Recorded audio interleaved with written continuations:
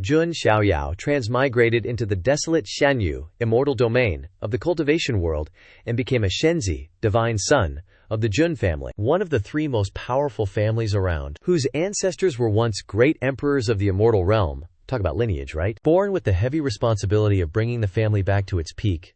No pressure, kid. His dad's the white, robed divine king, Jun Wudi. Total badass name, I know. Mom's the goddess, Jiang Rao. Jun Xiaoyao possesses the archaic holy body, one of the most OP physiques ever, and he's got a system that gives him rewards. Score, he cultivates, gathers followers, the usual protagonist stuff, gets involved in the fight for the Jun family's head honcho position, all while trying to rescue his dad from a sticky situation. After many years, Jun Xiaoyao becomes the strongest cultivator ever, decisively wipes out major forces to snatch up those sweet opportunities. Gotta be ruthless in this world. The story kicks off with a newborn baby slowly opening its eyes, thinking, where the heck am I? Its tiny hands flailing around like crazy. In front of him, a magical scene unfolds in the archaic immortal domain, where the Jun family resides. Suddenly, a loud noise erupts, followed by some crazy phenomenon. Radiant golden light bursts from the sky, and majestic dragon and phoenix apparitions, along with mystical light, flower motes, start dancing all around.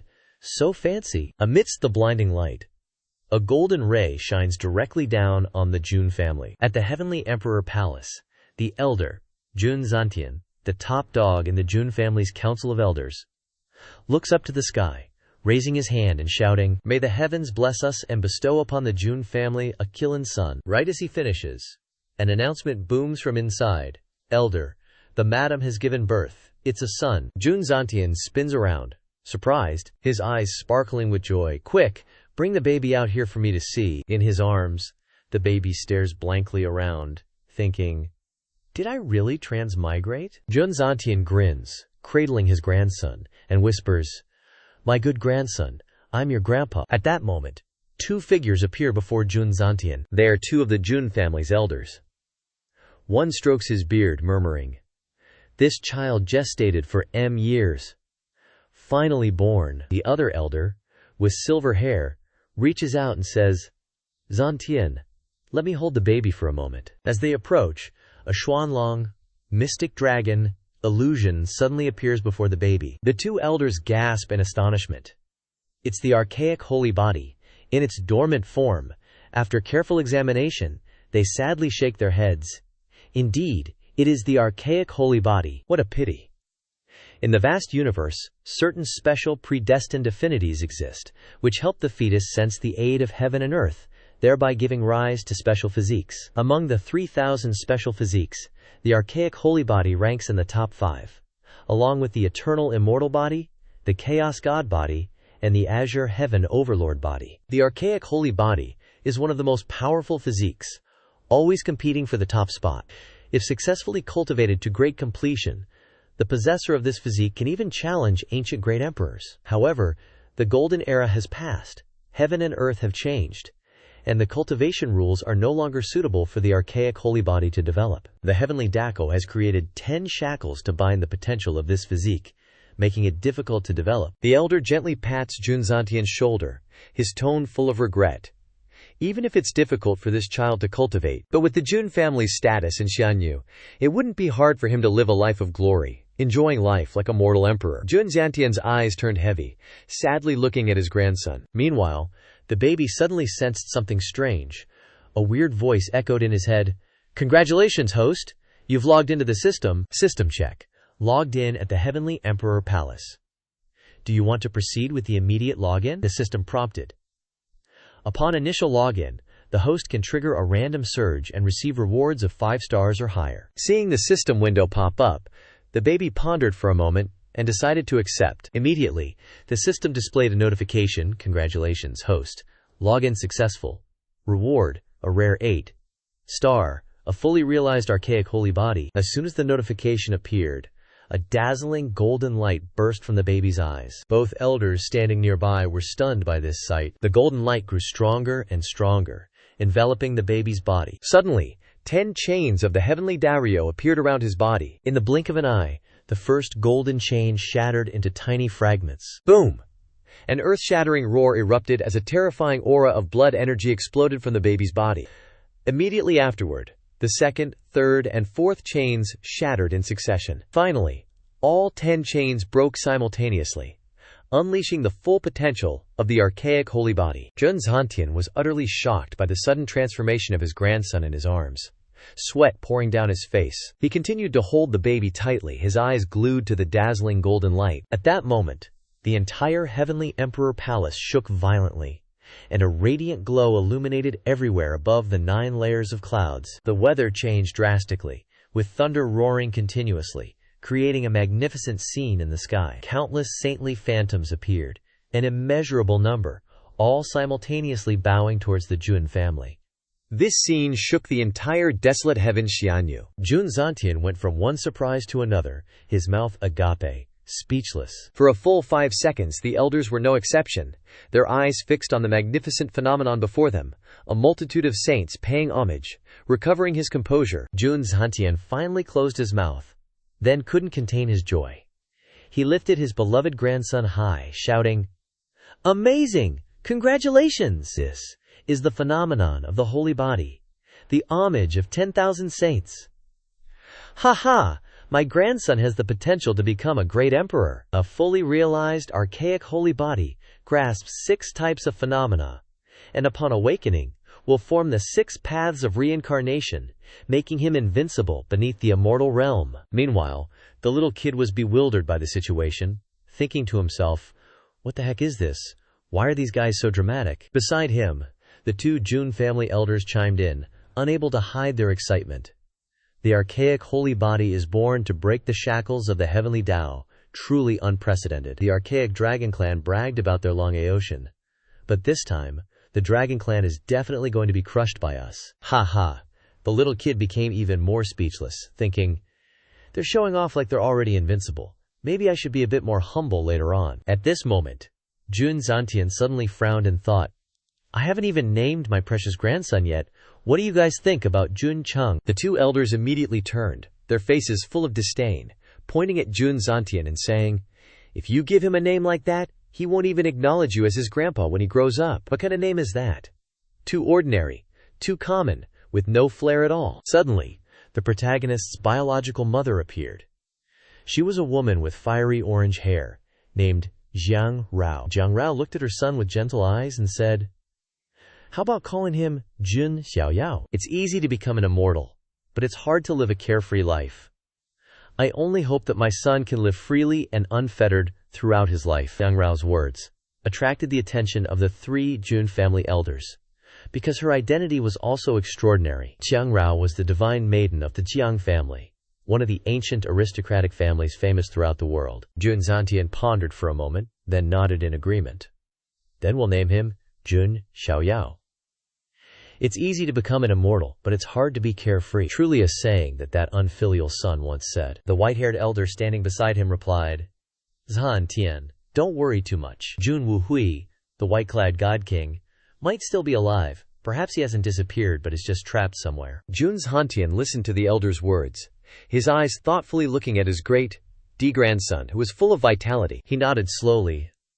"I hope so too." Meanwhile, at the Jun family's cemetery, the ancestral tombs were shaking violently. A stone coffin emitted a rumbling sound, immediately attracting the attention of those nearby. Everyone was horrified, exclaiming, "This is bad. The coffin of the old ancestor is no longer suppressed." The stone coffin emitted a dazzling light, as if it were about to open at any moment. Tension enveloped the entire Jun family, while all eyes were fixed on the coffin. Back to our main dude, Jun Xiaoyao, who's currently catching some Z's, totally peaceful. Meanwhile, Jun Zantian's battling the cold and fretting to the 2 elders, Xiaoyao being a grand completion holy physique. If that gets out, things could get seriously messy. We gotta work together to conceal this unstable holy physique of Xiaoyao's. The 2 elders nodded, one chiming in, "True that." Plenty of Xianyu forces have their eyes on the Jun family. Even the biggest trees get uprooted by the wind. Jun Xiaoyao is basically our family's treasure right now. Can't afford any slip-ups. Jun Xiaoyao, ears perked up, gets everything. He sticks up 2 fingers, all innocent, and thinks, "Old man gets it. Gotta stay calm, stay humble, don't sweat it, guys." Jun Zantian turns to Jiang Rao and says, "Hurry up and bring the little guy over here," Jiang Rao happily replies.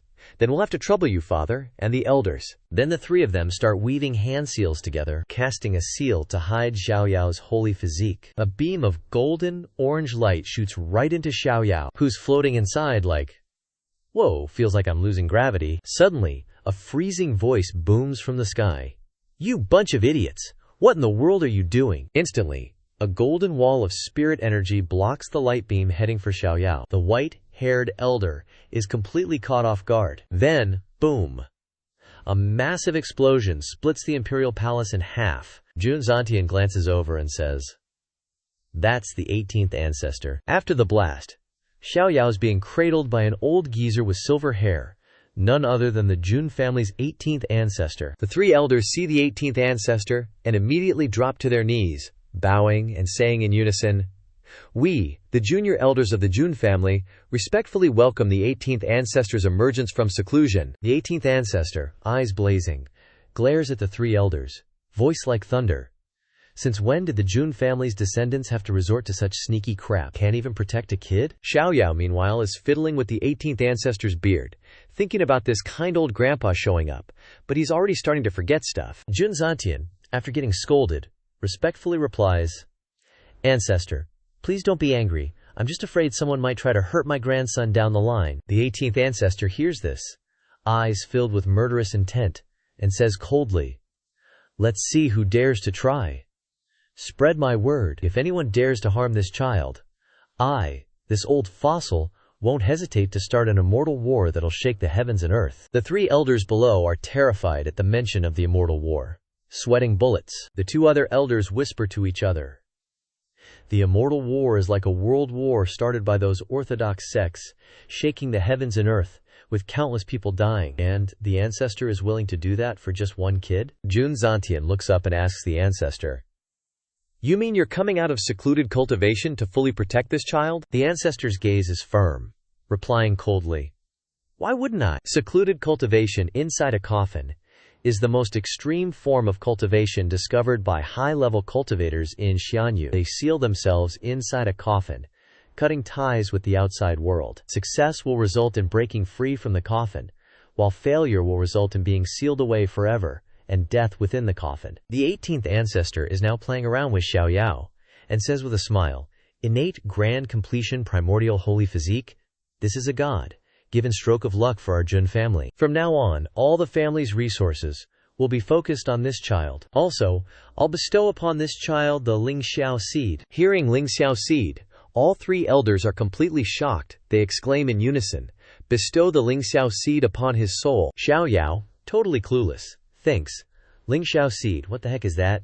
Way too much setup at the beginning, no one's even explaining things to me." Lingxiao seed implies that while the Jun family can have up to tens of thousands of members, only those on a special list are eligible to be granted the seed by the old ancestor. Possessing this self-mutilation symbol means one is qualified to compete for the position of the next family head. Historically, only one person can be the best among these 10 special existences. That would be the first family head of the Jun family, the first self-mutilation spirit, who is also Jun Xiaoyao's father, the white-robed divine king, Jun Wuhui. At this moment, Jun Zantian said to the Grand Ancestor, "Arranging it this way, I'm afraid it's not stable, because a person with the qualification for the self-mutilation symbol needs to go through countless trials. This child has just been born and has already obtained the self-mutilation spirit effect.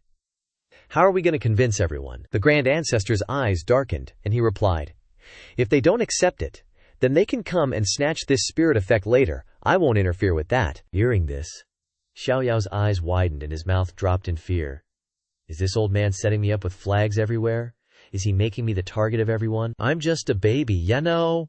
Why can't you just let me chill and ignore the world? The Grand Ancestor had no idea what Xiaoyao was thinking, still happily playing with his little treasure. While Jun Zantian, with a contemplative look, muttered, "Wu Hui, your son is born already." Meanwhile, Xiaoyao was naked and crying miserably, tears streaming down his face, thinking, "Can you please stop messing with me? Someone get me some clothes. It's so cold." Suddenly, a system window appeared before Xiaoyao's eyes with the words, "Login location has been updated. Host, please log in to Mount Tai Ancient Tablet Area." Xiaoyao looked at the system window and thought, Where the heck is Mount Tai ancient tablet? 3 years later, at the gate of the Jun family's heavenly emperor palace, a high-pitched exclamation from a female disciple rang out. This is the Jun family's divine child, startling the 18th grand ancestor who had just come out of seclusion. He's 3 years old already. Find me to buy the latest news about the divine child. Bulk orders get discounts. At the same time, in the Jun family's garden, Jun Zantian was sitting and teaching Xiaoyao. He said, Xiaoyao, next I'll talk about the essentials. You must listen carefully. The initial cultivation is the physical body realm, with a total of 5 major realms.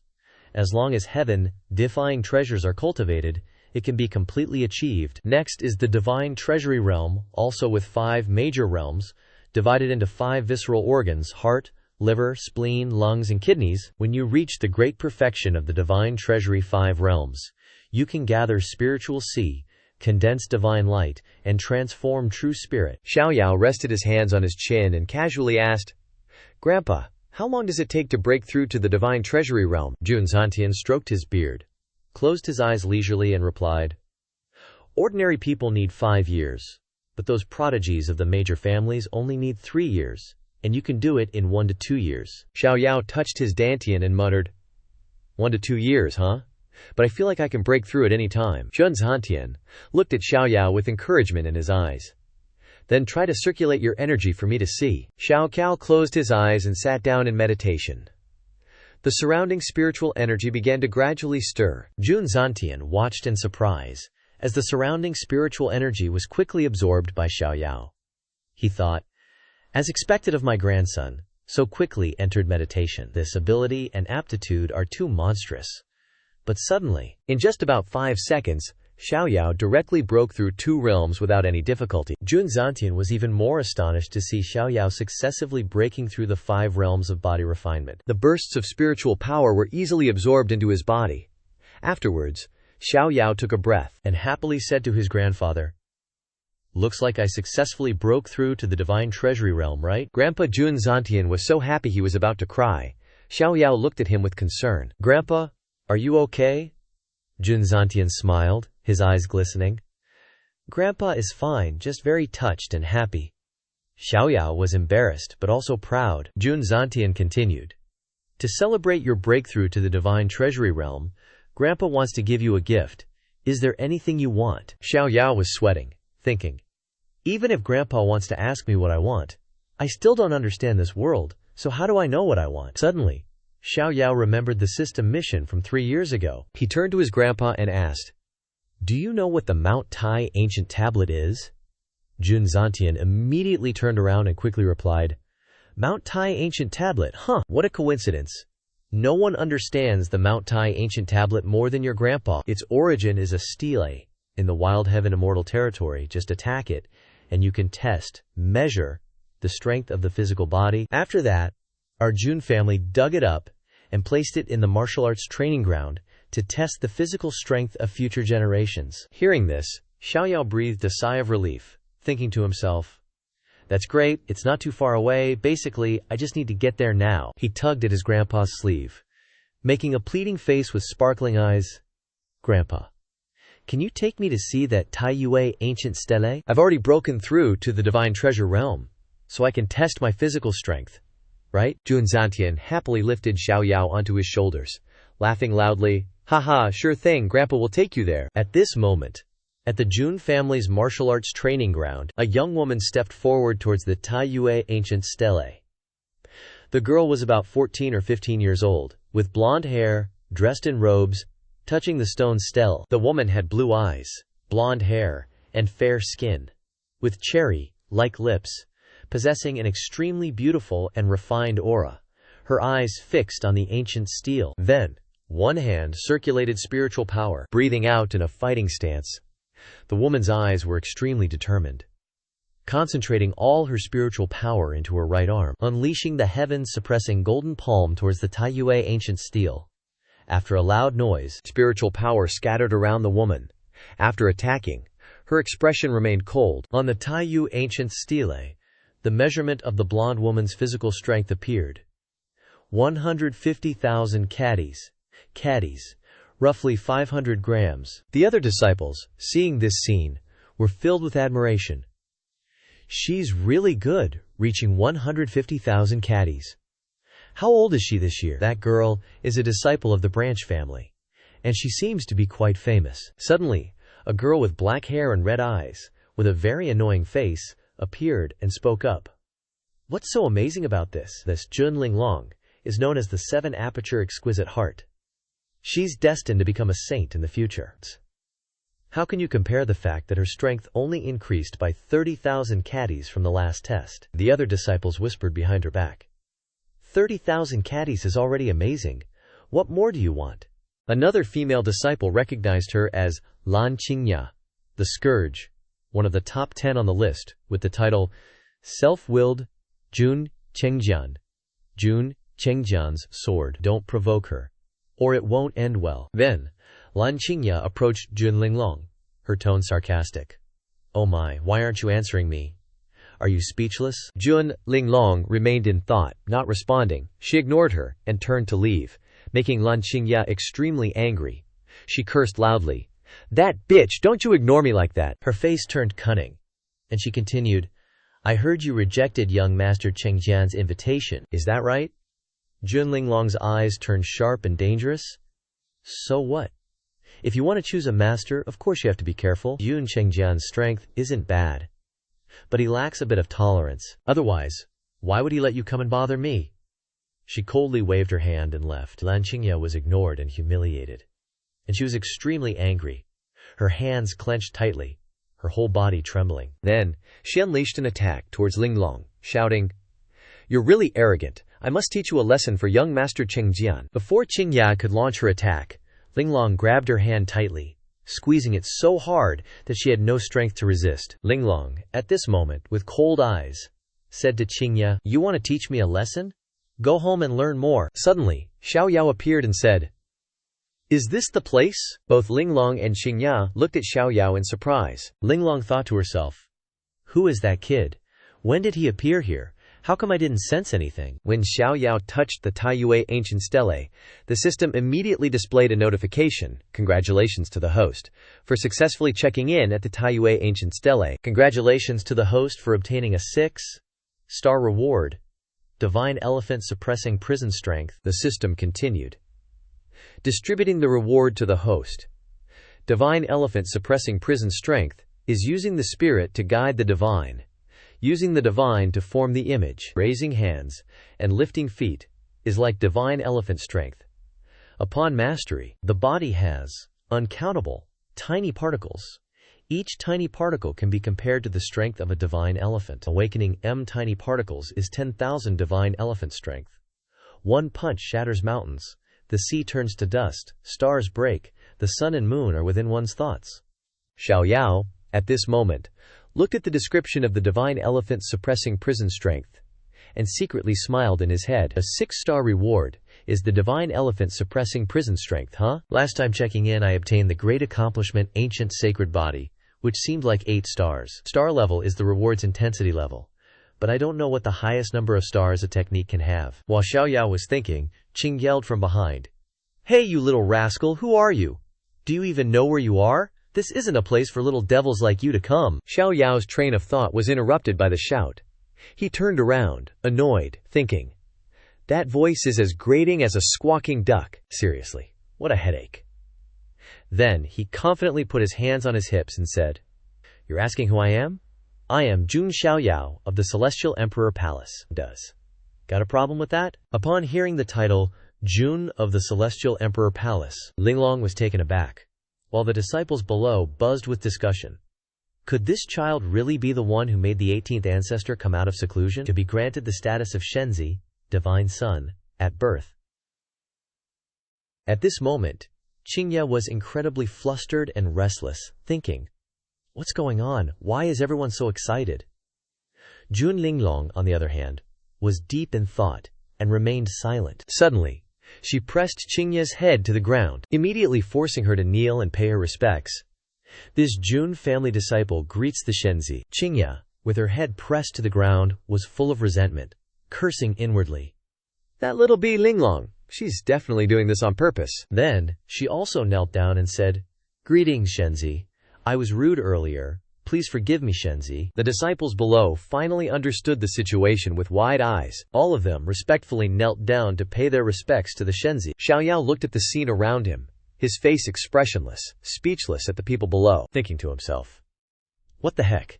Shouldn't have jumped out and questioned people, only to make a fool of myself and build up prestige in front of everyone." Then he turned towards the ancient stele and thought, "The Mount Tai ancient stele can test and measure physical strength. Since I'm already here, how would I know without trying?"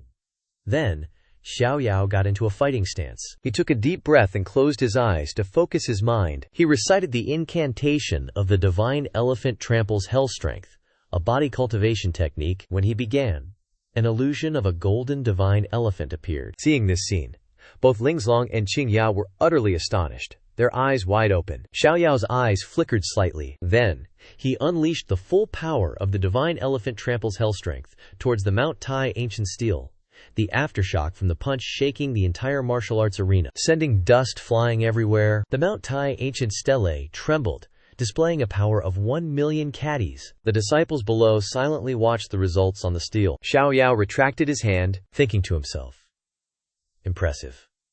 Even without mobilizing the spiritual energy in my body, I can still unleash this kind of power. Truly a good thing." At this moment, the disciples below started gossiping again. "I remember he's only 3 years old. He's been getting the best resources since he was born." Another one said, "Powerful is powerful, but you can't have too high of expectations for a 3-year-old. But he doesn't deserve the title of Shenzi." Hearing this, Xiaoyao glanced down at the disciples and smiled silently. "Meh he he he, so they're not convinced, huh? Now this is getting interesting." He channeled all his spiritual power and pressure towards the disciples below, including Linglong and Qingya. Both were sweating under the pressure. Qingya, totally freaked out, gritted her teeth thinking, "What's this crazy aura? Even young Master Chengjian couldn't pull off pressure like this." Xiaoyao turned around and said, "So, you think I'm not worthy? Then I'll go all out and show you." He poured all his spiritual power into his fist, added the divine elephant subduing force, and punched straight at the Taiyue ancient stele. Just then, Xiaoyao's grandpa, Jun Zantian, was flying overhead, looking down. He burst out laughing seeing Xiaoyao putting his all into that punch. The moment the fist slammed into the Taiyue ancient stele, thousands of cracks immediately appeared on the steel's surface, with a chorus of crack, crack, crack. In a blink, the ancient stele shattered into 1,000,000 tiny pieces, raining down, leaving nothing but a pile of rubble. Xiaoyao just stood there, silent, while the disciples below were bug-eyed, jaws dropped, totally shocked by his power. Seeing the Taiyue ancient stele turned into confetti, Xiaoyao clenched his fist, thinking, "Holy crap, I freaking shattered it." Xiaoyao's face looked terrible. He wondered, "This stele's gotta be some kind of treasure, right? How am I gonna explain this to the family?" Suddenly, from the broken pieces of the Taiyue ancient stele, a wisp of golden smoke appeared. Coalescing above, it revealed the words, "Bestowing the heavenly Tao reward once more, opening the myriad ancient extreme realm." Xiaoyao, standing below, looked up and read those words. Suddenly the golden smoke shot straight into his dantian, and in that instant a feeling of pure ecstasy washed over him. Jun Zantian chuckled. "This so-called myriad ancient extreme realm is just countless past eras. No one your age has ever had this much power. You just broke through to the divine treasure realm and already touched the threshold of the spirit sea realm. I really don't know what your limits are, kid," he continued. "What was that move just now? Where'd you learn that on the sly?" Zantian sat down, ruffled Xiaoyao's hair, and praised him with immense pride. Xiaoyao wore a guilty expression and said, "Grandpa, I kinda broke the Jun family's Taiyue ancient stele. Is that bad?" Zantian nonchalantly replied, "It's broken, so what, no biggie." But Xiaoyao, worried about getting scolded, started picking up the pieces of the Taiyue ancient stele, saying, "How can you say that? Good or bad, it's still a Jun family treasure. I'll glue it back together. Who knows, it might still work." Zantian saw his grandson like this and laughed heartily. "I didn't expect you to think like that," Zantian then said, laughing. "Don't worry, our Jun family has plenty of treasures. We don't need those old stegels. Just focus on your cultivation." Finished speaking, he grabbed Xiaoyao's collar, lifted him onto his shoulders, and continued. "Let's go, Grandpa will tell you about the methods and realm of the spirit sea realm." As he spoke, Zantian casually walked away. Suddenly, Linglong stood in their way and softly said, "Wait, please hold on, clan elder." Zantian's face immediately darkened. thinking someone was coming to cause trouble.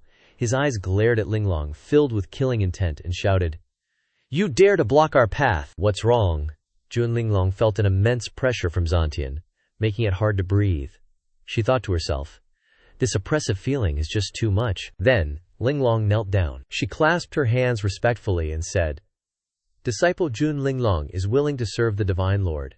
Please allow me to become a follower of Shenzi Xiaoyao." Xiaoyao was dumbfounded, not understanding what was happening. The disciples below were shocked by Linglong's action. No one expected Jun Linglong to choose Xiaoyao as her Shenzi. Lan Qingya thought angrily. That little witch, Jun Linglong. Chengjian Gongzi humbled himself and still couldn't win her over. And now she wants to throw all of Chengjian Gongzi's dignity on the ground for Xiaoyao to step on? Xiaoyao closed his eyes, pondering what to do. Then he jumped off his grandpa's shoulder, walked towards Linglong, and asked, "You want to follow me? Why do you want to become my follower?" He knew that the Jun family had a total of 10 sequencers, each with a group of followers with extraordinary strength. These followers were either top disciples of the Jun family or people recruited from outside. Each follower was carefully nurtured to become a capable right-hand man for the sequencer. Even Xiaoyao's father, Jun Wuhui, once had a group of followers known as the Divine King's 8 Guardian Generals. Each member of the group could stand alone, with unmatched prestige and unparalleled heroism. Xiaoyao quietly considered, thinking it through. He was only 3 years old, and not in a hurry to recruit followers. Therefore, he didn't care too much about having Linglong by his side. However, when he heard the whispers from the crowd below as Linglong knelt down, Xiaoyao became curious. They whispered that Linglong was born with the 7-aperture exquisite heart, a rare talent, proficient and sensitive to the world around her. They also said that if she didn't encounter disaster, she had the potential to become a saint in the future. Xiaoyao looked at Linglong and asked, "You have the path to becoming a saint. Why do you still want to follow me?" Linglong's eyes were full of determination. She replied, "It's just intuition." In fact, with her 7-aperture exquisite heart, she could see a corner of the future, but couldn't say it out loud. Saying these things could cause her to bear great karma. Hearing this answer, Xiaoyao could only exclaim, "Intuition? What do you mean, intuition?" Zantian laughed loudly from behind and explained, "She's from a branch family. As descendants of a branch family, resources and connections are extremely scarce. If she wants to develop, she must have a relationship with the family head." Then, Zantian said triumphantly, "This little girl has a good eye. She saw that my grandson would achieve great things in the future." Xiaoyao couldn't help but chuckle at this reason. "So it's because of family lineage. Lucky I was born well." He turned to Linglong and said calmly, "I know why you want to follow me. I can agree to let you be my follower, but on the condition that you make tea, pour water for me, wash my clothes, and when I'm bored you have to play with me." Jun Linglong was speechless, her face showing obvious surprise.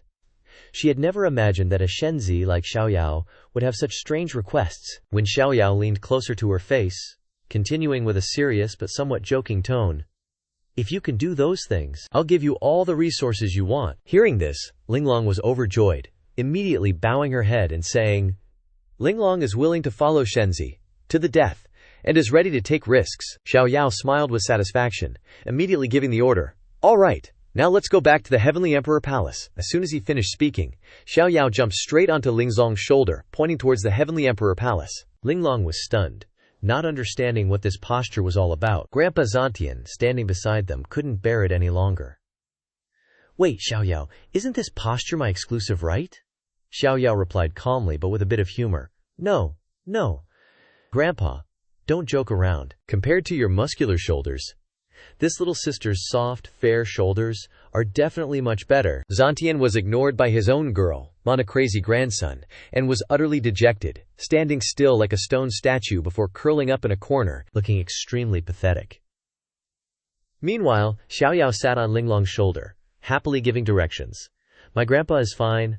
I'll guide you, don't worry." Saying so, Xiaoyao thought to himself, "Will I be kicked out of the Jun family tomorrow just because I stepped out with the wrong foot first?" Meanwhile, in another forest, Lan Qingyao was zooming along, super worried, thinking she had to tell Chengjian Gongzi ASAP. After booking it through the thick forest, she stopped in front of a huge mountain range. Huffing and puffing, Lan Qingya muttered. "So this is where Chengjian Gongzi is holed up, cultivating." She was nervous, her eyes full of worry, and she cautiously stepped onto the mountain. But, bam!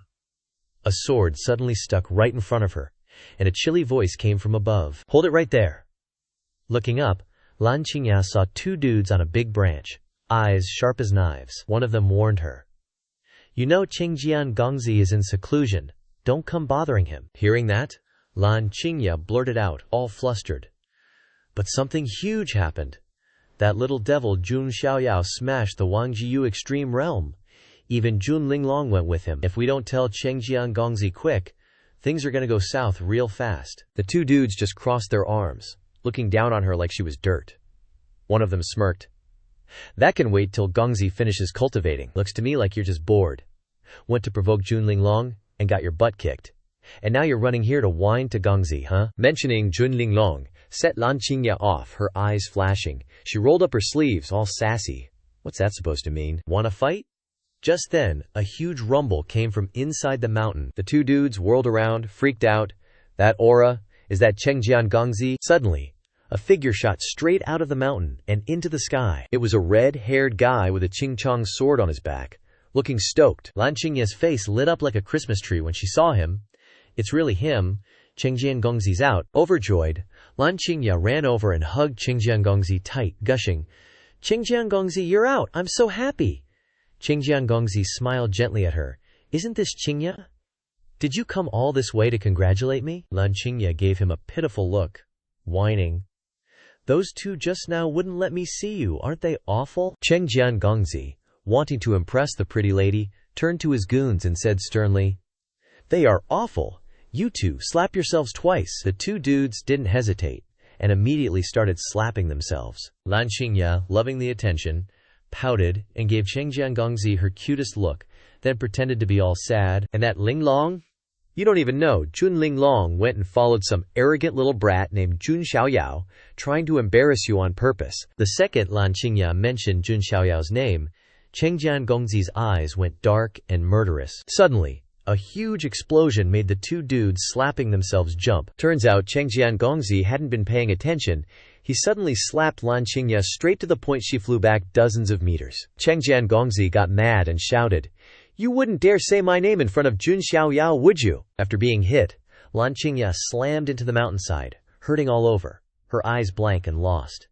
Before she could figure out what was happening, she was suddenly attacked. Her face was bruised, her eyes staring blankly into space. Qingjian Gongzi glanced at his hand after hitting her, thinking, "This Jun Xiaoyao is the son of Baiyi Shenwang Jun Wuhui and Jiang Rao, the Shennu of the Taikujiang family, and he's favored by Shiba Shizu. That useless Lan Qingya almost got me involved.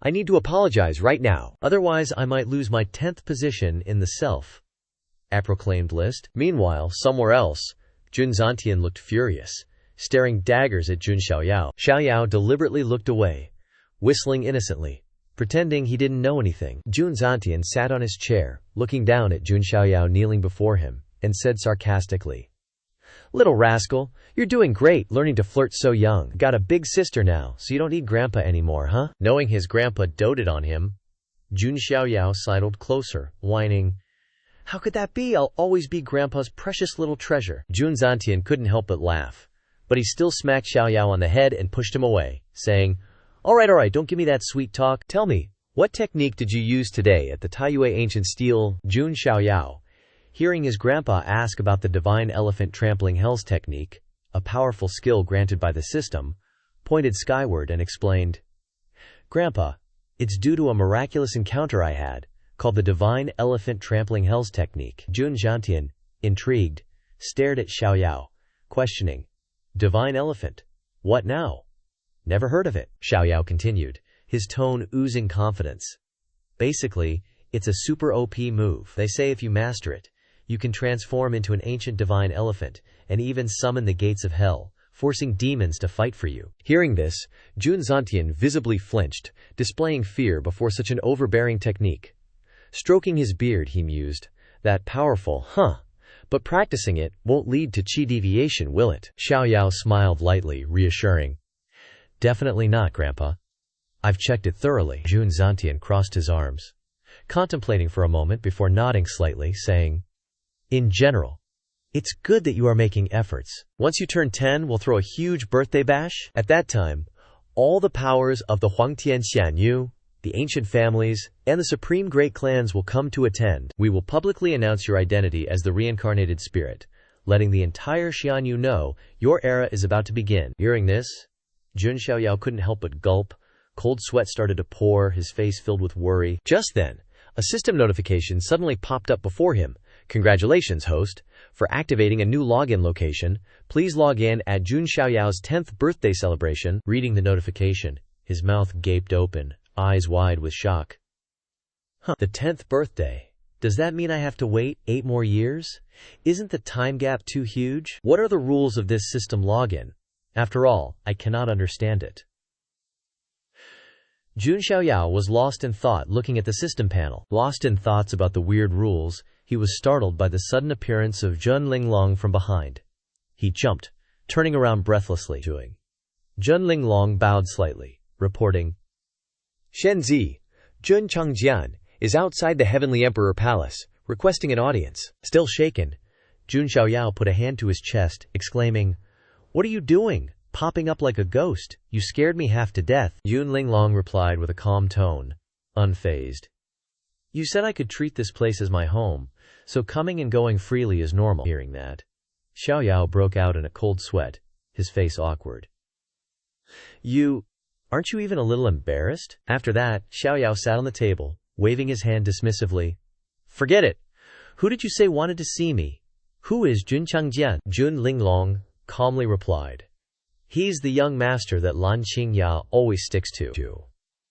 Jun Changjian is of the same clan as you, so he can be considered your fellow clan senior apprentice brother. Hearing that, Xiaoyao chuckled softly, looking blank. Who is Lan Qingya again? Jun Linglong lightly pointed upwards. She's the super noisy girl from when you were at the Taiyu Ancient Steel. Xiaoyao slapped his forehead, blurting out, Oh, her! You saying super noisy instantly reminds me. But what's that senior apprentice brother want with me? Fine, lead me to meet him. When Jun Xiaoyao stepped out to the front entrance, his eyes instantly darkened, his expression angered. Before him was Lan Qingya, her hands tightly bound by thorny vines, her face vacant, devoid of emotion. Standing next to her was Jun Changjian, his expression smug. Seeing Xiaoyao and Jun Linglong appear, Jun Changjian laughed. I heard my subordinate doesn't respect anyone, and even clashed with little brother Xiaoyao. Today, I've specially brought her here to take her punishment and atone for her sins. He pointed towards Lan Qingya, who was now tightly tied to a pillar covered in thorns. Jun Changjian chuckled gleefully, continuing, I hope you, little brother, will be magnanimous and forgive this little brat. Jun Xiaoyao's gaze suddenly turned dangerous, overflowing with killing intent. He smirked inwardly, thinking, Take her punishment? Clearly, this bastard is here to show off, trying to intimidate me right off the bat. Afterwards, Xiaoyao smiled amiably, inviting Jun Changjian inside for tea, continuing to put on a calm facade. Once the two were seated, Jun Xiaoyao spoke first, with a polite tone. You've arrived so suddenly, I can only offer tea to entertain you. I hope you'll excuse the humble accommodations. Jun Changjian feigned humility, but in his heart, he was filled with disdain. I'm more like bothering you, little brother. It's truly impolite, however. His gaze swept over Jun Linglong. Feeling infuriated to see the young woman brewing tea, Changjian cursed inwardly. This brat dares to use a maid to brew tea for me. Is he insulting me? Jun Xiaoyao picked up his teacup, thought for a moment, then turned to ask, Is Changjian, brother, planning to leave Lan Qingya kneeling there forever? Changjian, emotionlessly, coldly answered, You're joking, little brother, since she's taking her punishment and atoning for her sins. If you forgive her, I won't leave her there to embarrass herself any longer. Hearing this, Xiaoyao placed his teacup down, his voice hardening. You must have misunderstood. I've never held a grudge for more than a day. If someone offends me, I'll retaliate right then and there. So you don't need to indulge your special hobbies under the pretense of apologizing to me. Jun Linglong, standing beside him, couldn't help but giggle when she saw Xiaoyao pointing and calling out Changjian. She covered her mouth, trying to stay composed, then said, Ahem, so rude. Pay me no mind, you two, carry on. Changjian's face flushed red with anger, but he suppressed it, unable to say anything. After a moment of regaining his composure, he sneered coldly. Seems like little brother isn't satisfied with my way of apologizing, huh? Well then, I don't need to hold back on this stupid thing anymore. With that, he unleashed a lightning-fast sword kui strike, aimed directly at Lan Qingya, who was kneeling on the ground. The sharp attack tore through the air, rushing towards her. At that very moment, a flash of light erupted, along with a loud explosion. The main gate of the Heavenly Emperor Palace was shattered, leaving a long gash across the ground. Luckily, Jun Linglong acted quickly enough to save Lan Qingya from Chengjian's sudden attack. Jun Linglong glanced at Lan Qingya and said mockingly, "Is this the Chengjian Gongzi you've always thought about?" Lan Qingya, at this moment, had eyes full of anger and sorrow, biting her lip without responding. Seeing Linglong's cold eyes, Chengjian grew even angrier, but was interrupted by Xiaoyao. Xiaoyao sat there, holding a teacup, his tone serious. "Your temper's a bit much, isn't it, senior brother? But to directly make a move in the Heavenly Emperor Palace, are you trying to provoke me?" Hearing this, Chengjian broke out in a cold sweat, startled for a moment. Then he forced a wry smile, feigning ignorance. "It's all just a misunderstanding. I would never dare to offend you, being a Shenzi of the Jun family." Xiao didn't look at him, just smiled faintly, his voice laced with sarcasm. "Maybe you see me as a friend, huh? But too bad, I'd rather flip the table over." Before Chengjian could react, he was completely caught off guard by Xiaoyao's intent to make a move. He raised his hands in front of him, trying to defend, but Xiaoyao quickly channeled his strength into his right leg. In his mind, Xiaoyao thought, "This bastard, coming here to discipline my subordinates, and wanting to kill someone right in front of me? Who does he think he's scaring? If I really was a 3-year-old, I might have been frightened by him. But sadly for him, he chose the wrong person." Instantly, Xiaoyao unleashed a powerful kick, his leg covered in golden spiritual energy. Chengjian was knocked back a distance. Blocking the blow, he felt his whole body tremble, cold sweat pouring out, his mind filled with panic. What the hell is going on? How can a 3-year-old have such terrifying divine power? Xiaoyao stood from afar, his voice ringing out coldly. "Chengjian's senior brother, I wasn't lying, was I? If someone offends me, I'll retaliate immediately." Finishing his sentence, Xiaoyao curled his lips into a contemptuous smile, his eyes challenging Chengjian. "The weather's great today. Why don't we have a spar to strengthen our brotherly bond? What do you say?" Or is Chengjian's senior brother too afraid to accept the challenge? The dignified Chengjian, a youth of around 17 or 18 years old, was provoked to the point of utter fury by a 3-year-old. His eyes were full of murderous intent, gnashing his teeth as he thought, "This little brat is really bullying me too much." But immediately after, he calmed himself, taking a deep breath and telling himself, calm down, don't let a 3-year-old make you lose your composure like this." After stabilizing his emotions, Chengjian spoke, "Since you want to spar so much, I, as your senior brother, will gladly oblige." He took out a carrier, Yuan Tian, token, and continued, "But no matter what, I'm much older than you, so I'll only use 3 10ths of my strength. If Xiaoyao little brother can defeat me, I'll offer this primordial heaven supreme order, Yuan Tian Ji Zunling, to you with both hands. But if you lose, you better apologize for your rudeness." Hearing about the primordial heaven supreme order, Jun Xiaoyao's eyes showed curiosity, not knowing what it was. Suddenly, a voice transmission reached Xiaoyao's ears. That's a good thing. It was Jun Linglong, who, while taking care of Lan Qingya, had transmitted to Xiaoyao. She added, "Little Shenzi, since he offered it himself, don't be polite. Beat him up, and take that token. You'll have a chance to use it later." It's possible that the token is related to the supreme treasure, Zi Zunbao Zhang, in Legends. Hearing this, Jun Xiaoyao became even more curious. He glanced at Linglong and transmitted, "Supreme treasure, can you explain further?" Jun Linglong continued to transmit. The so-called supreme refers to those immortal existences standing at the peak of the desolate ancient immortal domain. Just imagine how many treasures are waiting for you in this omnipotent treasure vault. Hearing that, Jun Xiaoyao flashed a cunning smile, his eyes gleaming with greed. He rubbed his hands together, looking excited as if facing a juicy, unescapable sheep. He chuckled and replied to Chengjian, "Senior brother's goodies? This little brother is more than happy to accept. He. Seeing Jun Xiaoyao's actions and expression, Jun Chengjian shuddered in fear.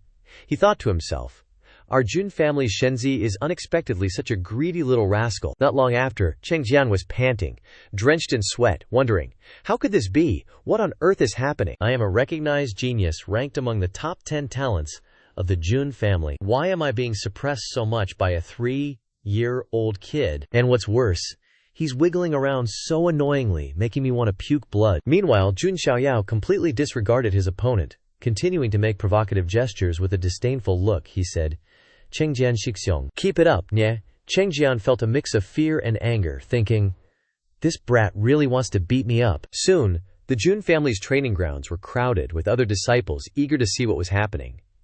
They discussed animatedly. What's going on? Chengjian, ranked 10th, is sparring with Shenzi Jun Xiaoyao. Oh my god, the Shenzi is only 3 years old. Isn't this bullying a child? But you can't say for sure, since Chengjian has been suppressed by the Shenzi the whole time. Finally, Chengjian took a deep breath, trying to regain his composure and thinking, I can't let him mock me. If this Xiaoyao has been recognized by the 18th ancestor as the Shenzi, he must have something special about him. I've just been too careless so far. I need to get serious. Chengjian then unleashed a bizarre purple spiritual qi around his sword. The disciples below widened their eyes in shock and exclaimed, That's the Violet Imperial Sword technique! Chengjian is using the Violet Imperial Sword technique against a 3-year-old? He seems to be trying his best to win. Chengjian was now completely serious, ready to fight. He thought, these idiots below don't know anything.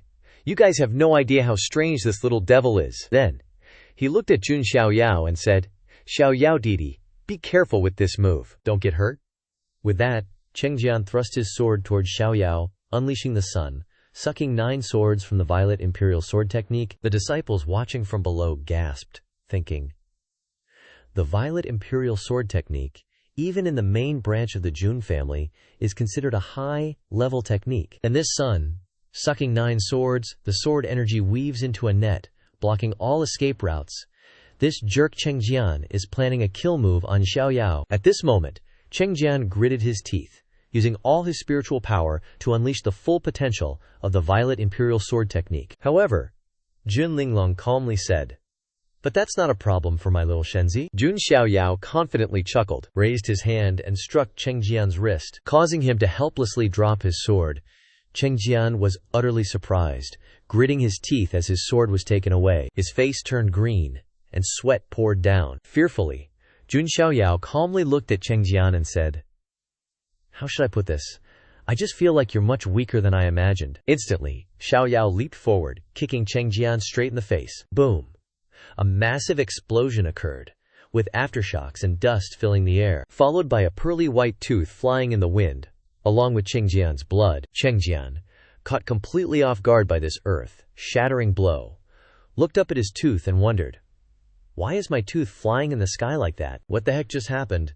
Next thing you know, he face plants into the ground, totally out cold. Jun Xiaoyao then whips out that Primal Heaven Supreme token thingy from Chengjian and shouts all smug like, Here, little bro, catch this Primal Heaven Supreme token, haha.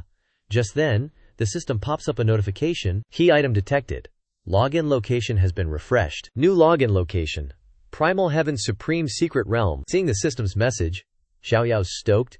He grips the Primal Heaven Supreme token and goes, Well, ain't this a pleasant surprise? Outside the arena, Jun Linglong's patching up Lan Xingya, saying all frosty, You see that Chengjian dude you were crushing on? No cultivation, not outstanding, and his character ain't all that either. You're not exactly Einstein to begin with, so don't let dudes like him fool you, okay? Then, Xingya gets all huffy, yanks her ear away, and yells, Will you just stop lecturing me already? Face all teary, Xingya retorts, I don't need your pity. Turning around and storming off, tears streaming down, she mutters, Jun Chengjian, Jun Linglong, Jun Xiaoyao, you Jun guys are gonna pay. Just a heads up, this girl's gonna be a total badass later on, hee hee. But right now, all she looks like is some crybaby with no brains.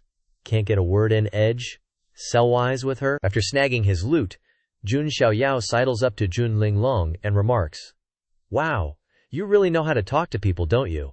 No wonder people hate your guts. Jun Linglong just rolls her eyes and says, I'm just stating the facts. Jun Xiaoyao sees Linglong still doesn't get it. Looking a bit disappointed, he says, If you ever get beat up outside, don't come crying to me to save you. Jun Linglong didn't even catch the first thing Jun Xiaoyao said, let alone the second, so she just stands there, looking totally clueless. And so, summer in Xianyu just kind of buzzed by like that. Then fall came with falling leaves, and winter woke up. Spring arrives, and flowers bloom. Time flies by, quick as a dog chasing its tail. Blink and you miss it.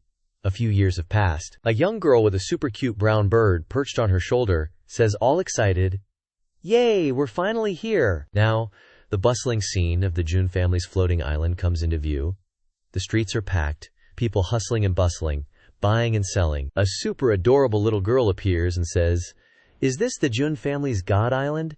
It's so lively, I wish I could meet that cute little guy." Not long after, two magnificent and radiant phoenixes appear in the sky, soaring over. From the ground, an announcement rings out. The Dao Zi Heaven sect has arrived with gifts to celebrate the 10th birthday of Shenzi Jun Xiaoyao. 9 scrolls of the Tao. The announcement continues. The great evolution sacred ground has arrived, gifting the Shenzi a piece of gathering god Jade Dew and a piece of top-grade divine source. Princess of the great Shang dynasty has also arrived, gifting the Shenzi a mountain and river painting. Meanwhile, 2 dudes carrying gifts are chatting. Careful with that. These are the official gifts and ceremonial robes for the Shenzi's 10th birthday bash. Don't you dare mess them up, the other guy replies. Haha, so many great families are here to celebrate the Shenzi's 10th birthday. It's a real honor for our Jun family, the first guy retorts. It's not like you're the one getting the honor, why are you so happy? Hearing that, the other guy says, well still, it's a little vicarious glory, ain't it? You think our Shenzi, with his amazing talent since he was a kid, has probably broken through to the true spirit realm during his closed door cultivation. Scene changed to Jun Xiaoyao's training area. The same 2 disciples from earlier bow respectfully and announce, by order of the Shenzi, please emerge from seclusion, bathe, change your clothes, and don your birthday ceremonial robes. But when he opens the door, he looks inside and sees absolutely nothing. No sign of the Shenzi anywhere. The room was just covered in sword marks all over the walls and floor. Next to it was a note. Secluded cultivation is so boring. I'm going out to play. Signed, Jun Xiaoyao. At that moment, those 2 disciples freaked out, yelling, "Emergency! Shenzi has ditched his seclusion and ran off to play." Meanwhile, Jun Xiaoyao was on some random street, chomping on an apple and saying, "It's been 3 whole years since I've had decent food. What's the point of cultivation if you can't eat? If I ever go into seclusion again, I'll change my last name." Then Jun Linglong appeared, standing behind him, thinking, the thing Jun Xiaoyao hates the most is missing out on gourmet food. Then she raised her hand, closed her eyes, and said, if we're comparing, not being able to shower for 10 days to half a month is the worst. Hearing that someone shared his sentiments, Jun Xiaoyao wholeheartedly agreed, raising his hand and shouting, "Exactly! Now you're talking!" But then, Jun Xiaoyao froze, looking at Linglong and asking, "Wait a second, about 5 seconds. Why are you here?" Jun Linglong glanced at Jun Xiaoyao and said, "I'm following the family head's orders to find and bring back some Shenzi." Jun Xiaoyao heard this and grinned, stopping and turning around to run away, saying, "Bye Felicia. See ya never." Jun Xiaoyao quickly jumped across rooftops at lightning speed to escape Jun Linglong. She immediately chased after him, yelling, "Little Shenzi, stop running.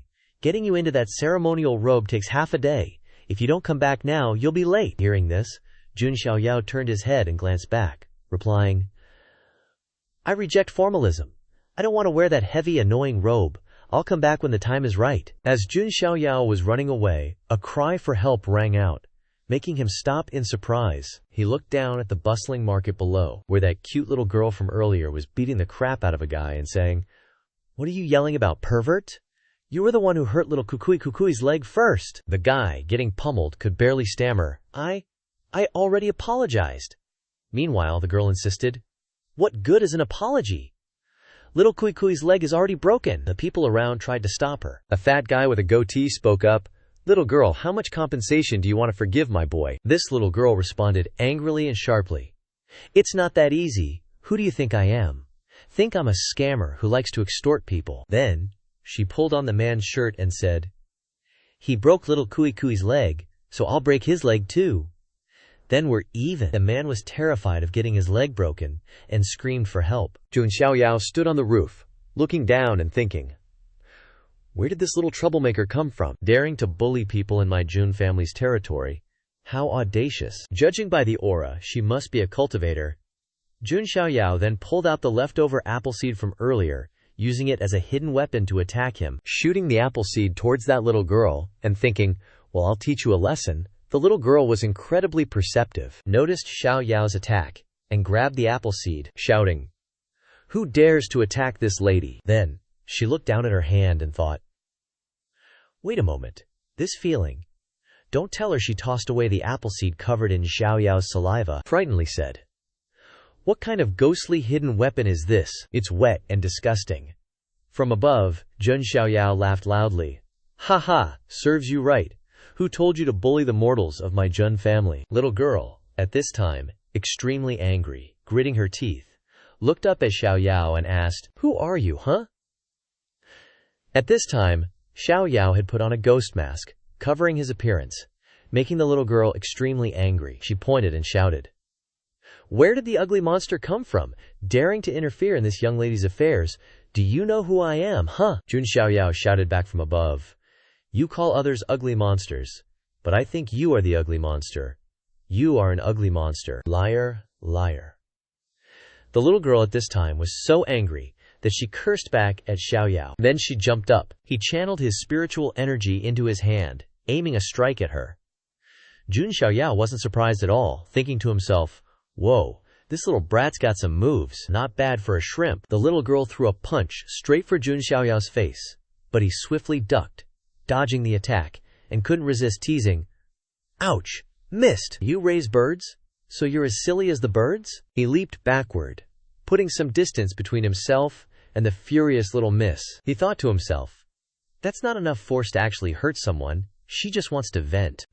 The little girl, still absolutely fuming, clenched her fists and yelled, "Stop running! You ugly creep! Come over here and let's have a 300-round brawl!" Jun Xiaoyao stuck his tongue out, making a mocking gesture with both hands. "Nah, nah, nah, nah, nah! You can't catch me! And you want to fight? If you're so tough, come and get me, you ugly monster head! Dumbass! Betcha can't catch me! Ha ha!" The little girl was enraged. She chased after Xiaoyao with a knife, yelling, "You ugly bastard! I'm gonna kill you!" Jun Xiaoyao laughed as he ran, thinking, "Gotta distract her for now. I don't want to cause any more trouble." But the little senior sister, Jun Linglong, was still after him. At that moment, Jun Linglong stood on a rooftop, silently observing Xiaoyao from afar. Her gaze landed on a jade pendant on the little girl's chest. She mused, "Is that person from the Jiang family of Qingzhou? Can't be the young miss of the Jiang family, right? That'd be a pain." Jun Linglong crossed her arms, torn between her mission, family responsibilities, and continuing to watch the drama unfold. In the end, she chose to jump back into the story with a smile. "Hee hee, this is fun. Let's keep watching the show." Jun Xiaoyao and the little girl chased each other until they reached a riverbank. Just then, Jun Xiaoyao suddenly stopped. He looked back, seeing the little girl breathing heavily, and said, "If you're so tough, then stop right there." Jun Xiaoyao was rather surprised, thinking, "This little girl was able to keep up with me. She is not simple." The little girl had used all her strength to chase after Xiaoyao, and now her face was pale, panting. "If I don't beat you up today, Jiang Luoli will never give up." Jun Xiaoyao nonchalantly crossed his arms, thinking, "Ugh, I only wanted to lend a hand and save someone, but I didn't expect it would lead to such a big problem. How is this going to end?" Suddenly, a flare shot up from behind Jun Xiaoyao. Both of them turned to look at it. Jun Xiaoyao looked at the flare and thought, "Oops, my 18th birthday banquet is about to start." Instantly, Jun Xiaoyao held out his hand toward Jiang Luoli and said, "Sorry, little girl, I'm in a rush. I don't have time to play around with you." Jiang Luoli was caught off guard, not understanding the meaning of Xiaoyao's words. At that moment, Jun Xiaoyao focused his power into his hand, his eyes flashing with danger, and with lightning speed, he struck a blow toward Jiang Luoli. She took the hit without reacting, freezing in place for 5 seconds, completely stunned. Moments later, at the Heavenly Emperor Palace, magnificent fireworks burst across the sky, their dazzling light blending with the bright moonlight. From within the palace, an announcement rang out. "The Jiang family of Qingzhou has arrived, presenting to the Shenzi an ancient saint soldier, immortal beyond 3 continents, 100 top, grade saint pills, and 1,000 superb, quality divine essences." Hearing the Jiang family's gifts, those below gaped in astonishment. One person said, "The Jiang family and the Jun family have had many marriage alliances over generations. The Jiang family can be considered the Shenzi's maternal clan." Another person pointed to a beautiful woman in white and continued, "Look, that beauty is Shen Hui Shexian, the divine maiden of Tiandao Cliff, Jiang Shengyi, and the little girl beside her must be the precious jewel of the Jiang family. Jiang Luoli, who possesses the primordial spirit Dao physique. Yet another person said, but that little Mingzhu seems angry about something. I heard she and the Jun family Shenzi, Jun Xiaoyao, are betrothed. Another said, she's still a kid. She must be throwing a tantrum. Young people these days value freedom in love too much. Jiang Shengyi turned her head and whispered to Jiang Luoli, you're in trouble now, huh? Let's see if you dare to run off and cause a ruckus again next time. Being scolded by her older sister, Jiang Luoli said angrily, don't let me meet that ugly monster again or I'll beat him up real good. Jiang Shengyi then replied, are you sure you can beat him? If it weren't for the fact that he was a young hero and didn't have bad intentions, I'm afraid you wouldn't be in one piece to attend the Shenzi of Jun family's Morjum birthday party. Luo Lai stubbornly shouted, sister, you're so annoying. Why are you speaking up for an outsider? Just then, a young man walked up to the two sisters and said, hello, Miss Luli. Long time no see. How are you doing? Luli looked puzzled and replied, sorry, who are you? The young man replied, Miss Luoli, have you forgotten? We met in the Luoyu secret realm. Hearing this, Luoli replied, oh, I remember now. You're that guy. What was his name again? Seeing this, the young man cupped his hands respectfully and introduced himself. I am Yi Shaxing from the desolate ancient Yi family. Jiang Luoli was indifferent, ignored him, and waved her hand, saying, oh, right, hello, and goodbye.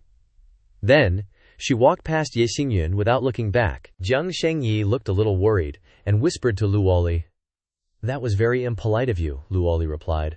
I really don't remember his name. What can I do? I have face blindness. I can't remember those generic faces.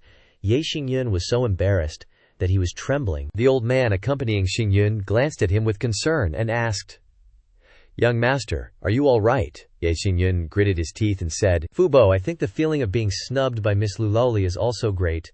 This guy is a gold medalist in being jinxed. After a while, all the guests who came to attend the Shenzi's birthday party had arrived. Jun Zantian slowly walked onto the main table in the center, then turned to the guests and said, everyone's almost here, right? Everyone has come from thousands of miles away to attend my grandson's birthday party.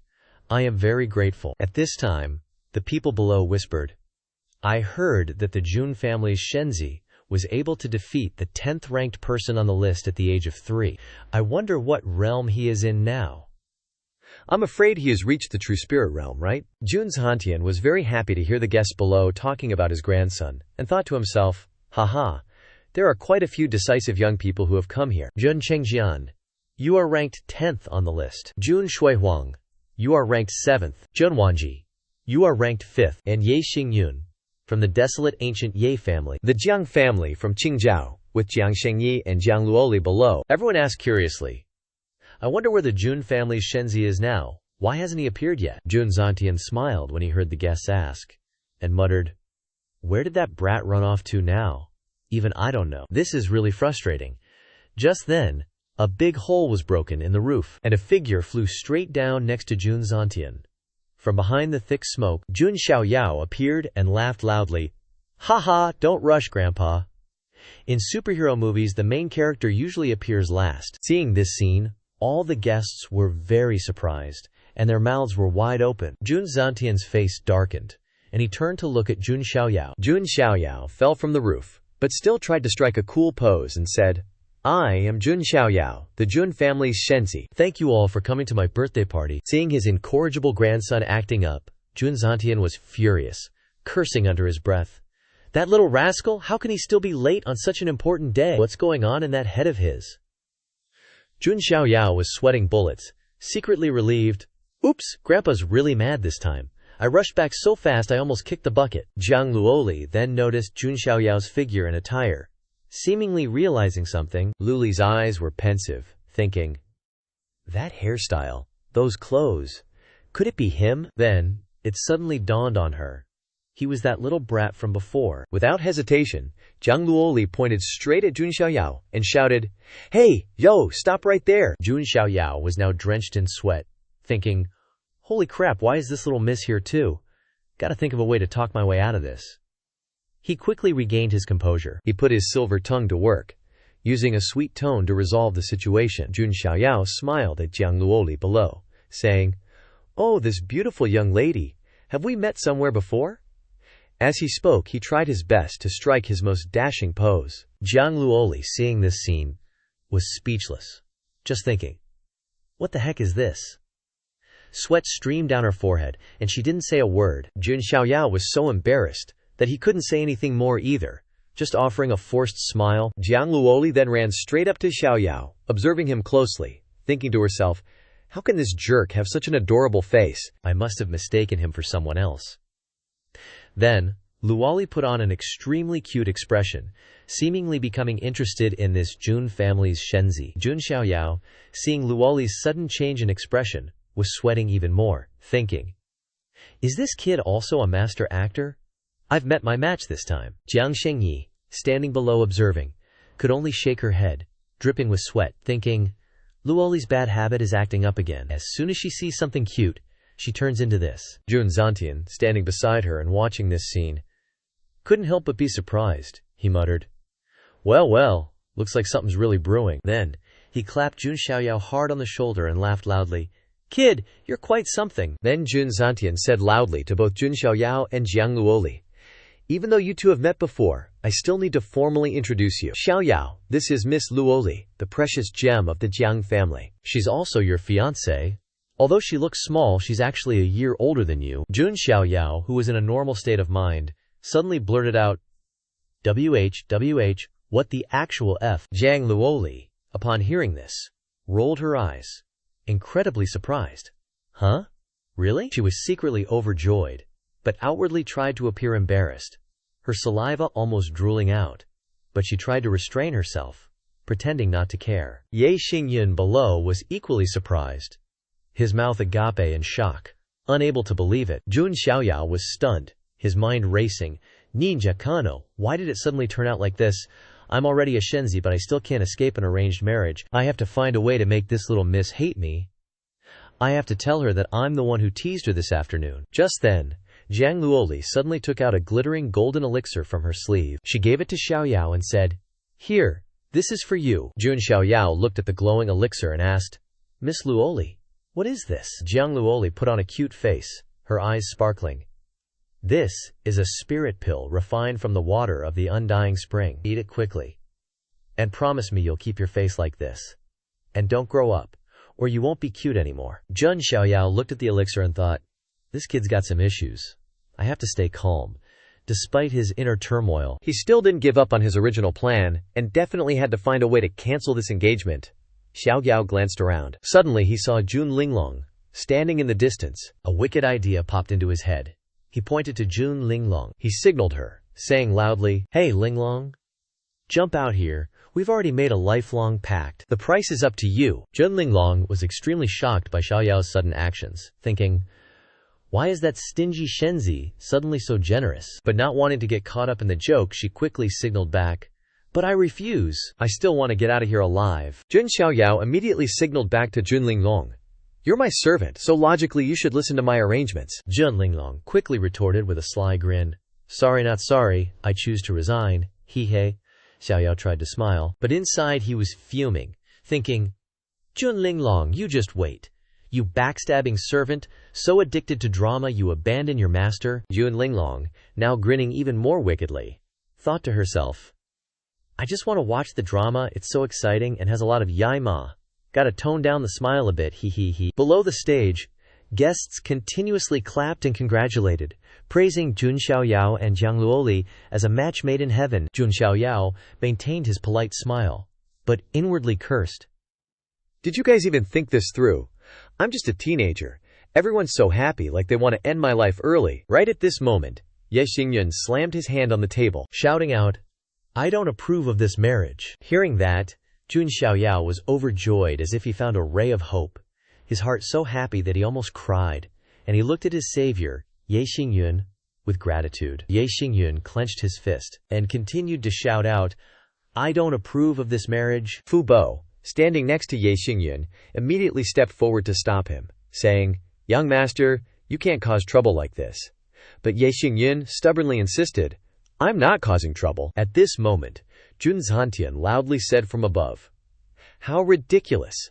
Since when did an outsider get to interfere in the marriage of our Jun family? Seeing the tense situation, Jun Xiaoyao quickly raised his hand to stop his grandfather, saying, "Grandfather, please don't get angry yet." Then, he stepped down and walked straight towards Ye Xingyun with a respectful look. Xiaoyao clasped his hands together and asked, "May I ask for the honorable name of this young master?" Ye Xingyun answered clearly, "I'm surnamed Ye. From the ancient Ye family, name is Ye Xingyun." Jun Xiaoyao smiled calmly and said, "Young Master Ye, you should know that since ancient times, successfully robbing a bride requires demonstrating your own strength." Ye Xingyun replied with a composed expression, "So what? Does the Jun family Shenzi want to compete with Ye here?" Xiaoyao flashed a friendly smile and nodded.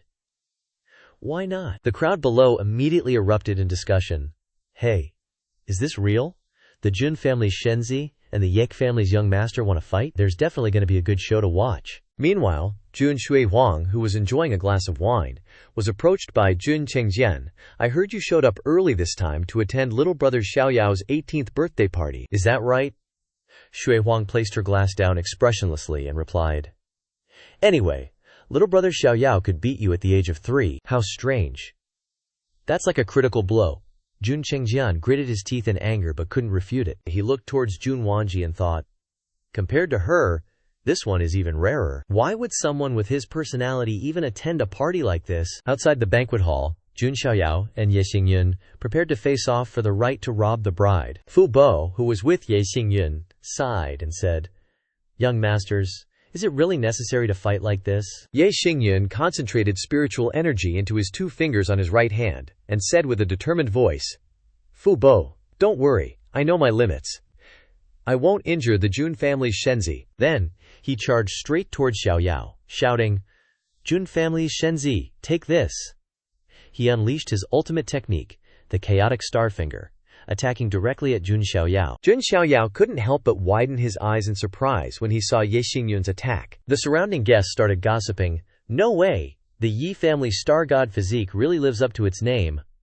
I wonder how the Jun family's Shenzi will handle this." However, Xiaoyao's surprised expression wasn't because the attack was strong, but because it was too weak. He easily flicked his hand, sending Ye Xingyun's right hand flying, instantly nullifying the chaotic starfinger ultimate move. But right after, Ye Xingyun's eyes were full of determination as he channeled his energy and unleashed the chaotic starfinger again. This time, he stabbed straight at Xiaoyao with his left hand. Seeing this, Xiaoyao was caught off guard and quickly dodged. He was surprised that Ye Xingyun could attack so flexibly with both hands. Ye Xingyun relentlessly launched a flurry of attacks at Xiaoyao. Jun Xiaoyao swayed to the left, then stepped back, a slightly annoyed look on his face. "Seriously? You call this a flurry of attacks?" After a barrage of attacks, Ye Xingyun started to run out of spiritual energy, forced to stop and pant heavily. Xiaoyao, though he'd dodged all the attacks, was still a bit unsteady after all the constant movement. Ye Xingyun gasped for breath, thinking, "Unbelievable. That Jun Xiaoyao dodged all my attacks? This is seriously messed up." Xiaoyao had regained his balance at this point, standing calmly as if nothing had happened. Seeing that calm face, Ye Xingyun felt irritated. People on the outside probably think he's just barely holding off my attacks, but the truth is, I haven't even touched him. Lost in thought, Ye Xingyun suddenly glanced towards Jiang Luoli. Jiang Luoli's eyes were wide, her mouth agape as she watched Jun Xiaoyao's incredibly stylish dodges, feeling completely mesmerized. "Oh my god, he's so amazing!" Luoli thought, unable to take her eyes off Xiaoyao. Ye Xingyun saw the infatuated look in Luoli's eyes as she looked at Xiaoyao, gritting his teeth in anger. He thought to himself, "I absolutely can't lose face in front of Lady Luoli." Instantly, he activated a mystical rune that appeared on his forehead. Powerful blue spiritual energy swirled around him as he prepared to unleash his ultimate move. Ye Xingyun used the star-devouring black hole palm. The extremely powerful attack shot straight towards Jun Xiaoyao, a smug grin on his face. "Haha, let's see how you dodge this time. Dance for me, young master. You want to dance some more, huh?" Jun Xiaoyao saw the attack approaching, his expression changing from confidence to regret, sweat pouring down his face as he muttered, "What the hell is going on? I was just messing around a bit, and now I have to deal with this." From Ye Xingyun's palm, the star-devouring black hole palm emitted a glittering starlight, and the mighty power of heaven and earth condensed into a dazzling vortex, as if transporting the entire starry sky. This was the technique only the star god physique could use, a super powerful divine skill. Jun Xiaoyao was enveloped by the swirling blue spiritual energy and couldn't escape, feeling an immense pressure bearing down on him. He thought to himself, if this keeps up, I'm gonna get torn to shreds by Ye Xingyun's attack. In that critical moment, a golden light flashed from within the blue spiritual energy, accompanied by Jun Xiaoyao's booming shout, "Godly elephant suppressing prison force." Instantly, the illusion of a giant elephant appeared abruptly, shattering Ye Xingyun's swirling spiritual energy. The massive divine elephant stood firm, confronting the dazzling starlight and spiritual energy of Ye Xingyun. Jiang Shengyi, seeing the golden spiritual energy erupting from Jun Xiaoyao, was utterly astonished and exclaimed, "That golden aura? Could it be the archaic holy body?" The guests below, who had been watching with bated breath, immediately broke out in excited chatter. Is that really the archaic holy body? Could the myriad saints paying homage phenomenon from 5 years ago have been caused by him? Another person asked doubtfully. But didn't we hear that the archaic holy body was crippled, bound by the shackles of the heavenly Davao? At this moment, a knowledgeable-looking person stroked his beard and analyzed, "I'm afraid the Jun family has spent no small amount of resources to help this child break free from the shackles of the heavenly Tao. But even so, the cultivation path of the archaic holy body cannot be sustained." On the arena, Ye Xingyun and Jun Xiaoyao continued to clash palms. Neither was gaining the upper hand, their eyes full of determination as they gave it their all to win. However, not long after, the illusion of the divine elephant summoned by Jun Xiaoyao gradually dissipated, destroyed by Ye Xingyun's star-devouring black hole palm. Ye Xingyun's powerful attack hurtled towards Jun Xiaoyao, sending him flying into the air in excruciating pain. At this point, Ye Xingyun had also lost control due to overusing the power of the Star King. He couldn't stop his final attack, and even if he felt something, he wasn't conscious enough to hold back. Jun Xiaoyao was sent flying, crashing painfully to the ground. While Ye Xingyun struggled to regain consciousness, Jun Zantian, standing below the stage, was so worried he turned pale. His mouth hung open in panic as he watched Ye Xingyun unable to stop, and Jun Xiaoyao being sent crashing. Thump! Xiaoyao hit the ground, his body no longer able to fight. His mouth was full of blood, and his face was severely injured. Seeing Jun Xiaoyao heavily injured, Butler Fu was furious. He roared Ye Xingyun's name. "Young master, how could you go so hard on a kid in his teens?" Ye Xingyun panicked and immediately explained, "It's not like that, Butler Fu. I didn't go that hard." At that moment, a memory flashed through Ye Xingyun's mind. The crucial moment when they were exchanging palm strikes. In the split second before the attack, Jun Xiaoyao actually smiled slightly and winked at him. Ye Xingyun didn't understand the meaning of that wink back then, but then he realized Jun Xiaoyao had withdrawn the spiritual energy from the hell, suppressing divine elephant, causing his star, devouring black hole palm to strike directly. What's more, Jun Xiaoyao was putting on a great act, crying out in pain as if he was truly seriously injured. Looking from afar, Ye Xingyun gradually realized the truth. He muttered to himself, "That brat, you tricked me.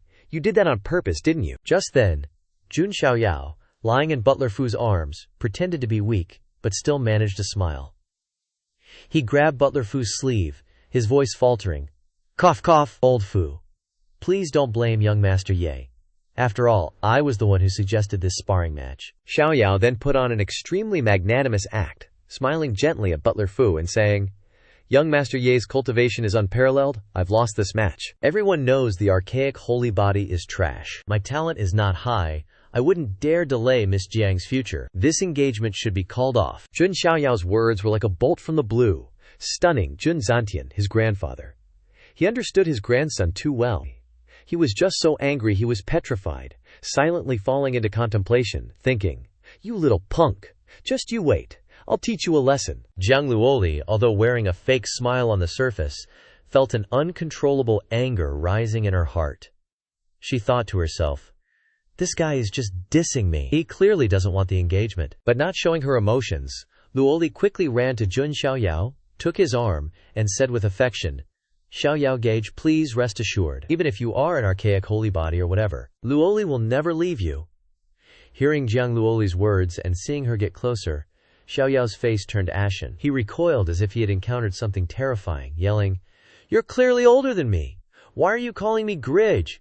Don't come near me." This scene caused a stir among the people in the Great Hall. Meanwhile, Jun Wanji, one of the Jun family's elders, saw the result of the sparring match between Jun Xiaoyao and Ye Xingyun and was so angry he clenched his wine cup, crushing it before placing it on the table. He growled, "So disrespectful and unruly. No wonder he's a direct descendant, born with a silver spoon in his mouth." Sitting opposite him, Jun Chengjian, another member of the family, poured wine while nodding in agreement. He said, "We have to work our whole lives to get that stuff, while he was born with it." Just then, a white-haired man with a cold demeanor and sharp eyes spoke up. "What the hell? This is the archaic holy body."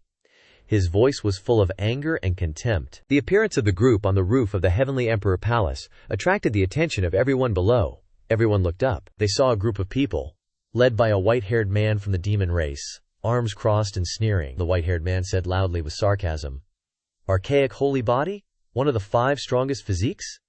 Can't even beat fireflies." Jun Xiaoyao looked up, his expression emotionless, but inside he was annoyed.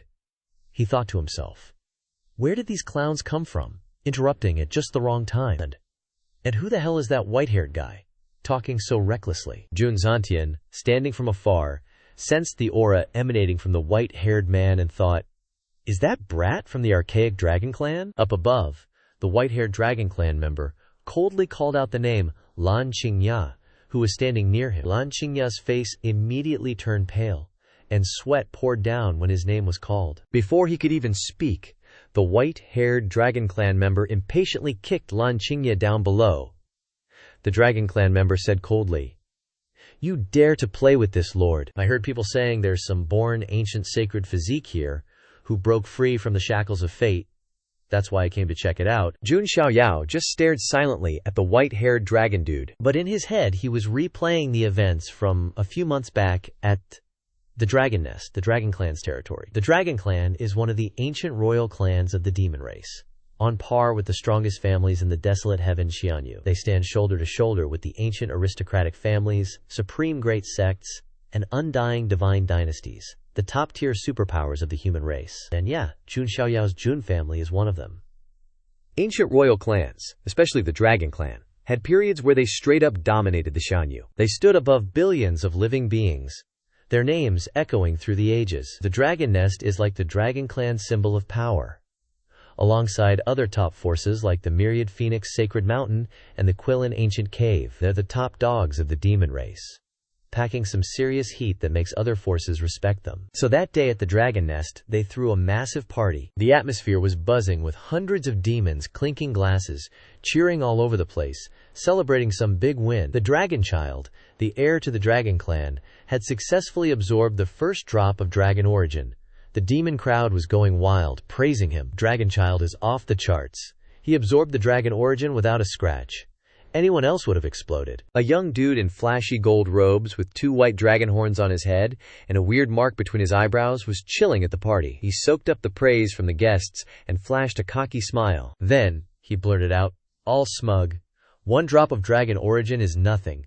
My big bro already merged with 3 drops. This kid at the party was Long Aocean, the dragon child of the Dragon Nest. He's got the blood of an emperor dragon, one of the biggest no-nos of the Dragon Nest. He used to crush young masters and other prodigies, making everyone scared of him." As soon as Long Aocean said humble, his true colors came out. He yelled, "My big bro's good, but I'm a little better, haha. I'll surpass him sooner or later." That made the guests below go crazy, chanting in unison, "Long Aocean is number 1. Dragon Child will achieve great success soon." Some guests who weren't clued in about the Dragon Clan looked curious and confused. One dude from the Horned Bloodman tribe glanced around and asked, "Hey man, what's this Dragon Origin everyone's yelling about? I've been eating and drinking, but I still don't get it." Another dude from the Phoenix Clan sneered, "Are you even a demon? Or did some human sneak in? You don't even know that?" The Chicken Tribe guy saw the Horned Bloodman tribe dude looking clueless, and started explaining, acting all knowledgeable, Dragon Origin is the leftover essence of the bloodline after a Supreme Dragon Clan member kicks the bucket. It's packed with all sorts of innate divine powers and rune imprints. It's a super rare treasure, one of a kind in the world. Hearing that, the Horned Bloodman tribe dude's eyes lit up. "Sounds awesome. Can we use it too?" The Chicken Tribe dude chuckled. "Use it? Dude, even 1 drop would make you explode." Just then, a sarcastic voice came from behind, belonging to a woman. So what if you successfully merge with 1 drop of dragon origin? You had to throw a big party for it. It was Lan Qingya, wearing a cloak to hide her human identity. Lan Qingya raised her glass, her eyes thoughtful, and continued. You guys still don't know about the Jun family? One of the ancient families has a shenzi with insane talent, to the point where there's an omen of 10,000 saints paying tribute. Seeing you guys is a joke. One of Long Aotian's underlings heard that and stood up, yelling, Who just insulted the dragon child? This guy was Niu Dingstian, a young powerhouse from the Ox Demon Mountain. He's famous for single-handedly stopping a human prodigy, so he's got some reputation. Right after that, Lan Qingya was busted as a human by a blonde demon chick and got yeeted out of the main hall, landing face first on the ground. The blonde chick mocked. I knew who was talking all big. A little human dares to come to the dragon nest and act tough, spouting nonsense. She was one of Long Aotian's top lackeys, from the winged human tribe, named Ru Yingtian. She told Long Aotian, Dragon Child, how about we cook this bitch up for a snack? Long Aotian rested his hand on his thigh, thought for a moment, and then his expression turned super serious. What did you say earlier? The Jun family? What? Lan Qingya was scared. She thought, the dragon nest and the Jun family have been enemies for ages. I really came to the right place. Determined, she nodded and said, Dragon Child doesn't know? The Jun family Shenzi was born with the ancient sacred physique. The Jun family is sending messages by sword, inviting many powerful families, from the 4 directions of the desolate heaven Xianyu, to the Shenzi's 10th birthday party. Long Aotian focused, listening intently to Lan Qingya's words. Hearing the words, ancient sacred physique, his 2 lackeys and the guests below burst out laughing. Ha, ancient sacred physique? Don't make us laugh. Thousands of years ago it was a top-tier physique, but now it's just trash, and they're inviting powerful families from all over? However, Long Aotian heard the mocking, but he remained calm and collected. He yelled, Everyone, shut your traps. Then, he ordered Lan Qingya. Keep talking. Lan Qingya was kneeling. She glanced up at Long Aotian, secretly excited, and spoke with a determined look. The ancient sacred physique is called trash because it has 10 shackles of fate. If that Jun family Shenzi was born breaking those shackles, why wouldn't the Jun family value him? Long Aotian angrily shouted. What kind of joke is this in front of me? That's what you call the ancient sacred physique who broke the 10 shackles of fate at birth? Are you kidding me? Furious, he repeated. I heard you say it's an ancient sacred physique who broke the shackles of fate, so I came to see what's up. Lan Qingya got kicked in the gut, clutching her stomach in pain, thinking, damn it, that little dragon bastard. Just as Lan Qingya was about to fall, a woman's hand reached out from behind to support her. It was Jun Linglong, silently helping Lan Qingya. They both managed to land safely. Then, Jun Xiaoyao casually stepped forward, hands on his hips, and with a look of disdain said, Hey there, little bro, this is Jun family territory, you know? To openly beat up my Jun family disciples like that, isn't that going a bit too far? Hearing Jun Xiaoyao's words, Long Aotian grinned slyly, pointed at Lan Qingya, and said smugly, Jun family disciple, what? What are you talking about? That chick, she's my maid. Of course, I can treat her however I want. Lan Qingya, hearing this, was stunned, her eyes lost and fearful. Then she bit her lip and forced a smile. She closed her eyes and said, That's right, I'm Long Chizi, Darren's maid. Jun Linglong was surprised to hear this. Glancing at Lan Qingya, she said, Wow, you're switching masters like changing clothes, aren't you? Who can compete with her? At this moment, from inside the heavenly emperor palace, the sound of a wineglass shattering could be heard. Jun Chengjian, hearing Lan Qingya's words, stared with his mouth agape, so shocked that he dropped his wineglass, cursing inwardly. That bitch Lan Qingya actually dared to bring people from the Zulong nest to make trouble at our Shenzi Jun family's birthday banquet. Isn't she slapping the Jun family's face? Jun Chengjian gritted his teeth in anger, mixed with fear. He thought that if the family head investigated this thoroughly, he might not even be able to keep his spot on the roster. Jun Xiaoyao, standing outside, was quite calm, saying, You say she's your maid, huh? But it's kinda weird, isn't it? Why would she abandon being a missy to become your maid? Jun Xiaoyao then put on a sarcastic expression, pointing at Long Aotian, saying, Oh, I see, I get it now. So Zulong Nest's Longzi has a fetish for picking up discarded shoes for use, huh? The Jun family doesn't want her, but you're willing to accept her. You're really the legendary simp. I understand. Jun Linglong and Lan Qingya, standing behind, didn't understand anything at all, because Jun Xiaoyao used too much metaphoric and anachronistic language, worthy of being a literature genius before he transmigrated. After speaking, Jun Xiaoyao turned to Jun Linglong and ordered, "Jun Linglong, take her out of here." But in his heart, Jun Xiaoyao thought, he doesn't really care, huh? I'm so humiliated. However, Jun Xiaoyao was very simple. A few words immediately changed the situation, making the Jun family disciple a traitor, and the Longzi of Zulong Nest someone who accepted the Jun family's trash. Truly a silver tongue that could turn the world upside down. Jun Xiaoyao then casually cleaned his ear with his pinky finger and said disdainfully, "My grandpa, Jun Zantian, once told me that the relationship between our Jun family and the Dragon Clan has always been bad. Especially my father, the white-clothed divine king Jun Wuhui, once used his Sage Realm power to tear apart the Zulong Nest, making the Zulong Nest the laughingstock of the desolate heaven Xianyu. From then on, the Zulong Nest regarded our Jun family as mortal enemies." Jun Xiaoyao blew away a huge chunk of earwax and continued leisurely, "Little bro, if you still want to pursue your hatred and determination to take revenge, you should directly clash with me, right? Only knowing how to bully weak women and using this nauseating method to go against our Jun family, it's really too low and vile. It seems like you're not only lacking in prestige but also acting like a loser, right?" Long Haoshan was bombarded by a little kid's words that were like swords, seemingly unreasonable but completely convincing. Unable to think of a rebuttal, he could only grit his teeth and suppress his anger until the veins on his forehead bulged. Jun Xiaoyao continued to use his skilled tongue and said calmly, "It's no wonder the desolate heaven Xianyu has been laughing at and looking down on the Zulong Nest in recent years," he just said. Long Haoshan's two subordinates, Niu Dingtian and the Yu race's prideful female genius, could no longer restrain their anger. They flew straight down from the rooftop, attacking Jun Xiaoyao and shouting, "You insolent brat! How dare you insult Longzi Darren like that?" Jun Xiaoyao remained extremely calm, his eyes sharp as knives, shrewd and full of confidence. He said, "The ones backing you are only you yourself." Before he could finish speaking, Niu Dingtian was hit with a powerful punch that shattered his mouth, while the Yun race girl was attacked in the chest by a pillar of ice, blood spurting out as she was sent flying back to her original position, rolling like a fallen leaf. Behind Jun Xiaoyao, Jun Chengjian and Jun Shuihuang appeared, forming a mighty formation, ready to protect him. Jun Xiaoyao stood in the middle, displaying the majesty of a Jun family Shenzi, without needing to directly take action. He raised his voice. "This is the archaic family, Jun family. How can we allow you carp to run wild here?" Niu Dingtian and the Yu race girl couldn't restrain their anger. They flew straight down from the roof of Heavenly Emperor Palace.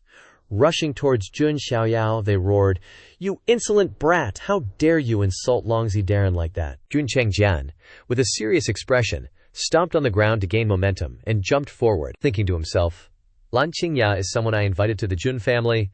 I have to find a way to resolve this matter properly, otherwise I will be blamed by the family head and the elders." As he approached Jun Xiaoyao, his eyes shone with a murderous, bloodthirsty aura. Jun Chengjian cherished his bright sword heart and cultivated sword techniques to the peak of creation, performing the sword move Huri Kyuken, his powerful attack aimed directly at Niu Dingtian. Meanwhile, the proud female genius of the archaic royal clan, Yu race, was not to be outdone. The fragments of pure ice from behind her were created by Jun Shuihuang, who was walking gently with a brilliant azure blue color, and the cold air spread around her, waved and casted Bing Tiansetsu Ren, frozen heaven snow lotus. After a shout, the petals from Jun Shuihuang's ice heaven snow lotus skill came crashing down like a storm, slamming into that feather clan chick and shattering her into a million pieces, like a rain of feathers. Everyone watching was just jaw-dropped. Long Haoshan and his goons' swagger? Instantly crushed. Jun Xiaoyao, standing in the middle of all the chaos, just smirked. Long Shen was definitely going to remember this day. Long Haoshan's two lackeys, hit by both Jun Chengjian and Jun Shuihuang's attacks, instantly sent flying. Jun Shuihuang, eyes cold and dismissive, said flatly, "At my Jun family's Heavenly Emperor Palace, even stray cats and dogs dare to come causing trouble." The guests around were gawking and buzzing. They couldn't believe their eyes. That was Jun Chengjian, ranked 10th on the self-reliance list, and Jun Shuihuang, ranked 7th. Long Shen's subordinates, even with their ancient royal clan blood, couldn't even handle one hit from these famous Jun family disciples. Just how strong are Jun Chengjian and Jun Shuihuang if they can't even crack the top 5 on the self-reliance list?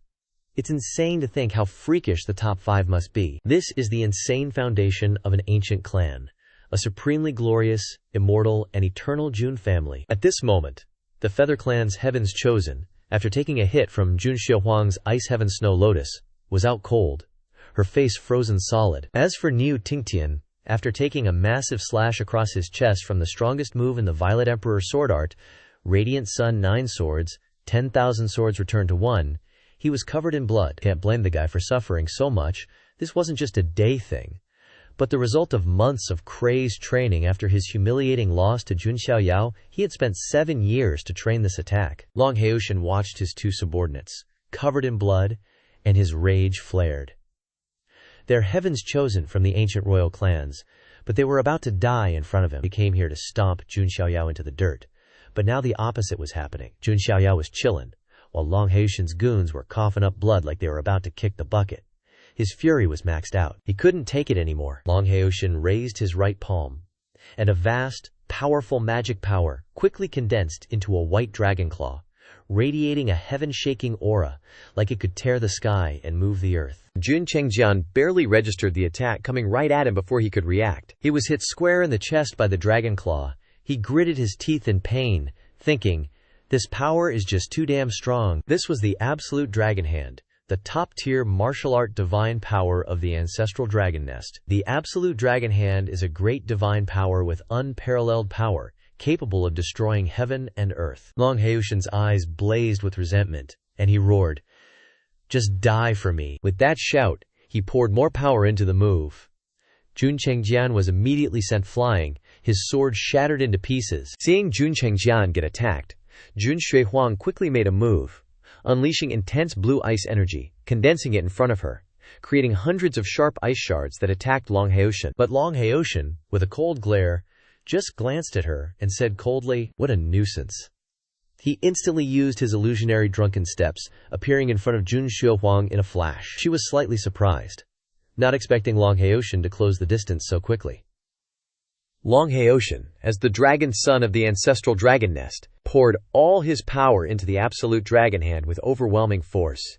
Even Jun Shuihuang couldn't dodge it in time. A figure appeared with lightning speed, blocking right in front of Jun Shuihuang. The golden long claw from Long Haoshan slammed straight into the other's chest with a thunderous oomph. Dust exploded everywhere, and the ground shook. Long Haoshan was stunned to realize that the person who took the full force of his Absolute Dragon Hand was none other than Jun Xiaoyao. This move, even with a marquee-level weapon protecting you, would be enough to cause serious injury.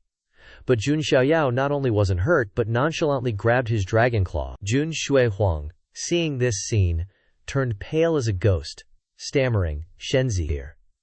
If Jun Xiaoyao was injured because of her, even dying 10,000 times wouldn't be enough to atone for her sins. In theory, after being hit by Long Haoshan's Absolute Dragon Hand, even if you weren't pulverized, you'd at least be coughing up blood and sent flying.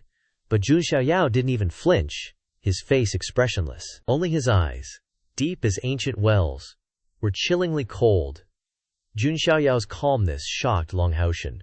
Not a single movement, not a sign of pain. Jun Xiaoyao tightened his grip, squeezing Long Haoshan's dragon claw so hard that the 2 golden bracelets on his wrist shattered into pieces. Long Haoshan's face turned pale, sweat pouring down, gritting his teeth to endure the pain. But before he could react, he got slapped across the face like a lightning bolt. Jun Xiaoyao slapped him so hard that Long Haoshan was sent flying.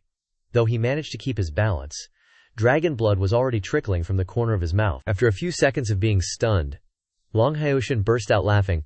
"Ha ha, this is exactly what I wanted to see. This is the desolate ancient sacred body that was born to break the 10 shackles of the heavenly Tao." Jun Xiaoyao's eyes darkened, his face serious, his voice ringing with determination.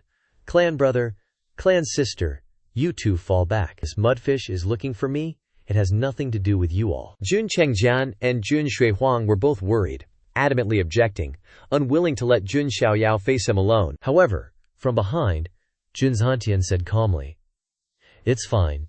Telling you to fall back means fall back, clear the battlefield for them. Today's this little brat's 10th birthday anyway. Let him liven things up for those 4 Directions families to see." While saying that, Jun Zantian cracked a happy grin, clearly looking forward to some drama. Jun Xiaoyao stood facing Long Haoshan, hands lightly clenched, acting all chill like he was waiting for the other guy to make the first move. Meanwhile, Long Haoshan was smirking like he knew something, his eyes flashing with confidence. In a flash, they both charged at each other so damn fast they just left behind two streaks of light, one green, one gold, where they used to be. Up in the air they went at it, throwing punches and kicks like crazy, causing a bunch of booming explosions and shockwaves everywhere. Jun Xiaoyao seemed pretty into the fight, chuckling a bit, his eyes locked on every little movement. Long Haoshan was laughing all smug, like the fight was going exactly as planned. They were trading blows non-stop, totally evenly matched. Every time their techniques clashed, it was followed by satisfied laughter. Ye Xingyun, who was watching from below, was gaping in shock, sweating buckets, and thinking, damn, this is way too fast. I can't even keep up with their moves. And no wonder I can't even touch Jun Xiaoyao no matter how hard I try. Fu Bo, standing next to Ye Xingyun, said seriously, young master, don't blink. Try to watch closely. This is what true top-level combat looks like, not some regular prodigy stuff. What's in front of you is living proof, real freaking monsters. Long Haoshan's eyes flashed with excitement, a satisfied smirk on his face. His right hand shot out, unleashing Dragon Fist, a ridiculously powerful move, creating earth-shattering waves and making the blue energy light up the whole sky. On the other side, Jun Xiaoyao didn't even flinch, still with that playful look. He licked his lips and used the Jun family's human king seal. Being from an ancient immortal clan, a family that's been around forever, with crazy deep resources and tons of god-tier martial arts and secret techniques, everything was at Jun Xiaoyao's fingertips. In recent years, Jun Xiaoyao hadn't just stuck with the art of war. He'd also managed to master the human king seal, a top-tier divine martial art. With his monstrous talent and amazing comprehension, he'd picked up the move super fast. After a few years of seclusion, Jun Xiaoyao showed up with the human king seal, looking like a god descending to earth, a move that suppressed the entire firmament and shattered the sun and moon. Not to be outdone by Long Haoshan, he kept using Dragon Fist, a move that lit up the sky with the image of a phantom dragon. Boom! A deafening explosion ripped through the air as the two massive energies collided like two meteorites, causing a space-destroying storm that shook the whole sky. The magic power from the battle spread out in all directions like ripples on water. Below, Shenu Shen Huixian, Tiandao Cliff, Jiang Shengyi, and little sis Jiang Luoli couldn't escape the terrifying shockwaves of the fight either. They were hit so hard they couldn't even open their eyes and had to shield themselves. After a bit, Jiang Luoli felt the shockwaves starting to die down. Finally, she could open her eyes, but right in front of her was a blue, spiritual energy barrier. A figure was standing in front of them, hand pointing towards the fight. It was Jun Zantian, Jun Xiaoyao's grandpa, throwing up this shield. All around, the void seemed to be locked down, turning into a giant cage, completely blocking out any external tremors. Jun Zantian smiled gently and said, "These two little brats have got some serious strength." Seriously, Jun Zantian lived up to his name as a sacred realm powerhouse of the Jun family, a legendary existence who has reached the sacred realm. Those who reach this level are called powerhouse. A normal force only needs one sacred realm great power to become a first-class force, but how many great powers like Jun Zantian does the Jun family ultimately have? No one knows for sure. Maybe even the Jun family can't count them because there are too many sacred realms in the family. Inside the blue protective barrier, the magic power and violence from the battle were contained, only churning in the closed space. A moment later, as the smoke gradually cleared, the two figures of Jun Xiaoyao and Long Haoshan gradually became clear. Jun Xiaoyao chuckled casually, his voice dripping with sarcasm. "Looks like you're having fun with this fight. Aren't you here to get revenge for your ancestral dragon nest?" Long Haoshan didn't even hesitate, his eyes calmly meeting his. "What do the grudges of the previous generation have to do with me? I don't really care. What excites me is fighting a human with an innate archaic holy body like you, who broke the shackles of heaven. How could I not be excited?" As soon as he finished speaking, Long Haoshan raised his right hand and pulled down his white cloak. Then he whisked it aside, his aura exploding as he activated the drop of dragon essence he'd absorbed from his dantian. A burst of blinding golden light appeared, causing Long Haoshan's entire aura to skyrocket, his expression terrifying, his eyes as sharp as swords, enough to shock people's souls. Borrowing the power of dragon essence, Long Haoshan officially stepped into the divine bridge realm, his aura raging. He shouted, "Human archaic holy body, take another move from me!" Long Haoshin's aura was as vast as a true dragon escaping its chains. Not only did he break through to the divine bridge realm, he also fully activated the power of the dragon essence. Above his head, the sharp blue spiritual energy surged, thick and powerful, covering the space around him. Long Haoshin used the true dragon great divine power and a supreme art of the ancestral dragon nest. Although it wasn't the real deal, it had evolved from it with a force not to be underestimated. The azure spiritual energy crazily gathered, transforming into the illusory image of a giant true dragon that coiled around Long Haoshin, then soared straight into the sky. That true dragon phantom was dense and intricate, its dragon horns sharp, its dragon claws enormous, crushing towards Jun Xiaoyao. Everywhere the dragon claws passed, the surrounding space rippled, demonstrating terrifying power. Jun Xiaoyao, at that moment, looked up at the true dragon phantom, his eyes calm but deep, filled with seriousness. He said softly, full of confidence, "Facing an opponent like you, maybe I should get a little serious. It's the least I can do, right?" Jun Xiaoyao replied, his gaze gradually becoming serious. His hands quickly formed seals like some Naruto character, and with both hands clasped, he pointed forward, confidently declaring, "I'll show you the ancient sacred body you came all this way hoping for." Jun Zantian's eyes widened, utterly astonished by the divine power Jun Xiaoyao was preparing to unleash. His hands formed seals, his mouth chanting incantations, wandering the endless Xuan chaotic void.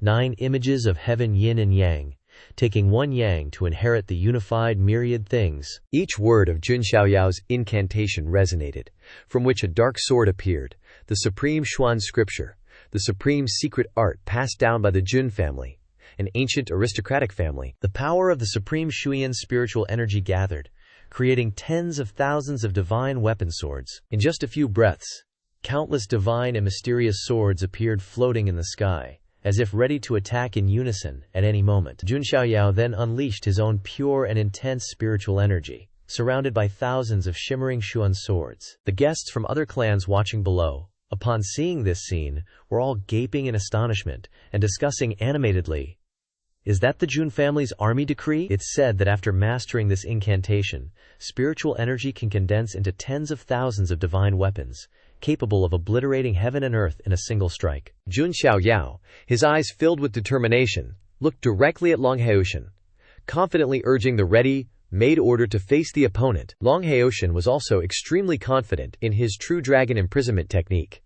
Jun Xiaoyao chuckled, saying, "Come on then, the ancient sacred body and thousands of divine Shuyan swords will face off against your true dragon phantom." Bang! You see, each and every divine Shuyan sword, despite facing fierce resistance, still one after another, pierced into the body of the phantom white dragon. After a tense moment of confrontation, small cracks gradually appeared on the phantom white dragon's body, cracking sounds indicating its demise. Finally, the magnificent body of the true dragon could no longer resist, disintegrating into small pieces. Long Haoshin could only helplessly watch, covered in sweat, sighing in his heart, "Ha!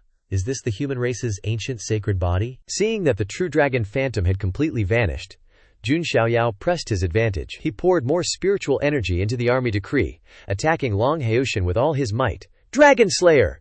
Jun Xiaoyao shouted, bringing down the blade. The power crashed down, and although Long Haoshin tried to resist, in the end he could only stand there and take the full force of that powerful attack. After the blow, although Long Haoshin was still standing, his body and clothes were tattered, and his body was covered in wounds. He couldn't hold on any longer, and collapsed to his knees. His eyes were unfocused, lifeless, and he lowered his head, thinking to himself, "Will I ever be able to attain such power?" On the battlefield, the dust slowly settled, revealing thousands of cuts everywhere. The pressure of the true dragon phantom and the power of the Shuyan swords had left the ground riddled with traces of destruction, stretching into a terrifying long path. Jun Xiaoyao stood there, completely uninjured, not even a speck of dust on him.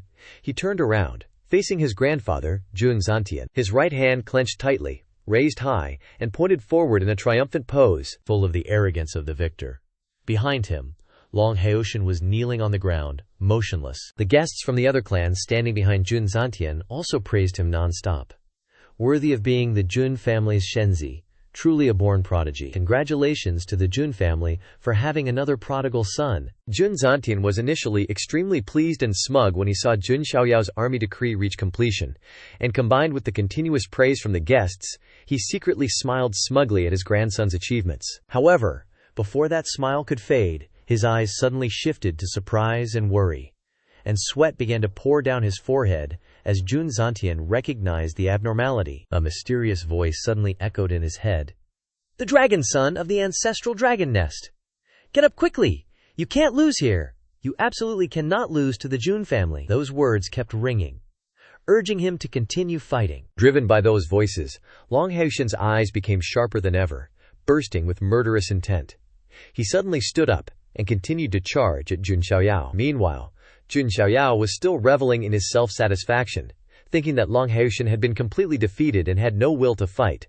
But when he turned his head, Long Haoshen had already swung his dragon hand, striking straight at his back. However, this attack did not cause any damage to Jun Xiaoyao's body. No blood flowed, and not even a feeling of pain appeared on his face.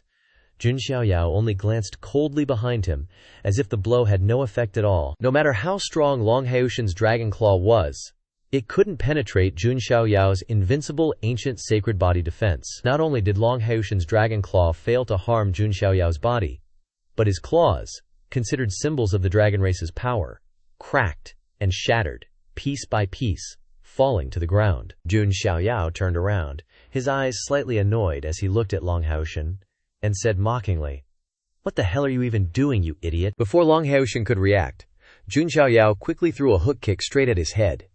This powerful kick should have been enough to knock out any opponent, but surprisingly, Long Haoshen managed to block it, although the veins on his face bulged and he clenched his teeth so hard that he drooled. This made Jun Xiaoyao exclaim in surprise, "Oh!" Under Long Haoshen's dantian, where the drop of dragon essence he had absorbed resided, a silver light suddenly radiated, along with a burst of milky white aura. Long Haoshen roared with a mighty dragon's cry. Immediately, azure spiritual energy mixed with white spiritual energy surged around his body, creating a powerful shockwave that pushed Jun Xiaoyao back a few steps. Jun Xiaoyao gritted his teeth, clenched his fists, and immediately adopted a battle stance, not wanting to give Long Haoshen any more chances. The guests below witnessed Long Haoshen's breakthrough and started gossiping.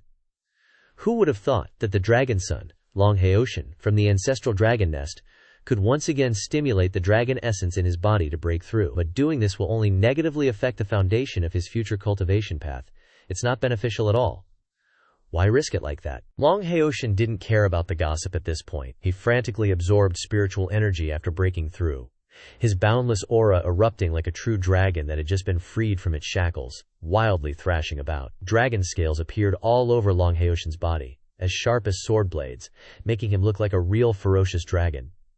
He exhaled a cold breath, his eyes burning with murderous intent as he looked towards Jun Xiaoyao. In an instant, Long Haoshen disappeared from his spot, leaving only after images, and roared as he rushed straight towards Jun Xiaoyao with terrifying speed. Jun Xiaoyao quickly recognized the approaching danger and gritted his teeth, ready to defend. Long Haoshen attacked lightning fast, but Jun Xiaoyao reacted in time, jumping up and dodging by a hair's breadth. While in the air, Jun Xiaoyao faintly sensed something unusual and glanced down. He was shocked to see many strange strands of spiritual energy wrapped around Long Haoshen's body, as if someone was controlling him. Quickly analyzing the situation, Jun Xiaoyao realized that Long Haoshen was being controlled by a hidden figure. His eyes followed the direction of the strands of spiritual energy, looking up at the sky, through the misty clouds, and he thought to himself, "So?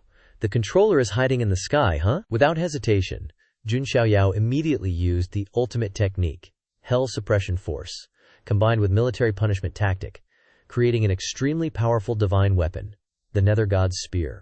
He shouted with majesty, "You hidden, cowardly bastard, get your ass out here!" After saying that, Jun Xiaoyao gathered all his strength and threw the Nether God's Spear straight up into the sky, aiming directly at the position of the mysterious person controlling Long Haoshen. However, an unexpected event occurred.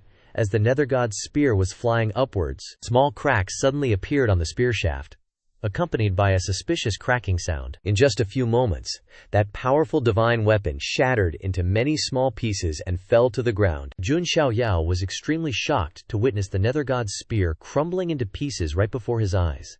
His eyes widened, his teeth clenched, and sweat poured down non-stop, looking at the fragments falling to the ground. At that moment, as if urged by an invisible force, Long Haoshan suddenly rushed forward and hugged Jun Xiaoyao tightly. He struggled to break free from Long Haoshan's tight embrace, but there was no way to escape. "You damn bastard, are you conscious or not? Becoming a puppet like this. What's the point of calling you the dragon son of the ancestral dragon nest?" Jun Xiaoyao roared angrily, pushing Long Haoshan's head away with his hand. But it seemed Long Haoshan had completely lost his mind. His eyes were dull, without a trace of intelligence, while the veins on his face bulged because the dragon essence liquid in his body was overstimulated. Jun Xiaoyao breathed heavily, continued to struggle with Long Haoshan, and shouted, "Wake up now!" Without hesitation, Jun Xiaoyao used his head to ram straight into Long Haoshan's forehead with all his strength. The powerful blow caused Long Haoshan to fall backward, his face full of pain. At that moment, a series of system data boxes suddenly appeared in front of Jun Xiaoyao, stunning him, and a notification window appeared, activated marking for the host's 10-year birthday party. Does the host want to mark it? Jun Xiaoyao looked at the system window, his eyes lighting up in surprise, and he thought to himself, "I almost forgot I still had this system. I thought it had lost its spirit, but hey, better early than never." Without hesitation, Jun Xiaoyao quickly accepted the system's notification. Of course, he agreed. He decided to accept activation immediately. Ding! New notification. Host has successfully signed in. Congrats, host. You've snagged the 7-star Supreme Bone. The Supreme Bone ranks 30th out of 3,000 types of physiques. It's one of the most OP builds out there. The owner can level up like crazy. Supreme Bone Ultimate Divine Power unlocked. Shang Kang Ji Guang. As soon as the system finishes yapping, Jun Xiaoyao's chest suddenly glows like a supernova. A super-duper scary aura blasts out. Inside his chest, a massive energy gathers like a blazing sun inside a shimmering bone. Countless complicated runes are popping up all over Jun Xiaoyao's body. That's the Supreme Bone, baby! Supreme Bone is number 30 out of 3,000 physiques. It's just a hair less awesome than the ancient holy body, but still one of the rarest and most terrifying physiques around. And then there are other special builds, like the Royal Body, God Body, Holy Body, Exiled Immortal, Chan Buddhist Embryo, 7 Aperture, Exquisite Heart, all formidable. But right now, Jun Xiaoyao, rocking this Supreme Bone, is ready to smack down all the top-tier prodigies. He's got the power to steamroll the whole Bafang and Liuhe. The light from the Supreme Bone is blinding, creating a ridiculously flashy halo that's lighting up almost the entire Heavenly Emperor Palace. The guests below are losing their minds. Jaws are dropped, eyes are popping, and some people are feeling their souls tremble. What the actual heck? Could that be the legendary Supreme Bone, ranked 30th? And a natural-born one at that? This Jun family Shenzi is seriously a monster. Totally unfair. Jun Xiaoyao's grandpa, Jun Zantian, is also gaping like a fish. He can't believe what he's seeing.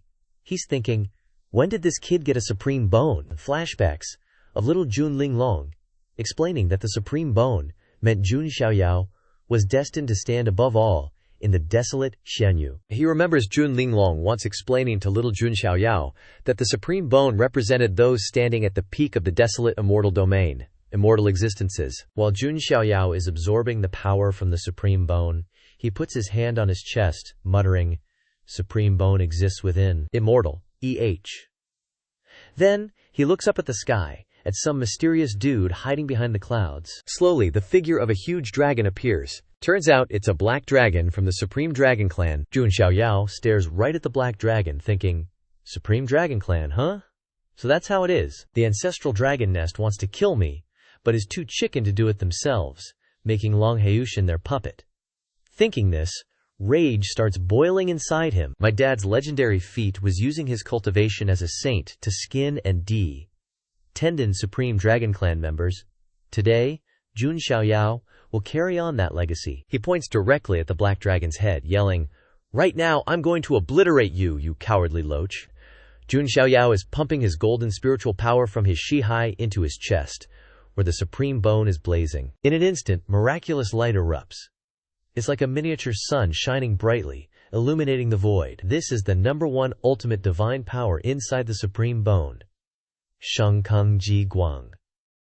As brilliant as azure heavens descending, bringing divine tribulation to bury the world. The tribulation light slams into the black dragon, who feels an irresistible power. The black dragon roars in anger. This light is burning my dragon scales. It bares its fangs and claws, furious. You little brat, you dare force me to reveal myself. The guests below are gaping and gossiping. That's the supreme black dragon of the ancestral dragon nest. No wonder that Longzi Long Haoshan dared to challenge the Jun family. He had a backer. But then, they realize it's not that simple. Wait a sec. Could it be that the Jun family Shenzi's true spirit realm cultivation is enough to force out a supreme? One person exclaims in disbelief. Nothing like this has happened in tens of thousands of years. Jun Xiaoyao, clenching his fist, faces the ancestral dragon nest's supreme black dragon, utterly fearless, even contemptuous. He smirks, so the scaredy Shakat finally shows his face. Huh. Oolong, hearing Jun Xiaoyao's confident words, glances down, replying, Jun family junior, your courage is commendable. Let's end matters here today. Jun Xiaoyao hears this, corners of his lips lifting in a cold smile. End matters here, huh? You came to the Jun family to challenge us, then used these underhanded tactics against me, and now you think a few soft words will make me stop? HMPH. His eyes full of anger. Left hand raised high, he shouts. You're really giving the Jun family too much face. The ancestral dragon nest's supreme Yulong grits his teeth, angrily asking, Then what does a junior like you want? Jun Xiaoyao responds with a firm gaze and a hint of murderous intent. His left hand begins to unleash a barrage of attacks. Wasn't I clear enough just now? Today I will continue my father's legacy, and skin and detend you, you loach. Yulong, even having reached the quasi-supreme realm, can no longer control his anger. He glares down at Jun Xiaoyao and roars, You audacious brat! His words resound, shaking the universe. Heaven and earth tremble. A terrifying pressure emanates from him, covering the entire space. All the juniors below kneel on the ground. Ye Xingyun and Jun Chengjian are no exception, collapsing under the oppressive force. Only Jun Xiaoyao remains steadfast. As Mount Tai, completely unaffected by the raging storm, his gaze was resolute, scrutinizing the Yulong Supreme. Oolong was now sweating bullets, thinking to himself, how can a mere true spiritual realm junior withstand my pressure?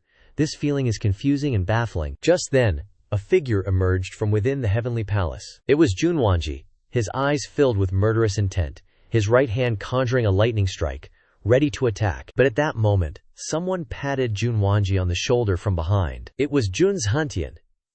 He stepped forward to stop him, leaving Junwanji utterly bewildered, glancing back at Jun's Hantian. Jun's Hantian didn't reply, simply shaking his head at Junwanji, as if to say this wasn't the time to act. In the air, a cold snort echoed from the deepest part of the Jun family, suppressing all other sounds around. Since when did even a puny supreme dare to yell in front of the Jun family? Jun Wanji was utterly shocked, raising his head with wide eyes, exclaiming, That voice, could it be? The pressure from that one sentence made Oolong Supreme of the Dragon Nest feel uneasy. Chaotic thoughts began to form in his mind. As soon as the words faded, an overwhelmingly brilliant swordlight erupted from the depths, piercing through the void. The radiant sword aura resembled the reflected light of the heavens, so terrifying that the void directly cracked open, creating a pitch-black rift in the turbulent space. As the roaring sword energy swept past, Oolong Supreme only managed to let out a blood-curdling roar. His massive dragon arm was severed, followed by a gush of dragon blood, falling across the sky, causing a massive explosion, shattering the surrounding ground. Everyone was stunned, their minds about to explode, exclaiming, What the heck, one sword strike! And Oolong Supreme easily lost an arm. It's like that power wants to obliterate all the heavens and realms. Jun Xiaoyao, standing behind the billowing dust, suddenly noticed something unexpected. He looked towards Long Haoshan, who was having his neck choked. With a pained expression, he calmly said, You could have safely taken this little brat away, but you chose to attack my Jun family. That attack just now was from none other than the 18th ancestor of the Jun family. Jun Shiba, Jun Wanji, Jun Shuihuang, and Jun Chengjian all trembled at the appearance of the 18th ancestor, cold sweat pouring down like rain. Long Supreme completely lost his composure, seeing Long Haoshin's life threatened.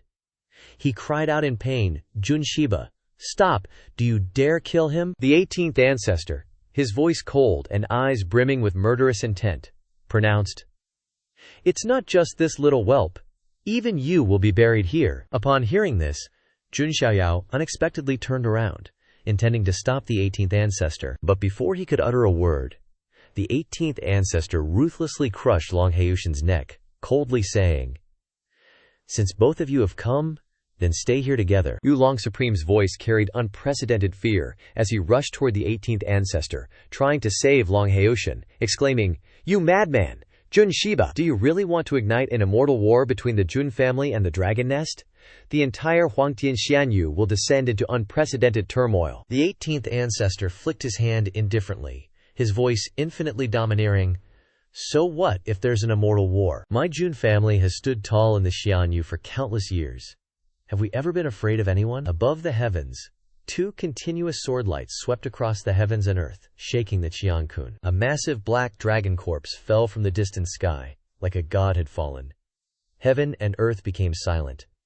All living beings lost their voices. That sword strike was precisely the Jun family's 6 immortal sword art, one of the 5 great divine arts. Jun Xiaoyao, just 10 years old, attended a feast, expected to attract hundreds and thousands of powers. At this moment, these powers witnessed firsthand the fall of a quasi-supreme from the Dragon Nest. This wasn't some nameless, insignificant supreme realm nobody, but a quasi-supreme, one who could have once contended with the human race's unparalleled supreme. And yet, such a powerful being was annihilated by the Jun family's 18th ancestor, with 3 swords. The 18th ancestor suddenly called out Jun Zontian's name, making him jump, almost pissing his pants. The 18th ancestor ordered, "You, roast this black dragon and use the grilled meat to entertain the guests." Jun Zontian regained his composure, shouting, "As you command." The guests were all shocked. The shock is real. This is the freaking ancestral dragon nest, practically a supreme-level blood delicacy. Who would dare eat it, even if it's served to them on a silver platter?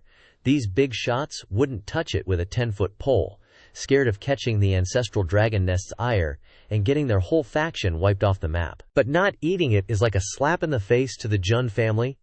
Talk about being stuck between a rock and a hard place. Right then and there, under the moonlight, 18th Patriarch stands tall on top of the Heavenly Emperor Palace, still holding that Long Haoshin guy in one hand, and announces, "I reckon everyone here knows the Jun family has a self-ranking list, with 10 spots up for grabs to fight for the next heir position, all filled with top-tier geniuses. But above those 10 spots, there's an extra special spot." 2 names on the list are Jun Chengjian and Jun Shuihuang. Making everyone stop and think to a super hard-to-believe conclusion, they looked up with shock and disbelief. Jun Wanji's face turns even more somber, not hiding his concern. 18th Patriarch keeps going. "Here and now, the one who used his sword to slay the ancestral dragon nest's dragon son, the one who stood his ground against the nether dragon quasi-supreme and forced him to show his true form, the Jun family's Shenzi, Jun Xiaoyao. He is the Jun family's #1 on the self-ranking list." His voice booms from on high, leaving everyone speechless, like a tidal wave just crashed over them. Jun Wanji clenches his fists so hard, and his eyes filled with lightning bolts, that betrayed his inner turmoil. In Jun Wanji's heart, he felt unwilling. After a moment of silence following 18th Patriarch's announcement, the guests start buzzing about the #0 spot on the self-ranking list. Everyone knows deep down because the previous Jun family's #0 was Jun Xiaoyao's dad, the white-robed divine king, Jun Wuhui. After all, this Shenzi of the Jun family is rocking the supreme bone and achieved a breakthrough of 10 shackles with his ancient sacred body. He's only at the true spirit realm and already forced a quasi-supreme from the ancestral dragon nest to show up. How many people in the entire Wild Heaven Immortal Domain can pull that off? Considering the last great emperor of the Wild Heaven Immortal Domain came from the Jun family, looks like they might be cooking up another one this time. Jun Xiaoyao hears 18th Patriarch's announcement about the #0 spot, and his expression turns deep and inscrutable. 18th Patriarch catches Jun Xiaoyao's expression and figures he's really paying attention to that Long Haoshin dude. Out of nowhere, 18th Patriarch just yeets Long Haoshan's corpse down below. Jun Xiaoyao freaks out a bit and watches as Long Haoshan's body is thrown right in front of him by 18th Patriarch, his eyes icy cold. 18th Patriarch says, "That little dragon runt Long Haoshan still has some dragon essence inside him that hasn't been fully refined. You should take it out and refine it yourself. It'll do you a world of good." Jun Xiaoyao hears that and glances down at Long Haoshan's corpse, a hint of sympathy in his eyes.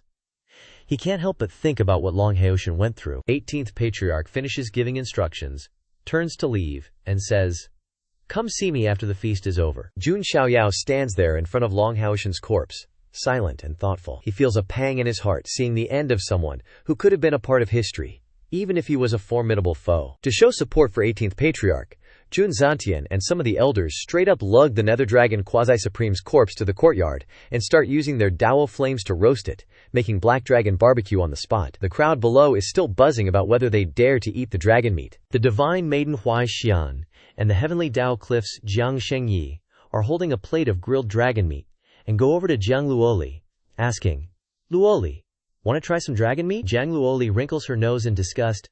"No way, it's too fishy." Even though she's the pearl of the Jiang family, she can't just casually chow down on dragon meat, let alone quasi-supreme grade. She's not trying to get on the ancestral dragon nest's bad side. Even with the Jiang family backing her up, she's still hard passing. Behind them, Uncle Fu also brings over a plate of dragon meat to Ye Xingyun and says, "Young Master Ye, have some dragon meat. It's from a quasi-supreme level dragon. Super beneficial for you." Ye Xingyun pulls the same face as Jiang Luoli, wrinkling his nose at the plate in his hand. He can't help but feel awkward about how weird this whole thing is. In a corner of the Heavenly Emperor Palace, Jun Zantian and Jun Wanji are having a chat. Jun Wanji is still hung up on something. "Elder Zantian, I have a question about Jun Xiaoyao. I hope you can clear things up for me," Jun Wanji pipes up. Jun Zantian glances at Jun Wanji like he knew what was coming and says, "You want to know why Jun Xiaoyao doesn't have to compete but still gets the top spot, don't you?" Jun Zantian stares at Jun Wanji for a moment, then continues, "It's true he doesn't have a rank. His self-ranking designation was set by 18th Patriarch from the moment he was born." Jun Wanji clenches his fists when he hears that, showing how unwilling he is. As a genius of the Jun family, he's gone through so much hardship, so many tough trials to fight for a spot on the self-ranking list. But Jun Xiaoyao got his spot handed to him from birth, without having to compete. It makes Jun Wanji feel like it's just not fair. Jun Zantian casually munches on his grilled dragon meat and explains, "I know it might not seem fair to you guys, but you can still challenge him for his spot anytime you want. That's the only thing 18th Patriarch won't interfere with." Jun Wanji listens intently to every word Jun Zantian says, then pauses to think it over, with his head down for a while, and finally bows respectfully, saying, "Wanji was being rude, I'll take my leave." With that, he leaves, leaving behind an atmosphere thick with contemplation. Jun Zantian watches Jun Wanji walk away, and thinks to himself, "That kid might be a bit off, but he's not an idiot. If he picks a fight with Xiaoyao now, the Jun family's gonna lose all face." He ponders for a moment, then suddenly remembers something, and turns to ask the attendant next to him, "Oh yeah, where's Jun Xiaoyao?" The attendant comes closer and reports. Reporting, "Elder Zantian, the Shenzi has gone to refine the dragon essence. Given the current situation, the Shenzi might just break through to a new realm and create his divine bridge inside his body." Jun Zantian was munching on a big piece of meat, pondering, true spirit realm to divine bridge realm. That's a huge leap. Suddenly, he realized the importance of it and said, "No way. Gotta find it ASAP." Meanwhile, Jun Xiaoyao was chilling on the top floor of the Heavenly Emperor Palace with Jun Linglong. Jun Linglong, standing behind him, felt a bit surprised and asked, "Is that Long Haoshan's thing?" Jun Xiaoyao handed over a wooden box, replying coolly, "Yep, already cremated. Bury this for me, would ya?" Jun Xiaoyao's tone was a bit gloomy, making Jun Linglong worried. "You seem a bit down, divine child." Jun Xiaoyao didn't turn around, just chuckled. "According to you, should I be happy or what? New prodigy appears, defeats his rival, defies the power of the supreme big shots, surpasses 78 layers of cultivation, brings glory to the clan. So, I should be thrilled, right?" He paused, then sighed. "But in this Huangtian Xianyu, human lives are dirt cheap." Jun Xiaoyao held Long Haoshan's dragon essence in his hand, his eyes filled with contemplation. Jun Linglong couldn't help but ask, in this world where the strong prey on the weak, it's natural law. Since he came to the Jun family to cause trouble, he should have been prepared to die here. Why does the divine child care about this? Jun Xiaoyao remained pensive, replying, the strong prey on the weak, huh? What's the difference between the human race and wild beasts, then? His words left Jun Linglong in silence for a moment. After thinking for a bit, she chuckled softly and said, your way of thinking is indeed different from everyone else in this world. If you're not satisfied with the rules of Huangtian Xianyu, there's only one way. Become the ultimate supreme great emperor in the world. Only then will you have the power to change the rules. Hearing that, Jun Xiaoyao glanced at her, smiling. Ha, you're absolutely right. He looked up at the sky, where the moonlight was shining brightly, looking effortlessly cool. In his heart, he thought, whether it's reincarnation or a system, everything I have today has a reason. Jun Xiaoyao raised his hand in the bright moonlight, his voice deep but full of majesty. Above and below the heavens, 3,000 worlds. I am the great emperor, Feng De Xiaoyao. Roar! His eyes were resolute, each word etched into the surrounding space, like a vow to change the rules of this world. At the same time, a stream of golden thoughts emerged from Jun Xiaoyao, creating an invisible wave that touched everything around. Jun Linglong, who possessed the 7-aperture exquisite heart physique, was stunned by this stream of thoughts. The space around her suddenly solidified. Every drop of dew, every falling leaf, stopped in mid-air, making time seem to slow down for a moment. In Jun Linglong's mindscape, 2 blurry figures unexpectedly appeared, gradually becoming clearer. It was a man in white, with a calm and majestic demeanor, standing in front of her. Behind her was Jun Linglong herself, observing everything in astonishment. The white-robed man's face couldn't be seen clearly, but his outstanding aura was like a god standing between heaven and earth. His appearance made Jun Linglong panic, unable to believe the scene before her eyes. Just as her mind was in chaos, booming shouts from behind startled Jun Linglong, making her turn around. Before her, thousands upon thousands of people were kneeling, chanting in unison, Jun Tiandi, Jun Tiandi. The resounding shouts echoed all the way to the horizon, like an endless sea of people bowing in reverence. Suddenly, a brilliant blue light flashed in Jun Linglong's right eye, accompanied by an unusual sharp pain. She quickly covered her eye with her hand, sweat pouring down her forehead, thinking to herself, Is this the future I just saw through my 7-aperture exquisite heart?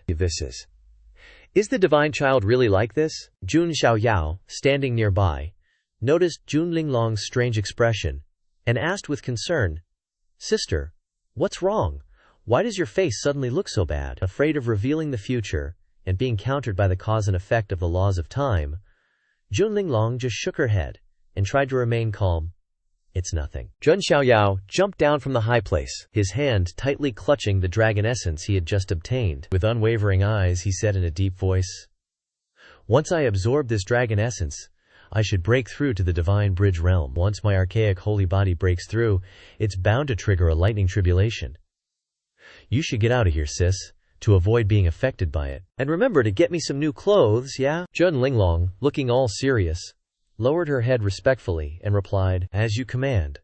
Then she dipped out real quick, leaving the area where the lightning tribulation was about to go down. Jun Xiaoyao didn't waste any time.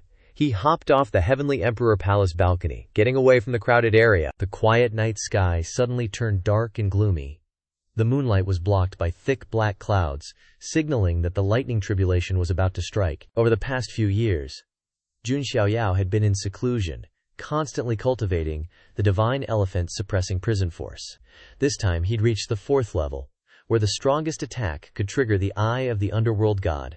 The strongest defense relied on the underworld god's protection, and ultimate speed came from the devil's wings. He was now ready to unleash the divine elephant, suppressing prison force with its strongest transformation, refining a hell furnace. The dragon essence, in Jun Xiaoyao's hand, contained the essence of flesh and blood, and divine runes of a powerful dragon race expert. It now had 0 power to resist, as it was sucked into the hell furnace. Jun Xiaoyao began to forcefully refine it, completely controlling the process without feeling any strain or tension. Even his body, with its archaic holy body physique, was strong enough to withstand all the energy pressure without cracking. Jun Xiaoyao's eyes were cold and decisive, whispering, Let's begin. Immediately after, the heavens began to change drastically. Tribulation clouds gathered, with black clouds accumulating at breakneck speed. Thunder roared, signaling the lightning tribulation was about to descend. The rumbling thunder echoed throughout the space, as if wanting to crush everything. But at this moment, Jun Xiaoyao's aura was constantly increasing, making all the guests present at the Heavenly Emperor Palace unable to believe their eyes. They stared wide-eyed, mouths agape, dumbfounded by his astonishing breakthrough. Jun Zantian stood in the distance, looking up at the swirling black clouds gathering in the sky. His eyebrows furrowed as he worriedly exclaimed, "Those are tribulation clouds. Is he the one undergoing tribulation? This isn't good. Why is it starting so early?" As soon as he finished speaking, the lightning tribulation turned into dazzling bolts of lightning that struck down rapidly from the sky. The terrifying pressure of the lightning tribulation seemed to want to crush everything, terrifying everyone who witnessed it. But even more unexpectedly, the lightning tribulation struck Jun Xiaoyao's body without hesitation. Jun Xiaoyao faced the fury of heaven and earth, standing firm in the void, raising one hand, and immediately, the hell furnace appeared, growing 100 times larger, blocking directly above his head. Crazy lightning bolts, like a rushing flood, poured down, but they were all absorbed into the hell furnace. The pressure from the lightning tribulation was so strong that Jun Xiaoyao's body shook, the terrifying gravity pressing down on him.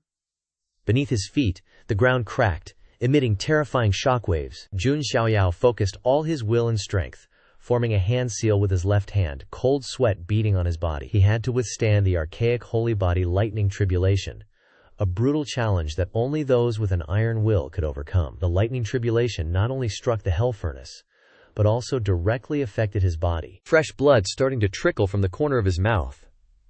But Jun Xiaoyao's eyes remained firm. Without the slightest fear, all of his spiritual power poured into the hell furnace, not only to overcome the lightning tribulation, but also to refine the power of the lightning tribulation into his body. Within Jun Xiaoyao's flesh, boundless golden blood energy rose up, his eyes blazing. He shouted, 10,000 archaic holy bodies, lightning tribulation, forge my body into an indestructible holy form."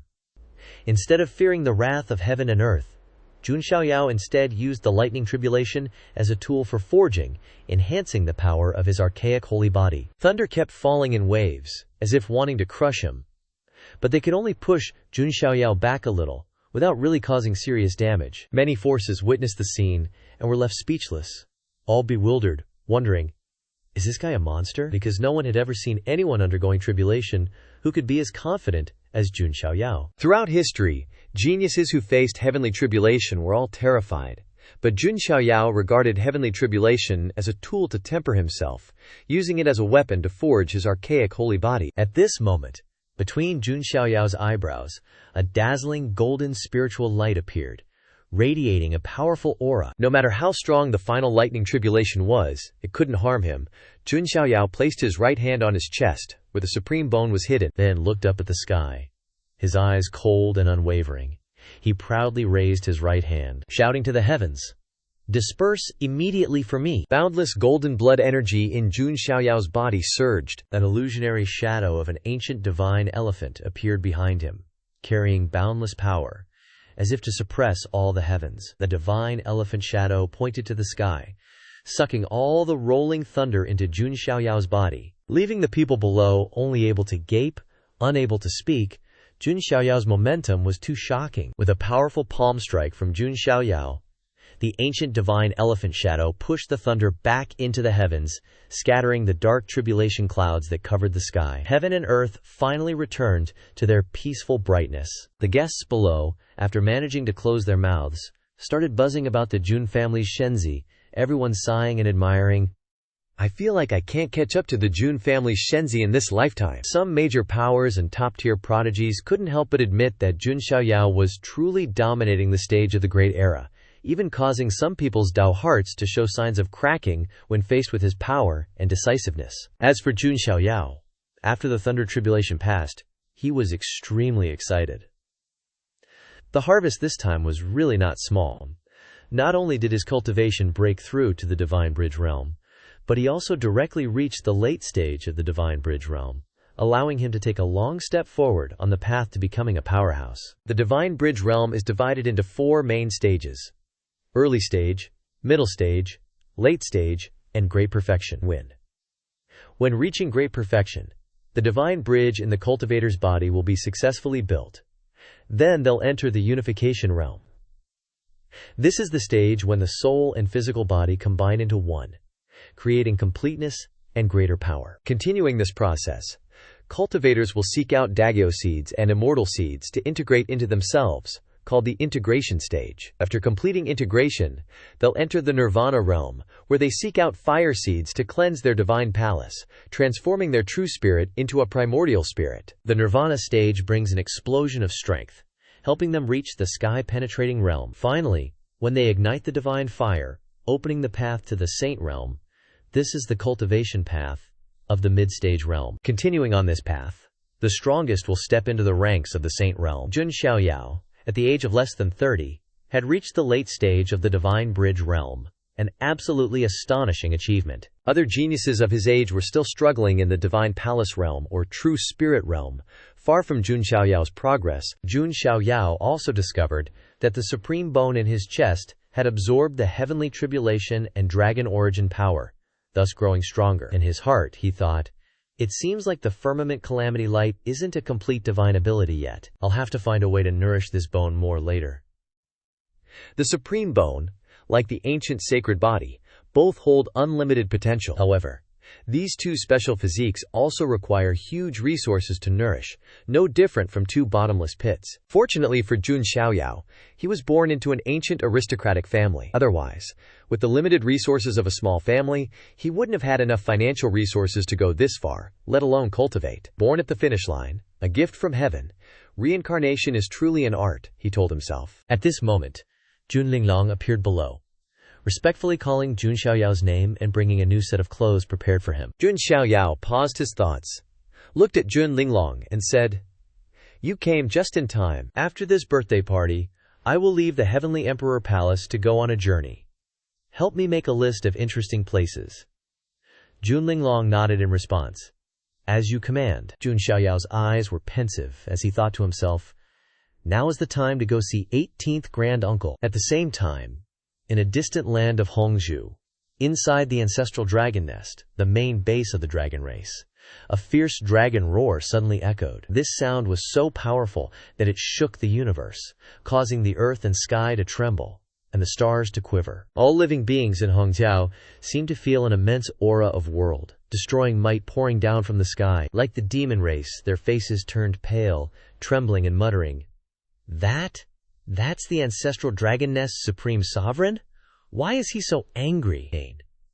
In fact, news of the Jun family banquet had not yet reached the ancestral dragon nest, so they didn't know the reason for this fury. Inside the ancestral dragon nest, many powerhouses were communicating with each other through divine sense. One of them spoke up.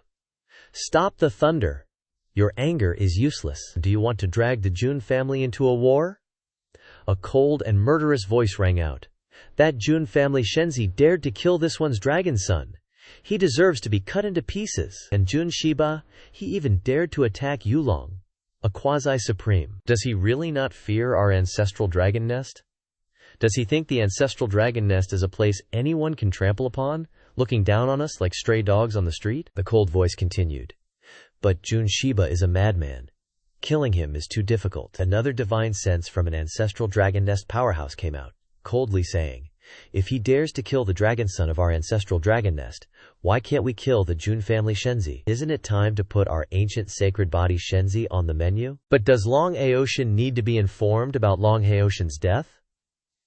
Another powerhouse in the ancestral dragon nest replied, "No need. Long Aoshin is currently in closed-door cultivation, refining the 5th dragon origin. When he finishes refining 7 dragon origins and adds the God Emperor Dragonblood, he will be able to sweep across the entire immortal domain, especially the younger generation. Even the Jun family Shenzi will be easily crushed by him." The supreme sovereign of the ancestral dragon nest narrowed his eyes and growled, "Very well. This one will wait for the day Long Aoshin defeats the Jun family Shenzi. The entire Jun family will have to pay blood debts in the future." Elsewhere, in the void, amidst the vast sky, a divine bird pulled a chariot across, under the bright and mysterious moonlight. Inside the carriage, a young man wearing a blue robe, with sword-like eyebrows and bright eyes, had just woken up. It was Ye Xingyun. Old Fu, who was sitting opposite him, spoke up. "Young master, you're awake?" What do you think of the Jun family Shenzi? Ye Xingyun was initially a little dazed, but after a while he finally remembered everything that had happened at the banquet. A feeling of humiliation filled his heart. Someone from the ancient Yi family, a heaven's chosen, had never suffered such setbacks, let alone losing face in front of the goddess he had always yearned for. Ye Xingyun lowered his head and sighed, sneering. The Jun family's Shenzi, he possesses two special physiques. One is the ancient sacred body, and the other is the supreme bone. Jun Xiaoyao's cultivation also far surpasses mine. But surprisingly, he isn't arrogant about it. He even treated me with politeness and respect. Ye Xingyun turned his distant gaze towards the moonlight, his voice deep. I am truly too insignificant. Old Fu couldn't help but worry upon hearing these words, wondering if the young master's Tao heart had been affected by this defeat. However, Ye Xingyun continued. Even so, I don't intend to give up. Ye Xingyun placed his hand on his chest, his eyes firm. Even if I'm not qualified to hinder Jun Xiaoyao's path to becoming a great emperor, there are still certain goals I must achieve. Hearing this, Old Fu smiled in relief and satisfaction. It's good that young master thinks this way. At the same time, in the sacred ancestral land of the Jun family, where a 10,000-year legacy had been built, Jun Xiaoyao walked towards the deepest part of the ancestral land. Proceeding to meet the 18th ancestor, Jun Xiaoyao respectfully cupped his hands in a salute before the 18th ancestor. This ancestor wore a gray robe, with snow-white hair, sitting cross-legged in the void. Around him, terrifying scenes appeared. The sun and moon alternated, heaven and earth were annihilated, and the Milky Way reversed, making the person facing him feel like standing before an endless blue sky. The aura of the 18th ancestor was so powerful that it was unimaginable, making Jun Xiaoyao secretly sigh. The Jun family's old fogies are definitely no joke, especially someone as OP as the 18th ancestor. Rumor has it that the Jun family has up to 17 other ancestors as powerful as this one. At this moment, Jun Xiaoyao stepped closer. His sharp eyes swept over the 18th ancestor, and he asked with confidence, 18th ancestor, is there a reason you summoned Xiaoyao here? Seeing that Jun Xiaoyao had arrived, the 18th ancestor, who rarely showed emotion, couldn't hide his smile this time. He glanced at Jun Xiaoyao with satisfaction and said, Kid, you're pretty good. With such a heroic spirit, you truly have the aura of a celestial emperor. Before the 18th ancestor, even renowned clan elders couldn't help but feel worried, cautious, and even a bit stiff. But Jun Xiaoyao was different. He remained calm, composed, and unwavering, making the 18th ancestor even more pleased. Ancient sacred body, plus the supreme bone, truly outstanding talent, nothing to criticize. What's even rarer is that Jun Xiaoyao's temperament is so steady. He doesn't seem like an 18-year-old young man but possesses the mature and calm demeanor of an adult. After praising Jun Xiaoyao, the 18th ancestor chuckled softly and asked, Xiaoyao, let me ask you something. If you become a celestial emperor in the future, what will you do? Jun Xiaoyao didn't need much time to think. He calmly replied, If Xiaoyao becomes a celestial emperor, I will suppress this entire era and eliminate all enemies in the world. Hearing this, the 18th ancestor pondered in silence, just listening quietly. Jun Xiaoyao continued with a relaxed smile on his face. But if that's all, it would be too boring. Every celestial emperor from ancient times has been able to do that. If I become a celestial emperor, I will create a world that resonates through the ages, an era that surpasses everyone's imagination. Saying this, Jun Xiaoyao chuckled inwardly, imagining a different future, an era with phones, the internet, an era where steel roams the earth, and humans can touch the stars. That'll leave them jaw-dropped for sure. After hearing Jun Xiaoyao's words, a hint of fondness appeared in the 18th ancestor's eyes. He chuckled and said, That's indeed interesting. Suddenly, in the blink of an eye, as swift as lightning, the 18th ancestor appeared right behind Jun Xiaoyao, causing the surrounding air to still. He said in a deep voice, Jun Xiaoyao, do you want to learn my 6 immortal sword art? Hearing the mention of the 6 immortal sword art, Jun Xiaoyao immediately felt his heart beat faster. The terrifying scene of a sword dominating the sky, reflecting the image of immortals being suppressed, was still deeply imprinted in his mind. Sweat suddenly poured down his forehead. Jun Xiaoyao glanced at the 18th ancestor with astonishment and asked, Is that the sword art that instantly killed the true dragon's nest? A quasi-supreme? With just 3 swords? The 18th ancestor laughed loudly, his voice echoing with majesty. That's right, the sword is the king of all weapons, and there are countless sword arts in the Huangtian Xianyu. but those that stand at the pinnacle of this world are called the 5 great divine arts. Our Jun family's 6 immortal sword art is one of those 5 great divine arts. Jun Xiaoyao paused at this and couldn't help blurting out, "The 5 great divine arts, huh?" Then he lowered his head, lost in thought. The 18th ancestor continued to speak, his voice filled with determination. However, the more powerful the 6 immortal sword art is, the more demanding it is to cultivate. This sword art isn't for ordinary prodigies, because its difficulty can cause them to waste too much time without even touching the first threshold. He looked at Jun Xiaoyao, his eyes filled with determination and expectation, and continued, "Now that you are about to go out and experience the mortal world, this is the trump card that I want to bestow upon you." Hearing this, Jun Xiaoyao felt the heavy responsibility placed on his shoulders. He respectfully cupped his hands and bowed. "Thank you, 18th ancestor." His voice was filled with determination. Immediately after, the 18th ancestor waved his hand gently, transmitting the 6 immortal sword art to Jun Xiaoyao. The 6 immortal sword art is divided into 3 forms in total. The first form is immortal questioning, which is the sword of magic power, aimed at the physical body. The second form is immortal extinction, which is the sword of the soul, aimed at the spiritual palace and primordial spirit. The last and most powerful form is 6 immortals, where the spirit and flesh unite to create an invincible sword. This is also the move that the 18th ancestor used to kill the quasi-supreme true dragon's nest with 3 swords. The 18th ancestor turned around at this time, saying gently, 3 years later, when you have learned the first form, you can officially go out and train. From now on, you must solve all your own problems, and you can't always have an old man helping you from behind." Hearing this, Jun Xiaoyao respectfully nodded in response with a steady voice. "I understand, 18th ancestor." However, in his heart he thought, 3 years. But I can't wait that long. 3 months later, at the treasury of the Celestial Emperor Palace, 2 servants of the palace were chatting with each other. One asked, "Have all the gifts from the Shenzi's birthday banquet been categorized and entered into the treasury after inspection?" The other immediately replied, "That's right.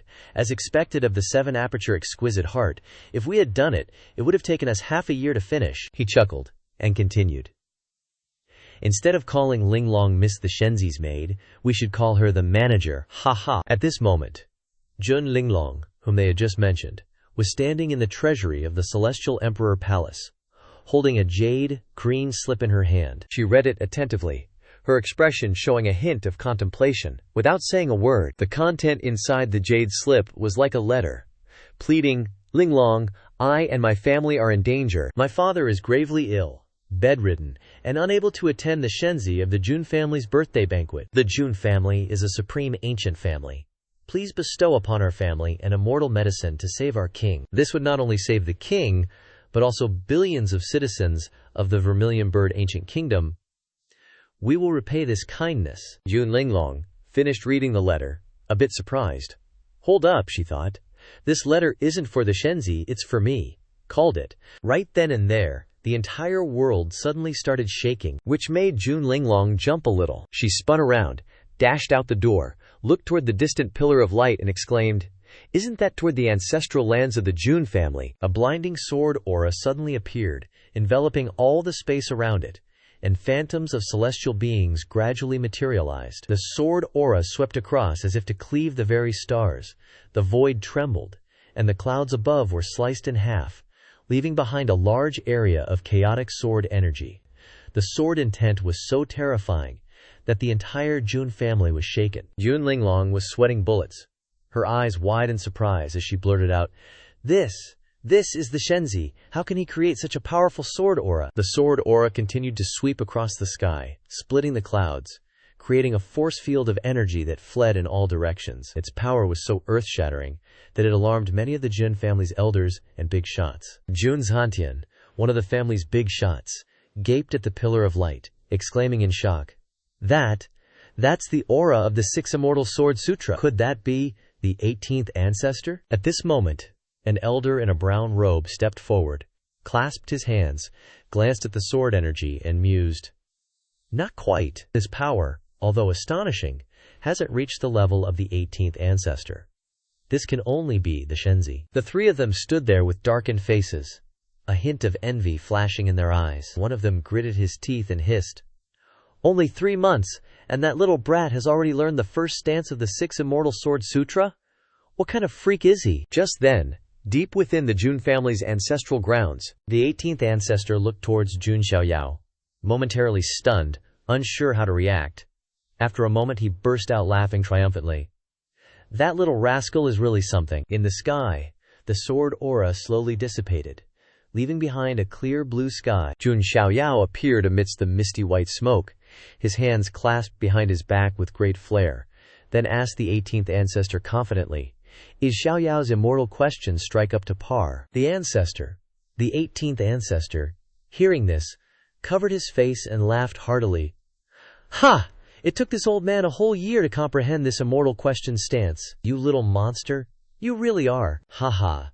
Jun Xiaoyao's eyes were thoughtful, and he had sweat on his brow, but didn't reply. It wasn't because he was trying to act arrogant, but because, from the beginning to the end, when practicing martial arts, Jun Xiaoyao had never taken more than 3 days to comprehend them. Taking 3 months to learn the first stance of the 6 Immortal Sword Sutra was slow indeed. The 18th ancestor laughed and patted Jun Xiaoyao hard on the back affectionately, saying, "That's enough, Xiaoyao. It's time for you to start creating an era that belongs to you." A few days later, at the Heavenly Emperor Palace, Jun Xiaoyao stretched comfortably after resting and recovering his strength after 3 months of seclusion. His face was radiant as he thought, "Finally I can leave the Jun family and go experience the mortal world.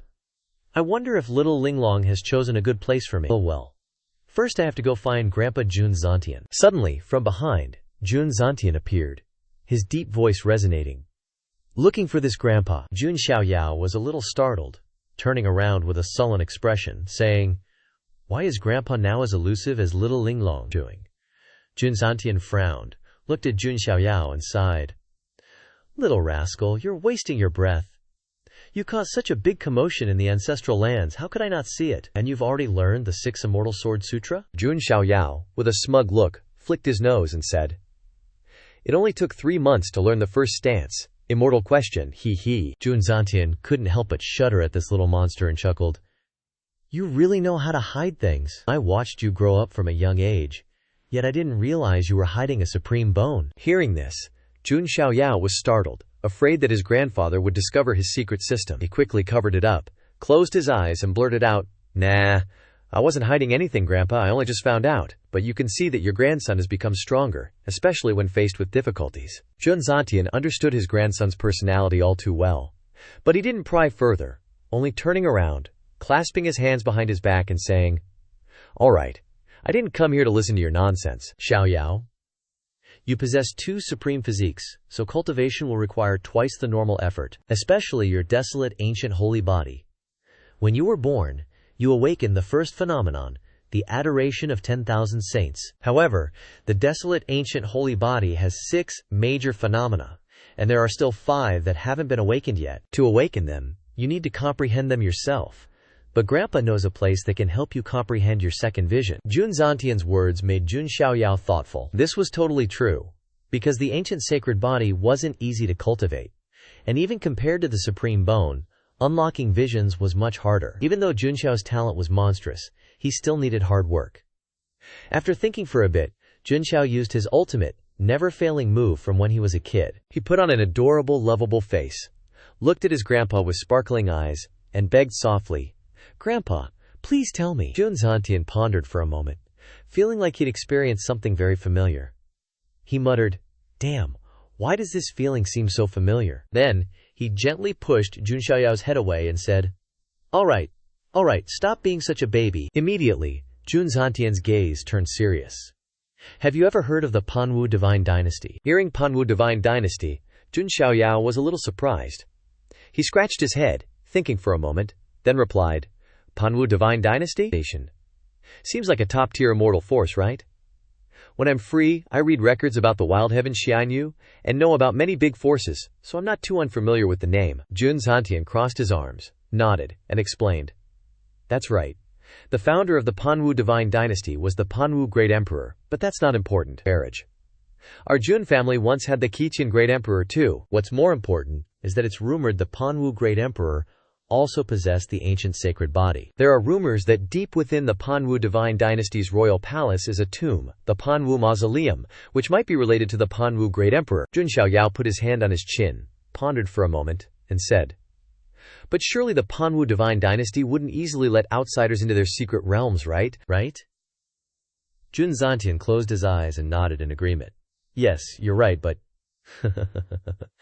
He laughed triumphantly.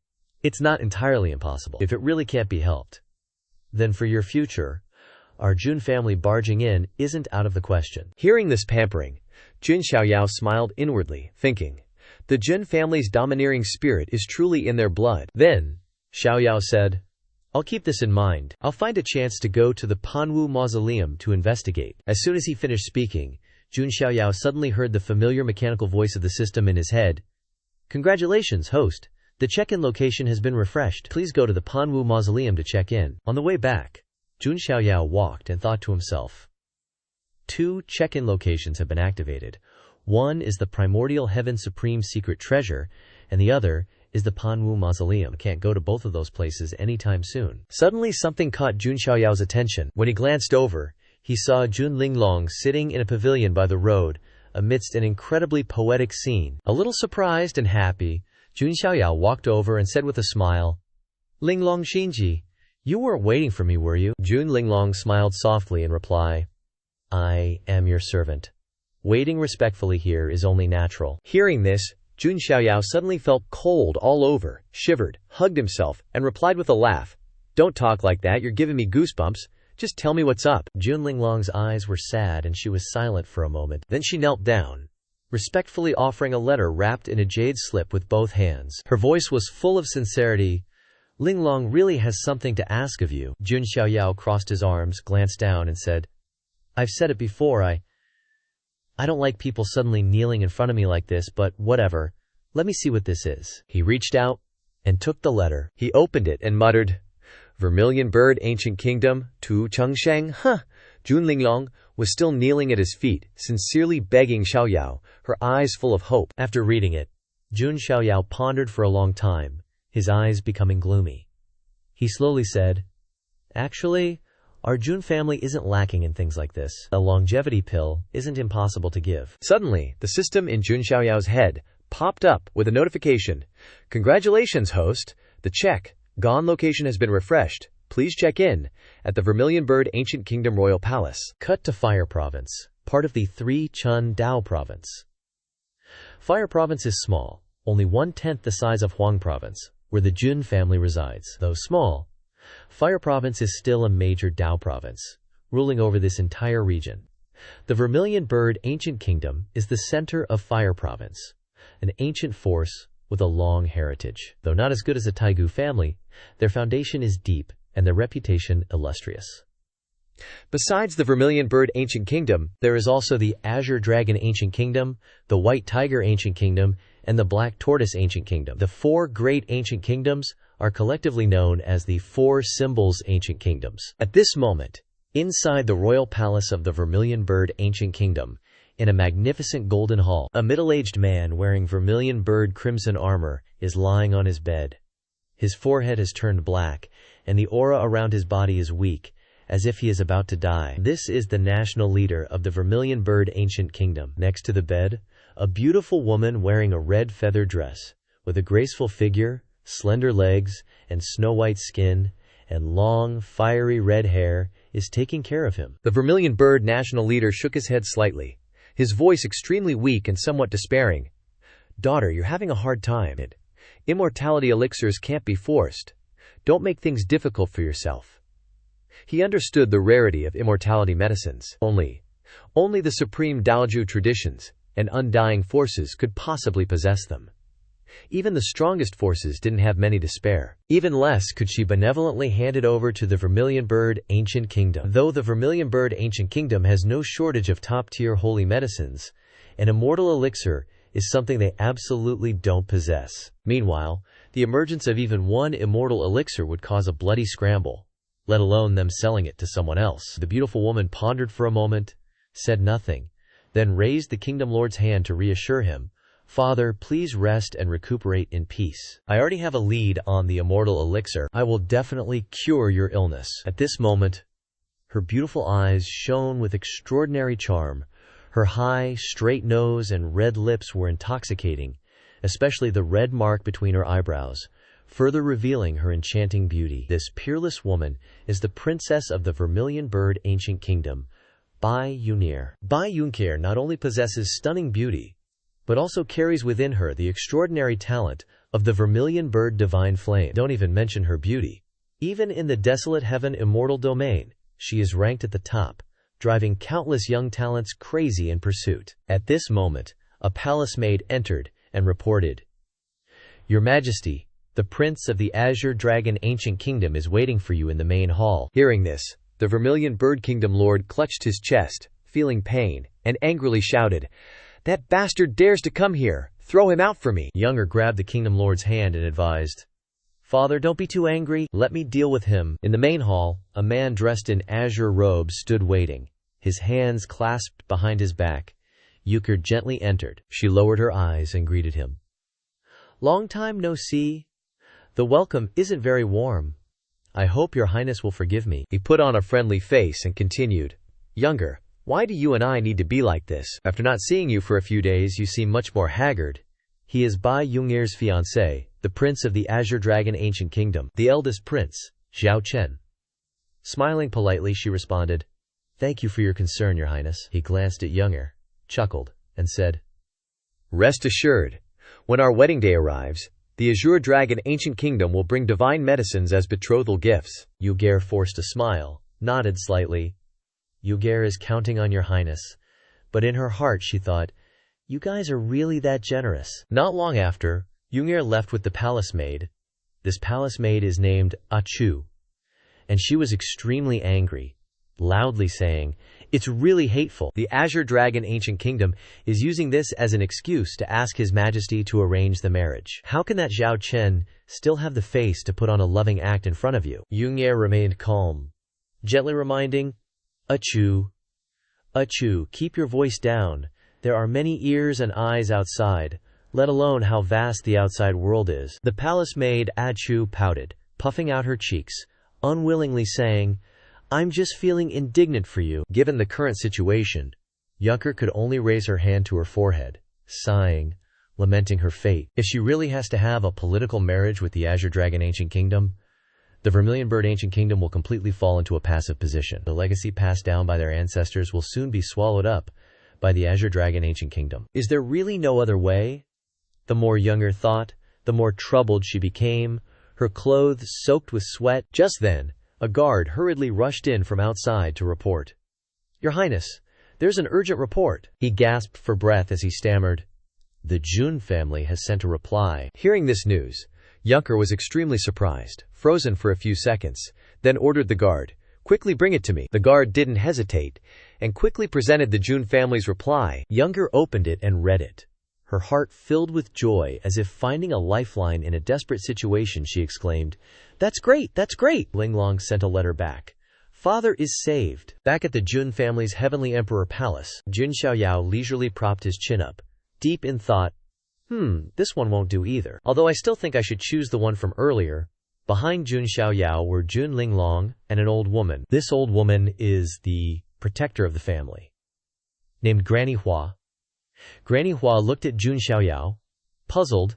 "Miss Linglong, what is the young Shenzi doing?" Jun Linglong understood the young Shenzi well, so she calmly replied, "Shenzi is probably choosing which mount to ride to Fire Province." In front of them, the mounts that Jun Xiaoyao was considering were all ridiculous exotic beasts.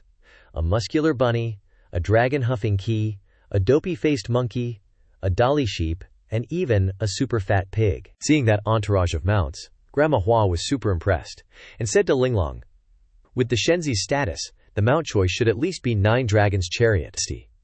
How could he pick from this bunch of weird beasts?" Jun Linglong, feeling unenthusiastic, didn't bother arguing, just replied, "Maybe the Shenzi doesn't want to be too flashy. It's not like he's afraid someone will cause trouble." She recalled what Jun Xiaoyao had said before, Bai Yunir is willing to repay the Jun family. Does that mean the Vermilion Bird Ancient Kingdom will submit to me and become my vassal? Jun Linglong replied, That's exactly what it means. She pointed and explained. Actually, every self-appointed commander of the Jun family has a force backing them. For example, if someone in the list uses a sword, there will definitely be a sword sect ready to obey. The Vermilion Bird Ancient Kingdom, in recent years, although their strength has weakened, the direct lineage Princess Bai Yungair of the Vermilion Bird Ancient Kingdom, as the Vermilion Bird Fire God, is a young and promising prodigy. Jun Xiaoyao, upon hearing this, covered his mouth and chuckled. Linglongji, are you exaggerating because you're begging for a friend, little Mu? Yun Linglong was a little annoyed, thinking to herself that she probably was. She was trying to be serious, but the little Shenzi kept teasing, making Jun Linglong want to go MC. Then she fell to the ground, covering her mouth with her sleeve, acting, "How would Linglong dare? Linglong is wholeheartedly devoted to the Shenzi. How could I stand by and watch the Shenzi get tricked and give the divine wing to someone else?" Jun Xiaoyao was speechless at Linglong's terrible acting, looking at her like, "What are you even doing? Only in times of adversity will people's hearts easily change." Jun Xiaoyao froze for a few seconds, then said, "Alright, stop acting. I was just kidding." Then Jun Xiaoyao turned serious. "However, I really don't want all the benefits to go to the Vermilion Bird Ancient Kingdom. Whether the Vermilion Bird Ancient Kingdom is worthy of the divine medicine, I have to see with my own eyes." Back in the present, Jun Linglong smiled contentedly at Jun Xiaoyao's way of doing things, thinking to herself that the Shenzi's approach was indeed different. Sure enough, the future she saw earlier was right. As she was thinking, Xiaoyao interrupted her. "Little Lingzi, let's ride it, Fireball. This can be a divine beast mount." Jun Xiaoyao hugged a big, fluffy white sheep that was leisurely chewing with satisfaction. Yun Linglong looked at the highly respected Shenzi she had just praised and was speechless, thinking, "Oh my god, this white sheep? Unbelievable." The white sheep glanced disdainfully at Jun Linglong and spat, as if saying, "What divine beast mount?" Jun Linglong went from depressed to furiously angry at the rude sheep, shouting, "I refuse! What is this for?" Inside the Jun family's heavenly emperor palace, Jun Linglong suddenly remembered and said to Jun Xiaoyao, "Oh right, Shenzi, before heading to the Vermilion Bird Ancient Kingdom, there's one more thing you need to do.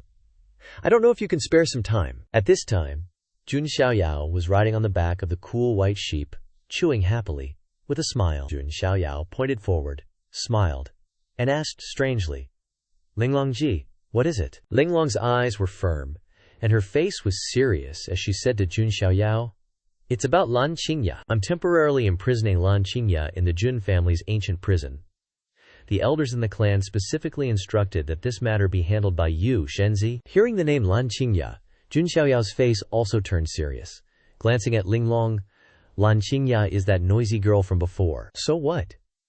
"Linglongji, how do you think I should deal with Lan Qingya?" Linglong was surprised to be asked by Xiaoyao like that. A decisive and cold Shenzi was now asking for her opinion? Jun Linglong regained her composure and said, "Lan Qingya colluded with foreign races to harm the Jun family. According to the Jun family's rules, she will be—" Jun Xiaoyao raised a finger, signaling and asking, "She will be killed?" Jun Linglong explained, "She will be tortured, Shebi nailing on the limbs of the sinner, and then exposing them to the sun until they wither." Hearing this explanation of the punishment, Jun Xiaoyao snorted coldly, thinking that the Zima called torture was just a joke of the people in this world. Then Jun Xiaoyao held out his hand to Linglong and ordered, "Bring me paper and pen." Jun Linglong couldn't help but laugh when she heard Jun Xiaoyao say this. The hell? Shenzi's found a way to use torture by paper and pen? But immediately after, she broke out in a cold sweat, thinking, "Crap, anyway. The Shenzi normally does extraordinary things when he calls me by my first name." Jun Xiaoyao struck a cool pose, raising his hand to his forehead, confidently saying, "With me in the Jun family, how can a great emperor not appear in the future? Livnit. Linglongji, write down the quotes of the future great emperor. In the future, all school-aged children must be given these essays to memorize." Jun Linglong concentrated, showing her calligraphy skills to the point of dancing brush into text and writing them down. Xiaoyao glanced down and said, "For people like Lan Qingya who do such stupid things, the Jun Heavenly Emperor has a saying, first, kill without teaching." At this time, Jun Linglong's eyes widened, suddenly understanding the deep meaning in the Jun Heavenly Emperor's words. Scene changed to the Jun family's dungeon. Lan Qingya was sitting kneeling in the dark prison. Her eyes were devoid of any expression, like a dead person. Seeing Jun Linglong come, she chuckled. Ha ha, finally here. I only have one request. Give me a quick death. Jun Linglong stood outside, saying nothing. After a moment, she lowered her head to look at Lan Qingya and said, I'm just here to relay the Shenzi's words regarding your punishment. Lan Qingya, you colluded with outsiders to harm the Jun family. The Shenzi sentences you to kneel outside the Heavenly Emperor's palace for a year to reflect. During this year, no matter what happens, you are not allowed to leave. After a year, once the grievances are clear, you will be expelled from the Jun family. The Jun family won't make things difficult for you. If you still harbor resentment towards the Shenzi, then challenge him yourself. He won't refuse any challenge. Lan Qingya was shocked upon hearing this, dumbfounded as to why Jun Xiaoyao would give her such a lifeline. Jun Linglong continued.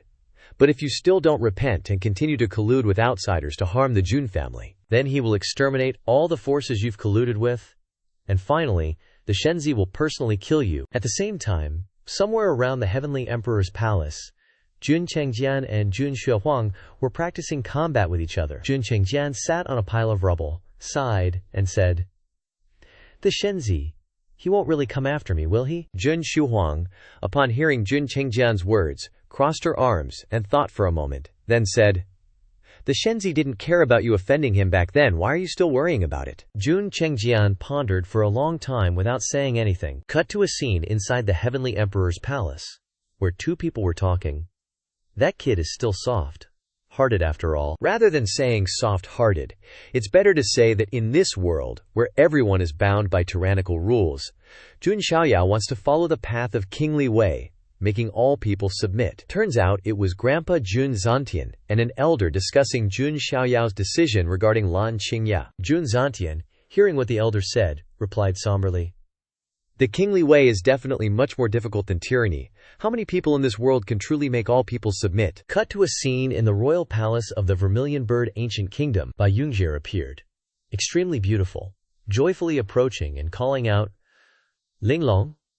Linglong also smiled slightly, happy to see her friend again. Bai Yungjie held Linglong's hand, happily smiling and saying, In the end, you still have to rely on your sisters. Men are basically unreliable. Jun Linglong calmly replied, Younger, don't overestimate me either. The Keelan Undying medicine does exist, but it's not in my hands. Bai Yungjie was so surprised upon hearing this that she broke out in sweat, asking, What does Linglong's sister mean? Jun Linglong then explained, Actually, my lord wants to see with his own eyes if this country is worthy of him offering the undying medicine, so he didn't bring it here. Bai Yungjie kept getting one surprise after another, raising her hands and saying, Linglong's sister's lord? Oh my god, I can't believe someone could make a heaven's pride like you willingly serve him like that.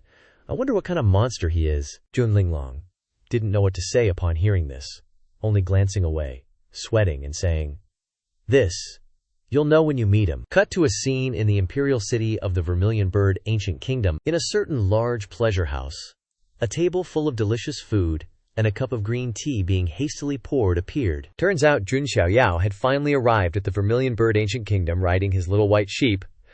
Jun Xiaoyao was sitting enjoying the delicacies and fine tea, feeling extremely comfortable, but in his head he was thinking, It would be better if that noisy kid wasn't here. Jun Xiaoyao saw a group of people causing trouble and fighting. A white-haired guy was beating up a waiter of the pleasure house, shouting, I want your best vintage wine, but what the hell did you bring us? The white-haired guy fiercely grabbed the waiter's neck, smirking evilly and saying, Don't you know who we are? You bastards. Because of you guys, my brother's mood has been ruined. Tell me, how are you going to compensate us? The waiter's neck was being squeezed so tightly that he couldn't speak, only letting out screams of pain.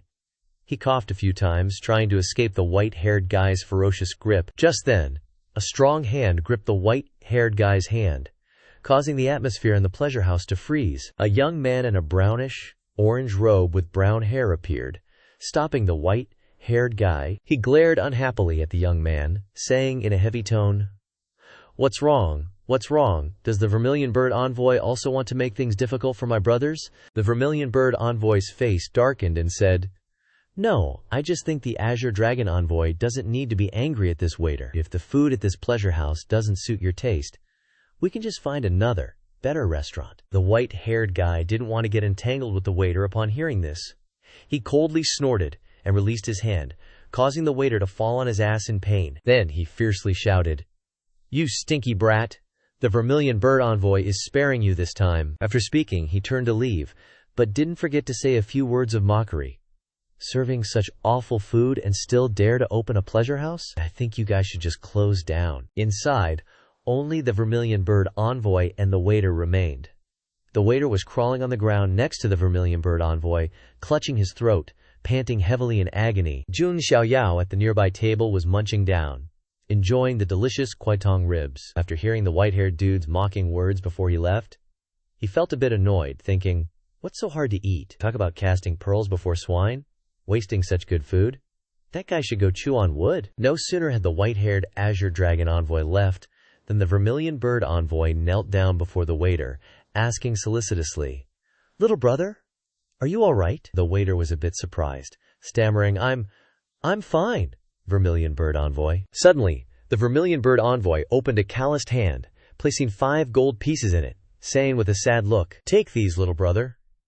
Endure a little longer. This too shall pass." The waiter looked at the gold pieces in his hand, tears welling up. Then, he knelt down, clasped his hands towards the Vermilion Bird Envoy, and said, "Yes, we will all try to endure." Jun Xiaoyao, having heard this whole exchange, pondered thoughtfully. Not long after, the waiter brought out a platter of food and headed towards Jun Xiaoyao, saying, "Esteemed guest, the extra order of roasted lamb ribs you requested has arrived." Jun Xiaoyao looked at the platter of roasted ribs, drooling with delight, rubbing his hands together and licking his lips, saying longingly, "Took you long enough. Hee hee.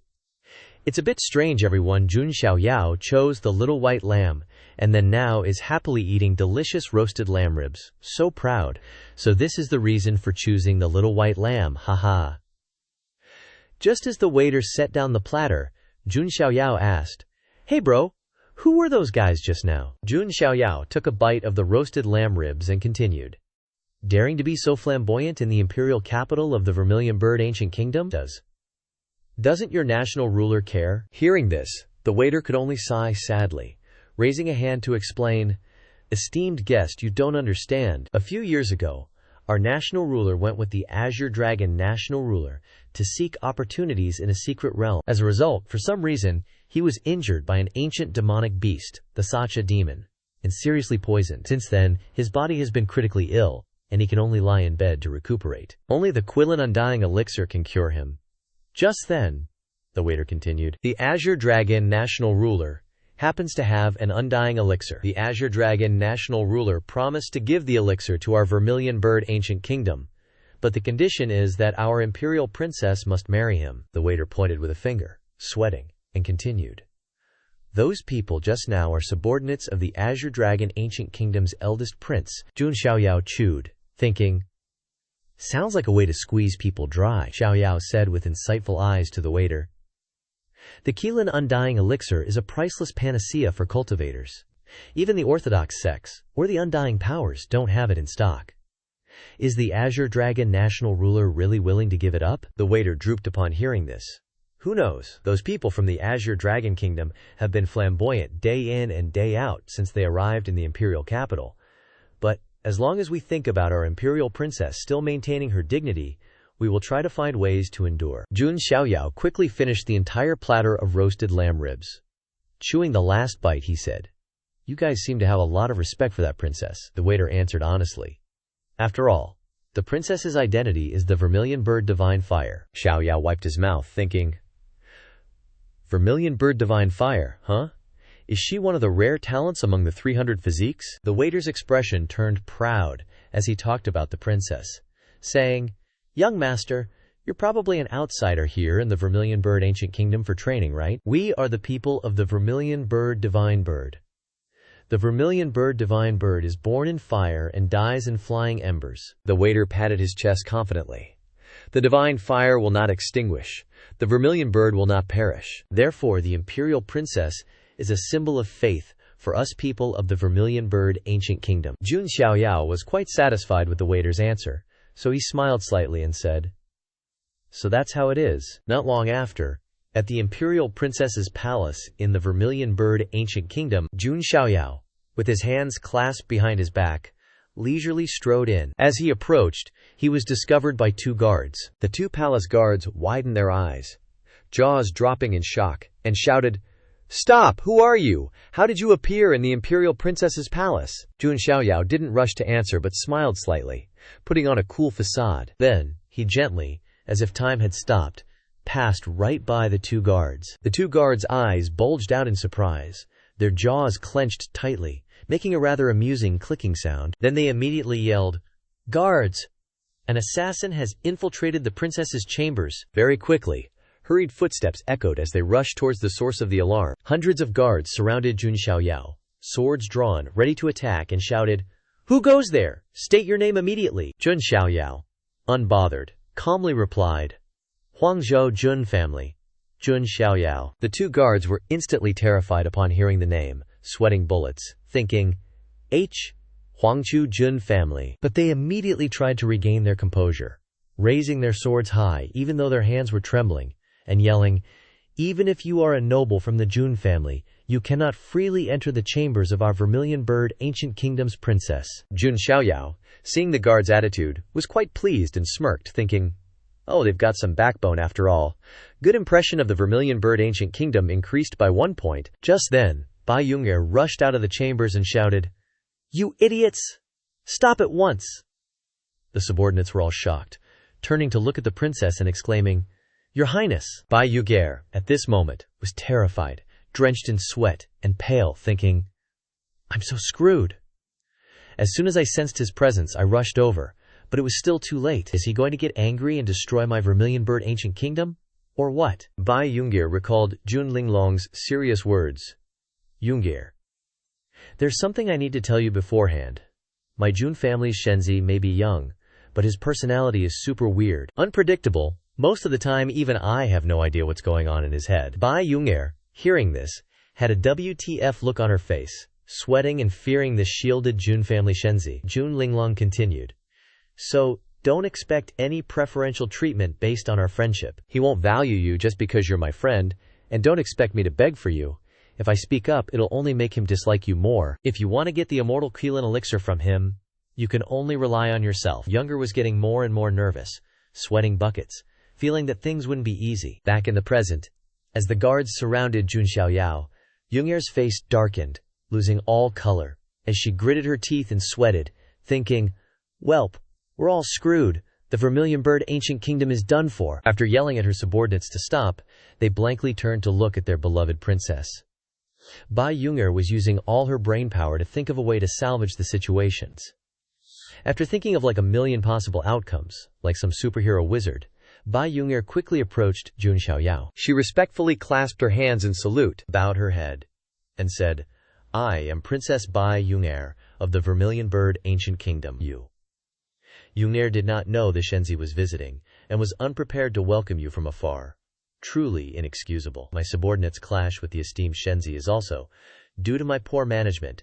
I hope the young master will generously forgive me and the Vermilion Bird Ancient Kingdom." Jun Xiaoyao, the shielded Shenzi, grinned to himself, thinking, "Oh, so this is Bai Yun'er, Jun Linglong's friend." Jun Xiaoyao's eyes twinkled with satisfaction as he saw Yun'er taking responsibility upon herself. Immediately after, Jun Xiaoyao said to Yun'er, "You must be the princess of the Vermilion Bird Ancient Kingdom then. Then you must know why I've shown up here." Jun Xiaoyao put his hand to his chin and thought, "But you didn't inform your subordinates beforehand. It seems like you weren't very welcoming of me." Immediately, Jun Xiaoyao turned to leave, waving goodbye.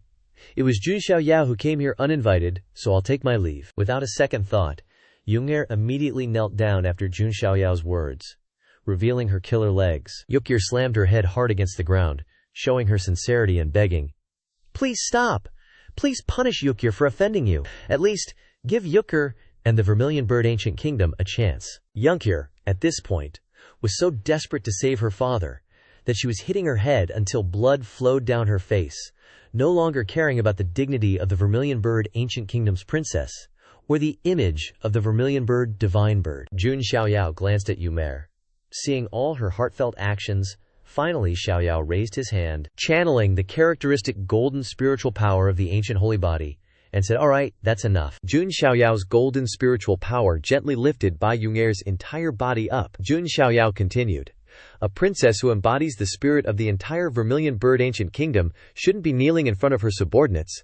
Where's the decorum? Junker had a shocked look, thinking that spiritual power can remotely control things like that. At this moment, with a flick of his fingers, Jun Linglong instantly appeared like she was on crack. Quickly brought table and chairs and poured tea and water, doing everything seamlessly, incredibly skilled. Then, she respectfully invited Jun Xiaoyao to take a seat and enjoy the tea. Bai Yunxie watched this scene from afar. Her jaw almost dropped, her mouth wide open, sweating profusely, marveling. I've heard Linglong's sister say it before, but seeing it with my own eyes is still so surreal. Jun Xiaoyao sat down in the chair, crossing his legs in a cool manner, and said, "All right, I'll give you a chance. How will you convince me to stay within the time it takes to brew a pot of tea?" Younger narrowed her eyes, sweating as she thought. She was extremely worried because the opportunity only came once, and the time was so short. Just a cup of tea. Younger immediately activated storytelling mode. The Fire Province is vast, with 3,000 miles of fertile and rich land, all belonging to the territory of the Vermilion Bird Ancient Kingdom. If the Shenzi would be so kind as to bestow the immortal Quidlin elixir, to save the life of the Vermilion Bird Ancient Kingdom's ruler, we gods and royalty, along with billions of citizens in this 3,000-mile territory, are all ready to serve Shenzi. Jun Xiaoyao, after hearing Bai Yunxie's persuasion, sighed, chuckled, and said, "Seems like you're misunderstanding something. The Huangzhou territory, where my Jun family, an ancient aristocratic family, resides, is 100 times bigger than your Huazhou. What's more, the surrounding Zhao regions are also under the control of my Jun family. So why would I need your tiny Huzhao?" Hearing this, Bai Yunxie knew her persuasion wasn't working. She clenched her fist, looking troubled, and said, "Then Younger is willing to submit to Shenzi as her master, only hoping that Shenzi will have mercy and grant her the medicine." Hearing these words from Her Highness the Princess, the surrounding subordinates were utterly surprised and blurted out involuntarily, "Huh, what are you saying, Your Highness? You can't do that." Jun Xiaoyao smirked, pretending to be displeased. Then he pointed at Jun Linglong standing behind him and said, "Do you see who's behind me? This is Jun Linglong, a wanderer for 23 years, pouring tea, washing dishes, doing laundry, making the bed, killing people, arson, assassination. She's proficient in everything. She's my maid." "Do you think you can replace Jun Linglong?" Bai Yunxie, hearing this, blushed with embarrassment and surprise, exclaiming, "Me? How could I compare to Linglong? Gigi, of course not." Jun Xiaoyao feigned anger and yelled, "That's right, you can't.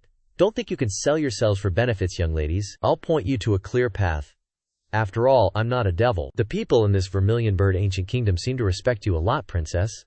But I'm not sure if you deserve that respect." Jun Xiaoyao extended his hand towards Bai Yunxie, explaining, "There's something you don't know. Like the great Ho Chi Minh once taught, take the people as the foundation of the nation. If the foundation is solid, the country will be peaceful. If the royalty of the Vermilion Bird Ancient Kingdom is just trash, unable to even protect its citizens, then why should I waste precious immortal medicine on you people?" Saying this, Jun Xiaoyao stood up, clasping his hands behind his back, his expression utterly arrogant. As he left, he said, "I'll be leaving this country in 3 days. Before then, if you still can't change my mind, it means that both the ruler of the Vermilion Bird Ancient Kingdom and the undying blaze in my hand are not fated for you." Bai Yunxie fell into deep thought, unsure of what to do. Jun Xiaoyao and Xiao Lingzi left the princess's palace in silence, without a word. After a while, Jun Xiaoyao began to feel the atmosphere getting heavy, cold sweat breaking out. He glanced at Xiao Lingzi behind him, clearly sensing the tension. Xiao Lingzi's face was cold, her eyes filled with murderous intent, making Jun Xiaoyao shudder. Unable to stand the silence any longer, Jun Xiaoyao broke the tense atmosphere. "Linglong, are you blaming me for making things difficult for your friend?" Xiao Lingzi maintained her impassive expression, coldly replying, Wouldn't dare. It's just that I haven't killed anyone, set fire to anything, or assassinated anyone." Linglong's sharp, sword-like gaze from behind made Jun Xiaoyao recall his boastful words earlier. Cold sweat poured out even more as he stammered in fear, sorry. After Jun Xiaoyao and Jun Linglong left Bai Yunxie's palace, Princess Bai Yue went straight to the royal palace, where her father, the ruler of the Chuk ancient kingdom, was struggling to hold on against the deadly poison from the ancient demonic beast, Satsuma serpent. Bai Yunxie gently lifted her father's hand, her eyes full of worry. "Father, I really must do something to save the situation, but I don't know if my decision is correct. A gloomy atmosphere enveloped the ruler's sickbed. But with Bai Yucare's arrival, a glimmer of hope seemed to appear in the darkness. After a moment, she continued in a worried tone. The situation of the Chukai ancient kingdom is extremely tense. If this decision is not appropriate, it could plunge hundreds of thousands of people of the country into eternal damnation. The ruler slowly opened his eyes and looked at his beloved daughter with eyes full of emotion. He spoke in a weak but confident voice. If you really want to do it, just do it. Father completely trusts you. Divine fire never dies. Chukai never perishes. Hearing the words of encouragement from her father, Bai Yumier felt her heart fill with confidence. Her eyes lit up as if she had decided on the path she must take. Meanwhile, at the Purple Inn, where Jun Xiaoyao and Jun Linglong were resting, the atmosphere was completely opposite. Jun Xiaoyao, with a carefree expression, held a zither and sang happily with his friends, his comfort and excitement making the whole room burst with vitality. Jun Linglong, seeing Jun Xiaoyao's relaxation, couldn't help but ask in surprise, "Does Shenzi also understand such profound and difficult zither skills?" Jun Xiaoyao maintained his cool expression, casually replying with a short but unrestrained sentence, "Knows some. How about it?" After Jun Xiaoyao continued to act deeply, his cold, unpredictable eyes combined with his hair flying in the wind made him look no different from a real SBOY. He looked at Jun Linglong and said, "Linglong, do you know the zither?" Jun Linglong was too familiar with Jun Xiaoyao's fake humility, so she replied immediately, without surprise, "Linglong only knows a few common pieces, but is not proficient in zither." Suddenly, a notification from the system appeared in front of Jun Xiaoyao. Chukai Ancient Kingdom Royal Palace login successful. Congratulations to the host for receiving a 4-star reward, the ancient sacred weapon, Phoenix Cry Chishan. Jun Xiaoyao looked at the notification, then casually turns to Jun Linglong and says, "It's okay, you just need to know how to play. Teach me a few tunes when you're free, okay?" Jun Linglong, hearing this, couldn't help but ask curiously, "Why are you suddenly interested in learning musical instruments, Shenzi?" Jun Xiaoyao instantly activates his wise mode, points to the sky, and says with an arrogant look, "It's super boring to clear virtual worlds with a cheat code, so I not only want to learn musical instruments, but also all the arts and even dancing. If I have the chance, I'll become a super VIP carpenter and mechanic too, hee." He raises his hand to his face, grinning from ear to ear, eyes sparkling as if dreaming about the future. Jun Xiaoyao continues enthusiastically, "Then, I'll think of ways to make computers and develop video games for the heck of it." Listening to Jun Xiaoyao's incomprehensible and futuristic words, Jun Linglong is speechless. In her mind she thinks, "Is this guy really suited to be a Shenzi? He's talking nonsense. Is he okay? Oh well, what can I say?" After a moment of improvising with carefree jokes, Jun Xiaoyao suddenly turns serious and says to Linglong, "What do you think your friend will do to change my mind? I'm a bit curious too. However, that princess needs to be more decisive." Suddenly, from behind Jun Xiaoyao and Linglong, a figure appears. Jun Xiaoyao and Linglong turn around in surprise. It turns out to be Granny Hua, a guard of the Jun family. Granny Hua is extremely serious at this moment, her face solemn as she says, "Little Ling Ezi, your friend just took a letter of annulment to the first prince of the Azure Dragon Ancient Kingdom." Hearing this, Jun Xiaoyao not only isn't worried, but also feels extremely amused, laughing loudly, "A letter of annulment? Let's go, let's watch the show." The three of them quickly head towards the palace of the first prince of the Azure Dragon Ancient Kingdom. From inside, the cold, deep voice of the first prince echoes, "Xiao Chen, Yuer, what is the meaning of this?" Xiao Chen's gaze is serious and cold, his voice full of power. "This joke of yours isn't funny at all." Bai Yungier, standing opposite Xiao Chen, answers frankly and without hesitation, "What I said earlier is exactly what I meant. The Zhuxi Ancient Kingdom is now annulling the engagement with the Azure Dragon Ancient Kingdom. As your highness knows, the Zhuxi Ancient Kingdom has been very busy with state affairs recently. I hope your highness can return to the Azure Dragon Ancient Kingdom with me immediately. Another day I will personally visit the Azure Dragon Ancient Kingdom to apologize." Hearing this, Xiao Chen's face darkens, his eyes erupting with anger.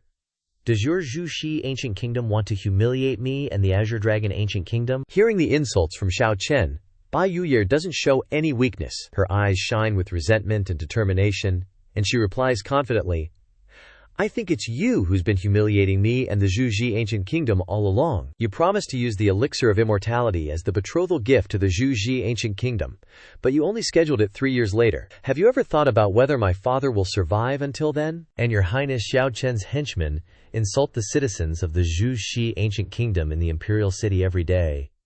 Have you ever bothered to care? Do you really want to test my limit? The more Younger speaks, the more her anger erupts.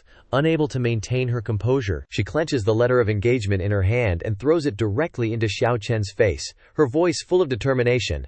Now I'm telling you, this is my limit. A cornered rabbit will bite. Don't push people too far. The letter of engagement slowly falls, touching Xiao Chen's cold and resentful face. He's so angry that his face is covered in veins, his eyes filled with fury, his voice gritting out each word. You're really quite tough, huh? Having someone backing you makes you completely different, right? Xiao Chen clutches the letter of engagement, his eyes flashing with madness. He continues to provoke, his voice full of sarcasm. I heard the other day that a white-robed young master broke into your boudoir and then left leisurely. That's your new lover, your new support, right? In the end, you're just another man's plaything, using your body to exchange for the elixir of immortality, right? Debasing yourself to that extent. You truly are a slut not worthy of entering the gates of the Azure Dragon Ancient Kingdom. Xiao Chen's final insult makes the atmosphere tense to the point of suffocation. While everyone is immersed in the tension, Jun Xiaoyao leisurely uses the stealth technique, a skill he learned during his days of closed-door cultivation. He secretly monitors all the developments between Bai Yumer and Xiao Chen, not forgetting to bring his favorite grilled lamb chop. While nibbling on the food, he enthusiastically watches the drama. Jun Xiaoyao chuckles to himself, his eyes scrutinizing Xiao Chen, thinking, this first prince isn't bad, but let's see how this princess will resolve things after Xiao Chen's cruel insults. Bai Yunger couldn't maintain her composure. Her eyes flashed with anger, but her voice was full of determination. At first, I only thought you were a degenerate intellectual, but now, from the bottom of my heart, I find you truly pathetic. Xiao Chen frowned, unable to understand the meaning of these words. He glared and asked, what do you mean by that? Bai Yunger, with a confident demeanor, doesn't back down. You can only rely on your morbid imagination, along with insults, to salvage your own worthlessness. As a man, you are both pitiful and despicable. Hearing these words, Xiao Chen explodes, his eyes flashing with coldness. Unable to control his anger, he shouts, shut your mouth, you're just a lowly slut. In a fit of rage, Xiao Chen raises his hand, unleashing a palm strike full of azure spiritual power, striking directly into Bai Yunger's chest. Without any defense, Yunger takes the full force of the attack. She flies backward, her body slamming into the wall with a loud crash. The wall shattered, and blood gushed from her mouth. Painting a long streak down the wall, Bai Yunger suddenly collapsed, landing motionless on the ground. Xiao Chen watched from afar, his teeth clenched. His face was a mixture of anger and worry, drenched in sweat. In his heart he cursed, damn it! Why didn't she defend? Didn't even try to dodge? What is this bitch planning? Bai Yunger remained seated, her head lowered, not uttering a word. From a distance, Jun Xiaoyao, still munching on his snack, stared at the scene in astonishment. He thought to himself, holy moly, that last hit probably shattered all of Bai Yunger's internal organs. How's she going to survive this? Suddenly, Jun Xiaoyao's eyes lit up. He was so shocked that he blurted out, WTF, what is this? In that instant, crimson flames erupted around Bai Yunger's body. She pressed her hand against the ground and slowly raised her head, looking directly at Xiao Chen with a resolute gaze. The flames surrounding her grew stronger, and the wounds on her body gradually healed. Younger lightly wiped the blood from the corner of her lips and stated directly, I'll take that palm as the end of the relationship between our two nations. From now on, the Vermilion Bird Ancient Kingdom no longer welcomes you. Please, Your Highness, depart. Hearing these words, Xiao Chen was consumed by fury. He roared Bai Yunger's name, then charged towards her with murderous intent, unleashing a powerful blow aimed directly at her head. Younger maintained her composed expression, raising her hand in a defensive stance. She let out a small grunt, then channeled the characteristic red spiritual energy of the Vermilion Bird Divine Flame, preparing to counter the attack. Boom! A massive explosion echoed, as dust and smoke obscured the view of both of them. Xiao Chen suddenly sensed that something was wrong. He gritted his teeth as cold sweat poured down. On the other side, even Bai Yunger sensed something amiss. and a look of horror flashed across her face. Immediately after, Jun Xiaoyao appeared, his strong arm firmly gripping Xiao Chen's hand. Despite his struggles, he couldn't break free. Jun Xiaoyao maintained a calm demeanor, saying, "I really liked that answer of yours, Yunier." He smiled lightly, pleased, and continued, "You've convinced me." Hearing that she had convinced Jun Xiaoyao, Yunier was overjoyed and couldn't hide her happiness. She immediately thanked him. "Thank you, young master. Thank you, young master." Meanwhile, Xiao Chen, restrained by Jun Xiaoyao, was sweating bullets and filled with anxiety. He gritted his teeth and asked, "Who the hell are you?" Jun Xiaoyao smirked mockingly at Xiao Chen. "Just like you said before, I'm just a casual fling." Shocked, Xiao Chen went from wary to completely enraged by Jun Xiaoyao's sarcastic words. He swung his remaining hand, attacking directly towards Jun Xiaoyao, yelling, "You're nothing but a dog couple." He used the Heavenly Dragon's sky-piercing fist, launching a blow with his left hand straight towards Jun Xiaoyao. However, Xiaoyao simply put both hands up to block the attack. A loud bang resonated, but Chen's blow caused no damage whatsoever to Xiaoyao. He stood there, his eyes coldly and casually fixed on Xiao Chen, and chuckled. "You're just a small fry." Jun Xiaoyao raised his hand, channeling spiritual power, and said with a challenging tone, "I'm sorry, but seeing your dragon fist has made me unhappy." Immediately following, Xiaoyao unleashed the dragon subduing hand, a signature move of the Dragon Clan, with immense power. It struck directly at Xiao Chen. The attack hurtled towards him like lightning, leaving Xiao Chen no time to dodge. He could only exclaim in horror, "What the hell, fake green dragon meets a real golden dragon, I'm screwed." He was sent flying dozens of meters away, coughing up fresh blood, his eyes rolling back, his whole body in excruciating pain. Ymir witnessed the entire scene of Jun Xiaoyao easily defeating Xiao Chen with a single palm strike. She couldn't help but be terrified, pursing her lips and thinking to herself, "What the heck? One palm and he's down?" At that moment, Jun Linglong also appeared beside Yunier, like a phantom that came and went without a trace, which everyone had grown accustomed to due to her elusive nature. Younger leaned close to Linglong's ear and whispered, "Linglong, may I ask what Shenzi's current cultivation level is?" Xiao Chen is considered a famous figure in the 4 ancient kingdoms, yet he was defeated so easily. "Shenzi's cultivation must be extremely high, right?" Linglong replied casually. Without the slightest hesitation, the Jun family's Shenzi is currently only in the late Divine Bridge realm. Hearing this, Yunker began to think about the realm division system. She remembered that the order from high to low was Infant Transformation Realm, Divine Treasure Realm, Spirit Sea Realm, Saup. Xiao Chen and she were both at the Divine Palace Realm, while Linglong was at the True Spirit Realm. Yet Jun Xiaoyao was only at the Divine Bridge Realm, even lower than her and Linglong. Thinking carefully, Yunker put on a look of astonishment, even breaking out in a sweat, and gasped, Wait, isn't that winning, while crossing 2 major realms?" Youngir continued to ask incessantly, "How old is Shenzi this year?" Linglong answered extremely concisely, 10 years old. Hearing this, Younger was even more shocked by the 3 consecutive, unexpected blows. Seeing this, Linglong gently explained further, "Although Shenzi is only 10 years old, he looks quite big." Youngir was now like a child who had just discovered a new miracle, her eyes shining brightly with astonishment, and she thought to herself, "Oh my god, this is amazing." On the other side, after taking a hit from Jun Xiaoyao, Xiao Chen tried to prop himself up. Even though he was in pain, he wasn't giving up, yelling angrily, "Don't you dare look down on me!" Immediately, he threw off his outer cloak, tossing it hard behind him. With a grim look and determination shining in his eyes, he raised both hands in front of his chest, gritted his teeth, and started circulating his azure spiritual power. Spiritual energy from his body began to gather towards the sky. Xiao Chen's cultivation level gradually surged from the 4th level of the Divine Palace Realm, then to the 5th, and finally reached the 6th level. Jun Xiaoyao remained calm, his cold eyes full of disdain. He casually said, "HMPH, you're trying to replenish your dragon chi?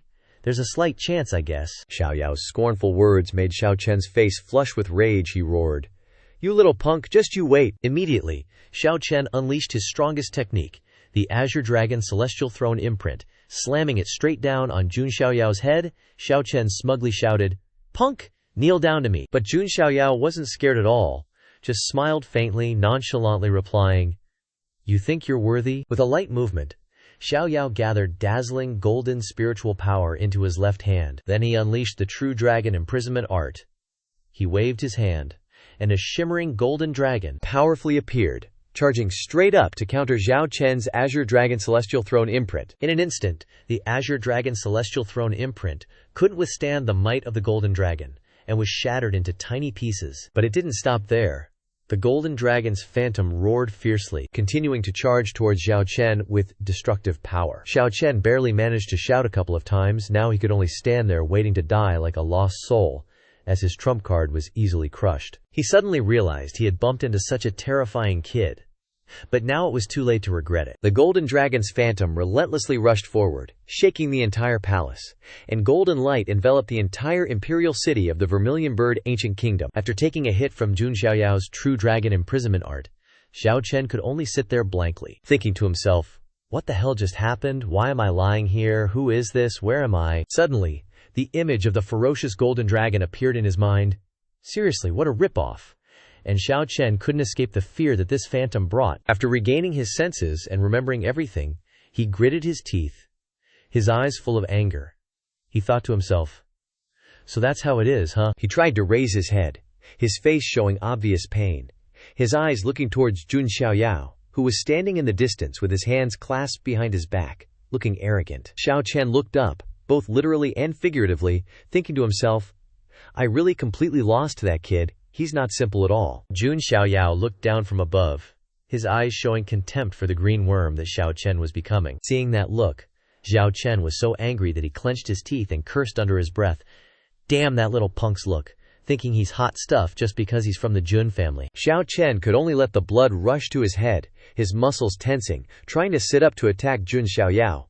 Even though his body was covered in wounds, he still didn't forget to shout, "You son of a BTCH, don't give me that look and attitude looking down on me." Jun Xiaoyao was extremely calm, glaring at Zhao Chen. Seeing him attack, Jun Xiaoyao didn't reveal any emotion, simply raising his right hand, flicking 2 fingers down, and unleashing the soldier's punishment art. Immediately, hundreds of phantoms of divine weapons appeared from all directions, simultaneously attacking Zhao Chen. Jun Xiaoyao's eyes were cold, but he didn't show the slightest bit of killing intent towards him.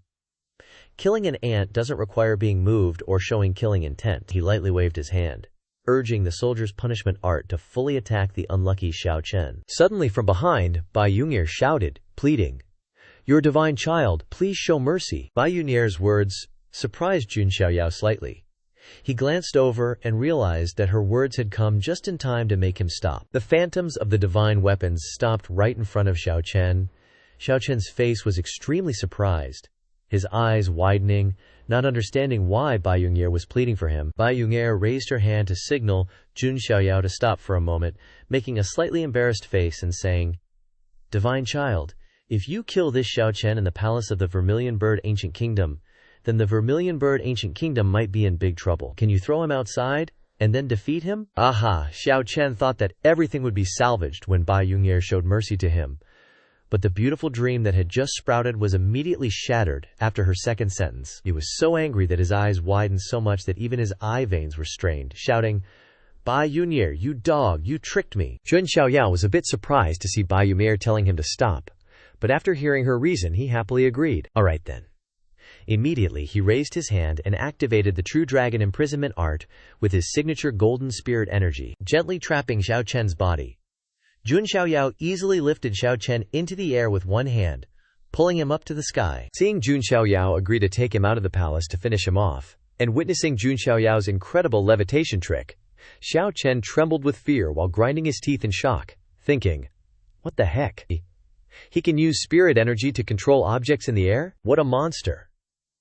At this moment, Jun Xiaoyao clenched his palm, then yanked his hand back sharply. Suddenly, a phantom azure dragon was extracted from Zhao Chen's body. Jun Xiaoyao flashed a wicked grin, holding Zhao Chen's azure dragon phantom in his palm, and said, Well, isn't this the dragon soul that the Azure Dragon Ancient Kingdom of Yuan is so proud of?" Seeing his dragon soul extracted, Zhao Chen went ballistic, veins popping on his neck, his eyes filled with murderous intent as he roared at Jun Xiaoyao, "You damned brat, give me back my dragon soul!" Jun Xiaoyao didn't hesitate, and said with firm resolution, "Too noisy."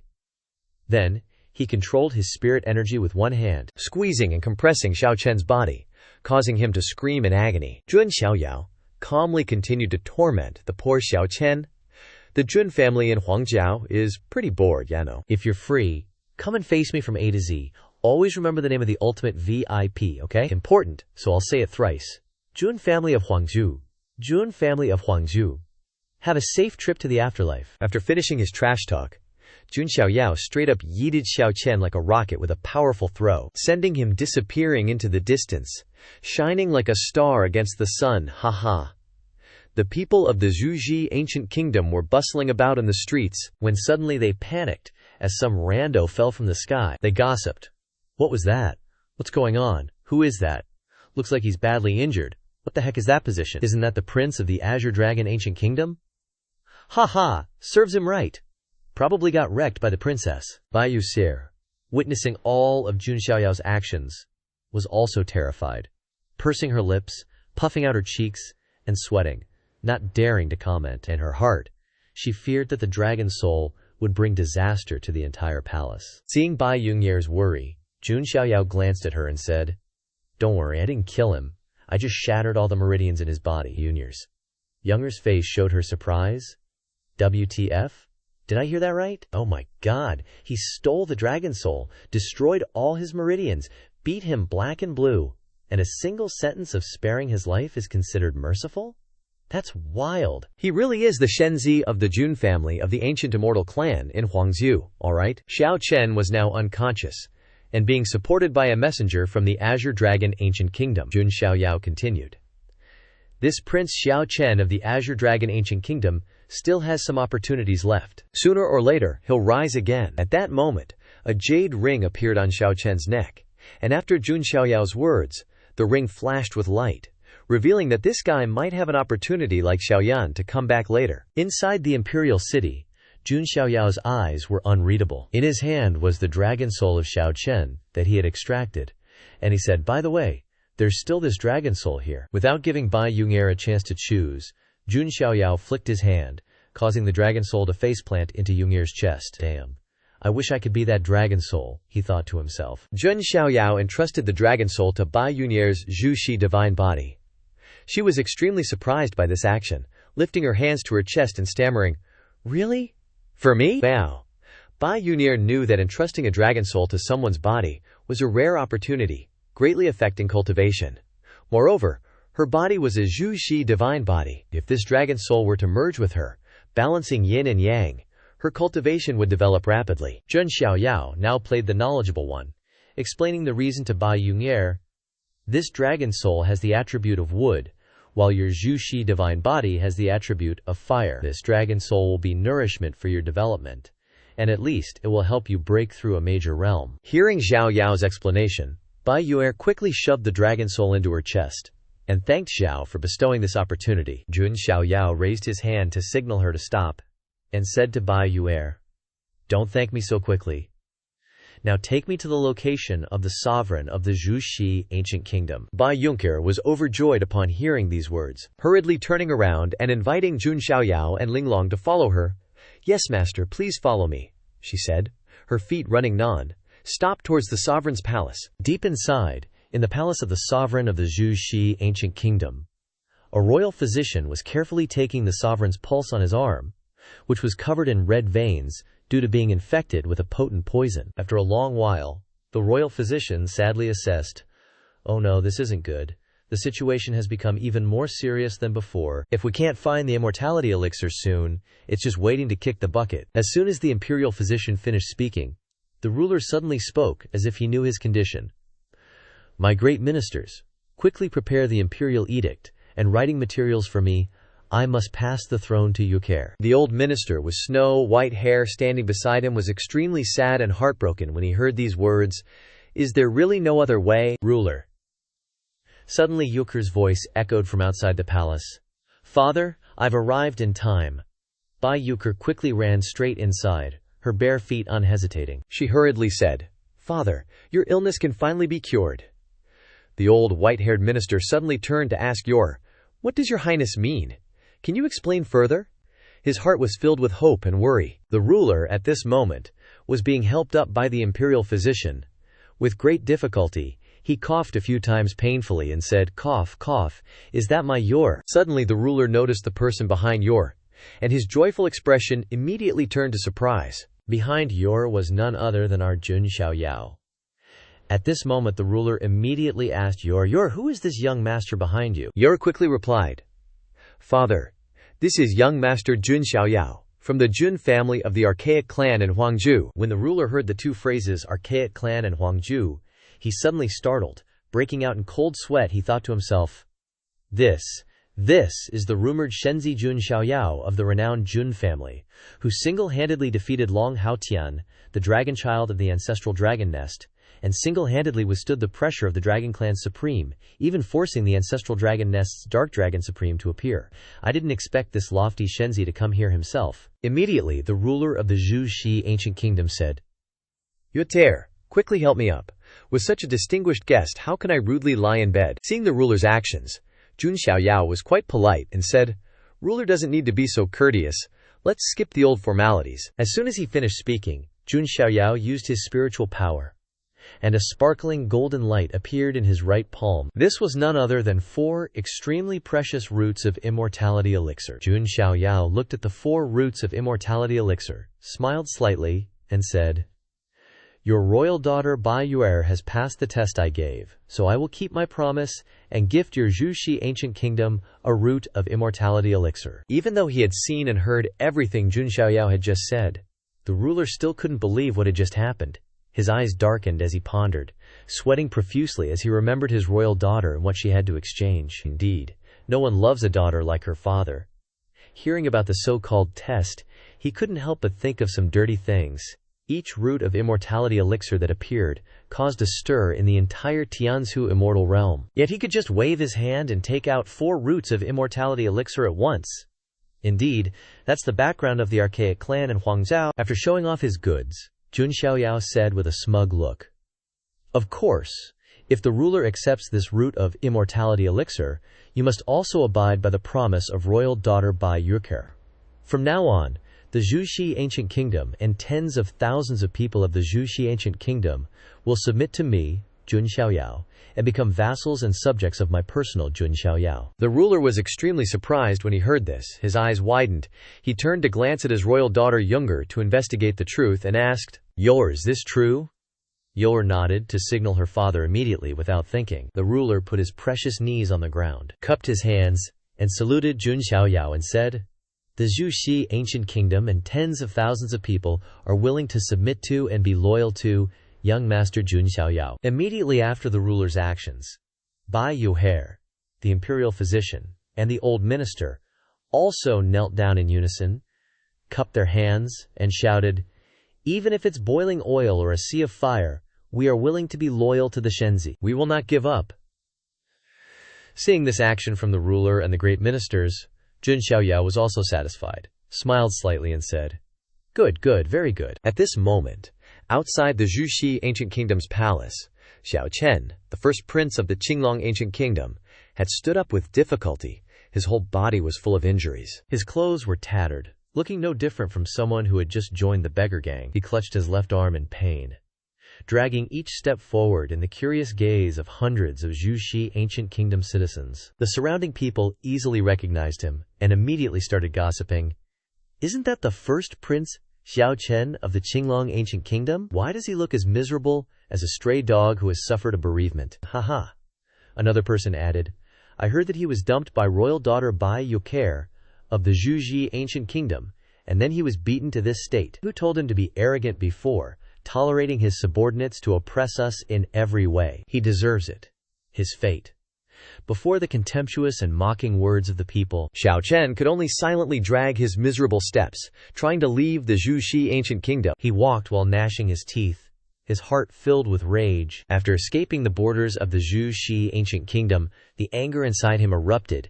He punched a large tree on the side of the road and shouted, "Damn it, I remember your name. Jun Xiaoyao.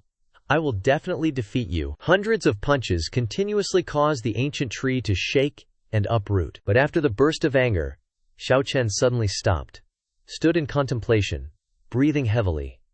After a moment of silence, he clenched his fist, mocking himself. What the hell am I doing? Acting like a crackhead who's high as a kite. Suddenly, a majestic voice echoed in Xiao Chen's head. Are all descendants of my azure dragon ancient kingdom as weak and timid as you? Xiao Chen was startled, not believing his ears, thinking that Jun Xiaoyao had hit him in the head so hard that he'd gone crazy. He blankly turned around, looking back and forth, trying to find where the sound came from. In that instant, the jade, shully green ring he wore around his neck suddenly emitted a brilliant light. Xiao Chen froze, immediately picking up the ring to examine it closely.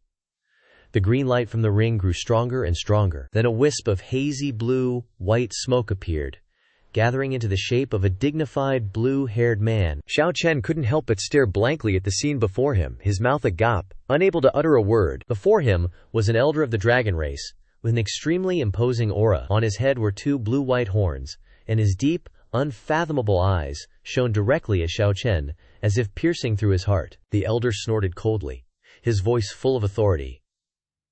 Have you descendants forgotten this old man? Xiao Chen was still in shock, cold sweat running down his cheeks, stammering, You are. In his mind, the image of the majestic statue placed in the center of the imperial palace of the Azure Dragon Ancient Kingdom suddenly appeared, and the image became clearer and clearer. Xiao Chen suddenly exclaimed in a panic, Could it be that you are the founding ancestor of the Azure Dragon Ancient Kingdom? You are Azure Dragon Shangren? Realizing the identity of the elder before him, Xiao Chen hurriedly respectfully cupped his hands in salute, his voice full of respect. Xiao Chen, the Grand Prince of the Azure Dragon Ancient Kingdom, is honored to meet the old ancestor. In Xiao Chen's mind, countless thoughts raced. The elder before him had the same appearance as the statue of the founding ancestor in the imperial palace of the Azure Dragon Ancient Kingdom. If it really was this one, the founding ancestor Azure Dragon Shangren, then according to the historical records, he had once reached the quasi-supreme realm, only half a step away from officially entering the supreme realm. Xiao Chen never expected that the relic left by his mother, the Panlong Ring, actually contained the soul of the founding ancestor Azure Dragon Shangren. This made him feel that his fate might not be completely sealed. Azure Dragon Shangren looked at Xiao Chen and spoke, his voice deep. This old one awakened some years ago. When I discovered that you were a prince of the Azure Dragon Ancient Kingdom, I transferred my power and resources to you, but unexpectedly you still suffered defeat at the hands of that Jun family Shenzi. Hearing Azure Dragon Shangren's reproach, Xiao Chen was startled, but immediately angrily shouted, Shangren, you almost stepped into the supreme realm. Is Kara now? In the Chuxi Ancient Kingdom, you're practically the strongest existence. Why didn't you just kill that Jun Xiaoyao right then and there? Azure Dragon Shangren only curled his lip upon hearing that, his eyes full of disappointment, and snorted coldly. Ignorant brat! Who do you think I am? I am now just a remnant soul, with hardly any strength left. And you? Do you even know who that Jun family Shenzi really is? Azure Dragon Shangren had actually been quite pleased with Xiao Chen before. But now seeing him so emotionally unstable that he couldn't control himself, he was extremely disappointed. Even so, Xiao Chen was unwilling, clenching his fists and bringing them forward, angrily shouting, Old ancestor, you are still a quasi-supreme being. Could it be that you can't make the Jun family in Huangzhou show some restraint? Azure Dragon Shangren's remnant soul shook his head, his tone melancholic. You still don't understand. My current strength is only 1/10 of what it was in my prime, but even in my prime, I couldn't do anything to the Jun family. An archaic clan like the Jun family is not something you can imagine. The Jun family has existed for countless generations. Their power far beyond your understanding. Azure Dragon Shangren sighed, continuing. The information you have is still lacking, and your state of mind is so chaotic, how can you accomplish great things? Listen carefully. Jun Xiaoyao is not just an ordinary person, he is one of the Jun family's Shenzi, designated as number 0. Not long ago, the 18th generation ancestor of the Jun family used only 3 sword strikes to obliterate Yulong, a quasi-supreme of the same realm as me. Within the Jun family, the number of strong people like that is countless. If we attack a Jun family Shenzi, in just half a day, our Azure Dragon Ancient Kingdom will be leveled to the ground by them. Hearing these words, Xiao Chen's eyes were full of anger and unwillingness. He gritted his teeth, speaking bitterly. Then does that mean I will never have a chance to take revenge on that Jun Xiaoyao in this life? Azure Dragon Shangren glanced at Xiao Chen, revealing a meaningful smile, and said, Descendant, don't lose heart. You are the national fortune son of heaven, of the Azure Dragon ancient kingdom. The future still needs you. I won't let you fall into such a gloomy situation. Although your meridians and cultivation are currently blocked, there is fortune in misfortune. I will impart to you a quasi-supreme level cultivation method, the Azure Heaven Dragon Transformation Art. This is the cultivation method I once practiced, and now it's time to pass it on to you. Azure Dragon Shangren smiled triumphantly, reaching his hand forward, the blue spiritual energy from his palm radiating brilliantly, transmitting directly into Xiao Chen's body. He continued, the azure sky transforms into a dragon. No destruction, no construction. The hatred and humiliation of today, you must repay 100-fold. Azure Dragon Shangren's words were like a flame igniting hope in Xiao Chen's heart, his eyes suddenly blazing with intense fighting spirit. Awakened from despair, his body as if awakened, seething with determination to overcome all limits, his fighting spirit rising stronger than ever before. Time passed quickly. A few months later, Jun Xiaoyao was sitting in meditation in his room, radiating the majesty and elegance of a talented young man. His dantian was frantically absorbing spiritual energy, transforming it into the golden spiritual energy of the desolate ancient sacred body. That spiritual energy surged violently, permeating his body. Bai Yunyer and Jun Linglong stood nearby, unable to help but admire him. Jun Linglong said admiringly, in just a few months, the Shenzi has advanced to the perfected divine bridge realm. The Shenzi's cultivation speed is truly astonishing. Jun Linglong stood beside her with a calm expression, not at all surprised, and said softly, this speed was considered slow for the Shenzi even when he was in the Jun family. After speaking, her expression became pensive, thinking, it seems the Shenzi has spent too much time practicing the six immortal sword art, so the growth of his cultivation has slowed down. Jun Xiaoyao gradually woke up at this moment, opening his eyes and looking towards Jun Linglong and Bai Yuer, then gently asked, so what brings you two here? Jun Linglong quickly pulled a jade slip out of her pocket, with weird symbols carved on it. She held it up to her mouth and said, this is a message from Jun Chengjian for the Shenzi. Jun Xiaoyao stroked his chin, thinking, Jun Chengjian, who now? Sounds kind of familiar. After racking his brains for a moment, he suddenly realized and went, oh, Jun Chengjian, right, the dude with the bushy eyebrows. Regaining his composure, Jun Xiaoyao asked, Linglong? So it's Jun Chengjian, huh? What does he want from me? Can't imagine. Linglong? Ji? Activate the jade slip. Following orders, Jun Linglong activated the jade slip in her hand. Instantly, it emitted a dazzling light. Jun Linglong quickly read aloud the content recorded inside. The Heavenly Emperor has announced that a strange phenomenon has appeared in Nanyuan Daozhu, and a supreme aura fills the air.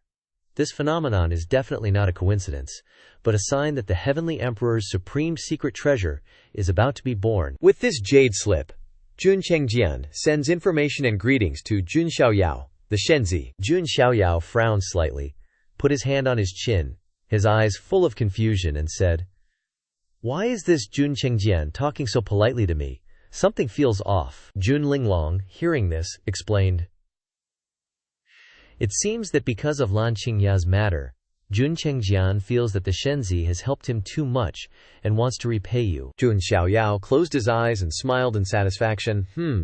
If it's Jun Chengjian's kindness, then I'll accept this news. Linglong, Ji, quickly prepare the carriage. I want to go there immediately. While it's hot, Jun Linglong quickly obeyed and went to prepare the carriage. At this moment, Jun Xiaoyao turned to Bai Yunyer and asked, how is the state of the Chu kingdom? That is, the ancient kingdom, Bai Yunyer quickly replied, her expression calm.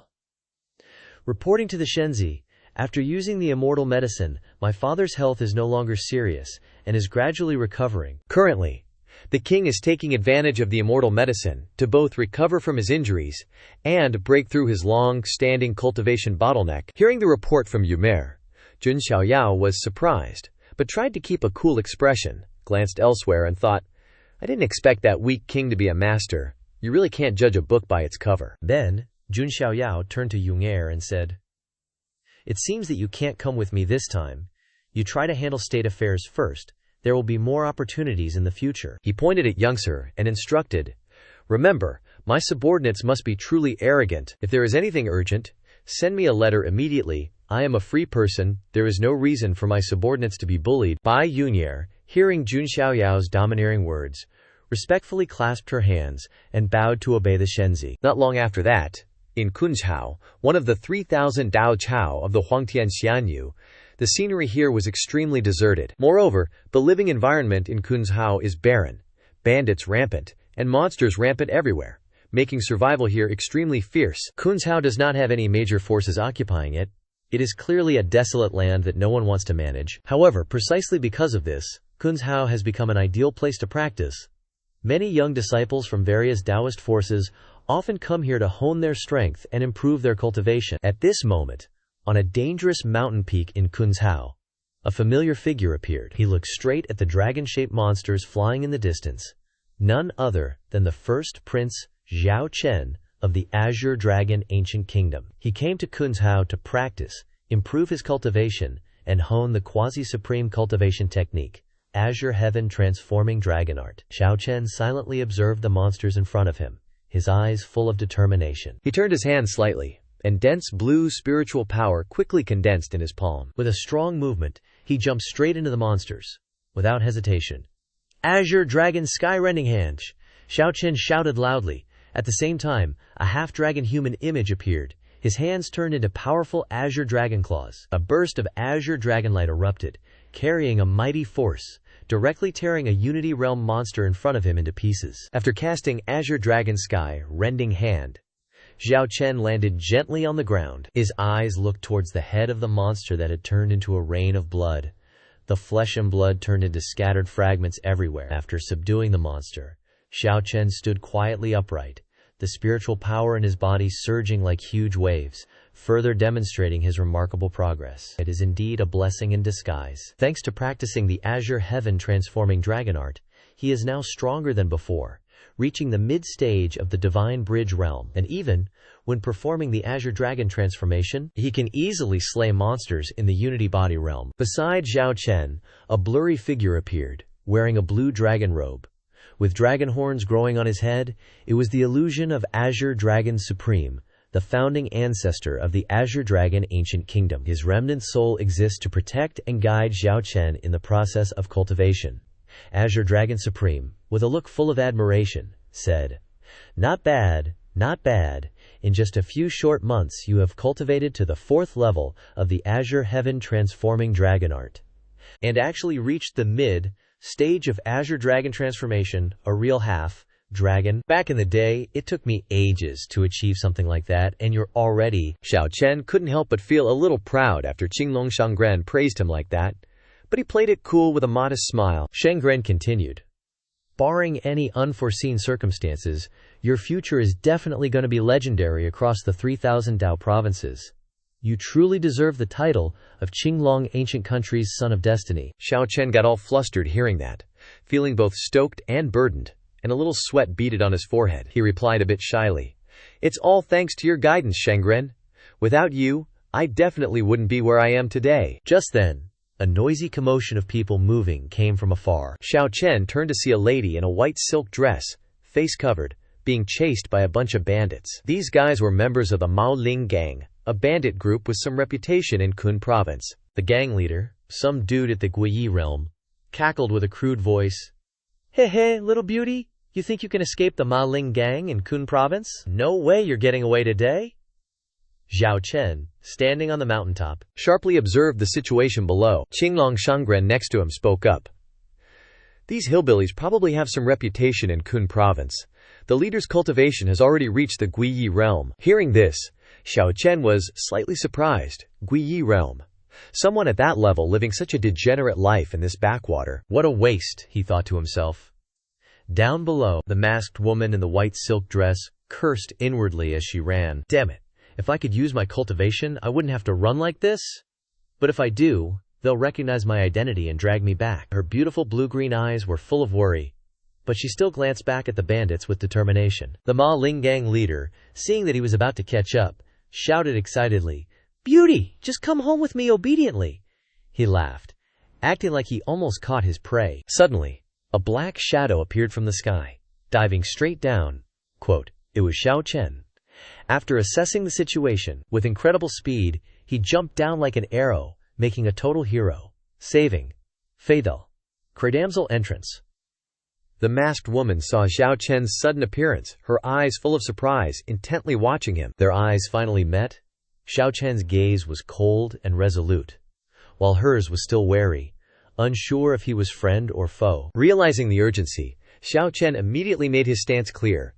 He headed straight for the bandits, his voice booming with authority. "You bandits, scram right now!" The leader, hearing the challenge, instantly flew into a rage, his face hardening, eyes filled with murderous intent.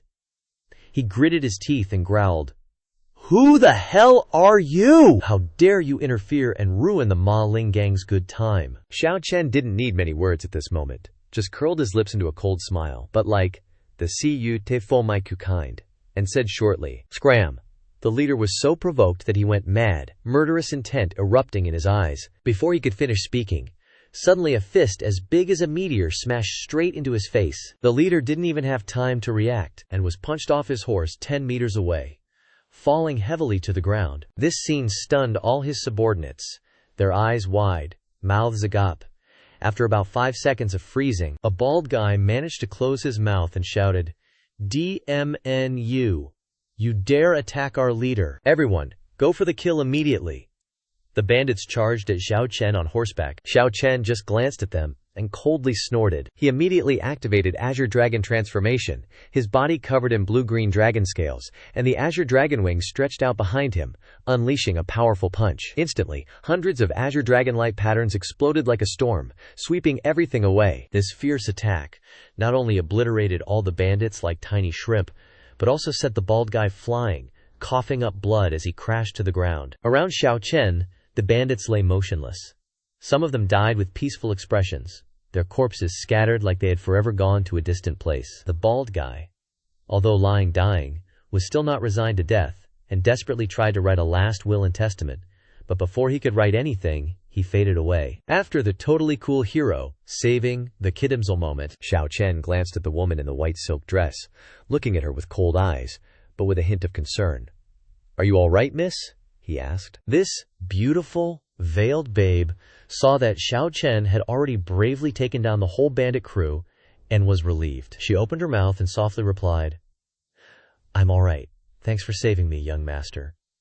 And might I ask what your name is?" After the fair maiden in the white silk dress greeted Xiao Chen, Qinglong Shangren, hanging out in his shihai, immediately piped up, telepathically warning Xiao Chen, "That chick ain't no ordinary Jane. There's something deep about her. She might even be hiding my existence. If I were to probe with my divine sense, all I could say is that she's some immortal Daolo lineage's pride of heaven. You should build a good relationship with her, 'cause for your future, you might need a huge favor from her when you're up against the Jun family Shenzi." Xinglong Shengren's words got Xiao Chen thinking. He wondered if taking advantage of someone like that was a low move. Nah, but dealing with Jun Xiaoyao is something he can't let slide, 'cause washing away the past shame is a must, and he'd do anything to get it done. Right then and there, Xiao Chen stepped forward, clasped his hands in a respectful salute to the veiled maiden, and said, "Yours truly is Xiao Chen, coming from the Azure Dragon Ancient Kingdom. If Milady wants to train in Kunzhao, you can head to the mountain range in the southeast. There are a bunch of lone demon beasts there that are easier to handle than this wilderness, which also has bandits." When she heard the name Xiao Chen, the maiden's eyes got all curious, and she suddenly realized the name rang a bell. Plus, he's the Azure Dragon Ancient Kingdom's big bro prince. She quickly replied, "This little girl's name is Wu Mingyu. Many thanks to young master for saving me from danger." Just then, in the high heavens, the shadow of a ginormous dragon-shaped demon beast swooped down right over Xiao Chen and Wu Mingyu's heads. Xiao Chen glanced at Wu Mingyu, signaling to her. Then, both quickly moved to a good spot. Working together like a well-oiled machine, they wiped out that fierce demon beast. Xiao Chen and the veiled maiden officially became adventure buddies in Kunzhao, their bond getting stronger by the day. As the sun went down, the air around the bonfire got all toasty. Xiao Chen decided to whip up some barbecue, hoping to catch Wu Mingyu's eye. He skillfully prepped a plate of mouth-watering grilled meat and handed it to her, grinning and saying, "Mingyu, this is for you." Wu Mingyu, with her ever-so-polite grace, accepted the plate and replied, "Many thanks, young Master Xiao." Then she slowly pulled down the white silk veil hiding her face. As the firelight danced across her face, Xiao Chen was totally mesmerized by Wu Mingyu's killer beauty, her eyes like autumn lake water with a bewitching green shimmer, freezing him in his tracks for a good 5 seconds. He'd never seen a girl so drop-dead gorgeous. Noticing Xiao Chen's stupor, Wu Mingyu covered her mouth and giggled. "What are you staring at, young Master Xiao? White deer stare you right in the face. Young Master Xiao seems to have a thing for babes Her light-hearted laughter, with a hint of playful teasing, snapped Xiao Chen out of his daze, making him question himself. Even though he'd met Bai Yuer before, he realized now that Wu Mingyu was a cut above the rest, like a destiny thing. In his heart, a solid feeling grew. He's got to win her over. He purposely sighed, putting on a rare show of gloom, then said, "It's nothing. I'm just thinking about my faithless fiancée again." He muttered under his breath, like he was showing the feels of a betrayed dude. Xiao Chen started to pile on the drama, telling his tragic and messed up past. He spun the yarn about his passionate love with Bai Yuer, a true love that got stabbed in the back. Bai Yuer. "She went and cuddled up with my enemy," Xiao Chen said with a look of pain. "I went to the Vermilion Bird Ancient Kingdom hoping to help the Azure Dragon Ancient Kingdom's ruler heal, but the bad guys crushed me with their power, even trashed all my meridians." He paused for a sec, sighed, then kept going. "Then, I was all alone, gritting my teeth, training, looking for a chance to get revenge. This was straight out a novel, a main character full of hurt." Hearing Xiao Chen's story, Wu Mingyu couldn't help but feel bad. "Young Master Xiao? I didn't know you had such a past. Who's your enemy? He's really hateful," she asked, her eyes full of sympathy. "Which power does he belong to? Do you need Mingyu's help? If you do, just tell me, and I'll go get justice for you." In his heart, Xiao Chen was stoked to see her genuine concern, but he kept on acting like a top-tier thespian. He put on a determined face, saying, "No need. This revenge I'll take myself. How can I rely on others?" Xiao Chen's acting made Wu Mingyu admire him even more, and made her want to help him right away. She jumped up, her voice full of power. "Young Master Xiao Chen, no need to say more. No matter what identity or background your enemy has, this Mingyu ain't scared of him. If he dares to use his power to crush others, then I'll make him know what regret means." Wu Mingyu's voice was all pride and boss. "Make a mode." Hearing Wu Mingyu's arrogant words, Xiao Chen was so happy he wanted to shoot off fireworks. But he kept his cool and kept on with the act. He grinned and said, "Mingyu, you're getting too hyped. Grab some grub first. The BBQ's gonna get cold, and it won't taste as good." After that line, the grin on Xiao Chen's face couldn't hide his smugness as he thought, "The immortal divine dynasty's eldest princess is helping me. Jun Xiaoyao, let's see how arrogant you can be." Meanwhile, the main character, Jun Xiaoyao, was feeling kinda uneasy. Sitting next to him, Jun Linglong turned and asked, "Are you all right?" Jun Xiaoyao calmly replied, "Why do I feel like someone wants to mess with me?" He even snorted, thinking about those planning on him like the ancestral dragon nest, Xiao Chen or Yi Qing. But he didn't really care, 'cause in his heart, he was confident that no one could threaten him. Jun Linglong asked anxiously, "Who dares to plot against the Shenzi?" While they were chatting, they were sitting in a cloud, riding chariot flying through the sky. Finally, they arrived at South Heaven City of the southern origin Dao Province. This was one of the 3,000 Dao provinces of the Desolate Heaven Immortal Domain, belonging to the Dao Extremity Heavenly Sect, standing at the top tier of power. South Heaven City was the domain of the Dao Extremity Heavenly Sect, and also the closest city to the primordial heaven supreme being's secret treasure. Beneath Namtian City, a crowd had already gathered, waiting to welcome Jun Chengjian and Jun Shuihuang of the Jun family. Both sides exchanged serious and respectful glances, while welcoming the Jun family's Shenzi. Number 0, Jun Xiaoyao, eagerly stepped down from the carriage, his confident demeanor impeccable. He looked around and said, "Wow, this is quite the lively reception, isn't it?" Jun Chengjian quickly clasped his hands in a formal greeting, bowing towards Jun Xiaoyao. All members of the Jun family followed Jun Chengjian's lead, respectfully bowing and saying in unison, "Jun family descendants pay respects to Shenzi Jun Xiaoyao." In his heart, Jun Xiaoyao thought, "Oh, so this is that dumbass Jun Chengjian who got stepped on." I remember his face now. Jun Xiaoyao then replied, "Cousin doesn't need to be so polite. We're all descendants of the Jun family, no need to be so stiff." Hearing Jun Xiaoyao's sincere and charismatic words, Jun Chengjian grew even more respectful of this Shenzi. His eyes sparkled as if he'd met his idol up close, thinking to himself, "Shenzi is truly a super MVP, so tolerant and magnanimous, not holding on to the past. Jun Xiaoyao reached out his hand, asking frankly, "May I ask who this senior is?" An old man with a snow-white beard and hair immediately spoke up. "This old man is the old Taoist of Daoji Tianzong. It is a great honor for our Daoji Tianzong that the Jun family's Shenzi has come." Jun Xiaoyao listened attentively, his eyes probing. "This is the old Taoist of Daoji Tianzong, huh? Heard he's even above the sect master." Immediately after, Jun Xiaoyao quickly returned the greeting to the old Taoist, saying, "This junior Jun Xiaoyao is truly troubling senior to personally welcome me.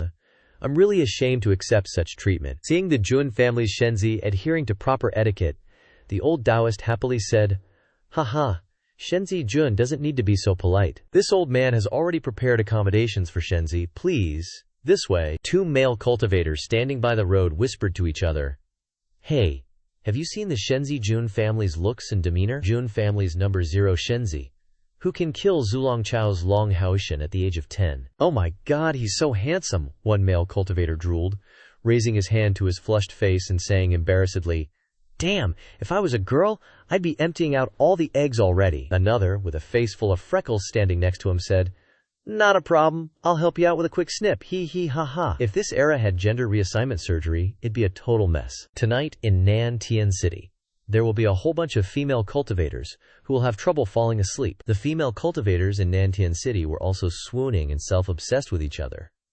"Oh my god, Xiaoyao Shenzi just looked at me." The female cultivator with green hair pointed and said, "He was clearly looking at my stunning beauty instead." Although Jun Xiaoyao's appearance had been covered by a layer of immortal bones, even a fleeting glance was enough to make the female cultivators swoon. Dazzled by the gazes and bustling conversations, Jun Chengjian and Jun Xuhuang, who were older, understood the situation, but didn't dare to comment or judge. Jun Linglong coughed a few times to gloss over the situation.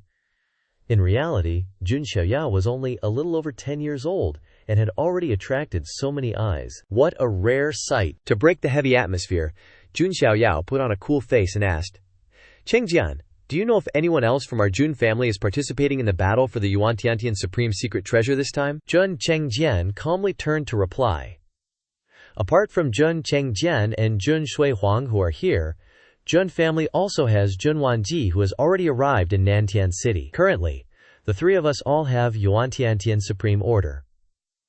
Hearing Jun Wanji, Jun Xiaoyao asked a bit curiously, "Wanji of our Jun family, have I met this brother before?" Jun Chengjian quickly replied, "Jun Wanji is the person whose ranking number was 5 at your 10th birthday feast. Jun Wanji also came to participate." He pointed and added, "Jun Wanji is the one who has the natural thunder calamity battle physique. He seems to be dissatisfied with your ranking position of 0. Shenzi, you better watch out for this Jun Wanji." Jun Xiaoyao closed his eyes and thought to himself, "My eye cha-cha, it's not that I don't understand Wanji's feelings, but I'm a whole different category, goddammit.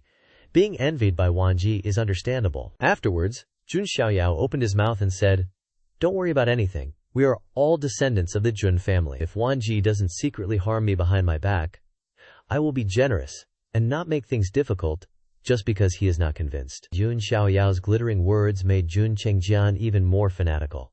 His eyes shone brightly as he thought, "Shenzi is truly magnanimous." At this moment, in a certain guest room of Daoji Tianzong, Jun Wanji was sitting in meditation, cultivating his thunder calamity battle physique. Streams of powerful thunder emanated from his dantian. Immediately after, he opened his eyes wide, blue lightning flashing before his eyes. It turned out to be his subordinate coming to report the situation, kneeling and paying respects below.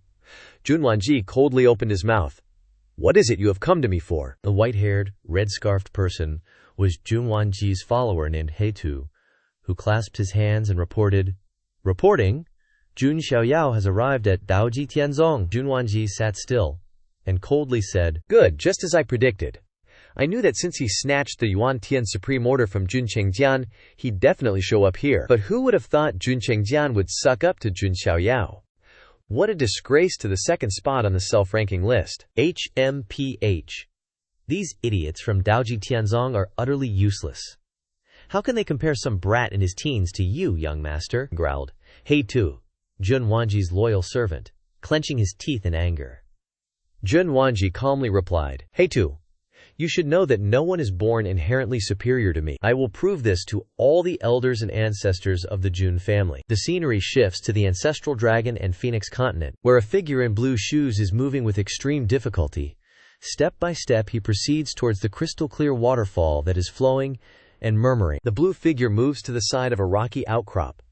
Beneath his feet a blue light is becoming increasingly clear. Suddenly, with a crash, a blue dragon behemoth emerges from beneath the water.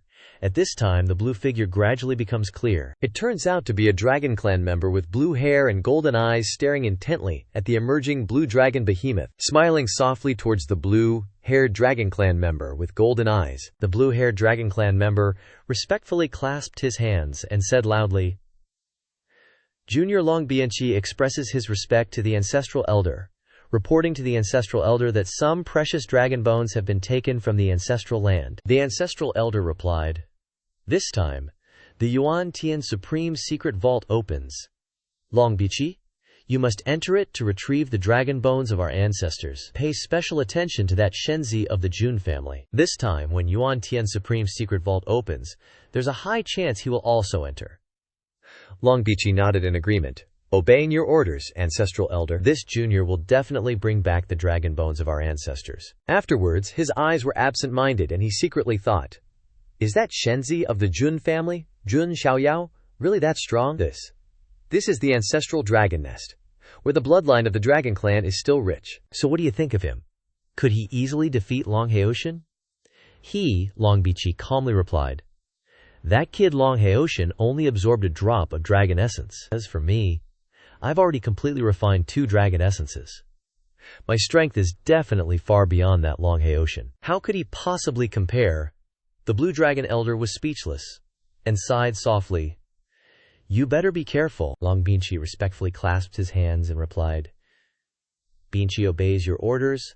Bianchi takes his leave. As soon as he left, Longbianchi left thoughts in the blue dragon elder's heart. He thought of his ancient supreme azure dragon lineage, where a princess was sealed inside the forbidden area. However, there is currently no clue about her, and the azure dragon transformation technique has also been lost. If we can find the descendants of the ancient azure dragon, perhaps we can allow her to break the seal and be reborn, he secretly thought. Then the Shenzi of the Jun family is nothing. Meanwhile, Xiao Chen also received information from Qinglong Shengren and exclaimed, Supreme Dragon Bones. Qinglong Shengren appeared and continued to explain, That's right. The secret treasure of Yuan Tian Supreme, the secret vault, has appeared in Nangwang Daojiao. Yuan Tian Supreme previously seized some supreme dragon bones from the ancestors of the Dragon Clan. Therefore, you must obtain these supreme dragon bones. At this time, Yu Mingyu, standing nearby, also opened her mouth and asked Xiao Chen, Xiao Chen, do you want to leave? Xiao Chen replied without thinking, That's right, the Yuan Tian Supreme Secret Vault has appeared. I must go there to seek opportunity. Yu Mingyu, with her charming beauty behind the veil, said, Then please be careful on your way. Xiao Chen said nothing, jumping straight onto the back of a demon beast rock. Once he settled in his seat, he shouted, Mingyu, one day I will come to the Panwu Divine Dynasty to marry you. My name is Xiao Chen, he introduced himself, raising his head high and promised to heaven, forever, without regret. Yu Mingyu, hearing this, blushed quickly and pulled her veil over her face, shyly thinking, What is he talking about? How could he say such things, knowing that the two of us will never have a future? At the same time, Jun Xiaoyao, the young man of the Jun family, yawned, one hand on his chin, the other holding a cup of tea, lying in a pose like a bored mermaid, and said, This is so boring. Why hasn't the Yuan Tian Supreme Secret Vault opened yet after so many days? Jun Shui Huang, sitting below, heard this and replied, Shenzi, please don't be too anxious. The Yuan Tian Supreme Secret Vault will probably open in a few days. Jun Chengjian, sitting across from Jun Shui Huang, also continued, This time the hosts of the Yuan Tian Supreme Secret Vault will be Daoji Tianzong, along with many elders from other family sects. They're planning to turn this Yuan Tian Supreme Secret Realm into a training ground for the younger generation, so they need to spend some time preparing it thoroughly. Hearing this, Jun Xiaoyao felt even more bored, took another sip of tea, and thought to himself, So there's really nothing else to do, huh? Seeing Jun Xiaoyao's boredom, Jun Linglong didn't know what to do either, standing beside him and sweating bullets. After a while, she opened her mouth to Jun Xiaoyao and said, Shenzi, didn't you say you wanted to learn the zither? Jun Xuehuang is here now, why don't you ask her to guide you? Hearing something interesting, Jun Xiaoyao immediately perked up at lightning speed, looked at Jun Xuehuang who was sitting and said, "Oh, Xuehuangji is a zither expert? I really didn't know that." Jun Xuehuang was a little surprised when Jun Xiaoyao suddenly asked her this, along with a bit of embarrassment for being called an expert. Xuehuang glanced at Jun Xiaoyao and replied, "Compared to the favored daughters of the Yan Wuqin family, I'm not worth mentioning. Just a bit of passion for exploring and practicing." Jun Xiaoyao didn't miss the opportunity, and immediately used his ultimate shameless technique, acting cute. He pouted, his eyes twinkling, and leaned his head on Jun Xuehuang's shoulder, whining, "It's okay, it's okay. Anyway, Xuehuangji is better than so many people, you'll teach me, right?" Jun Xuehuang didn't know what to do, sweating profusely with this clingy Shenzi of the Jun family. After being hit by Jun Xiaoyao's shameless technique, she finally couldn't hold on any longer. "Alright, if Shenzi doesn't mind, I'll guide you into the world of the zither." She reluctantly agreed. Jun Xiaoyao exclaimed happily, "Awesome!" Jun Chengjian, standing behind, saw Jun Xiaoyao's super VIP technique and was extremely surprised, saying, "Shenzi has times like this too? I can't believe my eyes." Jun Linglong, standing next to him, glanced away and explained casually, "Actually, Shenzi is only serious when he needs to be." Suddenly, Jun Linglong noticed something beside her.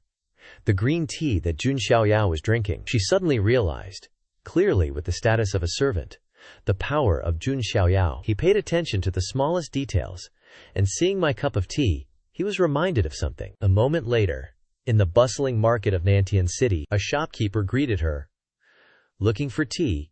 You've come to the right place. Our Nantian City's specialty is this Qingxin spiritual tea. The aroma is smooth, sweet, and unforgettable. Currently, our shop only has one box of 10,000-year-old Qingxin spiritual tea. It's the treasure of our shop, so the price is a bit high." Before the introduction was finished, a box of shimmering, dazzling green tea with a gold label appeared, not even waiting for the shopkeeper to quote a price, even though she knew she might be ripped off. Jun Linglong, with a determined look in her eyes, didn't care about the price. She said, "I'll take it."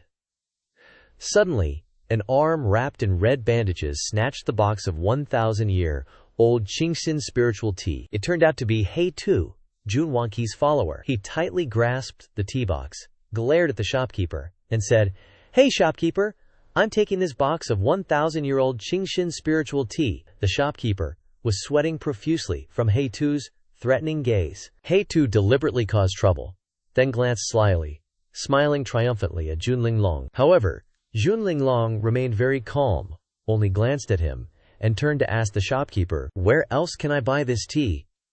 The shopkeeper was surprised to hear this, stammering, not knowing what to say. Meanwhile, He Tu was a little stunned, his mouth still agape, because he didn't expect Linglong to not be provoked by his challenge. He Tu immediately regained his composure, intentionally provoking her even more, and said loudly, "I want to buy all the Qingxin spiritual tea on this street." After he finished speaking, he didn't forget to glance at Jun Linglong, as if to see her reaction. Jun Linglong looked at He Tu, thinking to herself, "Is this kind of idiot high on tea or something?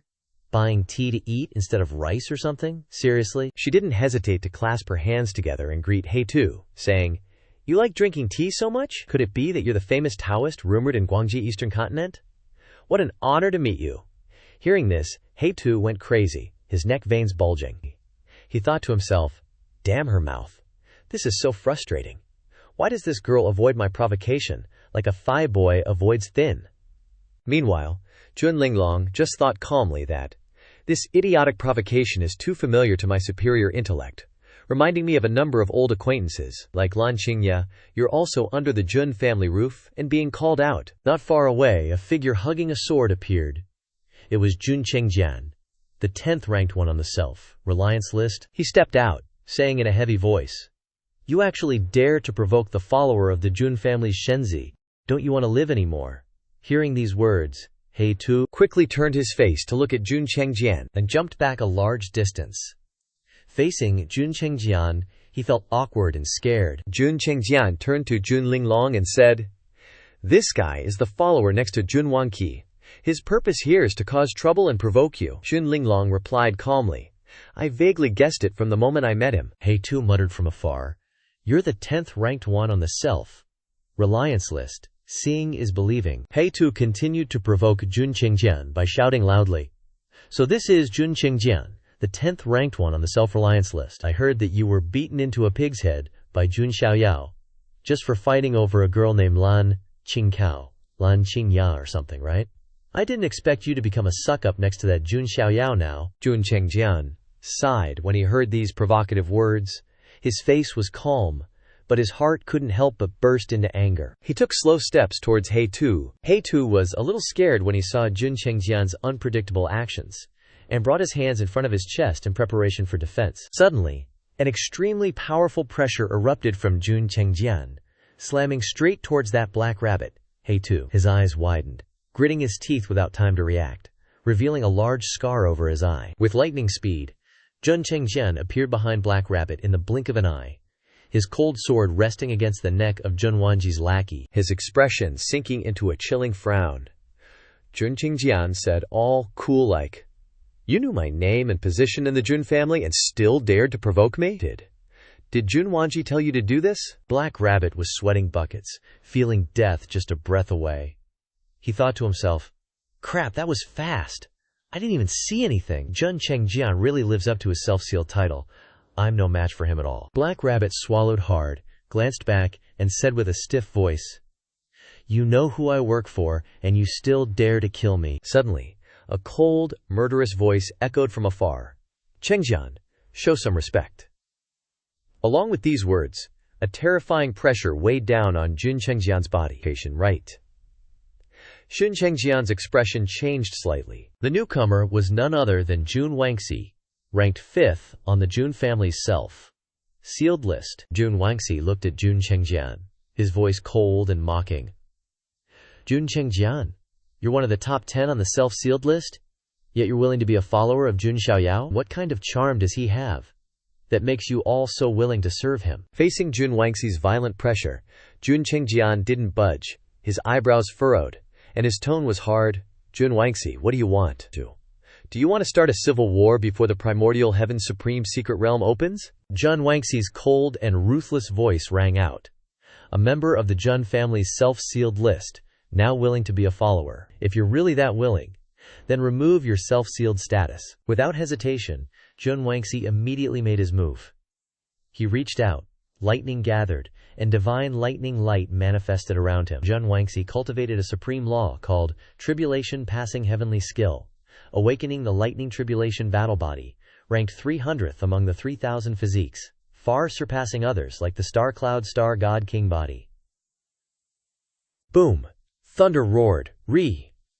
As Jun Wangxi's palm pushed forward, rolling thunder surged like a flood, crashing towards Jun Qingjian and Jun Linglong. Before that terrifying lightning, Jun Qingjian's figure became incredibly small, like a tiny boat in a vast ocean. Jun Qingjian furrowed his thick eyebrows, gritting his teeth in helplessness. He realized he couldn't dodge the attack, so the only option was to face it head-on.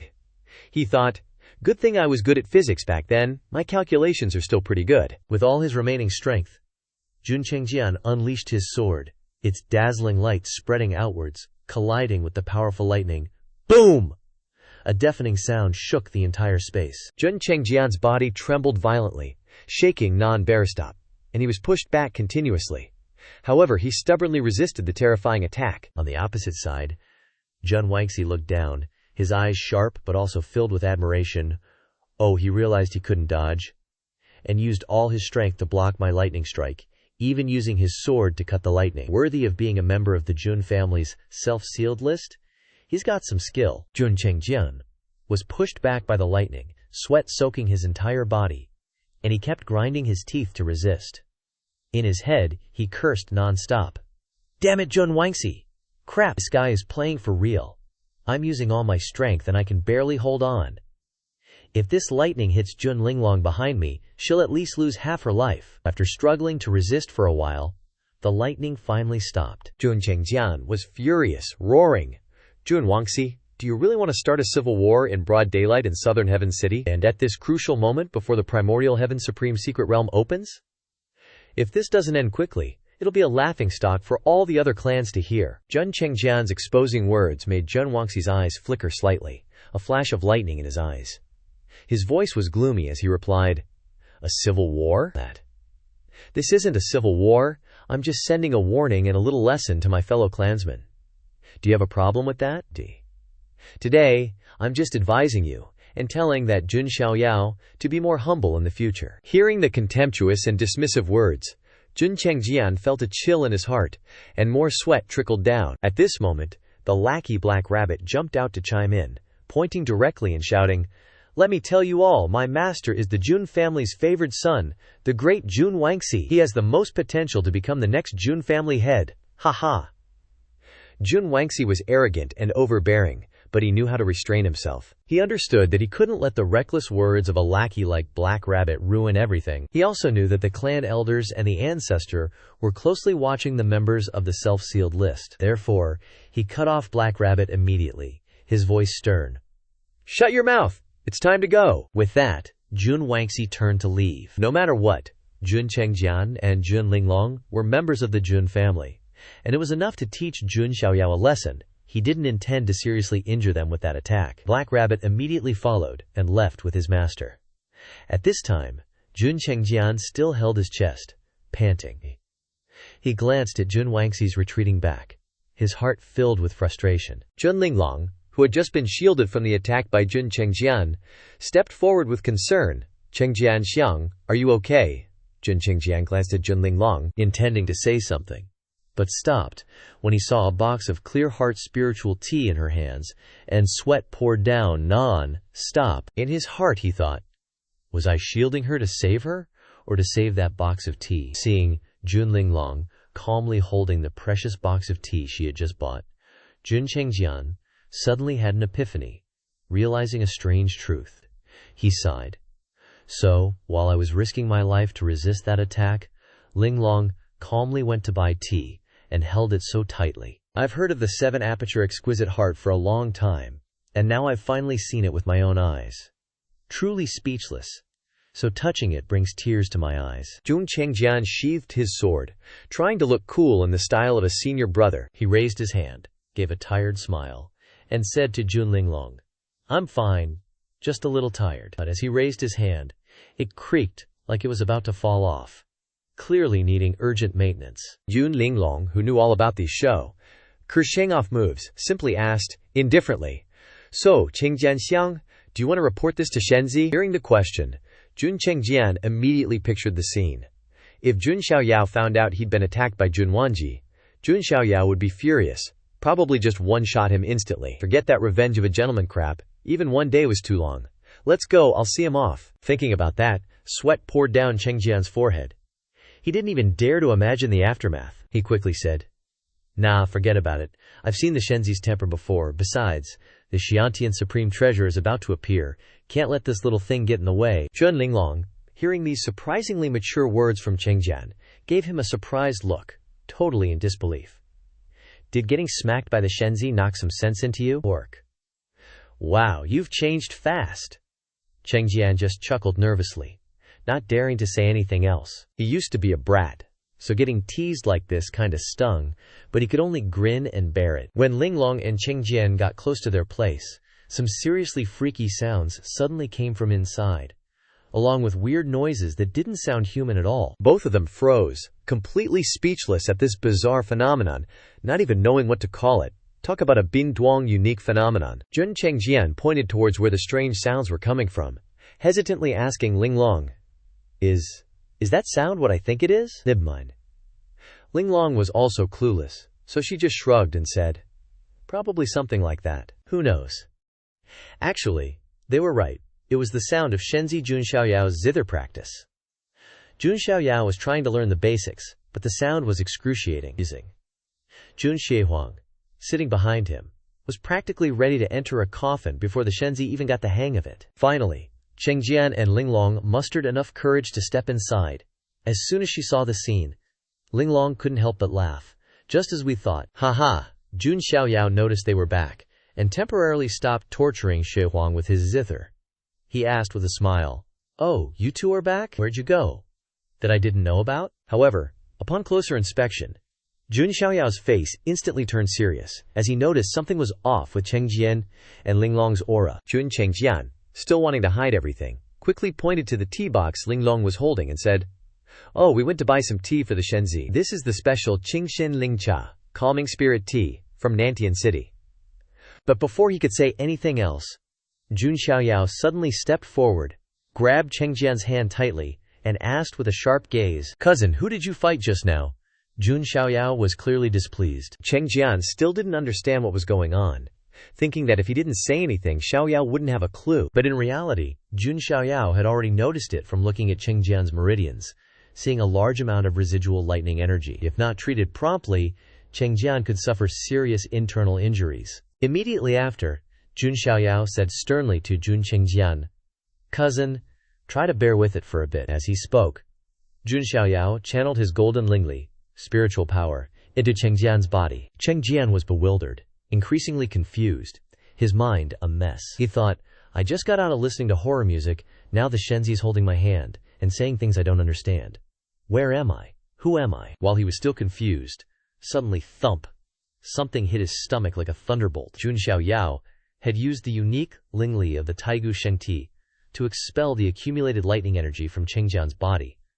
But this method was somewhat brutal. Chengjian, who had just been beaten up outside, was now like a kid trying to hide a fight from his mom, only to get caught and get another beating. With Xiaoyao's special lingli and skilled technique, Chengjian's meridians, blocked by the lightning energy, were quickly cleared, allowing the lingering lightning energy to gradually dissipate from his dantian and spread throughout his limbs. However, this sensation of clearing meridians was not pleasant at all, so painful that Chengjian had to grit his teeth. Veins bulged on his forehead, and he thought to himself, "Damn it, I didn't even realize Jun Wanji left this nasty effect in my body." After a while, Jun Xiaoyao had illuminated every meridian in Chengjian's body, making the entire room glow brightly. Once it was over, Chengjian was panting, sitting slumped on the floor, exhausted.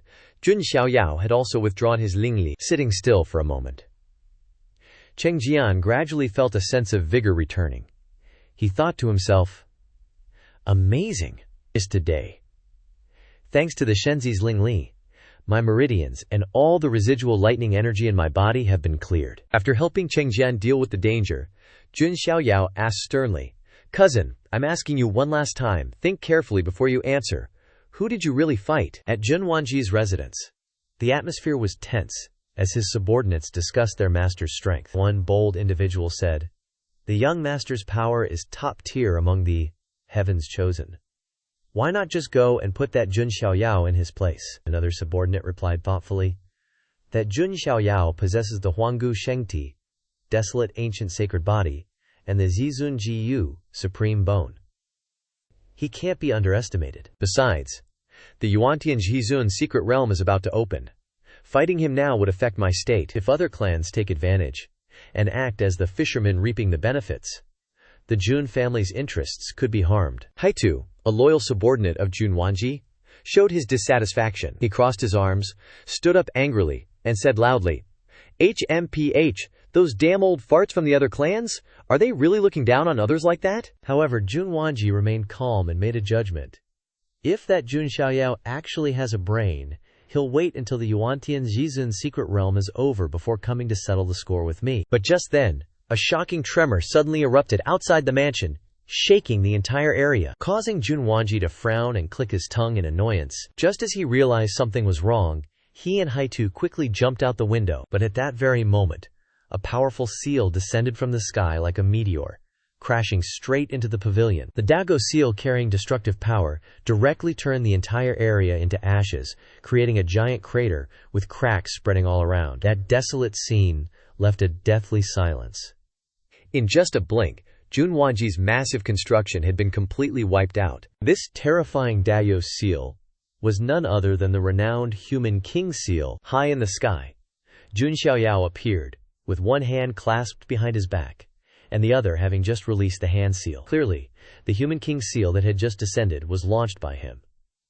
For Jun Xiaoyao, the saying "a gentleman takes 10 years to get his revenge" simply didn't exist. Anyone who messed with him would get an immediate payback. With a cold yet arrogant expression, he spoke, "I'm not one to let things slide. If anyone dares to offend me, I'll hit back right away." Jun Xiaoyao's sharp voice echoed, carrying rumbling thunder across the sky, making Jun Wanji feel incredibly tense. Immediately, a figure enveloped in lightning soared into the sky. It was Jun Wanji. He stared intently at Jun Xiaoyao, his eyes blazing with intense bolts of lightning, indicating extreme rage. Jun Xiaoyao's daring attack before the opening of the primordial heaven supreme secret realm surprised and displeased him. Just a moment ago, he was confident that Jun Xiaoyao wouldn't act so rashly, but unexpectedly, in the next moment, he was struck head-on by his opponent without hesitation. Jun Chengjian, standing below, secretly shed tears in his heart, lamenting, "It's because things would turn out like this that I didn't want to say anything." Jun Wanji restrained his anger, his eyes sharp as knives, revealing a hint of resentment, and coldly asked, "Jun Xiaoyao, what do you actually want?" Jun Xiaoyao cast a stern gaze down, his voice retaining its majestic authority. "I'm here to ask you, what's the meaning of this? The primordial heaven supreme secret realm is about to appear, yet you attack your fellow clan members, causing rumors of internal strife within our Jun family to spread. Moreover, who gave you, Jun Wanji, the audacity to touch this Shenzi's people?" Jun Wanji clenched his fists, his eyes coldly replying, without yielding, "I was just giving them a slight punishment, a minor punishment, not really anything serious. That doesn't concern you at all, Shenzi of the Jun family. Do you have to be so petty?" Beside him, He Tutun appeared, his eyes revealing fear upon seeing Jun Xiaoyao. Even though he had heard of his reputation, this was the first time He Tuki had directly faced him, and he never expected Jun Xiaoyao's imposing aura to be so overwhelming. Their hiding place was turned to nothing with a single strike, leaving a deep fear in He Tuki's heart. Jun Xiaoyao nodded slightly, his gaze moving towards He Tu, his tone mocking yet arrogant. "You're right, I am just that petty." As soon as he finished speaking, Jun Xiaoyao's figure flashed like lightning, quickly passing by Jun Wanji, causing him to widen his eyes in shock. Jun Wanji immediately turned around, panicking, as he realized the danger coming from behind. In an instant, a hand reached out, resembling the five-finger mountain, the heavy pressure pressing down, causing Heitun to feel like he was falling into an ice cave, a bone-chilling coldness spreading through his mind. Heitun trembled, his soul seeming to be strangled, only able to stammer in utter fear, unable to utter a word. "No way, how could this be?" He-Tu muttered in fear. Jun Xiaoyao's power was too overwhelming, like a true god, making him feel like nothing more than a helpless weakling facing boundless power. Jun Xiaoyao effortlessly lifted He-Tu with one hand, his gaze cold but still maintaining a refined demeanor, then slowly pressed He-Tu's head into the ground with a resounding thud. The powerful collision sound shook the heavens and the earth, the vibrations spreading even to the sky, creating a magnificent yet terrifying scene. Jun Xiaoyao turned to Jun Wanji, his voice calm but full of sarcastic undertones. "I only gave your lackey a light punishment, nothing life-threatening. You probably don't mind, right?" Jun Wanji stared at He-Tu, his eyes filled with helplessness and anger. Everything happened too fast. In an instant, Jun Xiaoyao had surpassed even the speed he always prided himself on with the lightning tribulation battle physique. Just then, Jun Xiaoyao released He-Tu, his hand still carrying a residual echo of power, and indifferently said, "Saying I did this is just a response to my clan brother's leniency towards my subordinate. You should be surprised, right, He-Tu?" After the violent impact, He-Tu, with his head still buried in the ground, his body trembled weakly. Jun Wanji was humiliated by Jun Xiaoyao's sarcasm, his self-esteem severely damaged, and angrily shouted his opponent's name, his eyes burning with thunderous intent. He immediately raised his hand to cast a lightning spell, the powerful lightning transforming into a giant hand, heading towards Jun Xiaoyao to suppress him. Jun Xiaoyao showed no fear. With a wave of his hand, a dragon aura burst forth, forming a golden dragon claw directly confronting Jun Wanji's lightning hand. He snorted coldly, his tone sharp. "Clan brother claims to be tolerant and generous, but when faced with this, you become enraged. Are you just another double standard like the other aristocratic families?" Jun Xiaoyao had indeed followed Long Haoshan in the dragon origin to master the divine ability Severing Dragon Hand. When his attack collided with Jun Wanji's, a terrifying force erupted, creating aftershocks that shook the surrounding sky. The confrontation happened in a short moment, before Jun Wanji realized something was wrong. He couldn't believe the reality before his eyes. Suddenly, a bang resounded. Jun Wanji was knocked away, his arm mangled like a pile of rags, his 5 fingers deformed, and the bones in his arm shattered, emitting crackling sounds. Meanwhile, Jun Xiaoyao remained calm and unwavering, watching the figure of Jun Wanji being knocked away. He too, after regaining consciousness, saw his master being knocked away like a shrimp in the market, and went crazy with anger, shouting, "F you!" He immediately used the special technique of the He Yun clan, turning his aura into black mist and cursing Jun Xiaoyao, "Damn you son of a btch, go die!" Jun Xiaoyao coldly glanced at He Tu, and the latter's expression suddenly paled, feeling like his ancestors were calling his name. He gritted his teeth, sweating profusely, and uttered a miserable cry. Hastily, He Tu once again attempted to transform his aura into black mist. But all the black smoke was instantly absorbed and refined by a ray of bright golden light from Jun Xiaoyao, disappearing without a trace. Jun Xiaoyao said nothing, unleashing his underworld furnace. The underworld furnace was like a furnace for refining gods and devils, emitting an endless attraction towards He Tu. He struggled in vain, reaching towards the light source of the underworld furnace, unleashing everything he had, but all his efforts were futile. In just a few breaths, He Tu Drak was officially absorbed and refined by the underworld furnace, his miserable cries echoing from within. Jun Wanji was sent flying, and seeing his follower being refined, he lost his usual composure. The rage in his heart surged, making his hair stand on end, his eyes shooting out 3 feet of lightning, showing extreme anger. He couldn't accept his follower being killed right before his eyes. It wasn't just a loss of face in front of everyone, but also their utter annihilation. He roared furiously, "Stop it now!" But immediately he lost the will to say anything more.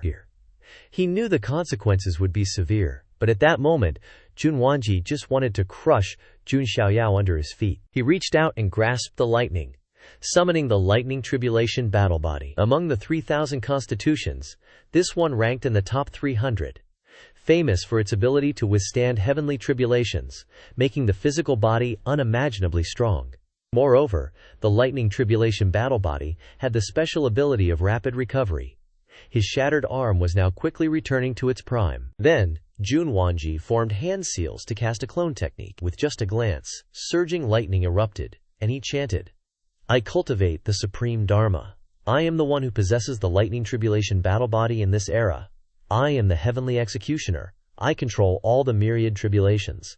He looked up to the sky and let out a long roar, and trillions of layers of lightning shot out from the void, interweaving with each word of the hand seal. Jun Wanji was like a lightning god descending, a blazing blue light appearing between his eyebrows, his arrogant aura directly attacking Jun Xiaoyao, a terrifying pillar of lightning slamming down on him. However, Jun Xiaoyao remained utterly calm, glanced up, and said indifferently, "What, heavenly executioner of this era, lightning god of annihilation? Trisk, you're being ridiculous, dude."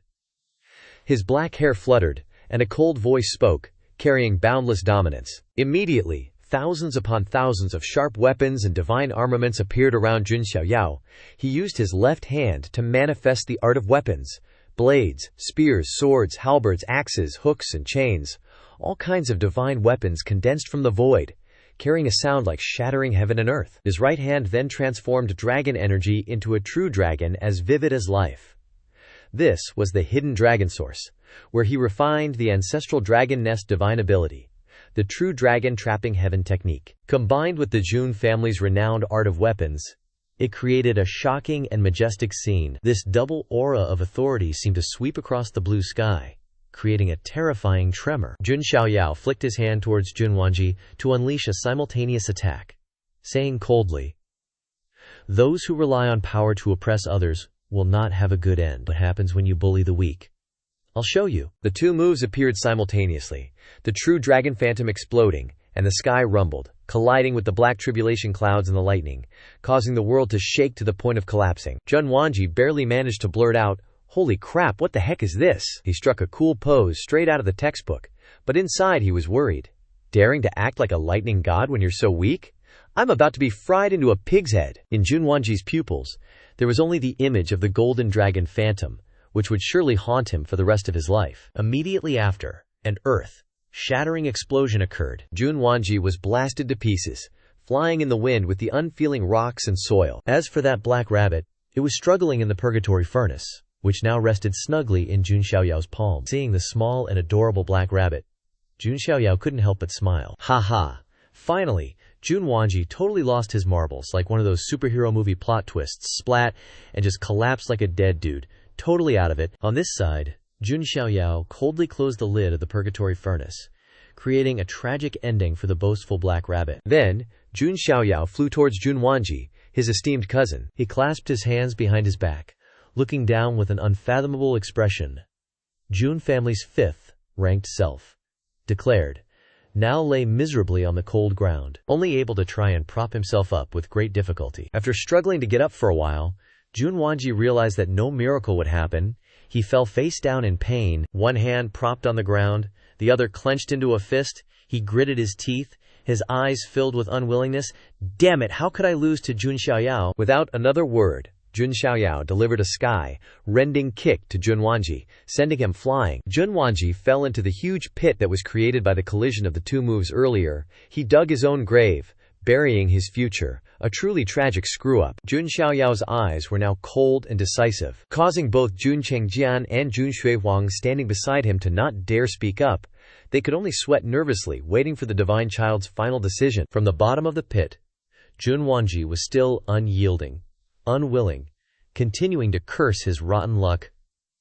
I can't be defeated like this. If you give me a little more time, just a short 10 years, I wouldn't have fallen into this predicament. Jun Xiaoyao then jumped down, landing right in front of Jun Wanji and sneered, how strange, dear cousin, and a washed-up has-been like you isn't even worthy of being an opponent that I'm interested in. Even if you had 10,000 more years, you could only futilely look up at my back. You think you can surpass me in 10 years? Right now you can't even beat a toddler like me, and in this pitiful state, you dare to say those words? What's more, you were even dreaming of training hard for 10 years to beat me when I'm 11? Your clan really has a rich imagination, but it's a bit brainless, haha. With just a few words, Jun Xiaoyao not only wounded Jun Wanji physically, but also mentally. His face was burning with hatred, his teeth were clenched, and his eyes were filled with murderous intent as he looked at Jun Xiaoyao high above. He was so angry that his Daoyao heart almost collapsed from the shock of the battle just now. The cultivators of South Heaven City started curiously gathering around to check out the situation. What happened? Why is there such a big commotion? Another one exclaimed, oh my God, my house is in ruins. Another young man, seeing the scene before him, trembled and sweated. It seems like it's the Jun family's internal conflict. The family squabbles seem pretty brutal. Jun Chengjian felt that the situation was getting out of control and thought to himself, this is bad. My lord, the nameless cultivators of South Heaven City are gathering more and more. If this continues, our Jun family will become a laughingstock for the other great families. Then, Jun Chengjian quickly sent a telepathic message to Jun Xiaoyao. Shenzi, please make a decision regarding Jun Wanji quickly. We can't let this situation drag on any longer. Jun Xiaoyao maintained his cold expression, hands clasped behind his back, and replied calmly, I understand. Then, he gently reached out his right hand, grabbed Jun Wanji's stiff head, lifted it up, and said mockingly, my clan member, what did I, Jun Xiaoyao, ever do to offend you? Just because of your petty pride and a few coins of self-respect, you turn things into this. Don't you think it's really foolish? Then Jun Xiaoyao released his hand, turned his face away, and continued. We are from the same clan, brothers to each other, not enemies who must compete. We should have been advancing together, so why fight each other? Jun Wanji coughed a few times painfully, and replied, cough cough, the Jun family has never cough. Before he could finish speaking, Jun Xiaoyao interrupted.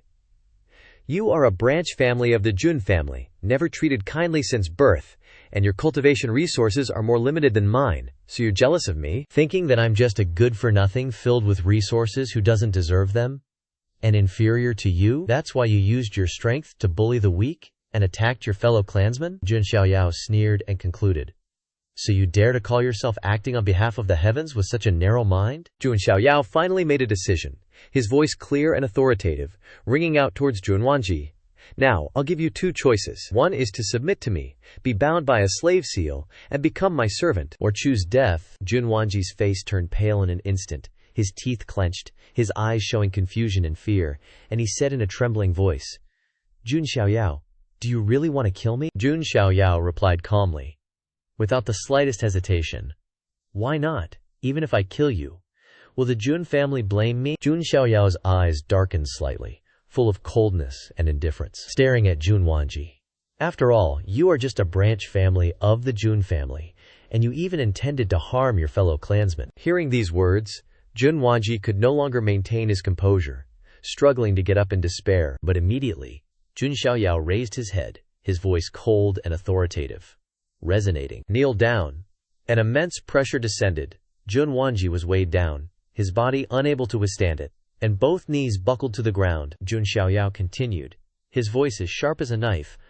I don't have much patience. You only have 3 breaths to decide. Jun Xiaoyao's counting voice rang out, each word like a slash at Jun Wanji's will. His whole body trembled violently, his head lowered, his heart churning with mixed thoughts. He knew that if he died here today, no one would vindicate him. But if he submitted to Jun Xiaoyao, his Dao heart would completely collapse. He would have to endure a lifetime of slavery. If he refused, Jun Xiaoyao would definitely take his life. Jun Xiaoyao looked at Jun Wanji kneeling before him, his expression unmoved. He understood that killing Jun Wanji would not bring any consequences to himself, but at the same time, he had no interest in taking his life unnecessarily. There were few people in the world who were truly not afraid of death, and Jun Wanji was no exception. The second count rang out. In that short moment, the figure of a girl with orange hair and wearing red and white clothes appeared in Jun Wanji's mind. Her appearance was unclear, but that figure was an obsession he had never let go of. Her gentle voice echoed in his heart, Wanji gauged.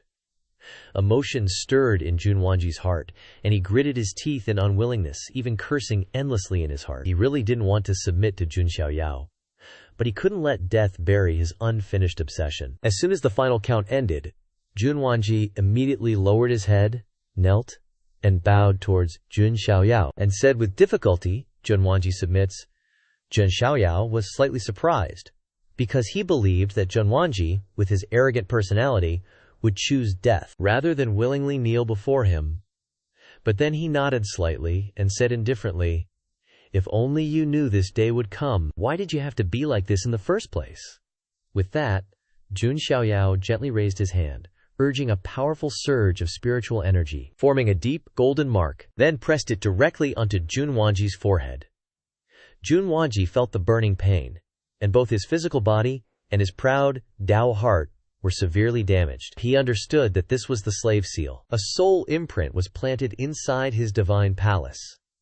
Planting a slave seal requires agreement from both parties, otherwise it's super tough to pull off, but now that it's done, Jun Xiaoyao has total control over Jun Wanji's life and death. Jun Xiaoyao looked at Jun Wanji, eyes sharp, but a hint of contemplation flickered through them. He didn't expect Jun Wanji to choose servitude over death. It was totally unexpected.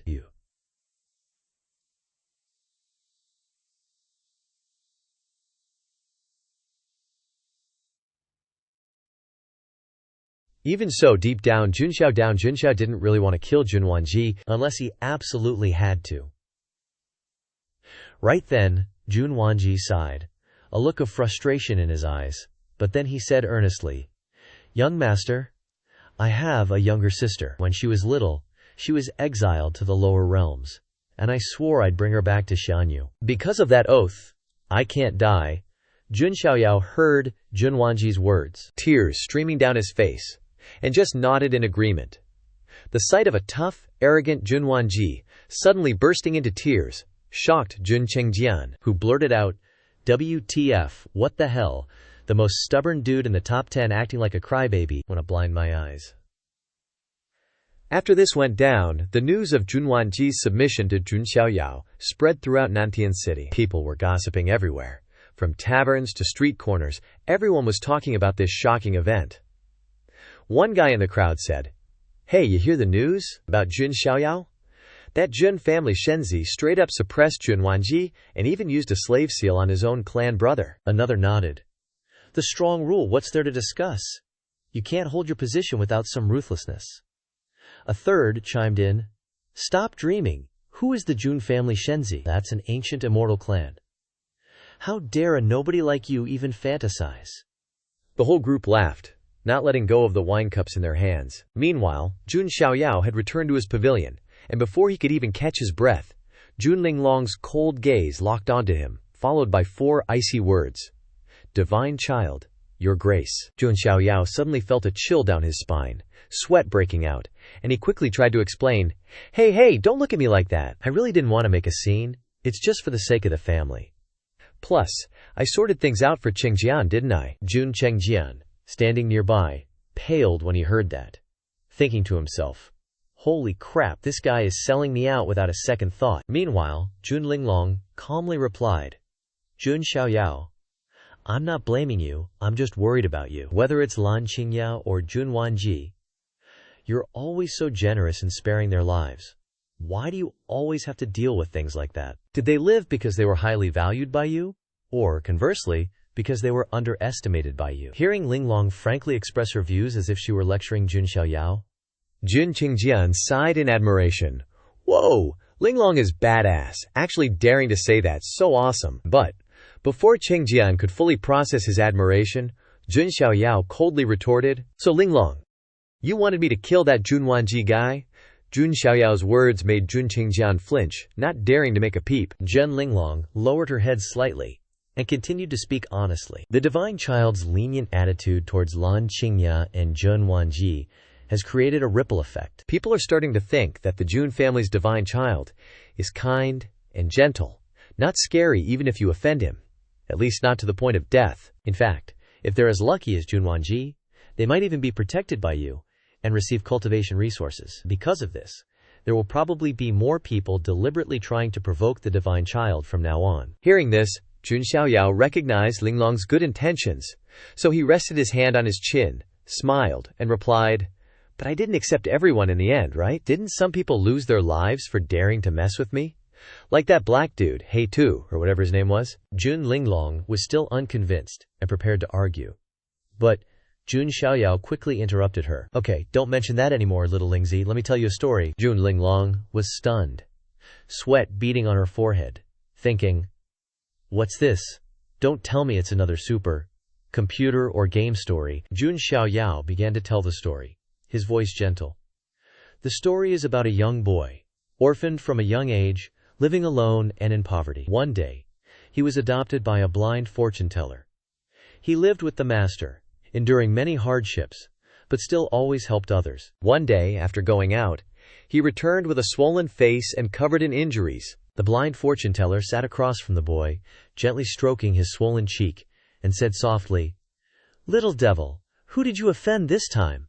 The boy angrily replied, Damn it, I was just trying to save two stupid animals that were drowning. But when they got ashore, they hit me and demanded I push them back into the river. Look at my face. It hurts so much from being beaten. The blind fortune teller listened and still gently asked, Does this make you uncomfortable? The boy, covered in injuries, replied loudly, How could it not be uncomfortable, master? Those two animals started the trouble with me, and then they beat me. The blind fortune teller smiled, patted the boy's hand, and continued to ask, So, if you had a noble status, would those little beasts dare to do that? He immediately replied, No, master, but I think if they could, they would exploit me and extort money from me. The blind fortune teller nodded and asked again, If today's events were to repeat, would you continue to save such little beasts? The boy scratched his head and thought for a moment before replying, I think I probably still would. I don't really care about the life or death of those little beasts. If one day they're beaten to death somewhere that I don't see, it's okay. That's their fate. But if it happens right in front of me, I can't ignore it, because I feel at peace and free in my heart when I help them. The blind fortune teller smiled softly, nodded, and said, It's good that you understand and can say that. Just do things and act according to your heart. I often call that Xiaoyao. The little dude sat there deep in thought, soaking in every word of wisdom from his mentor. The blind fortune teller ruffled his hair, adding, Just keep living it up carefreely like that, and one day you'll be favored by the heavenly Davio and stand at the pinnacle of glory in this world. The kiddo was in daze for a moment before replying, Are you trying to comfort me, master? Holy moly, this story is terrible, thought Xiao Lingzi, who had been listening from start to finish and just wanted to roll her eyes. Seeing the story end, Linglong immediately asked, Hey Shenzi, aren't you being a bit too obvious? Aren't you implying that the person in the story is you? Jun Xiaoyao put on a mysterious air, acting like a wise sage, and replied, Who knows? Then he pointed down below and said, Lan Qingya, Jun Wanji, or anyone else for that matter, even if I kill them all, the number of idiots who come looking to challenge me won't decrease at all. He paused for a moment, his eyes sharp, and continued. Right now is a period of intense competition, an era where new great emperors will be born. Do those guys think that if I kill a few people, they'll be scared and obey me? How naive. I spare their lives not because I'm kind, but because I find it amusing to do so. Jun Xiaoyao then pointed straight at his own face, declaring loudly, My name, this Shenzi's name, is Xiaoyao. If I had to care about what other people think, in every little thing I do, what kind of Xiaoyao would that be, huh? Jun Linglong, super smart, understood everything from the slightest hint, while Jun Qingjian continued to play the role of the year's comedian. His eyes sparkled, admiring Xiaoyao's coolness. Linglong understood Jun Xiaoyao's point of view. Her eyes flashed with spiritual light, and she said, I get it now. Everything depends on your will.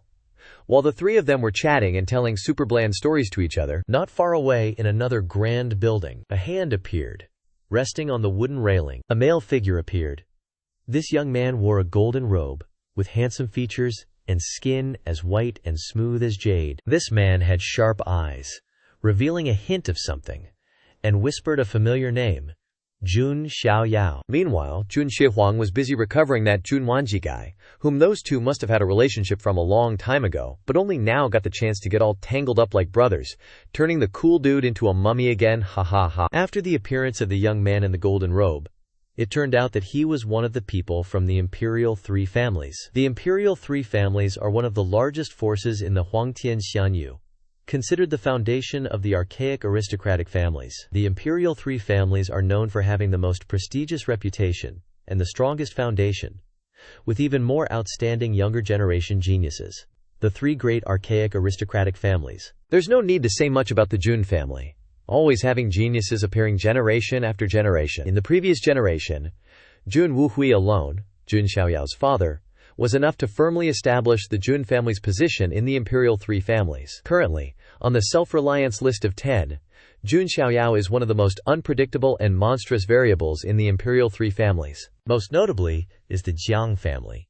Currently, there are notable figures such as Jiang Shengyi and Jiang Luoli, along with several others who possess rare, top, Gen-tier royal bodies. Finally, we can't forget the Ye family with Ye Xingyun, who possesses the royal body of a reincarnated sword demon. This alone is enough to extend 10,000 years of luck for the Ye family.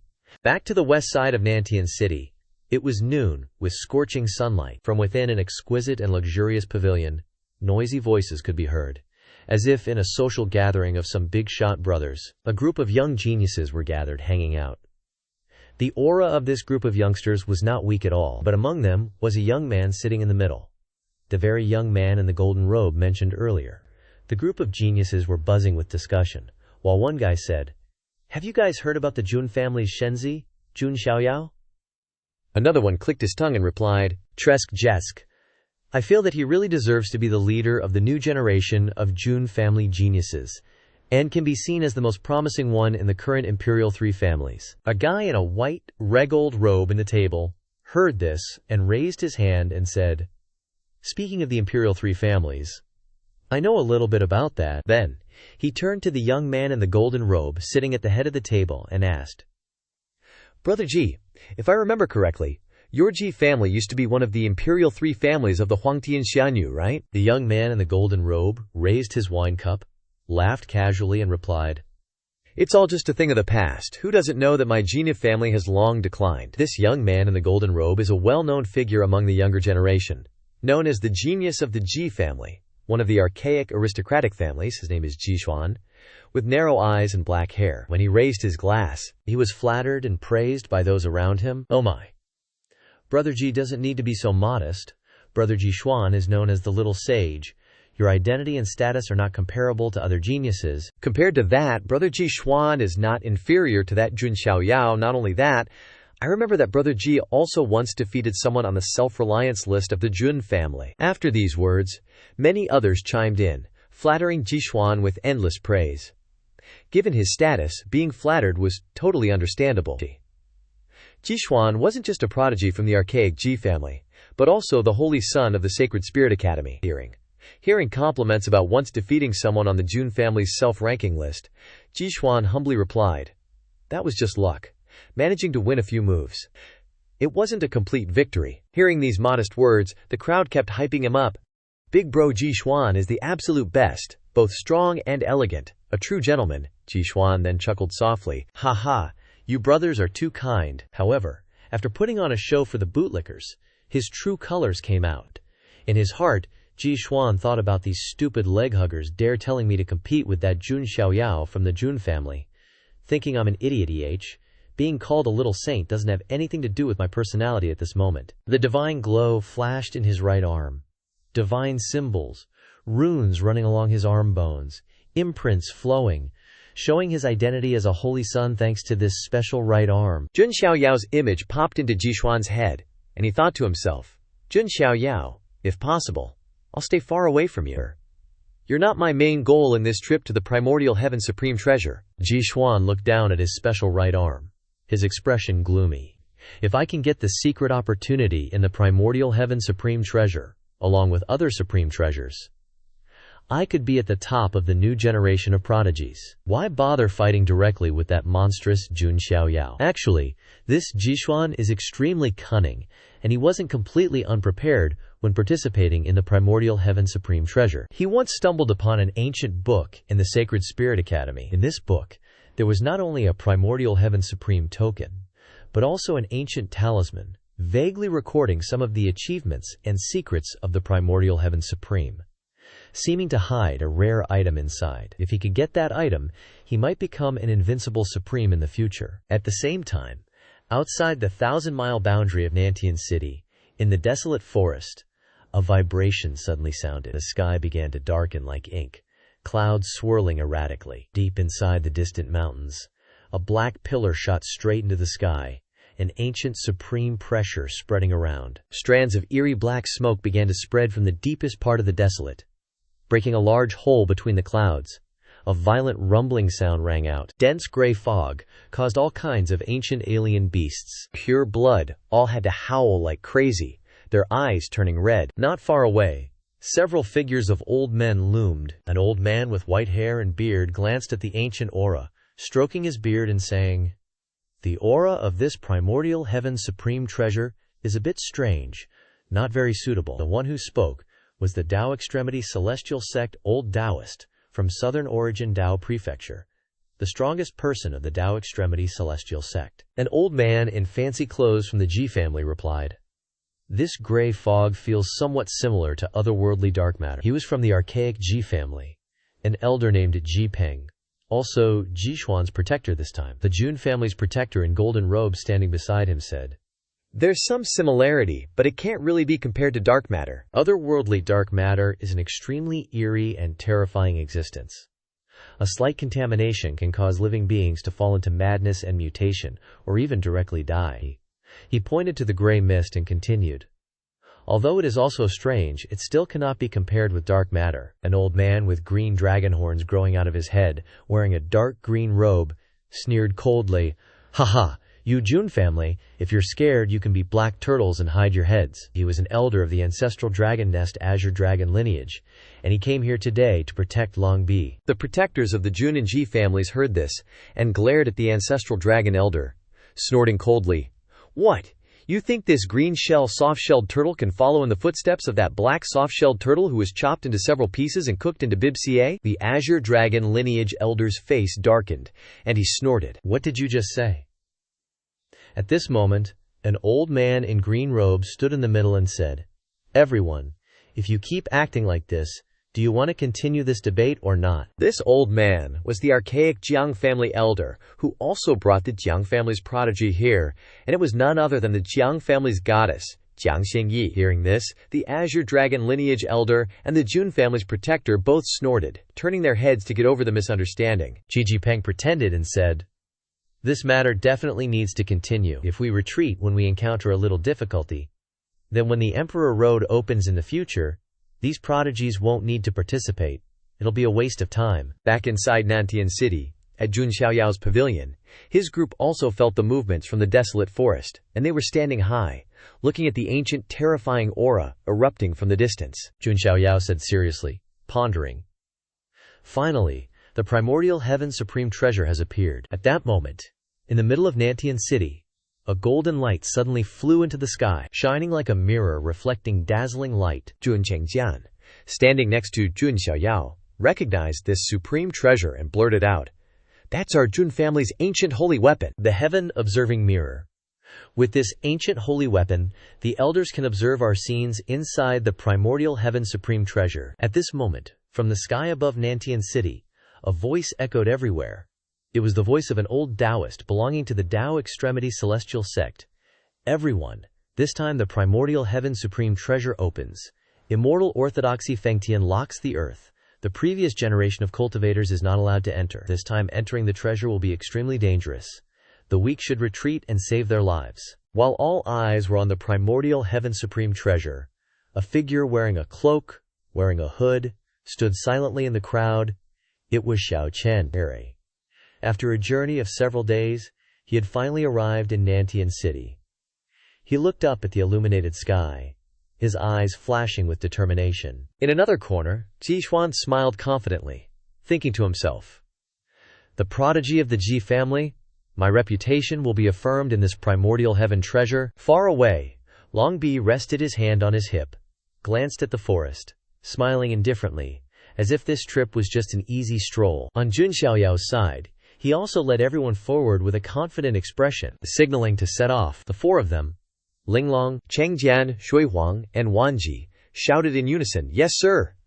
Then, the whole gang jumped off the viewing platform without hesitation. No hesitation whatsoever. The five of them were like the Power Rangers, with white, black, red, yellow, and blue armor, leaping from the railing and making a ruckus that shattered the thing. White Ranger Jun Xiaoyao took the lead, yelling, "Straight to the primordial heaven supreme mystic realm. Let the whole world see the strength of the Jun family's younger generation." They all burst out laughing and dashed straight into the primeval forest, heading for the mystic realm. At this moment, the whole southern heaven city was buzzing. Behind them, a crowd of cultivators cheered, rushing into the primordial heaven supreme mystic realm, hoping to find some fortuitous encounters. The cheers echoed everywhere. "Let's go, brothers. Let's get some opportunities in there. First come, first served." Even though the old Taoist warned about the dangers in the mystic realm, it couldn't stop the cultivators' greed. The Supreme's opportunity could be a path to rise for anyone, especially those not from major forces. As the cultivators were swarming in,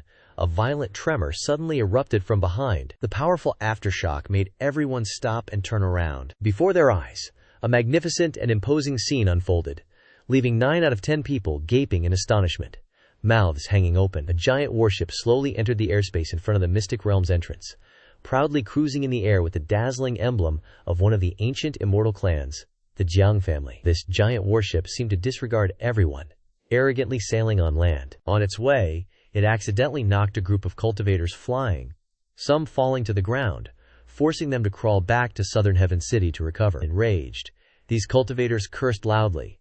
"What the FCK? That hurts like hell." Others recognized the familiar emblem and gaped.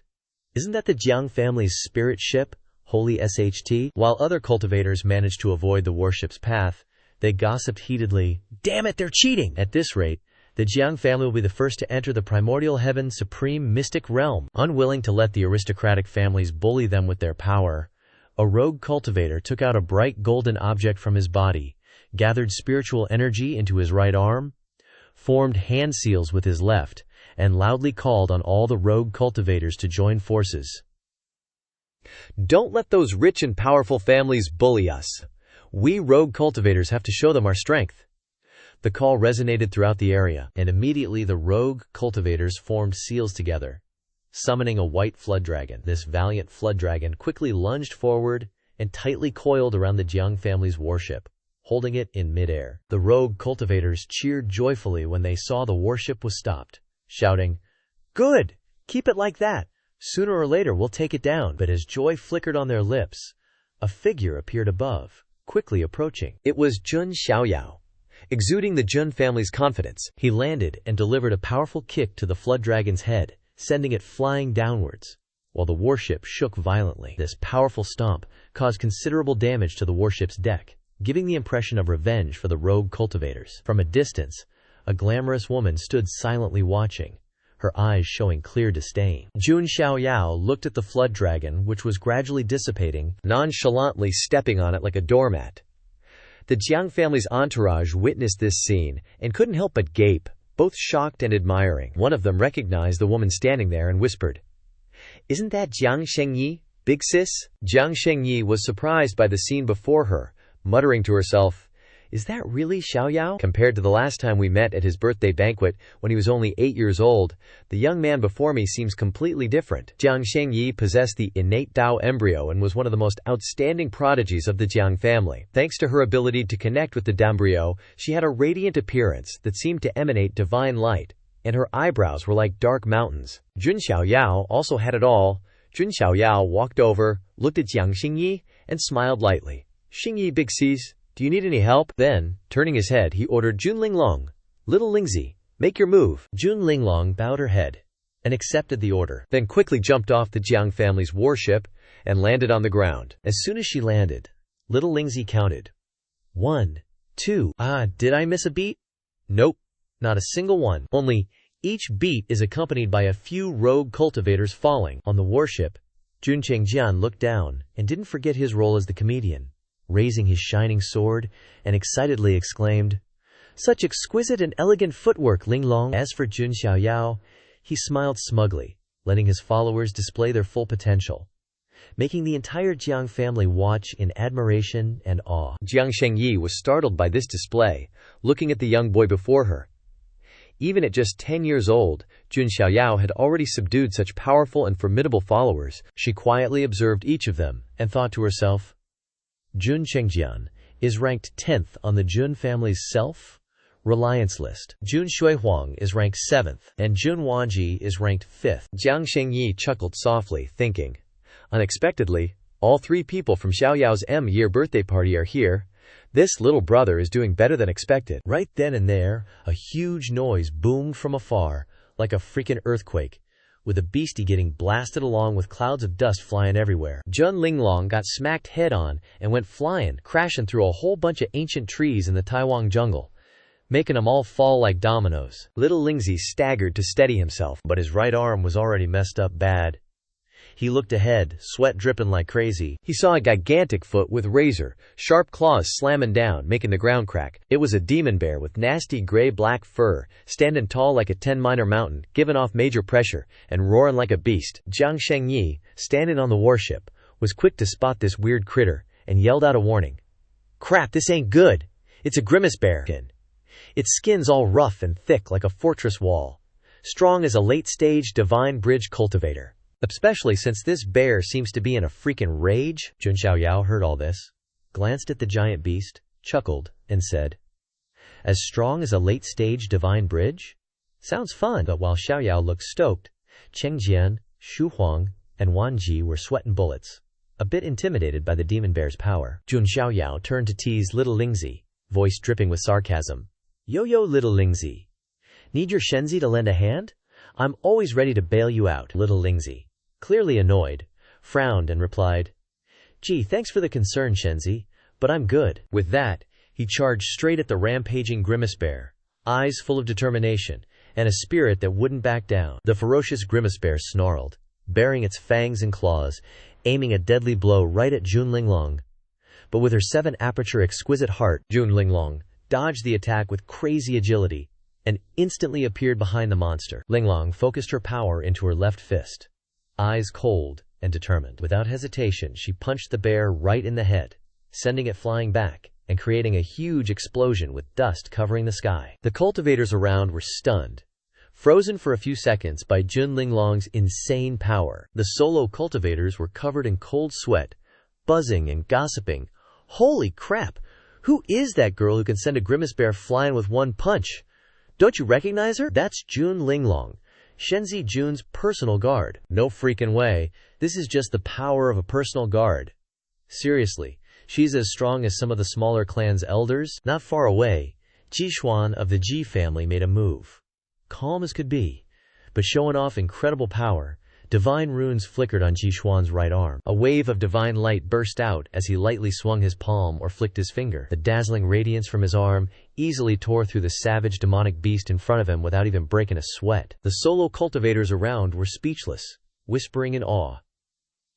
The Jif family's little saint is truly something else. He can wipe out these powerful beasts with just a flick of his wrist? That's right, Jishuan's right arm has a piece of a Saint King's bone fused into it, making every move insanely powerful. The geniuses from the top-tier forces couldn't help but sigh at Jishuan's exceptional talent. Born a chosen one, with advantages that no one could compare to. Suddenly, a green-robed cultivator nearby pointed and yelled, "Holy cow, everyone look! Who's that guy in the hooded cloak?" All eyes immediately turned to the guy in the black cloak.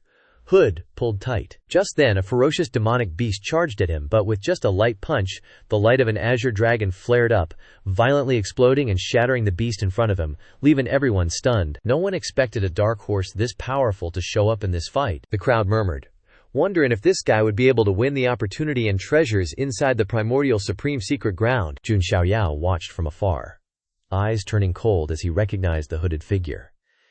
It was Xiao Chen. Even though he recognized him, Xiaoyao just stood there, eyes sharp, and said, "Oh, so it's an old friend here." Xiaoyao knew Xiao Chen was intentionally hiding his identity, pretending to be innocent to trick his opponents, like a pig pretending to be harmless to eat the tiger. In the secret realm, Xiao Chen was hungry to seize the final opportunity to greatly increase his strength and defeat Jun Xiaoyao. However, he didn't realize that things weren't as simple as he thought, because the whole game seemed to be completely controlled by Jun Xiaoyao. Xiaoyao stood far away, a faint smile playing on his lips.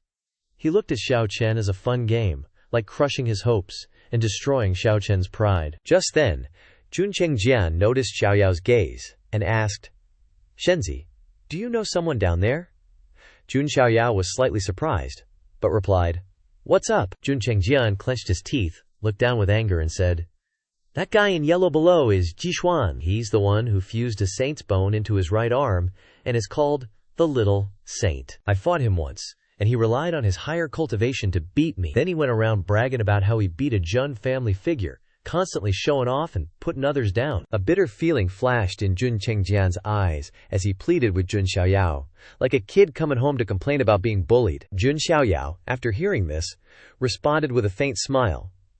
"So, Chengjian bro, you want to hit up the Yuantian Supreme Secret Realm to get your representative back, and get back both your principal and interest, huh?" Jun Chengjian's eyes lit up with determination, and he confirmed, "Yup, that's exactly it, Shenzi." Meanwhile, off in the distance, Xiao Chen was striding forward with this super focused look, eyes sparkling with excitement. He thought to himself, "My chance to rise up has finally come. Just you wait, Jun Xiaoyao. Once I fuse with the primordial dragon bone and master the heaven-transforming dragon technique, I'll make you bow down before everyone." Right behind Xiao Chen, a female figure was hidden in the shadows. It was Wu Mingyu. She was riding a mysterious spirit beast, closely following Xiao Chen. Her emerald green eyes were gorgeous, but also filled with worry as she watched Xiao Chen. She couldn't rest easy letting him face the dangers of the Yuantian Supreme Secret Realm alone. She decided to secretly protect him. Before long, Jun Xiaoyao's group had ventured deep into the Taiwang forest. From afar, they saw a massive, pitch-black crack in the ground, like a giant wound on the earth, spewing out a thick, eerie gray mist. Jiang Xingyi, wise and experienced, carefully observed and said, "Looks like the Yuantian Supreme Secret Realm is right beneath this hellish chasm. However, it seems like some freaky changes are happening that we can't quite put our finger on." Jun Xiaoyao and everyone around nodded in agreement with Xingyi's assessment. Right after, the Jiang family's warship, following orders, went straight into the crevice. Jun Chengjian, arms crossed and a scowl on his face, chimed in, "Damn, this black mist is making my body feel all weird. Something must have definitely gone down in the Yuantian Supreme Secret Realm. This mist feels like it's suppressing all our energy." Jun Xuehuang, standing nearby, also nodded slightly in agreement. "For now, we can only use our magic power to create a protective barrier against the gray mist." Meanwhile, Jun Xiaoyao, standing back with his arms crossed casually, said, "Huh? Wait, what suppression? I don't feel any discomfort or anything." Jiang Shengyi, hearing Jun Xiaoyao's comment, glanced at him and gently replied, "You're a special case, young Master Jun. You don't need any protective barrier, Because you possess the desolate ancient sacred body, supremely yang and unyielding, impervious to all evil. Your blood is like molten gold, incredibly resistant to all kinds of evil or yin energy. Jun Xiaoyao, hearing Sister Shengyi's explanation, nodded in agreement, feeling even more confident than before. The warship was slowly advancing deeper into the enormous fissure. Suddenly, a roar echoed, shaking the very earth and sky. Everyone immediately sensed the danger and exchanged wary glances. Jun Xiaoyao calmly reminded everyone, "Be careful, something dangerous is coming." Right after, a gigantic creature emerged from the darkness. It was a massive foot with long, sharp claws that hadn't been trimmed in ages, making it look even more terrifying. This creature was an aberrant beast, completely black, with a long head sporting a single horn, fleshy wings sprouting from its back, and the overall appearance of a giant black ape. It roared ferociously, then leaped with terrifying speed, stomping on a mountain peak several dozen zang high, causing the entire peak to collapse instantly. The cultivators on the warship couldn't help but cry out in alarm. "That's a primordial aberrant beast, an evil devil ape. Everyone, protect the warship." Primordial aberrant beasts are creatures that contain a trace of bloodline from the primordial era, possessing power far surpassing ordinary demonic beasts. Observing the situation through the heaven-gazing mirror, the 5 elder protectors couldn't help but engage in a lively discussion. One elder remarked, "That primordial aberrant beast, the evil devil ape, has an aura that pierces the sky. Its strength has reached the unity realm. Compared to humans of the same realm, primordial aberrant beasts are much stronger. Even a unity realm prodigy from an immortal dynasty would have to be cautious when facing this evil devil ape. It's no pushover." Ji Xuan's old protector, Ji Bangyin, stroked his silver beard and mused, "It seems the Jun family's Shenzi might be in for some serious trouble." Ji Bangyin's assessment was reasonable. Jun Xiaoyao had only reached the Divine Bridge realm. Facing a primordial aberrant beast at the Unity realm was truly a challenge beyond his current capabilities. Even Ji Xuan, with his superior strength, would struggle to deal with it, so for Jun Xiaoyao, things were far from simple. Although he didn't say anything mocking, the teasing, sarcastic undertones in Ji Bang's voice were undeniable. Hearing this, the Jun family's elder protector simply chuckled confidently and replied, "Oh, you guys, really, you shouldn't underestimate them, especially those on our Jun family's list." In the Taiwang forest, Jun Chengjian and Jun Shuihuang simultaneously charged towards the evil devil ape, ready to face this terrifying creaturehead, Xian. They attacked together. Jun Chengjian unleashed a sharp sword strike aimed at the evil devil ape's chest, while Jun Shuhuang unleashed a freezing attack that froze a large portion of the beast's body, causing it to roar in pain. However, the primordial aberrant beast, evil devil ape, afflicted by the gray mist, its pupils bloodshot and its eyes filled with madness, seemed to be driven into a frenzy. It roared furiously. Its massive fist, carrying monstrous power, slammed towards Chengjian and Shuihuang. The force of the blow sent them both flying back, severely injured. Just then, Jun Xiaoyao appeared, looking all arrogant and confident, and said, "This hot-tempered beast seems to be blocking our way into the Yuantian Supreme Secret Realm. In that case, let's just turn it into dust and send it back to where it came from." Jun Xiaoyao immediately raised his hand, and within his radiant golden body, a boundless spirit sea began to churn, emitting waves of ferocious Dharma power. The golden Dharma power, like a vast ocean, condensed into countless divine weapons. Swords, spears, blades, halberds, hammers, axes, hooks, and forks.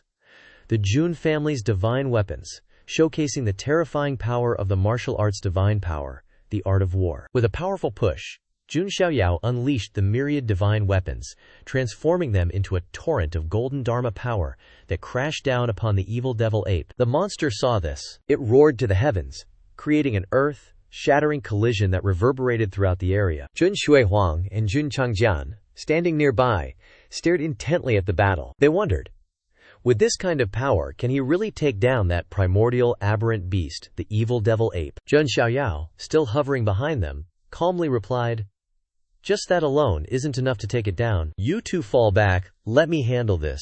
Just as he saw this, the evil devil ape suddenly emitted a thick, black killing intent. It condensed into a set of black armor surrounding its body, creating a tough defense. Jun Xiaoyao's art of war, unleashed with ferocious power, still didn't cause any significant damage to the enormous body. The evil devil ape, seeing this, the black single horn on its forehead suddenly glowed, creating mysterious runes. Then, it fired a beam of annihilating black light straight at Jun Xiaoyao. Facing this devastating attack, Jun Xiaoyao remained calm, his left hand behind his back, his right hand extending forward, deploying the godly elephant suppressing prison strength. A phantom of a dark nether god surrounded his body, forming the strongest defense against the evil devil ape's power. In this life, Ainshore, death battle. Right at that moment, the nether god guardian appeared, making the giant ape tremble in fear. It frantically looked up. It caught sight of Jun Xiaoyao's figure, his powerful, wide wings spread out, hovering in the air with an aura of dominance. Jun Xiaoyao's cold gaze shot down, and his decisive voice rang out, "It's over." Immediately, a radiant golden light engulfed the entire area, exuding an overwhelming pressure. It was the grand technique, the human emperor seal, Jun Xiaoyao's ultimate skill being deployed. It carried the power to suppress everything, ready to end the battle in an instant. The group of cultivators watching the scene were stunned into silence for a moment, then began to whisper among themselves, utterly astonished. How is this possible? A freaking primordial aberrant beast, the evil devil ape, with Unity Realm cultivation, couldn't even withstand a single blow? Could that person be the Jun family's Shenzi, Jun Xiaoyao? Hearing the whispers, seemingly intentionally put on a cold demeanor, he maintained a calm expression to impress the observing cultivators. Just then, from behind him, a woman in green appeared.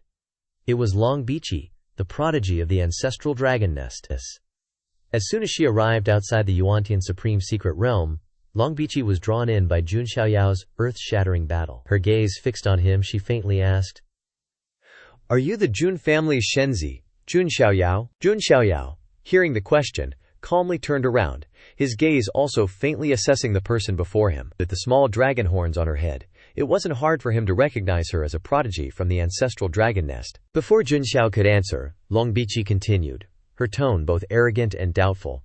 "Did you really defeat that big beast?" Instead of answering, Jun Xiaoyao casually asked back, "And who are you?" Long Bichi raised an eyebrow with a haughty expression, placed her hand on her chest, and introduced herself.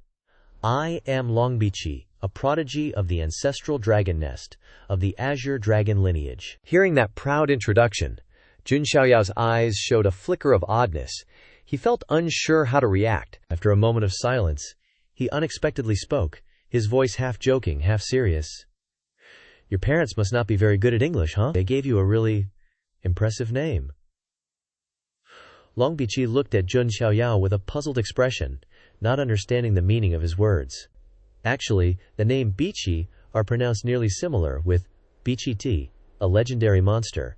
It is truly a deeply and impressive detail. It made her feel somewhat conflicted. At the same time, from another direction, a golden light shone down, creating a radiant space amidst the swirling dust and smoke. An image appeared in the smoke, not resembling a human. Instead, it was a large lion's head with sharp fangs, appearing with great power. It was the Golden Lion, a mighty creature with extraordinary strength, who had stomped through the air, shaking the surrounding space. What made it special was that this lion carried 9 skulls around its neck, its blood energy surging like a tidal wave, creating a powerful pressure like thunder. It appeared and whispered in a tone that was both disdainful and amused, "This human isn't bad at all.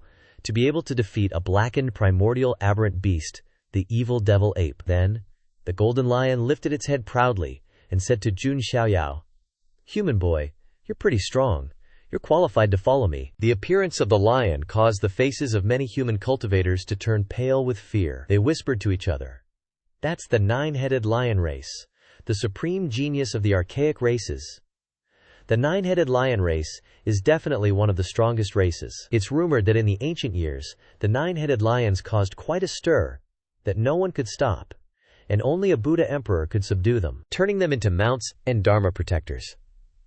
Although the number of this race is very small, there was a supreme being named Zhuling Yuansheng, who left a resounding reputation.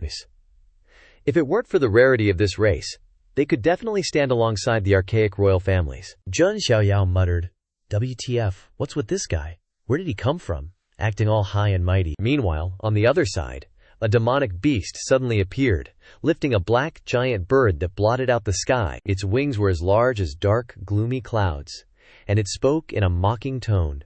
"You stupid nine-headed cat, what right do you humans have to follow us?" This giant bird's eyes were like two blood moons blooming with a bloodthirsty gaze. This blackbird was the heaven-devouring sparrow race, one of the notorious archaic races. The heaven-devouring sparrow opened its mouth, its eyes full of murderous intent, as it stared at Jun Xiaoyao. "They only deserve to become flesh and blood for us to devour." Suddenly, two small beasts fell from the sky, shouting and cursing wildly. Jun Xiaoyao tilted his head slightly, his eyes showing suspicion, as he turned to Long Biqi and said, "Hey, why do I feel like all of you archaic beasts are so stupid?" Long Biqi, upon hearing Jun Xiaoyao's words, didn't hesitate to reply, "Seriously, most of them are as dumb as you humans, except for my dragon race, of course." However, this remark angered the heaven-devouring sparrow, and it gritted its teeth and shouted, "You human! How dare you insult our archaic demon race? You're courting death!" The heaven-devouring sparrow was enraged. Its wings shook, raising a red storm, and the surrounding air was sucked up, forming a pitch-black tornado. Tens of thousands of black feathers shot out like arrows, resembling a devastating black rain. This was the heaven-devouring sparrow race's great divine ability, black spirit arrows. Whether it was a divine bridge or a genius, anyone caught in it would be pierced through, with no chance of survival. Jun Xiaoyao regained his calm, resolute expression and unleashed his devil wings. Long Biqi, standing beside him, couldn't help but look up in surprise at his power, breaking out in a cold sweat. Thousands upon thousands of black spirit arrows shot down from the heaven-devouring sparrow demonic beast, but they were all lightly shielded by Jun Xiaoyao's devil wings, deflected like harmless pebbles. The arrows fell all around, completely unable to penetrate his protective barrier. After a moment, the heaven-devouring sparrow's blood moon pupils went blank, its black feathers standing on end like a plucked chicken, and it exclaimed, "Huh, what the heck?" The nine-headed lion mocked him instantly. Look, can our black chicken friend even land a hit today? This human kid isn't even using his hands." The heaven-devouring sparrow, feeling humiliated by the mockery, angrily retorted, "Shut your stinky mouth, you stupid nine-headed cat." Meanwhile, from the distant warship, a loud shout rang out, "Xiaoyao, don't act recklessly!" Jun Xiaoyao recognized it as his little aunt, Jiang Xingyi. He glanced back and saw his little aunt's worried expression. She shouted, "The nine-headed lion is a descendant of Zhuling Yuansheng, and the heaven-devouring sparrow likes to devour the fresh flesh and blood of our human race. Either way, they are archaic races that swept across the 8 directions. Fighting both of them alone is too dangerous." Jun Xiaoyao, seeing Shengyi's worry, smiled and replied, "Little aunt, you're worrying too much. How can these two little beasts be dangerous?" However, the heaven-devouring sparrow couldn't take it anymore, and it angrily said, "Damn it, this human kid is too arrogant. Take another hit from me." Immediately, a barrage of demonic fireheads rained down from the heaven-devouring sparrow.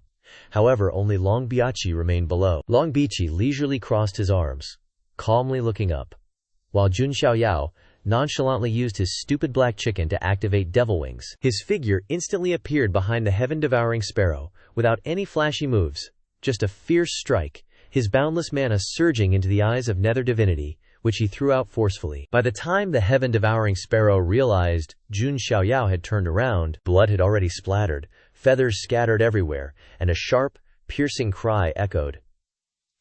After the bloody scene, the heaven-devouring sparrow's entire body was split in two by Jun Xiaoyao's strike. Jun Xiaoyao's eyes now gleamed with golden light, filled with killing intent, as he looked at the heaven-devouring sparrow's body and said, "Trisk, Trisk, how can this chicken's flesh and blood be so foul? I wonder how much of our human race's flesh and blood it has absorbed." The upper part of the heaven-devouring sparrow, receiving the signal from its lower half, let out a confused squawk, its eyes gradually dimming. The two halves of the heaven-devouring sparrow's body fell at the feet of the nine-headed lion. The nine-headed lion, with its dazed mind on par with the black chicken at its feet, froze for 5 seconds to process the information. Then, sweat poured down like it had just taken a sauna, and it looked at Jun Xiaoyao with fear. Jun Xiaoyao landed lightly in the dust. Then, he turned to the frozen nine-headed lion in the distance and said, "Hey, multi-headed lion, you seem a bit stronger than that black chicken. You could barely make a mount for this Shenzi. Just lie down obediently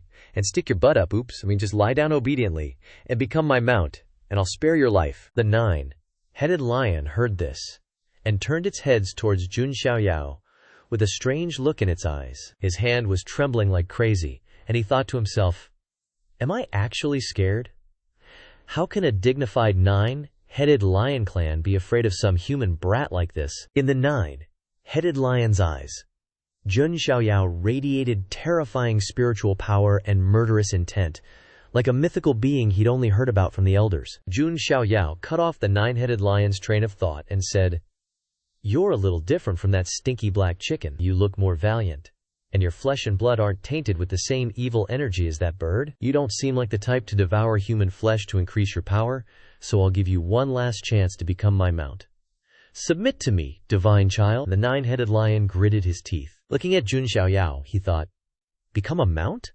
Seriously?" For the nine-headed lion clan, the thing they fear most is the word mount, because their ancestors were once converted by a Buddha emperor and used as a mount. This is a huge humiliation that's been etched into their bloodline. With the dignity of his entire clan at stake, the nine-headed lion seemed to lose all composure. He circulated his spiritual power, took a deep breath, and prepared to strike. All nine heads roared in unison. The surrounding space was distorted by the sound waves spreading outwards, and even the void was squeezed. This was the nine-headed lion clan's ultimate divine ability. Lion's Roar. One roar shook the heavens, as if the surrounding firmament was collapsing. But Jun Xiaoyao remained the same, his mind as calm as a still pond, and chuckled inwardly. "So this is the ultimate divine ability, Lion's Roar? Unique to the nine-headed lion clan? How interesting." The intense airflow even sent a bunch of weaker cultivators flying. Even those who managed to stay standing had to brace themselves against the violent sound waves. One cultivator, sweating profusely and clenching his teeth, thought to himself, "WTF, is this really a fight between divine bridge realm cultivators?" After unleashing the lion's roar, the nine-headed lion bared its fangs and claws, charging straight at Jun Xiaoyao. His eyes flashed with golden light as he roared, "If you want to fight, then fight.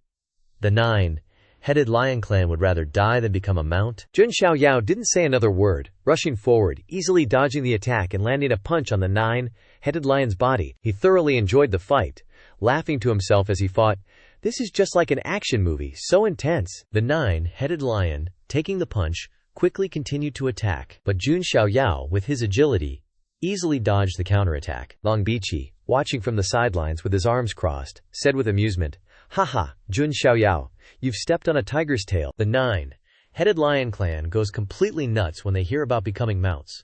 They're willing to risk their lives for the dignity of their entire race. It's normal. Jun Xiaoyao, hearing Long Bichi's words, didn't refute them but chuckled and said, "He's a descendant of the nine spirits primordial sage. Even though he's a demon in this nine heavens immortal domain, he values friendship. That's why I value him, not to humiliate him." Hearing these words, the nine-headed lion was suddenly startled, his resolve wavering slightly. He gritted his teeth, thinking to himself, "No, I can't let myself be distracted." The nine-headed lion was now completely serious, directly unleashing the clan's ultimate divine ability, the unintentional lion seal. This was an extremely terrifying divine ability, almost at the true dragon level. The nine-headed lion's entire body radiated boundless golden light, and an ancient golden seal condensed, with countless runes appearing around his arm. Jun Xiaoyao's eyes were calm. Even though he was facing the renowned might of the great divine ability, he remained extremely composed. He slowly said, "You're finally getting serious? This is exactly what I needed." Before Jun Xiaoyao's chest, dazzling light converged, like a small sun, emitting a terrifying power, brilliant divine light shining down on him. This was the Supreme Bone's great divine ability, Azure Heaven Tribulation Light Gate. The most complete form of this divine ability was the Hand of the Azure Heavens, which Jun Xiaoyao had successfully comprehended. However, in this situation, he didn't need to unleash the Hand of the Azure Heavens. The Azure Heaven Tribulation Light was enough to handle it. When the Azure Heaven Tribulation Light officially collided with the unintentional lion seal, the two ultimate moves clashed, creating a dazzling golden light. Immediately afterwards, an earth-shattering explosion of spiritual power occurred. Jun Xiaoyao was pushed back 4 steps, but he remained standing, his eyes fixed on the nine-headed lion. After the white smoke cleared, the nine-headed lion's eyes glowed with golden light, and a gigantic black silhouette gradually appeared. A massive body with a huge lion's paw slowly emerged. The silhouette became clearer as the dust settled. The nine-headed lion revealed its true form, its size incomparably larger than Jun Xiaoyao. The nine-headed lion was forced to reveal his true form to fight Jun Xiaoyao to the death. But at the same time, Jun Xiaoyao coldly opened his mouth, uttering only 3 words: "Activate the soldiering art." The nine-headed lion must be thinking, "Oh crap, I'm done for, I'm toast, I forgot to write a will, sorry ancestors, I didn't even get to leave any offspring." Jun Xiaoyao flicked his right hand, and hundreds of divine weapons instantly appeared around the 8 mini lion heads. With a single word, "Chop," Jun Xiaoyao uttered. The divine weapons immediately lunged towards the nine-headed lion, mercilessly hacking and slashing, each head being cleaved in 2. Finally, the entire body of the nine-headed lion was severely injured from the relentless assault. The nine-headed lion face planted, lying dazed on the ground, blood splattered everywhere. Jun Xiaoyao leisurely strolled forward, and each of his steps seemed to awaken the nine-headed lion, making it feel its lifespan counting down. Yet, Jun Xiaoyao put on a cheerful face, approached, and said, "I'll ask again, do you want to become my mount?" After losing 8 heads, the nine-headed lion's thinking ability had definitely declined. It gnashed its teeth, pondered for a long time, then looked at Jun Xiaoyao and stammered, Re. Jun Xiaoyao was stunned. He questioned back, "Re what? Am I a real man or what?" The nine-headed lion lay down obediently, its eyes full of adoration, and said to Jun Xiaoyao, "What are the food and drink benefits, bro?" Jun Xiaoyao looked down, extending his 5 fingers forward, seemingly refusing. But then he loudly declared, "Super high benefits, I tell you. 5 meals a day, always including a soup and a meat dish." The nine-headed lion, hearing this, rolled around joyfully. "Heaven is truly teasing me. Why didn't I meet my master sooner? Hi. On the arena of the Jiang family, Aunt Jiang Xingyi laughed out loud and said, "Unbelievable. So this is how this was resolved. Just a few minutes ago, the little nine-headed lion was determined to die rather than submit, but now it's like a playful house cat frolicking at its master's feet. Seriously, WTF?" The nine-headed lion was startled upon hearing that, its face instantly falling. Long Busy stood nearby, arms crossed, laughing gloatingly, while the nine-headed lion turned away, rationalizing, "What do you know? A wise man submits to circumstances. Timing is everything. That's true intelligence." At the same time, Jun Xiaoyao turned to Long Busy and asked, "So next, Long Busy of the Dragon's Nest, do you intend to fight me?" Jun Xiaoyao seriously clasped his hands behind his back, asking a straightforward question. "So cool." Long Busy calmly uttered a sound, and then quickly replied, "Why should I fight you?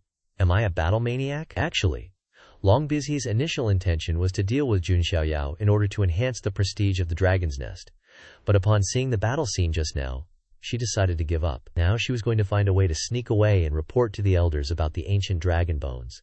She didn't want to stay here, or she would be screwed. At this moment, Jun Xiaoyao asked in a deep voice, "Don't you want to avenge that Long Haoshan?" Long Busy muttered, "Long Haoshan?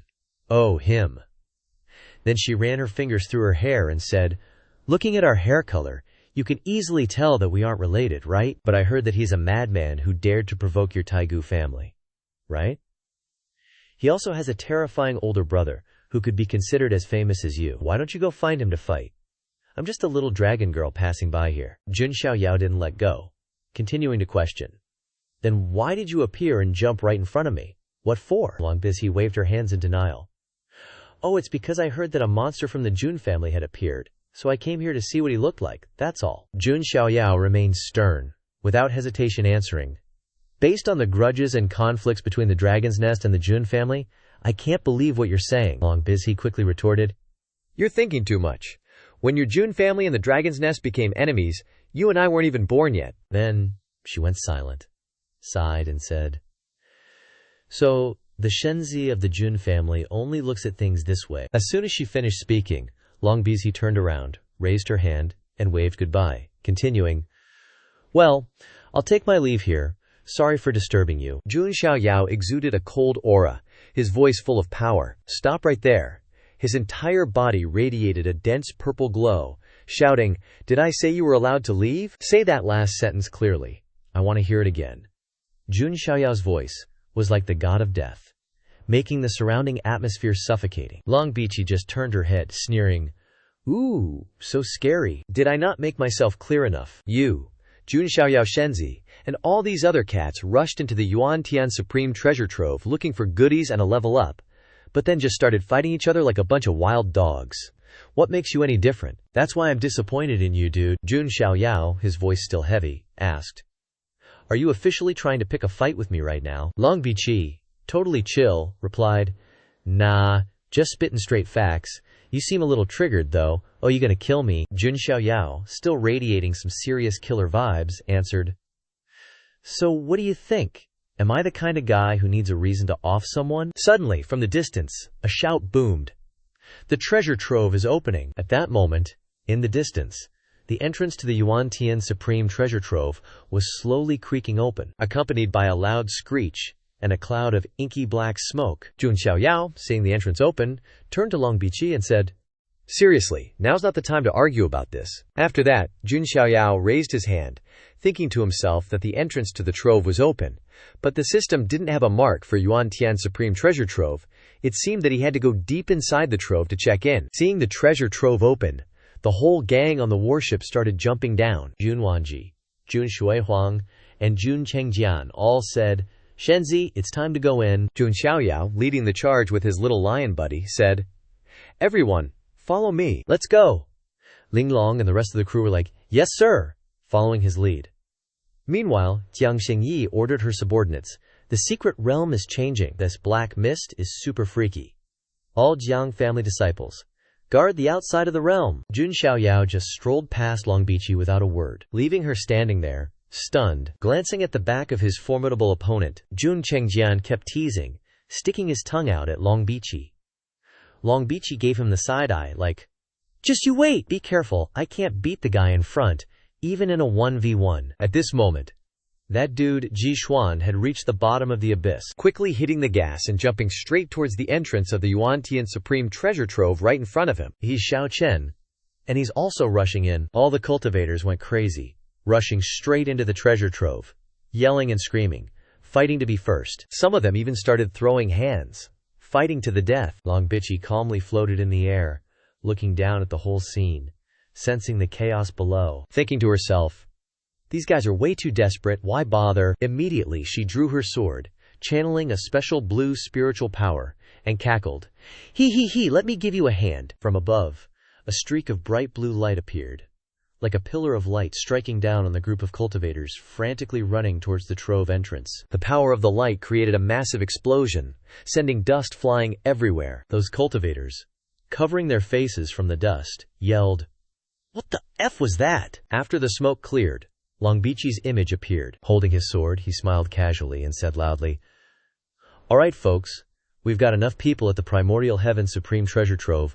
Please turn back." As soon as he finished speaking, countless large cracks suddenly appeared on the rubble at the entrance. Immediately after, the crashing sound of rocks breaking echoed thunderously. An entire mountain of rocks fell one after another at the entrance, creating a solid barrier. A moment later, when the dust settled, before the cultivators' eyes, the entrance was completely blocked. They cursed in anger. "This two-faced dragon brat is a real piece of work. Are you crazy? Blocking the entrance? How are we supposed to get our hands on any opportunities now?" From afar, the Jun family's protector let out a sound of surprise, then happily exclaimed, "Since when did the ancestral dragon nest produce such an interesting dragon daughter? Although we warned all the cultivators that this treasure trove is extremely dangerous, those little brats were blinded by desire and didn't heed our warnings." At the same time, inside the Primordial Heaven Supreme Treasure Trove, the black mist was increasingly gathering, becoming even thicker than outside. The cultivators inside felt something was wrong and began to discuss amongst themselves. "This is the black mist. Why is it getting thicker and thicker? Even breathing is becoming difficult." Suddenly one of them grew fangs. Claws protruded. His eyes turned red. Veins bulged all over his face, and he drooled. He quickly lost his mind, screamed, and emitted black energy around his body. The others didn't know what was happening, and panicked. They stared at the cultivator who was transforming like a zombie and shouted in fear, "What the hell is going on?" These mutated zombies became more and more numerous and ferocious. These zombies were strange demonic corpses, with cloudy eyes, completely losing their reason and advancing madly, only knowing how to fight and kill. Their nails and teeth were extremely sharp, easily tearing apart the bodies of cultivators. The people there could not stop these numerous and powerful demonic corpses. A lone cultivator was carelessly transformed into a demonic corpse by the strange gray mist. Quickly bit his best friend's shoulder, sharp teeth and black nails like bamboo. The cultivator who was bitten exclaimed in surprise, What are you doing?" A bald guy with 2 tufts of hair pointed and exclaimed, "Holy crap! What's going on? Have they all gone crazy?" And the bun-haired guy frowned and shouted, "Damn it! They're being invaded by this strange gray mist. That's why they're going crazy. They're no longer our fellow Taoists. The only way is to kill them all." The demonic corpses were becoming more and more numerous. Uncoming. Suddenly, from behind, a golden light of spiritual power flashed. Bang! 5 beams of bright golden spiritual power gently turned the demonic corpses into meat patties, almost with the strong smell of barbecue. The cultivators who had just struggled to stop the demonic corpses were now speechless, with their mouths wide open, only staring in the direction of the person who had just made the move. None other than Jun Xiaoyao, who could easily disintegrate the entire group of demonic corpses with just a wave of his hand and a kick of his foot. Jun Xiaoyao frowned annoyedly at this time and said, "I really can't stand you guys. You don't have any ability, yet you dare to rush into the primordial heaven supreme treasure trove. For what? You guys think this is a resort where you can suck whatever you want and inhale whatever you want?" At that moment, a chubby cultivator with limited height recognized Jun Xiaoyao and exclaimed tremblingly, That's him. It's Jun Xiaoyao." Sweat poured down like rain. He stuttered, trying to warn those around him. "You guys better not mess with him, or you might get killed. His bad name has spread far and wide." Holy crap, so handsome, rich, and understanding.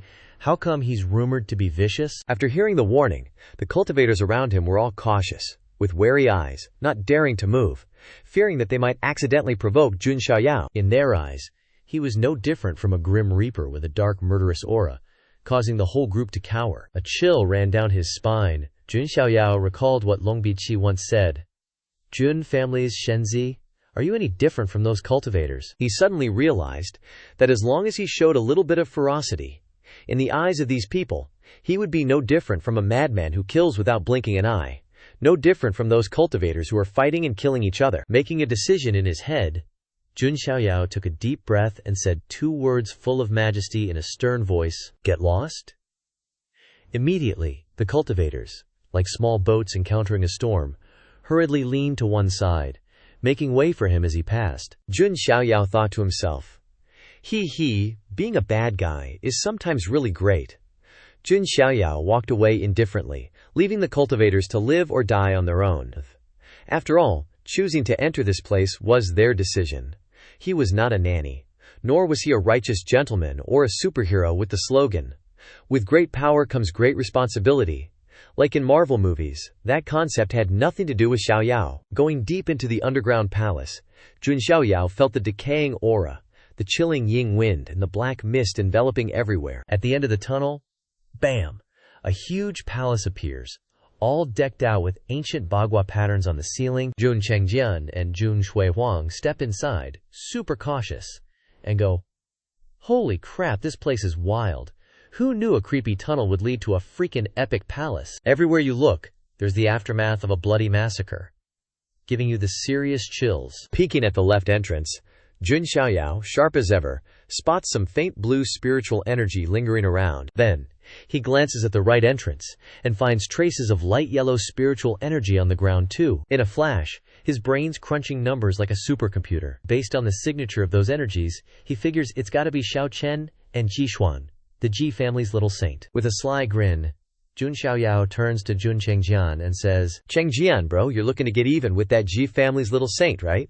Well, guess what? He went that way, to the right." Hearing this, Jun Chengjian's eyes switch from playful to dead serious, and he replies with total conviction, "Don't worry, Shenzi. I'll be back once I've settled things." No sooner said than done. Jun Chengjian blasts off in the direction Jun Xiao pointed, his energy blazing, confident as an arrow leaving the bow. As the guy vanishes from sight, Jun Xiaoyao turns to Jun Shuohuang, gently instructing, Shuohuang, ceases. Chengjian's a bit impulsive and hot-headed. If he fights Zhu Xuan alone, things could get dicey. Shadow him, but don't interfere. Just come back and report if anything goes sideways. Jun Shuohuang nods promptly. Understood. Then she vanishes like a gust of wind, leaving behind only a faint trace of spiritual energy. Jun Xiaoyao then dishes out a task for Jun Wanji. He says, Wanji bro, I have a mission for you. Jun Wanji looks at Jun Xiaoyao grimly, then replies in a loud voice, Your Grace Shenzi, don't be so polite with me. I am already your subordinate, just give me your orders. Jun Xiaoyao is surprised, standing still for a few seconds, then instructing, Yuan Linglong, take the left entrance, go deep inside, and find the one I'm looking for. Linglong knows who I mean. Linglong nods, appearing to understand, says, Ah, I see. Could it be him? Jun Xiaoyao chuckles softly. A mischievous smile appears, then adds, That guy's got to share some of his good fortune with us after all. He's got that chosen one vibe, just like all those protagonists I know. So let him worry about finding treasure, we'll just take our cut. Linglong, for sure, knows who he's talking about.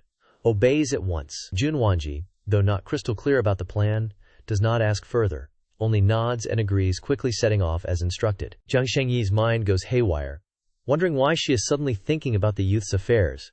Why so suddenly? She murmurs to herself, wondering how her nephew, Jun Xiaoyao, though betrothed to Luoli, looks more mature than his age. She stares at Jun Xiaoyao, wondering, does he look anything like a teenager? Early puberty, perhaps? Noticing Jiang Shengyi's strange expression, Jun Xiaoyao turns around, smiling. Little Shengyi ceases. How about we stroll around this palace and see if there is any chance for us? Jiang Shengyi, being lost in thought, is flustered by what Xiaoyao said, but nodded quietly.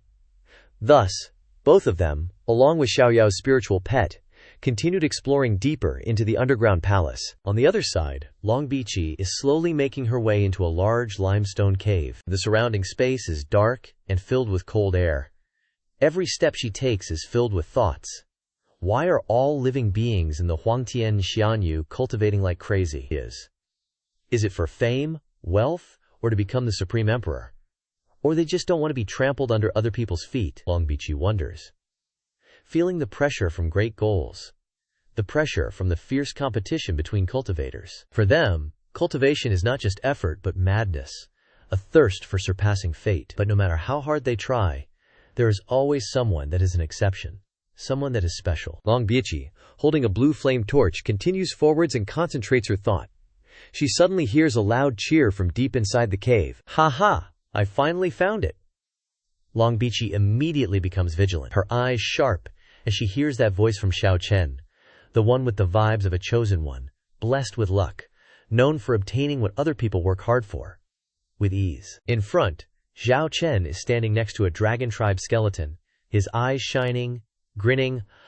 Ha ha ha, I didn't think I'd find the ancestral dragon bone so easily. Xiao Chen, I will certainly rise and restore the glory of the Qinglong clan. From afar, Long Bichi sees Xiao Chen rejoicing in front of the ancestral dragon bones, and cannot help but get annoyed. She frowns and thinks, I can't stand it. How can he be so happy in front of other people's ancestral bones? She bit her lips, then could not help but mumble, How abstract. Hearing an unfamiliar voice, Xiao Chen jumps and looks up, trying to see who it was. Standing high above, Long Bichi was momentarily flustered, muttering, Could he be that legendary pervert? Unconsciously, she recalled old memories of the subtle injustices in this world. You might be born favored by the heavenly Dako, with innate gifts surpassing ordinary people, and hold a lofty position, as if you're the darling of the heavens. She remembered the days when she effortlessly defeated Long Haoshan, forcing him to kneel before her under the admiring gazes of the Long Chao elders. They revered her as the daughter of heaven, the successor to the Azure Dragon lineage, but that adoration had gradually made Long Bibachi lose sight of the vastness of the world. Most people confidently believe that they are the main character of the world, always standing on the top. A sense of melancholy welled up within her. Even having achieved the positions that so many dreamed of, she had to admit that, towards someone like Xiao Chen, she never fully understood the opportunities he held. those things beyond her reach. Turning her head back, she saw a towering mountain looming through the white clouds, as if reminding her that there's always a higher peak ahead. She told herself, "There's always a higher mountain.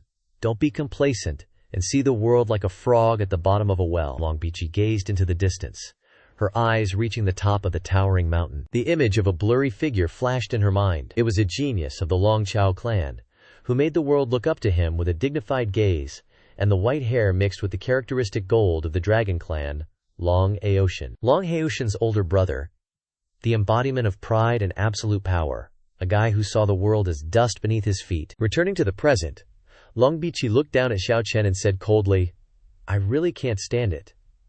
How can you be so happy to see the remains of someone else's ancestors? Are you a pervert?" Xiao Chen was startled by the voice and quickly looked up to see who was talking. At that moment, Longbichi jumped down without hesitation, landing in front of him with a majestic presence, leaving Xiao Chen stunned and frozen. Longbichi's sharp eyes stared directly at Xiao Chen. She slightly raised her head and slowly said, "My mission on this trip is to bring my ancestors' remains back to the Longqiao clan. So no matter who you are or what your intentions are, just get out of here. What you're doing is completely meaningless to me." Xiao Chen was sweating bullets, trying to hide his anxiety, but couldn't conceal the tension in his wary eyes. He thought to himself, "Damn it, fate is so harsh. Why are the people from Longqiao clan here so fast? I still had to rely on Azure Dragon Elder to sense the dragon bone to get here. I didn't expect this dragon girl's bloodline to guide her here so quickly. Can't be underestimated." Xiao Chen tried to regain his composure and smirked. "Young lady, you're being way too bossy. Don't you know the concept of first come, first served?" Longbichi raised an eyebrow, a little surprised, and asked, "Bossy? You're talking about me?" She scratched her head and replied with a nonchalant smile, "I'm already being too polite. How could you say I'm disrespecting you?" The characteristic golden eyes of the dragon clan suddenly flashed with a fierce killing intent. Longbiochi continued in a cold voice, "Whatever. Good words and reason can't sway stubborn people like you." Instantly, a terrifying pressure erupted around Longbichi's body, with strong bursts swirling dust around her, distorting the space under pressure. She drew her unique sword and stepped closer to Xiao Chen, calmly saying, "If neither of us is willing to back down, let's settle this according to the old rules of the Huangtian Xianyu." Xiao Chen clearly felt the fierce pressure and killing intent from Longbichi, and couldn't help but clench his fist, his expression tense. He thought to himself, "Damn it, this killing intent is terrifying. If I don't strike first, I'm afraid I'll be in big trouble." Without hesitation, Xiao Chen used the characteristic blue spiritual power of the Qingtian Hua Longzhu.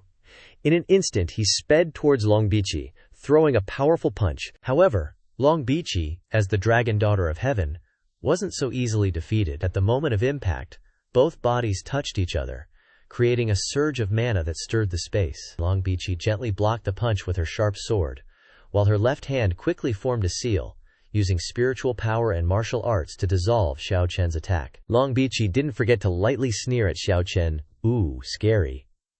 Despite the sarcasm, she was a little surprised. This human actually has a mid-stage divine bridge realm cultivation level, a level comparable to other heavenly geniuses among humans. With her outstanding talent, Longbichi has only just reached the divine bridge realm's great perfection. After launching a full-force attack and still being blocked so easily, Xiao Chen was covered in cold sweat and couldn't help but exclaim in his heart, "Holy crap, how is she so quick?"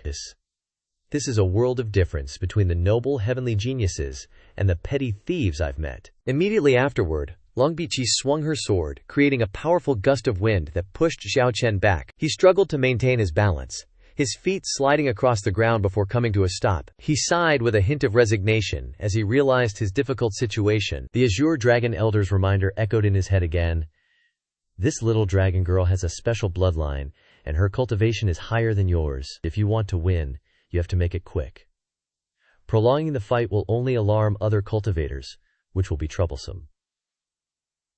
He muttered a playful remark to himself. Xiao Chen immediately poured all his strength into using the Azure Heaven Dragon transformation art that he had painstakingly trained. His body began to emit streams of rolling azure light, and dense spiritual energy enveloped his entire form. Longbichi, seeing this scene from afar, a hint of surprise flashed in her eyes. "What is this? What is this stream of spiritual energy?" Xiao Chen acted exactly according to the instructions of Azure Dragon Supreme, rushing towards Long Bipichi with a speed so fast that he almost disappeared from sight. However, Long Bipichi remained calm, without the slightest hint of worry. Chen. Xiao Chen appeared right in front of her, unleashing the strongest technique of the Azure Heaven Dragon transformation art.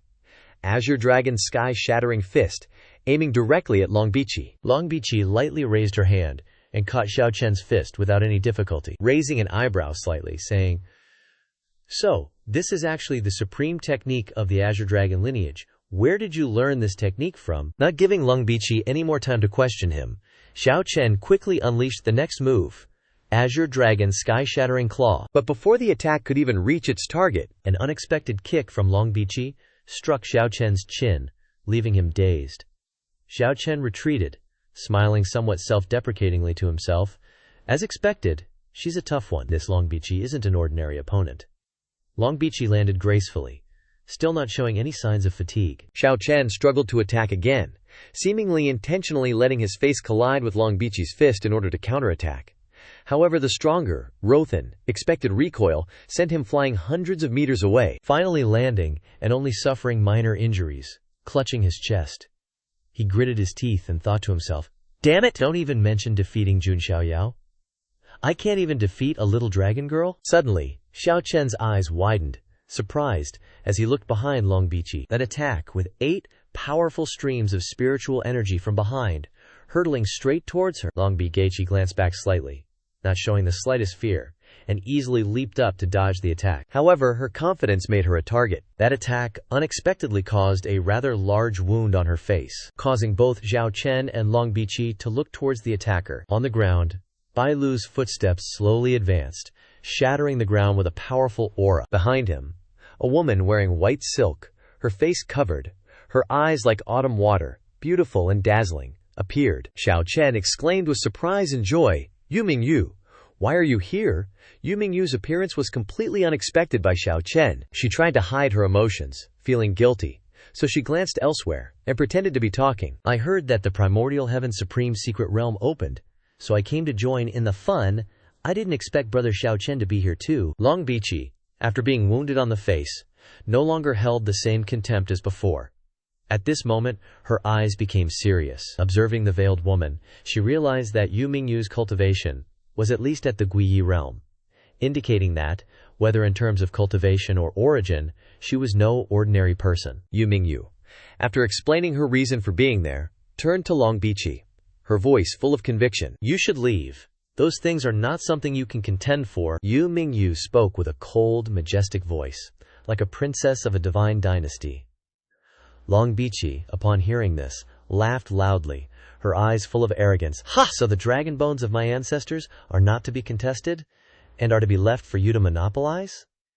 You guys are really something, huh?" As she spoke these words, Long Bichi unhesitatingly released an even more terrifying pressure, her eyes sinking with murderous intent. The wound on her face caused by Yu Mingyu also quickly healed, as if it had never existed. She sneered, Besides this kind of self-aggrandizement, it's really embarrassing. Seems like I'm easily looked down upon when I'm too polite, huh?" Yu Mingyu, after listening to Long Bichi, pondered in silence for a long time, but even after a dozen minutes, she couldn't think of a reasonable answer. She thought to herself, "What little dragon girl said actually makes sense.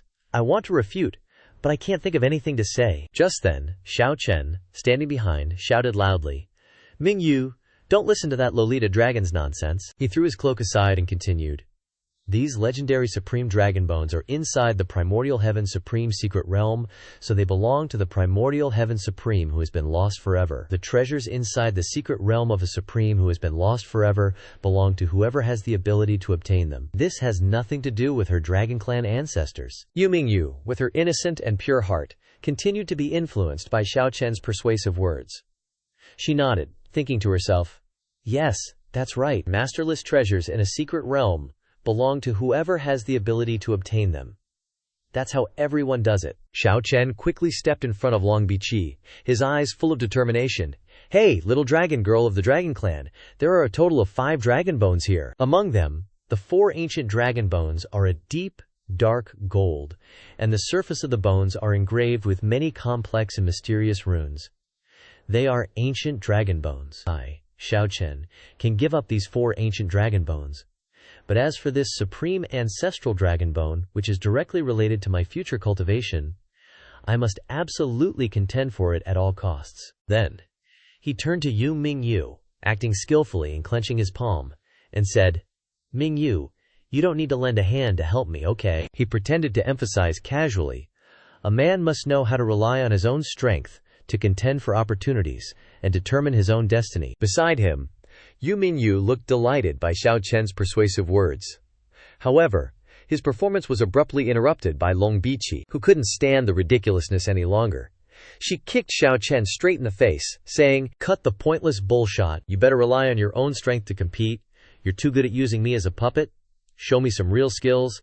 Let's see you throw a punch." Xiao Chen took a kick to the face, but didn't fall. He quickly regained his balance, wiped the wound, and yelled, "What the FCK? What are you playing at? A sneak attack while I'm acting? Where's your martial spirit gone?" Long Biqi held her dragon sword, her cold eyes emitting 2 streaks of murderous golden light. She rushed toward Xiao Chen, saying, "Are you kidding me? You guys are fighting over my dragon clan's ancestral dragon bone, and now you expect me to fight you with martial spirit?" Xiao Chen gritted his teeth, sweating profusely, bracing himself for Long Biqi's attack. From afar, Yu Mingyu shouted, "Xiao Chen, be careful!" With Long Biqi, she immediately cast the golden silk fabric she had previously used to attack, aiming to protect Xiao Chen from danger. Long Biqi didn't flinch, calmly glancing at Yu Mingyu. As if everything was within her calculations, she redirected her attack towards the silk fabric, drawing her dragon sword. With a single strike, her sword elegantly split into many small pieces, increasing its length and maneuverability. With a swoosh, she easily shattered Mingyu's magical silk fabric, pieces flying in the wind. Before Yu Mingyu's astonished eyes, Yu Mingyu truly didn't expect Long Biqi's azure dragon sword to be so powerful. She was surprised by the sword's strength. Seeing her plan succeed, Long Biqi said smugly, "This woman used a white cloth to block my divine sense. There must be something secret to hide. I don't care who you are or what your background is, but if you want to wade into this muddy water, you'll be my enemy." Hearing these words, Yu Mingyu paused slightly, a few drops of sweat appearing on her forehead. Because the Dragon Clan was indeed a major force, although not comparable to the Imperial 3 families in the desolate heaven immortal domain, but still had a great influence. Becoming a direct enemy of the Dragon Clan would cause her many difficulties. Noticing the situation becoming tense, Xiao Chen quickly interrupted the confrontation, shouting, "Shut up! Who do you think you are, talking to Mingyu like that?" Xiao Chen's sudden attack looked powerful, but to Long Biqi, it was just child's play. She gently tilted her head to the right to dodge, then counterattacked with her sword. With a slight smile, she said, "Ha, is that all you've got?" Xiao Chen had to keep acting, because he was currently soloing against Long Biqi. The only way he could repel her and seize the supreme ancestral dragon bone was to get Yu Mingyu on his side. Ignoring the dangerous sword in front of him, he still tried to yell, "Mingyu, don't be fooled by this little dragon girl's nonsense. Let's compete for the treasures of the primordial heaven's supreme secret realm together, and get out of here safely." Competing for opportunities has been around since ancient times. It has become the law of the desolate heaven immortal domain. After dodging the attack, Xiao Chen channeled his spiritual power into his right palm, casting the azure dragon claw towards Long Biqi. A ferocious azure dragon illusion rushed towards her, but right then, this illusion was just a fake. A real azure claw with dragon scales and dragon claws appeared directly, shattering the illusion, rushing straight towards Xiao Chen. In his astonishment and panic, he didn't have time to react. Long Biqi's azure dragon claw grabbed Xiao Chen's head and pressed him down to sniff the dirt for a while. At this moment, dragon scales appeared all over Long Biqi's face, her eyes and dragon horns emitting mysterious blue light, along with a hint of gloomy, murderous intent. She said, "Today I'll let you know who the real successor of the Azure Heaven Dragon transformation art is." Xiao Chen had his head pressed down by Long Biqi with one hand, in such a miserable situation that a trace of blood appeared at the corner of his mouth. He gritted his teeth, thinking, "That damn arrogant look again. Just like that Jun Xiaoyao bastards." He shouted, "I can't allow myself to fail like this. Don't underestimate me." Suddenly, a thick green smoke appeared around Xiao Chen's body, surprising Long Biqi for a moment. Immediately after, Xiao Chen respawned with full HP, springing up and pushing Longbichi away. The headband on his forehead also fell off. Longbichi raised the hand that had just blocked Xiao Chen's attack, staring at it with surprise that she could be hurt by him even after casting the Azure Heaven Dragon transformation art. Xiao Chen, with his sudden surge of power, was able to cast the Azure Heaven Dragon transformation art to the dragon transformation stage, 2 pairs of dragon horns appearing on the top of his head. Along with his ears and face transforming into the Dragon Clan's form, he confidently roared towards Longbichi. Then let's see who the true successor of the Azure Heaven Dragon transformation art is today. Seeing Xiao Chen use his trump card, Wu Mingyu immediately rushed over and shouted, "Xiao Chen, brother, please stay calm, don't be too angry. If we go all out against this little dragon girl here, both of us will suffer significant losses. The impact of the battle will alert the other cultivators inside the Primordial Heaven Supreme Treasure, and that will be extremely dangerous." Disregarding the danger, Wu Mingyu rushed straight towards Longbichi, while simultaneously transmitting a message to Xiao Chen. "I have a secret treasure that can hold this dragon girl for a short time. Brother Xiao Chen, please use that time to take the supreme ancestral dragon bone and leave." Xiao Chen, hearing Wu Mingyu's telepathic message, was both surprised and tense. He gritted his teeth, lost in thought. This decision was crucial for him. Either obtain the supreme ancestral dragon bone, greatly aiding his future cultivation, or abandon the Pan-Wu divine dynasty and its princess, losing a relationship full of potential. On Wu Mingyu's side, she began to unleash her secret treasure. Golden strands of spiritual energy appeared before her, entangling Longbichi's body. When Longbichi realized what was happening, she immediately raised her hand to respond. But the secret treasure's speed was too fast, leaving her no time to react. A series of golden threads tightened, restraining Longbichi. In her mind, worry surged. What level of secret treasure is this? When bound by these golden threads, I can't use my spiritual energy anymore. Wu Mingyu then shouted, "Xiao Chen, now's the time. Do it quickly." Hearing this, Xiao Chen jumped forward from behind, his voice full of hidden meaning.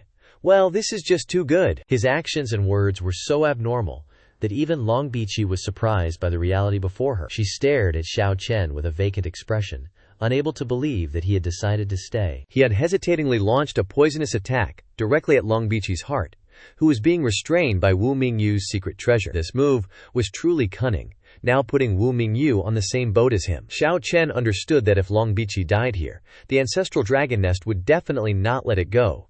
A bloody storm would ensue, and Wu Mingyu wouldn't be able to escape involvement. Longbichi, struck by the critical blow, quickly vomited blood, sweat running down her face.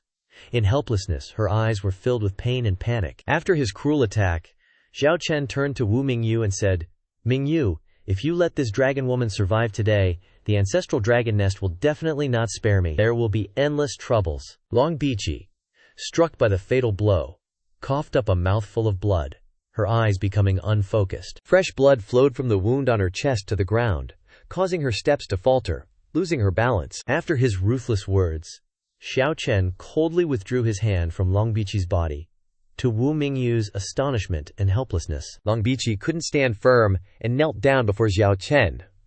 Seeing this scene, Wu Mingyu stammered, "Brother Xiao Chen, you really shouldn't have acted like that." Xiao Chen remained calm and replied, "Sister Mingyu, please understand me. I really had no other choice." A mental struggle ensued within Wu Mingyu. If this were truly a competition of skill to seize an opportunity, perhaps the ancestral dragon nest would find it difficult to pursue the matter. But Xiao Chen attacking little dragon girl while she was being restrained by her secret treasure was truly questionable. Why could Xiao Chen have such a cruel and sinister face? Just then, the influence of these thoughts caused the golden threads to gradually loosen. Longbichi, in her miserable state, sensed this and thought to herself, "It seems this secret treasure is loosening. Is the owner of this treasure unstable?" In the brief moment when the secret treasure loosened and lost its sealing effect on the spiritual energy in her body, Longbichi quickly retaliated towards Xiao Chen. His surprised eyes were caught off guard, and Longbichi unleashed a flash of green light from her spiritual energy, throwing a punch towards Xiao Chen. Though caught by surprise, he quickly raised his hand to defend, trying to block this attack. Xiao Chen's defending hand trembled violently from the aftershock of Longbichi's punch. He gritted his teeth and thought to himself, "What kind of monster is this little dragon girl? I pierced her heart with one strike, and she can still move. When she just recovered her spiritual energy, she became so strong. Ooh, he really had no other choice. Immediately afterward, Xiao Chen's cruel and violent nature was revealed. He quickly flew in front of Long Bichi and uttered inhumane words. "Then I'll just have to take your head." Hearing Xiao Chen's cold words, Long Bichi smiled softly, suddenly remembering old words. The image of Long Haoshan appeared. He was looking down and saying, "You are very talented, but you spend all your time chasing after girls. What are you thinking in your head?" Long Bichi lay sprawled on a flower-filled field, her expression slightly annoyed at the name Long Haoshan. She thought to herself, "Isn't this white-haired guy the one who just lost to me in the Ancestral Dragon Nest's younger generation competition?" Then, Long Bichi sat up, scratching her head and yawned, and replied, "So what about you? You train very hard, right? But in the end, you still can't beat me, can you?" Long Haoshan, even buried in the Ancestral Dragon Nest, was undeterred. "Hey, wanna fight, right? I'm telling you, sooner or later, that mouth of yours will get you in trouble." Long Bichi didn't care, glancing at him indifferently and replying, "The bottom line is that you still can't beat me, can you? I really don't understand why you try so hard to compete with others every day like that." Hearing this question, Long Haoshan laughed loudly. "Ha ha! Why, of course, it's because I want to stand at the pinnacle of this wild heaven immortal domain, to become a great emperor. Besides this reason, what other reason could there be? Don't you think it's too reasonable?" Long Biachi heard Long Haoshan's words and was speechless.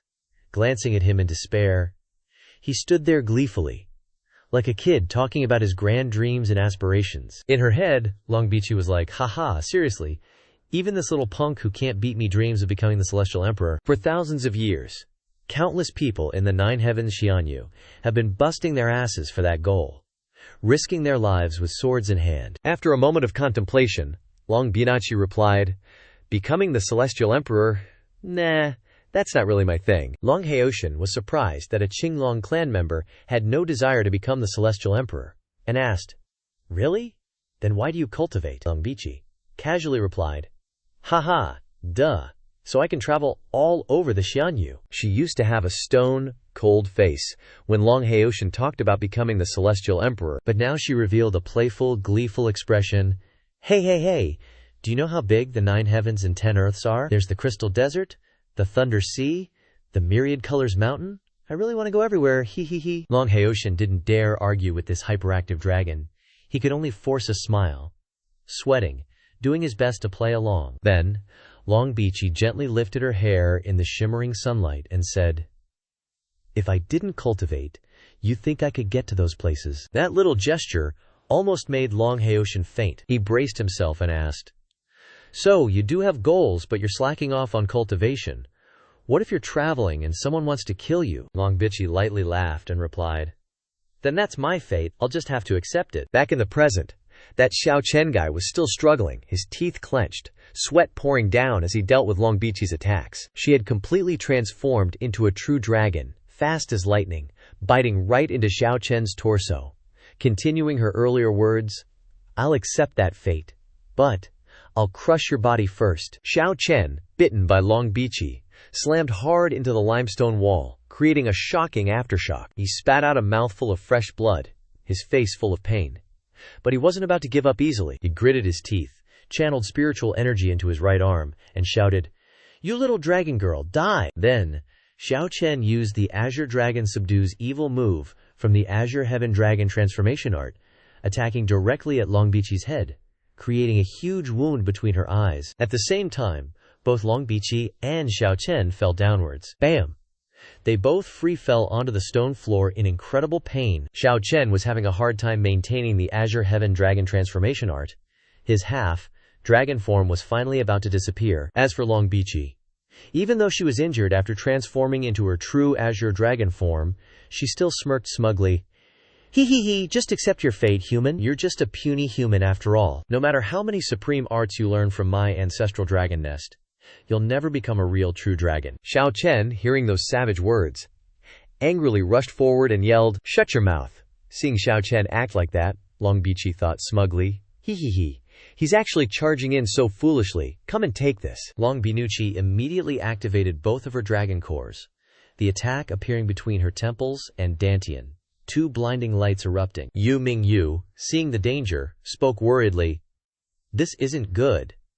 This little dragon girl actually wants to initiate a Dragon Core self-detonation at the crucial moment. From above, a lightning current like a flood issued from a threatening electric purple, drenching down straight between Xiao Chen and Long Biqi. Both, surprised, raised their hands on instinct and turned their heads to protect themselves. Yu Mingyu didn't feel this, only noticing a few drops of sweat trickling down her beautiful face. The stream of lightning slowly shrunk. Inside, the figure of a male slowly appeared, surrounded by interwoven violet lightning, giving off the threatening sound of crackling. From the distance, Jun Wanji's familiar sound rang.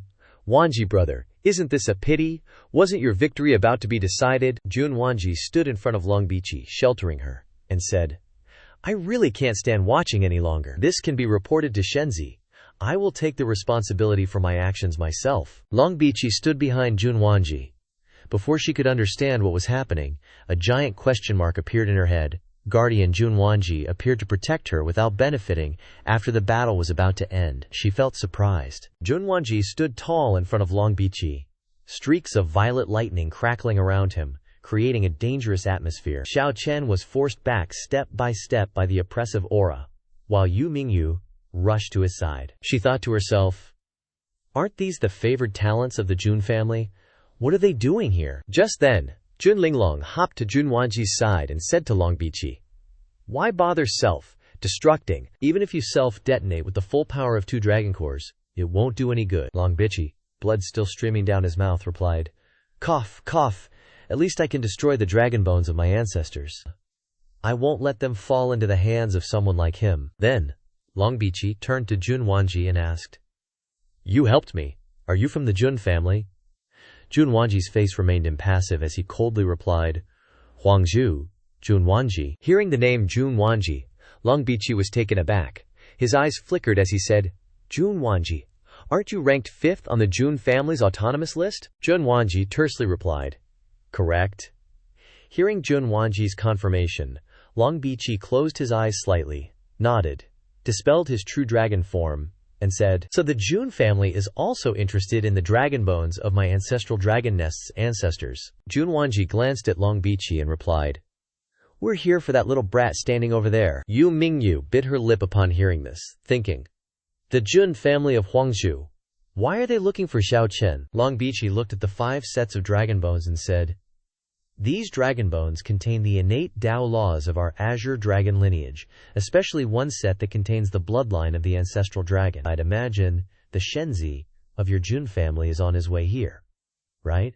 He can't possibly be indifferent to something like this. Why are you pretending you don't care? Jun Wanji frowned without hesitation at Long Biqi's questioning and said, why would you say we don't care? The legendary supreme ancestral dragon bones are an extremely precious treasure. Of course, we're both moved by it, but my Jun family has always been upright and honorable. We wouldn't stoop to taking advantage of others, like some sneaky fisherman. You can take these dragon bones now, but sooner or later, my Jun family will attack the ancestral dragon nest lair and fight you to the death. At that time, everything in your ancestral dragon nest will belong to my Jun family. Then, Jun Wanji finished with a cold glint in his eyes. In short, why would my Jun family resort to such lowly tactics with you here? You're just a lowly dragon, and only a descendant of the ancestral dragon nest? It's just embarrassing. Xiao Chen, hearing that Long Biqi had gained 2 more Jun family allies, was furious, his veins bulging. He gritted his teeth, unwilling to accept that he was so close to achieving his goal. Long Biqi, hearing Jun Wanji's point of view, casually replied, oh yeah, I forgot, this is the domineering style of the Jun family. But whatever, you guys can take these dragon bones. I can't compete and take them away anyway. But in return, can you do me a favor? That is, please slap that scumbag over there in the face for me. Hearing this, Xiao Chen internally screamed, I'm done for. Jun Wanji didn't reply to Long Biqi's words, but stomped his foot, then appeared in front of Xiao Chen. He slapped him and said, deal. Xiao Chen was utterly dumbfounded. Although he was exhausted and weaker than in his prime, Jun Wanji's speed was truly terrifying. He couldn't believe it. He thought, I was defeated by a single slap? I couldn't even react? And it wasn't even Jun Xiaoyao, but just one of his underlings. Jun Wanji delivered a perfect slap, sending Xiao Chen spinning before he face planted into the ground. Yu Mingyu, still concerned about Xiao Chen, cried out, "Xiao Chen," in worry and said, "What exactly do you people from the Jun family want?" Jun Wanji's eyes darkened, looking cool as he said, "You ask what we want to do, but wait, pause for a few seconds of looking cool." Jun Wanji dazedly turned back and asked, "What are we supposed to do with this guy again?" Jun Linglong casually replied, "You don't know who he is? He's the one who wants to devour the Vermilion Bird Ancient Kingdom within the 3,000 Dao provinces. The Vermilion Bird Ancient Kingdom is one of the 4 symbols Ancient Kingdoms. The princess of the Vermilion Bird Ancient Kingdom, Bai Yunker, happens to be my friend, so Shenzi helped the Vermilion Bird Ancient Kingdom. Unexpectedly, this guy accused Shenzi of having an affair with Bai Yuer. Shenzi was furious and beat him up, and Shenzi was only a little over 10 years old at the time." Jun Wanji was startled upon hearing this, sweating as he said, "What? He actually spread such fake news? He really deserves a beating, but trust me, Jun Wanji sweating like that can only mean he's too shocked that Shenzi already had a driver's license at just 10 years old, haha." Yu Mingyu, standing nearby, was also incredibly surprised, thinking, "Wait a minute, something's not right. Why isn't the story I heard like that?" Xiao Chen, his mouth swollen from the beating, quickly shouted upon seeing Bai Yuer's expression, "That's ridiculous! Don't put on a show in front of me. Bai Yuer is clearly heartless and faithless, failing to cherish my sincere feelings. You Jun family, you interfered in my battle, snatched the dragon bone right in front of me, and now you humiliate me in front of everyone. Why are you targeting me like this?" Immediately after, without letting Jun Wanji and Jun Linglong say another word, he quickly channeled his spiritual power into his arm, attacking directly towards Jun Wanji. He shouted as he attacked, "It's all your fault, take this, Azure Heaven Dragon Transformation Claw." Jun Wanji didn't even bother to lift a finger. He crossed his arms, using his violet lightning power to easily block Xiao Chen's attack. Then, he chuckled dismissively and said, "All right, let me see what you've got." Streams of lightning began to appear more and more around Jun Wanji's body, crackling and buzzing louder and louder. Immediately, Jun Wanji unleashed countless bolts of lightning. Pushing Xiao Chen back, he unleashed the ultimate technique of the Lightning Calamity battle physique, Triple Lightning, Forbidden Absolute Heaven Lightning. Like a torrent, it struck straight down on Xiao Chen's body, and his screams of pain echoed throughout the limestone cave. Although his body had transformed into a half-dragon form, which helped reduce the power and effect of the lightning, but the destructive power and lightning magic of Jun Wanji were not ordinary. He used the Lightning Calamity battle physique and one of the incantations of the Lightning Forbidden Absolute simultaneously. This attack felt like a pain tearing through every muscle in Xiao Chen's body. Although Yu Mingyu was a bit hesitant, she was still very worried about Xiao Chen. She thought to herself, Xiao Chen Xiang is so angry that he can't even handle someone on the Jun family's autonomous record list. If I don't help him here, he might lose his life. Yu Mingyu opened her palm, and countless golden lights burst forth blindingly. Her eyes firm, she thought, I can't hesitate any longer. Her jade hand flicked out, and in the blink of an eye, she unleashed thousands upon thousands of palm strikes, causing the void to tremble and change. An immensely powerful aura erupted. Seeing Yu Mingyu launch this attack, Jun Wanji was slightly surprised and thought, that's the divine power of the Panwu divine dynasty, the primal chaos dispersing hand. He had fought with a monstrous genius of the Panwu divine dynasty named Wu Di, so he recognized this masked woman's background at a glance. However, Jun Wanji was not worried at all. On the contrary, he was very excited, chuckling and exclaiming, "How interesting!" Jun Wanji gathered violet lightning spiritual power in his hand, then unleashed an uncompromising strike to counter Yu Mingyu's move. A deafening roar echoed from the collision, distorting space. Yu Mingyu quickly moved forward to help Xiao Chen up, thinking, let's take this opportunity to seize the dragon bone and escape. Suddenly, a cold voice rang out, startling Yu Mingyu. Not so fast, little wolf. As the voice spoke, a figure with golden hair gently swaying in the wind appeared before Yu Mingyu and said, aren't we here to find him? The person you're carrying away? Jun Linglong said coldly, her eyes glowing with a blue light as she gathered spiritual power into her arm, striking directly towards Yu Mingyu and Xiao Chen. Boom! The strike hit both of them directly, causing Yu Mingyu's white silk veil to slowly fall, revealing her face. Memories of a special lesson flashed through Jun Linglong and Bai Yunger's minds. Jun Xiaoyao, holding a piece of chalk, stood in front of a blackboard, beginning to lecture. Professor Jun Xiaoyao's supplementary class officially begins. Students, settle down and pay attention. Yufir, still a newbie, didn't understand what was happening and was bewildered, while Jun Linglong looked at the blackboard with a disdainful expression, thinking, the Shenzi is acting up again. Jun Xiaoyao propped his hand on the teacher's desk, his voice calm but serious. Today's lesson is very important for the female students here. Do you know that there is a very special disease in this world that specifically targets female cultivators? Both Jun Linglong and Bai Yuner were clueless about Jun Xiaoyao's intentions, but still followed along and asked, what kind of disease is it, Professor? Underneath his anachronistic glasses, Jun Xiaoyao smiled mysteriously. Jun Xiaoyao's eyes gleamed with a sharp, intellectual light as he replied, precisely, it's the disease of blind love. A rainbow of colors radiated from his smile as he pushed up his glasses and continued. No matter how high your cultivation is, no matter how terrifying your status, once you're infected with love, your reason can vanish like smoke. Then your life may be completely ruined. Bai Yunger seemed to understand somewhat after hearing this but couldn't help but ask worriedly, is it really that scary? Teacher, Jun Xiaoyao loudly affirmed, of course it's scary. Then he struck a cool pose and continued. When you're infected with blind love, you'll only see one person in your eyes. No matter how terrible he is, you'll still be willing to forgive him and pour all your resources into him. You'll think that if you give, you'll receive, that your goodness will be reciprocated. But the truth is, you're just a stepping stone for him to climb higher. This is the most terrifying, incurable disease for female cultivators in the 9 heavens and 10 earths. Bai Yungir eagerly raised her hand and asked, Teacher, if this disease of blind love is so dangerous, is there any way to treat it?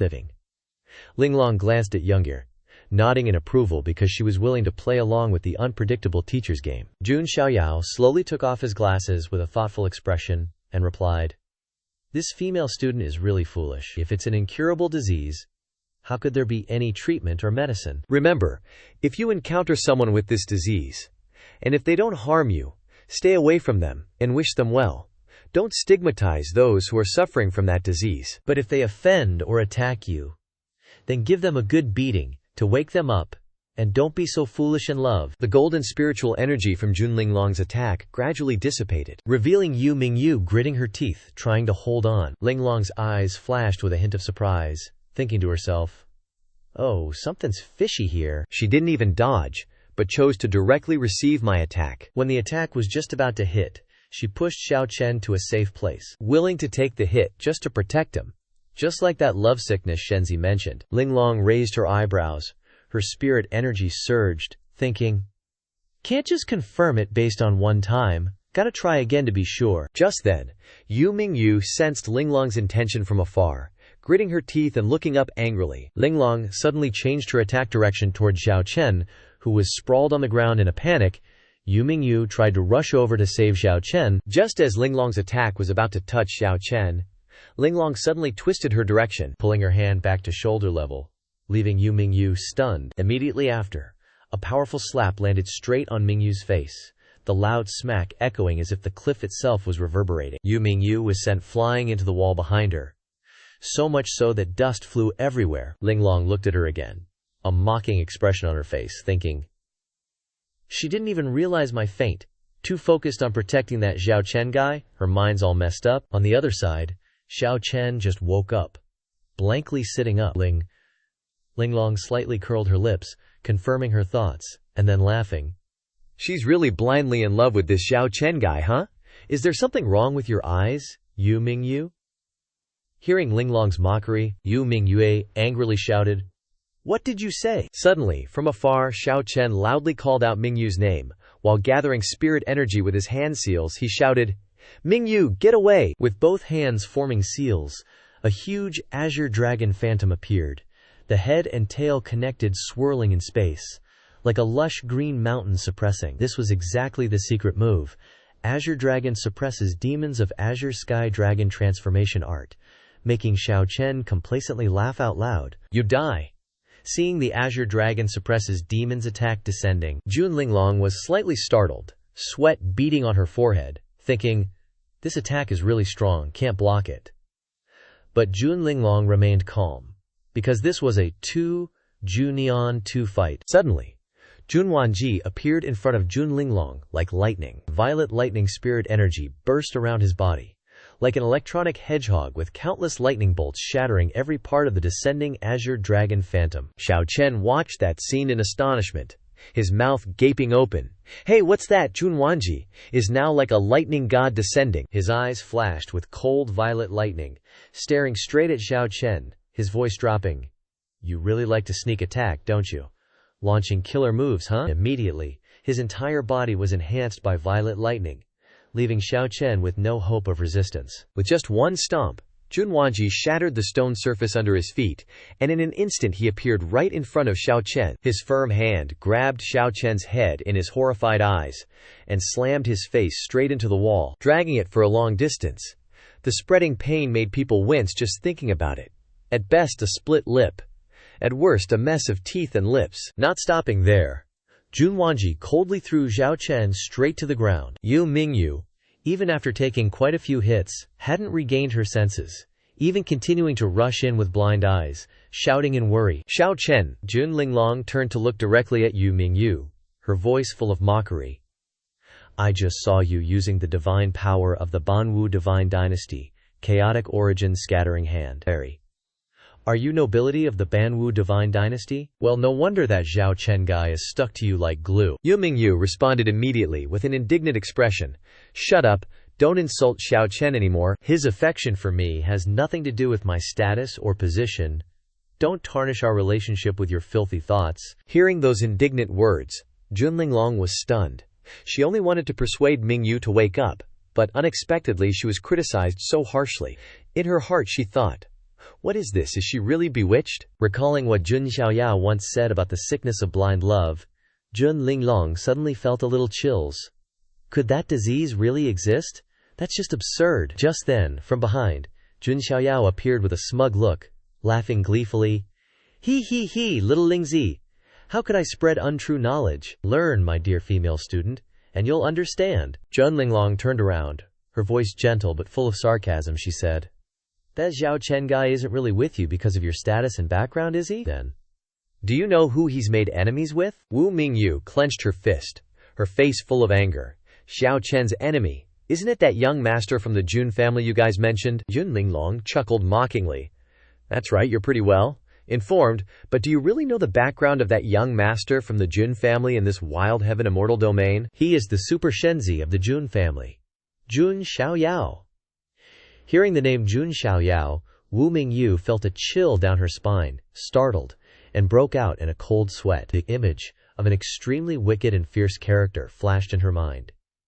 The Jun family's Shenzi's reputation inspires fear in those who hear it. His archaic holy body is heaven-born, capable of breaking 10 shackles of the heavenly Tao, and once triggered the anomaly of the myriad saints paying homage. At just over 10 years old, he easily defeated Long Heushan, a heaven's chosen from the ancestral dragon nest. With only true spirit realm cultivation, he could withstand and force the ancestral dragon nest's quasi-supreme to manifest. Currently, he is number 1 on the Jun family's self-reliance list, an insurmountable title for his peers. Jun Xiaoyao's imagined form appeared in Wu Mingyu's mind as a fiend, a monster among the heavens chosen. Immediately after, Jun Linglong continued her verbal assault with a mocking tone. "Think about it, that Xiao Chen is just a prince of the Azure Dragon Ancient Kingdom, a tiny nation in the 3,000 Dao provinces. No matter how many lucky encounters he gets, he can't even touch the shadow of our Jun family's Shenzi. And you, a noble of the Panwu divine dynasty, you really did get a good starting point, huh?" Hearing those words, Wu Mingyu felt like she had been struck. Her mind became numb, her thoughts chaotic, and a fierce ideological struggle ensued. Jun Linglong didn't let up, grabbing her cheeks and laughing loudly. "Ha, even if that bitch Bai Yungyir kicks me to the curb, I can find someone even better and get even more lucky encounters. Score! I bet he thought that. Don't you think that makes sense?" Jun Linglong, with her 7-aperture exquisite heart, is not only incredibly intelligent, but also possesses a special physique, allowing her to vaguely see a part of the future. She used all her abilities to put more mental pressure on Wu Mingyu, making her even more hesitant and confused about her relationship with Xiao Chen. Jun Linglong smiled slightly, her eyes sharp, as if piercing through Wu Mingyu's heart, gently saying, "Moreover, if you don't help him deal with my Jun family Shenzi, Not only will you not be able to be with him, but he might even call you a scheming bitch who sets traps everywhere." Seeing the situation getting more and more out of control, Xiao Chen couldn't help but shout, "All of you shut up!" In desperation, he secretly transmitted a message to the Azure Dragon Supreme, pleading, "Ancestor, please manifest and eliminate this Jun family's people." On the side, Jun Wanji still stood with his arms crossed, his cold eyes vigilantly watching Xiao Chen, as if waiting to see what tricks he could pull next. However, surprisingly, the Azure Dragon Supreme remained silent, his gaze somber without the slightest response, as if he had completely sealed himself off from all communication. Actually, if you think about it carefully, it's easy to understand. Even though the Azure Dragon Supreme is a quasi-supreme nascent soul, if he dared to manifest, he might be discovered by the Jun family's elders. At that point, the consequences would be disastrous, and he could even be imprisoned in the soul-refining tower, enduring a life worse than death in 10,000 years of pain. Looking up at the sky, the Azure Dragon Supreme revealed a helpless expression. From the beginning, he had noticed the presence of a terrifying force, secretly observing everything. In the Azure Dragon Supreme's eyes, a golden light flashed. It was the ancestral dragon nest's elder, Kanglong Yimai, Long Bizhi's protector. This elder stood there, his face gloomy, and murderous intent emanated from his sharp eyes. From beginning to end, he hadn't taken his eyes off of everyone's actions, including Xiao Chen's every gesture towards Long Bizhi. Thanks to the Heaven Observation Mirror, a secret treasure of the Jun family, the protectors were always secretly observing from within the Primal Heaven Supreme secret treasure. The Azure Dragon Supreme clearly understood the situation, thinking to himself, "These protector elders are monitoring so closely. If I show my face, it would be no different from courting death." Then, he sighed, closed his eyes, and transmitted a message to Xiao Chen, his voice a little regretful. "Too bad for you, if you weren't so delusional about your strength, and didn't openly launch a murderous attack against the representative of the ancestral dragon nest, that little dragon girl. I could have taken you away." Xiao Chen was full of hope, waiting for the ancestor's appearance to turn the tide. But when he received the message from the Azure Dragon Supreme, he could only stare wide-eyed, his mouth agape, his face blank as if he had been hit by a heavy blow. "Oh God, ancestor, don't abandon me." Xiao Chen could only mutter helplessly. Jun Wanji observed Xiao Chen with cold eyes, unable to resist lifting him up, stopping his muttering. "This guy looks like he's tripping balls. Jun Linglong, can I kill him?" Just then, Wu Mingyu, having been enlightened by Jun Linglong, hurriedly stepped forward to stop him. "No! You can't kill him!" A flash of lightning flickered in Jun Wanji's eyes. He glanced at Wu Mingyu, and a bolt of lightning shot straight towards her in an instant, startling her. Fortunately, her quick reflexes allowed her to escape the deadly blow. Although she escaped, she still trembled from the past damaging thunderbolt. Jun Wanji looked down, his voice full of threat. "Girl, be careful with your words.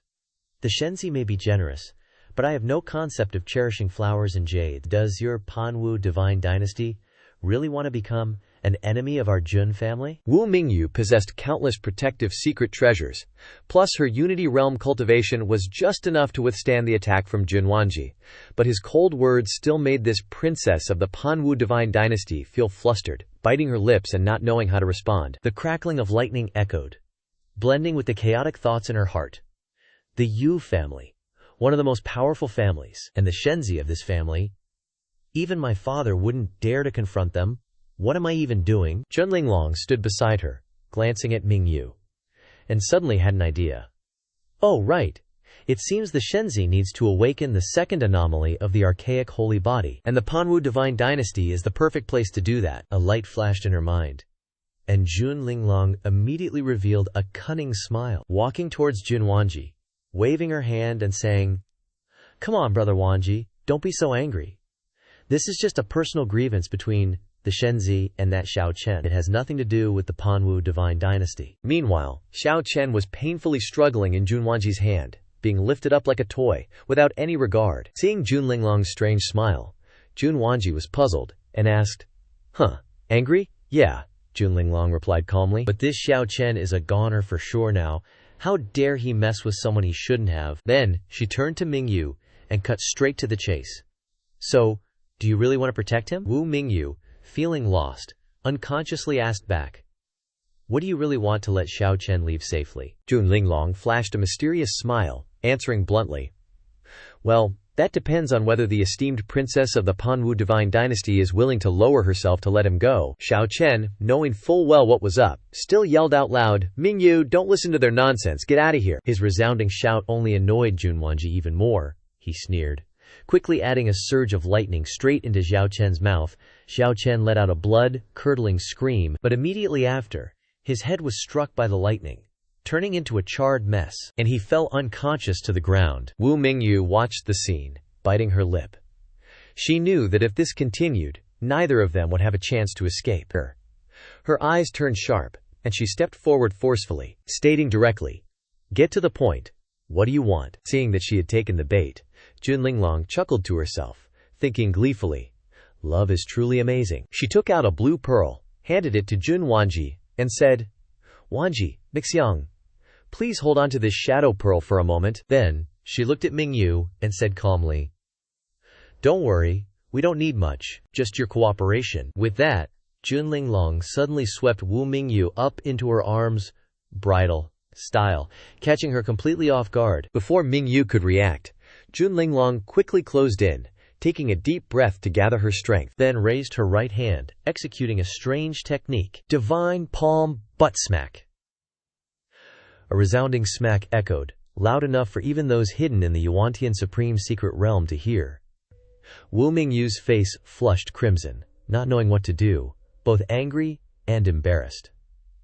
This blow wasn't just physically damaging, it also inflicted severe psychological damage. Her eyes wide, tears welling up, she stammered, You, what are you doing?" Another smack rang out, along with Wu Mingyu's shameful cries, "No! Please don't! Stop it!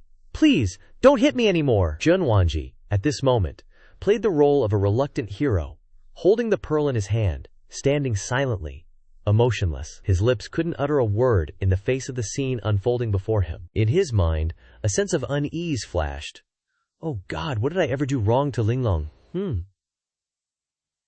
From then on, Jun Wanji officially feared the bizarre nature of Jun Linglong. It wasn't surprising, really.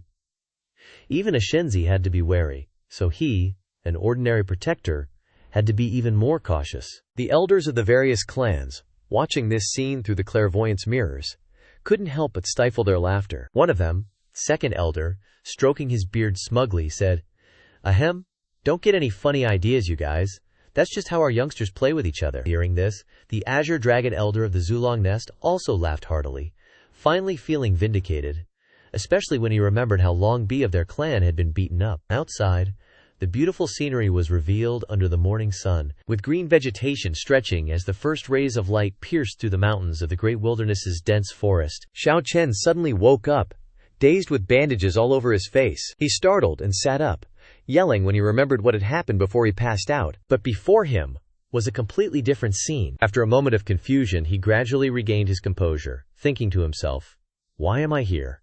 I clearly remember fighting that damn Jun Wanji." Just then, a gentle female figure approached, none other than Wu Mingyu. She walked closer to Xiao Chen and said, "Xiao Chen Xiang, you've finally woken up." Under the beautiful morning light, Xiao Chen continued his plan to cling to her and drop hints. He called Mingyu's name in an affectionate tone, scratching his head shyly. "So, it was thanks to Mingyue, my Mei. You're the one who got me out of the Yuantian Supreme Secret Realm." Xiao Chen's mind was truly in chaos at this moment, his thoughts swirling. Damn it! I can't even stand up to Jun Xiaoyao or Jun Wanji's minions. He blamed himself. If I had listened to Wu Mingyu back then, and not attacked the Zulong Nest little dragon girl, but just secretly taken the Supreme Zulong Bone and run, I wouldn't be regretting it so much now. Xiao Chen sat cross-legged, needing to clear his mind. He said seriously to Wu Mingyu, "Right, Mingyu, my Mei, the Jun family definitely won't make things difficult for you, will they?" Hearing that question, Wu Mingyu suddenly remembered her horrifying nightmare, and her whole body shivered. She pretended to be calm and replied, "It's nothing really." But the image of Jun Linglong was clear in his mind. That devilish smile still echoed in his ears, and his voice was like a chilling sound. He, little princess, you wouldn't want this video of you undressing to be broadcast live throughout the Banwu Divine Dynasty, would you?" Jun Linglong's sly eyes and the glittering image pearl in his hand made Wu Mingyu feel scared, and she stammered, You "You're a devil." After recalling the heartbreaking and embarrassing images, she instinctively put her hands behind her to cover her butt as a defensive reaction, then cleared her throat to regain her composure. "Actually, they didn't make things difficult for me.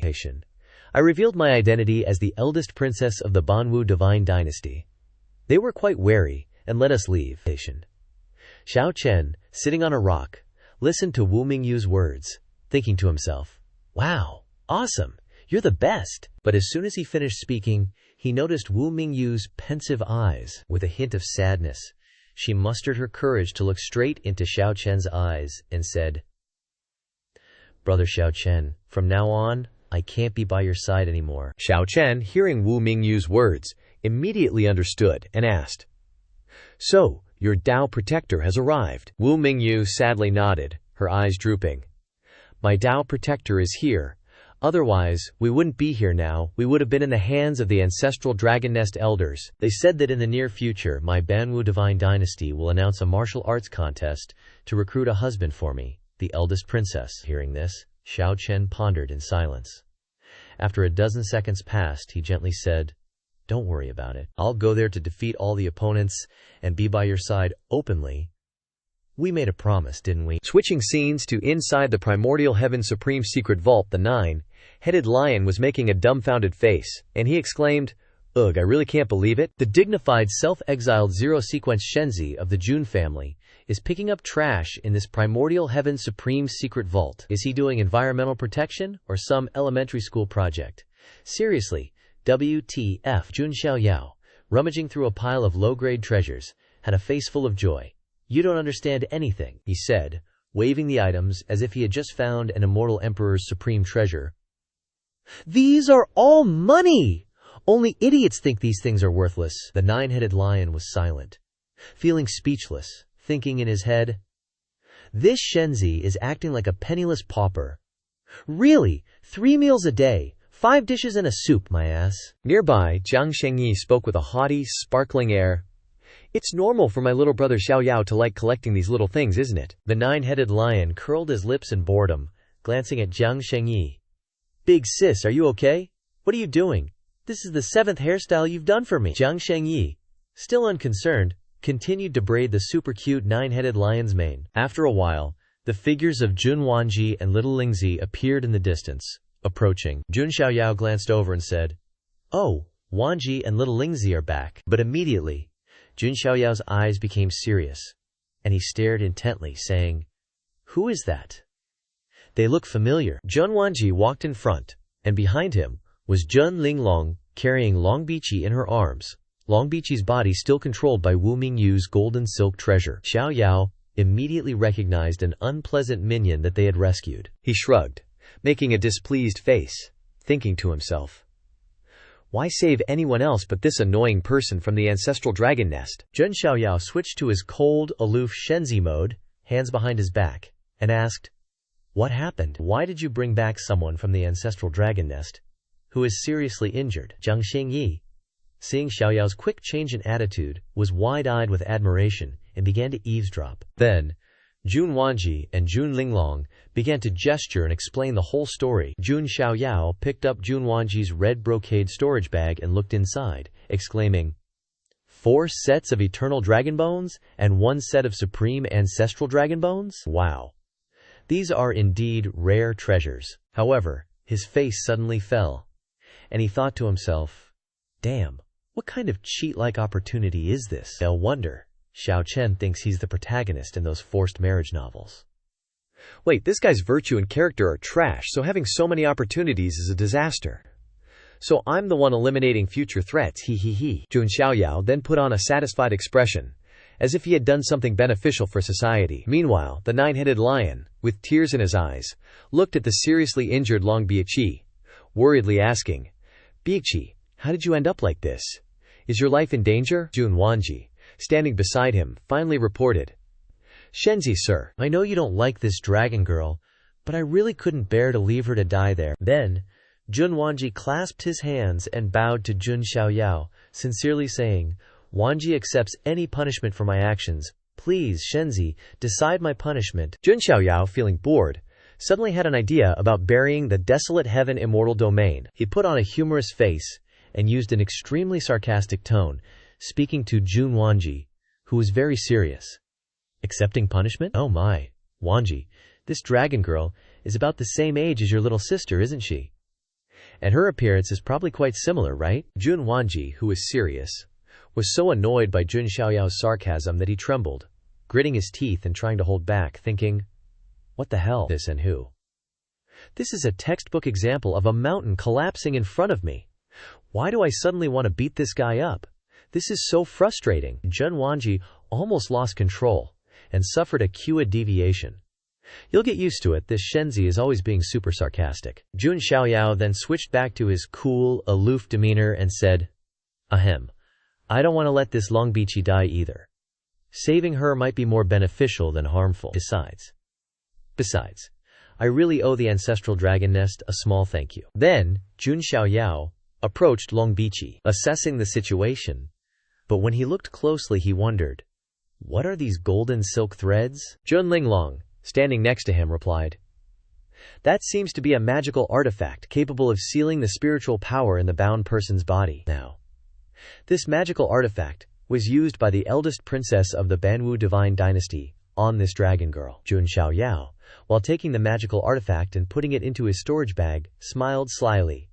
He, how wonderful. Now it's an unclaimed item for the destined one, which is me. Jun Linglong, seeing Xiaoyao's shameless greed, couldn't help but sigh. Oh, this scene is so familiar. After getting the good stuff, Jun Xiaoyao looked at Longbichi's injury and thought, holy crap, looking closer, Longbichi's heart is totally wrecked. How is this dragon chick still kicking? The physical toughness of the dragon race is no joke. Right then, Jun Xiaoyao reached out and gently channeled his spiritual power. A flash of platinum light suddenly appeared, revealing a dazzling platinum-colored dragon heart. Jun Xiaoyao chuckled. Talk about coincidences.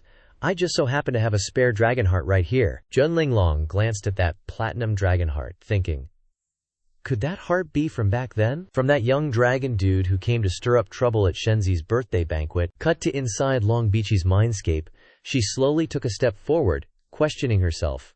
Where is this? This Black Spring forest feels really familiar. After walking for who knows how long, Longbichi finally reached a place with light. She raised her hand to shield her face and said, finally, a bit of light. The sight before her made Longbichi's eyes widen. Spread out before her was a field of pure white flowers under the warm, bright morning sun. A few gentle breezes blew, carrying the petals, all blending into a poetic scene that stirred the heart. Longbichi walked towards the center of the flower field, walking and walking without end. She stared blankly ahead. At the end of the road filled with flowers and wind was a vast river, the River of Oblivion. In the middle of the river was a long wooden bridge, its end out of sight. On either side of the bridge were stone tablets carved with patterns and exceptionally unique white characters. Faced with this scene, Longbichi seemed to realize her situation, murmuring, this is the Nahei Bridge crossing the River of Oblivion. Standing before the three live stones, I don't feel like right or wrong matters anymore. Legend has it that the Nahei Bridge, the River of Oblivion, and the three live stones are related to the 10 courts of Yama, the rulers of reincarnation. There are 6 types of Nahei bridges: gold, silver, jade, stone, brick, and wood. In Longbichi's case, the wooden bridge is just so smusso, she thought to herself, and smiled slightly. Back to the matter at hand, Longbichi pondered in her thoughts, then reached forward, reaching for a flower petal floating in the wind. She looked closely at the petal and said, I get it now. At this moment, the white flower petal she held in her hand turned into a coin for the afterlife. Longbichi mocked herself. So I really did die. This is the road to the underworld then. Strangely, she wasn't afraid. She calmly thought, dead is dead. Nothing to be done.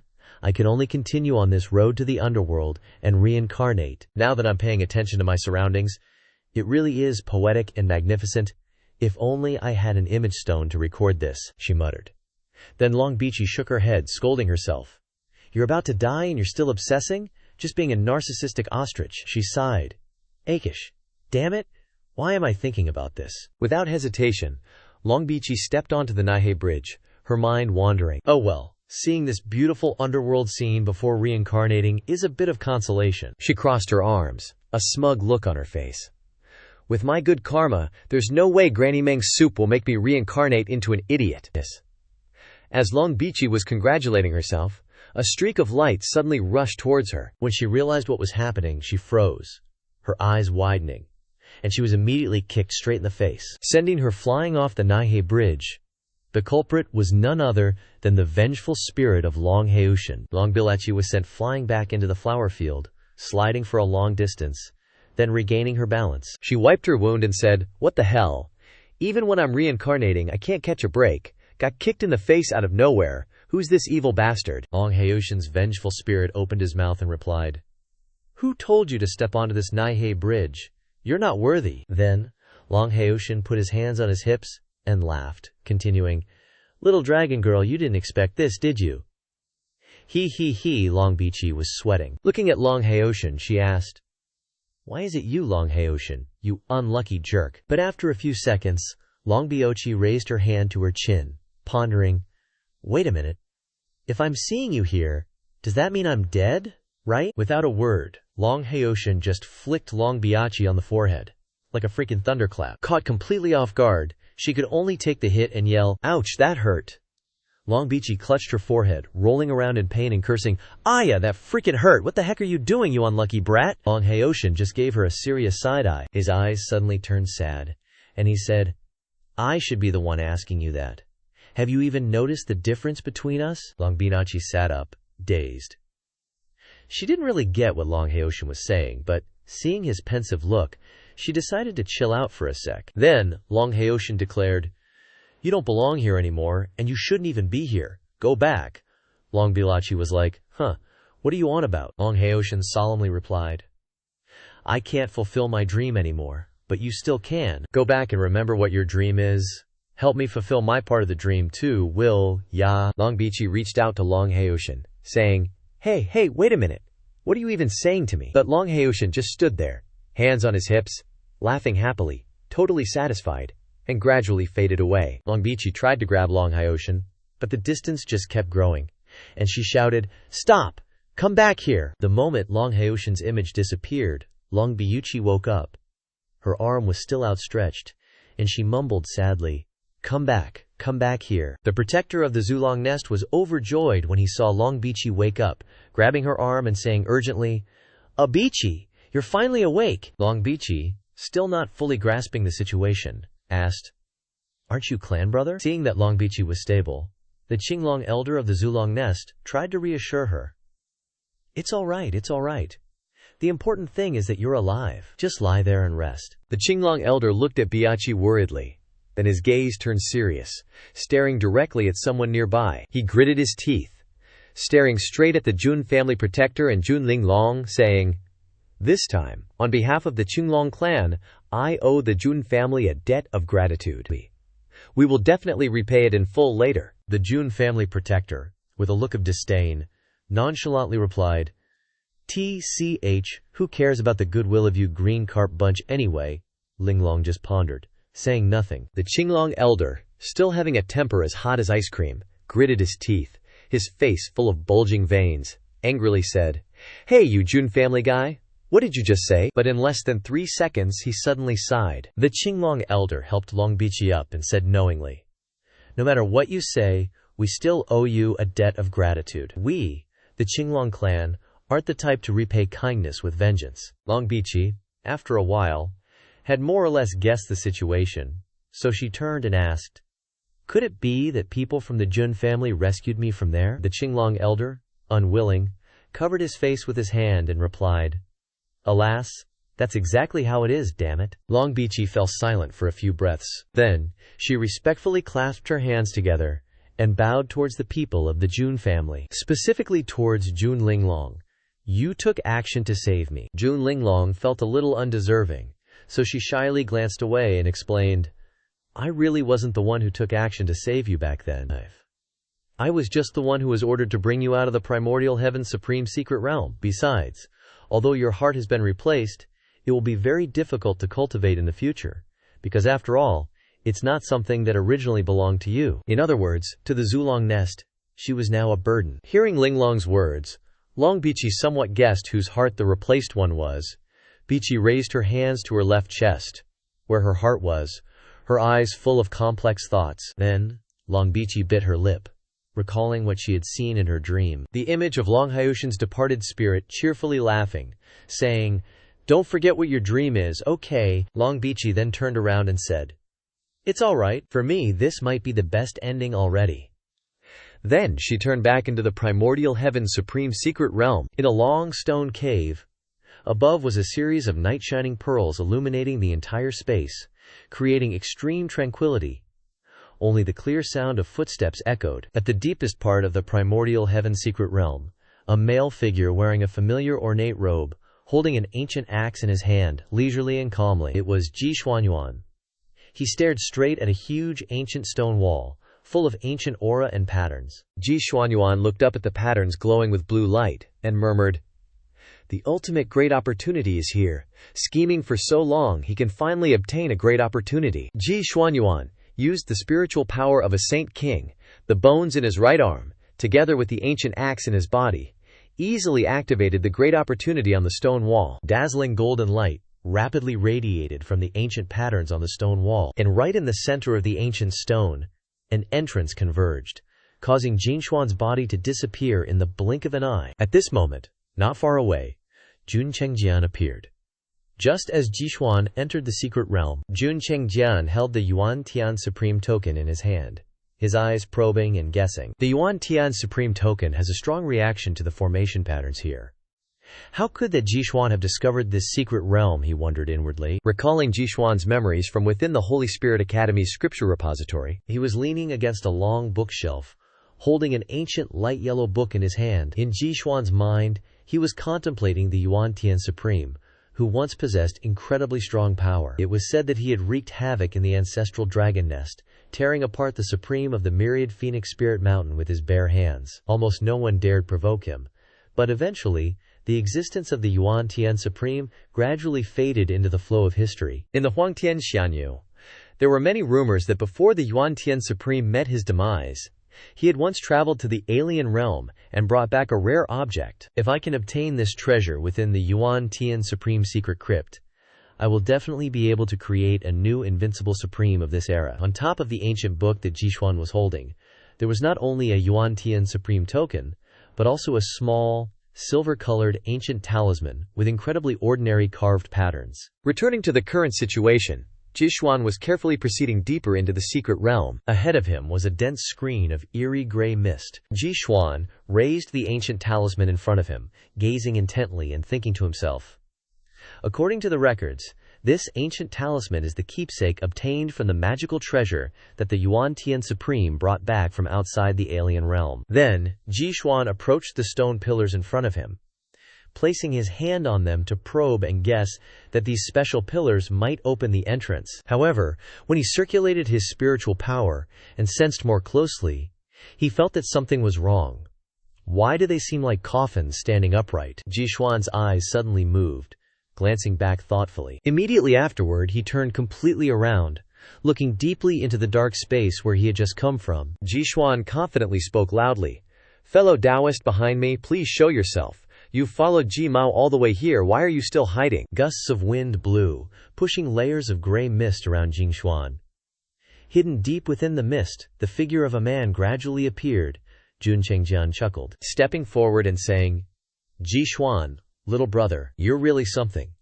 When did you discover me?" Jishuan looked at Jun Chengjian with a hint of disdain, replying, "So, it's you again, you defeated General. I didn't want any conflict with your Jun family. But isn't your behavior of following, killing, and stealing treasures behind people's backs a bit too despicable?" Jun Chengjian, quick-tempered, quickly drew his sword, angrily saying, "Your mom. Who are you saying is trying to ambush and steal your treasures?" He raised his great sword, pointing it directly at Jishuan, continuing fiercely, "This daddy came here to teach you a lesson. No need to pretend to be a righteous gentleman." Jishuan remained nonchalant, not taking Jun Chengjian seriously, because he had been defeated by him before. "You're saying here, are you serious? he replied with a contemptuous smile. Jun Chengjian immediately switched to a martial arts attack, jumping up and swinging his sword, yelling, "Enough! Shut your mouth! Stop bragging! Take my sword!" Ji Xuan was quite surprised by Chengjian's unconventional actions, but his eyes immediately turned serious. He channeled his spiritual power into his right arm with the Saint Ruler bone hand, preparing to receive the attack, thinking to himself, "Damn it, this crazy guy is still the same." As Jun Chengjian charged forward, Jin Xuan easily dodged his great sword, then punched him straight in the side, causing Jun Chengjian to writhe in pain.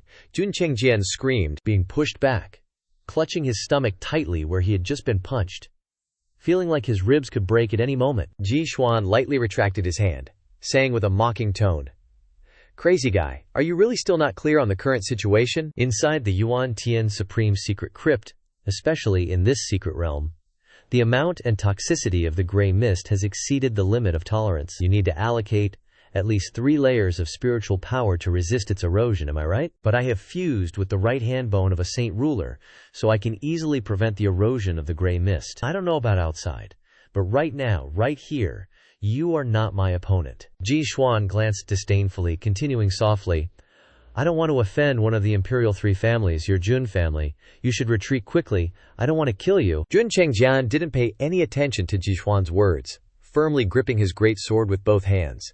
He charged straight towards Ji Xuan. Ji Xuan wanted to resolve things peacefully, but with this crazy guy, he knew that even his father would suffer.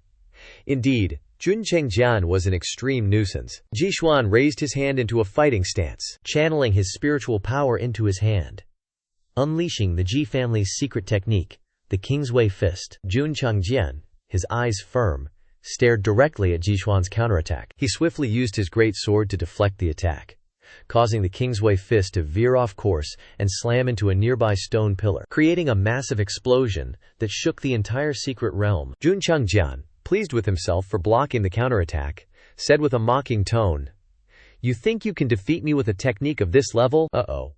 But Ji Xuan's expression suddenly turned worried, beads of sweat trickling down his cheeks. He gritted his teeth and cursed, "You idiot, why would you do that?" Just then, the surrounding stone pillars cracked due to the earlier explosion, emitting chilling cracking sounds, and chunks and pieces of stone gradually fell. In the haze of dust, a skeletal hand emerged from the hole, tightly gripping the stone lid, directly shattering the stone door and escaping. It was a zombie, with white and gray matted hair and bizarre fragments of limbs on its back. Before Jun Chengjian could grasp the situation, he gritted his teeth, looking at the zombie with confusion, thinking to himself, "What is that?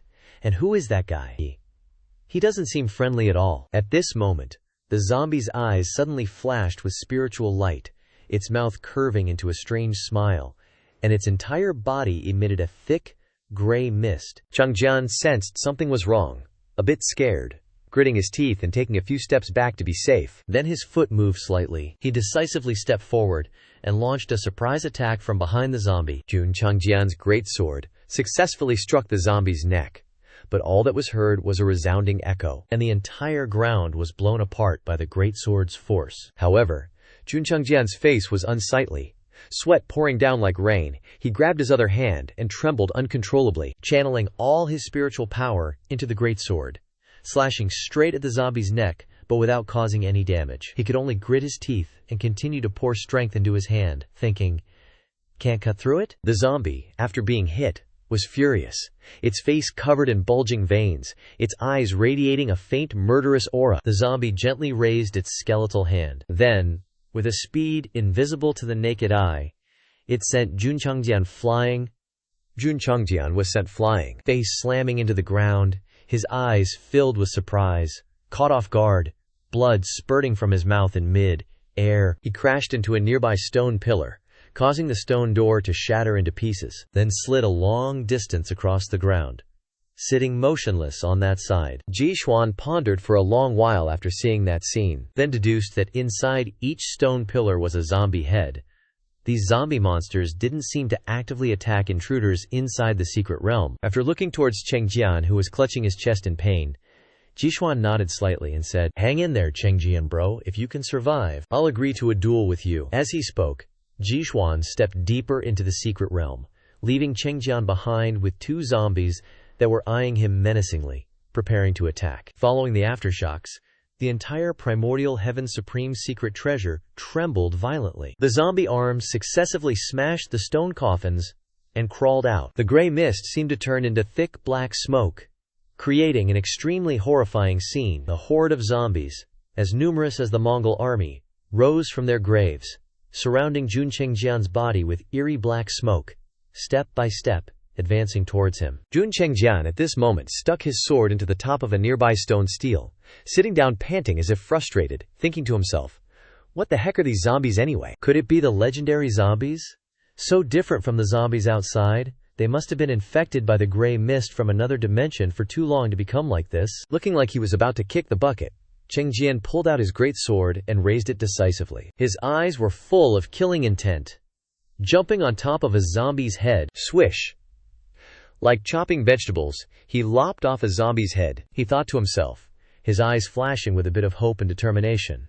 Come on, I can do this. But just as he sneak attacked one little zombie, he was noticed by the other zombies and targeted. Right behind Jun Chengjian, two fully armed zombies suddenly appeared, each wielding a giant sword and slashing straight towards him. Just when he had a glimmer of hope, Chengjian instantly froze. Turning his head in astonishment, he thought, where did they get their weapons? Buried with them in their coffins or something? What the heck? What am I supposed to defend with? Gritting his teeth, Chengjian prepared to take a fatal blow.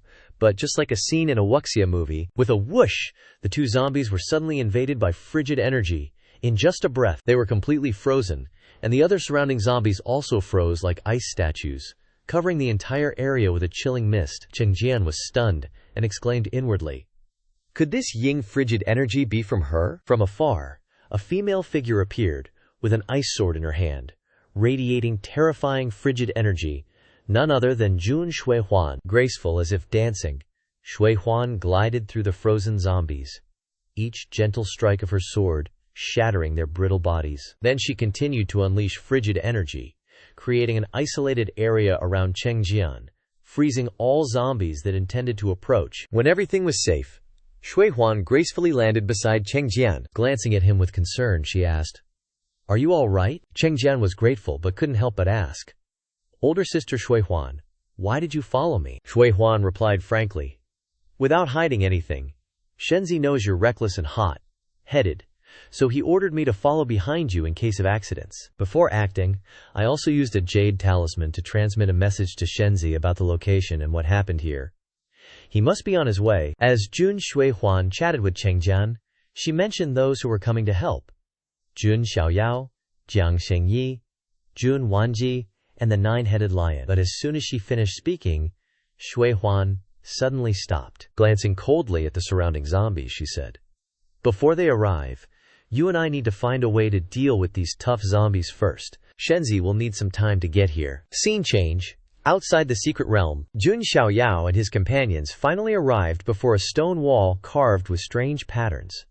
The patterns on the stone wall lit up in white, as if guiding them. Looking closely, Jun Xiaoyao determined, if I'm not mistaken, this is the place we're looking for. Without hesitation, he raised his left hand, in which he held the primordial heaven supreme order, which was reacting to the patterns on the wall, and said, just as Shuihuan transmitted, this reaction can't be wrong. Realizing that each primordial heaven supreme order could only bring one person inside, Xiaoyao turned to ask Jiang Shengyi, Shengyi, do you have a primordial heaven supreme order? Jiang Shengyi then took out a similar token, nodding and replying, of course, my clan fought for this supreme order, which is why they decided to let me venture in here. Jun Xiaoyao didn't waste another second, raising his hand above the patterns, circulating his spiritual power to connect the primordial heaven supreme order with the door to the secret realm. As the door opened, Xiaoyao instructed everyone, we need to quickly go in.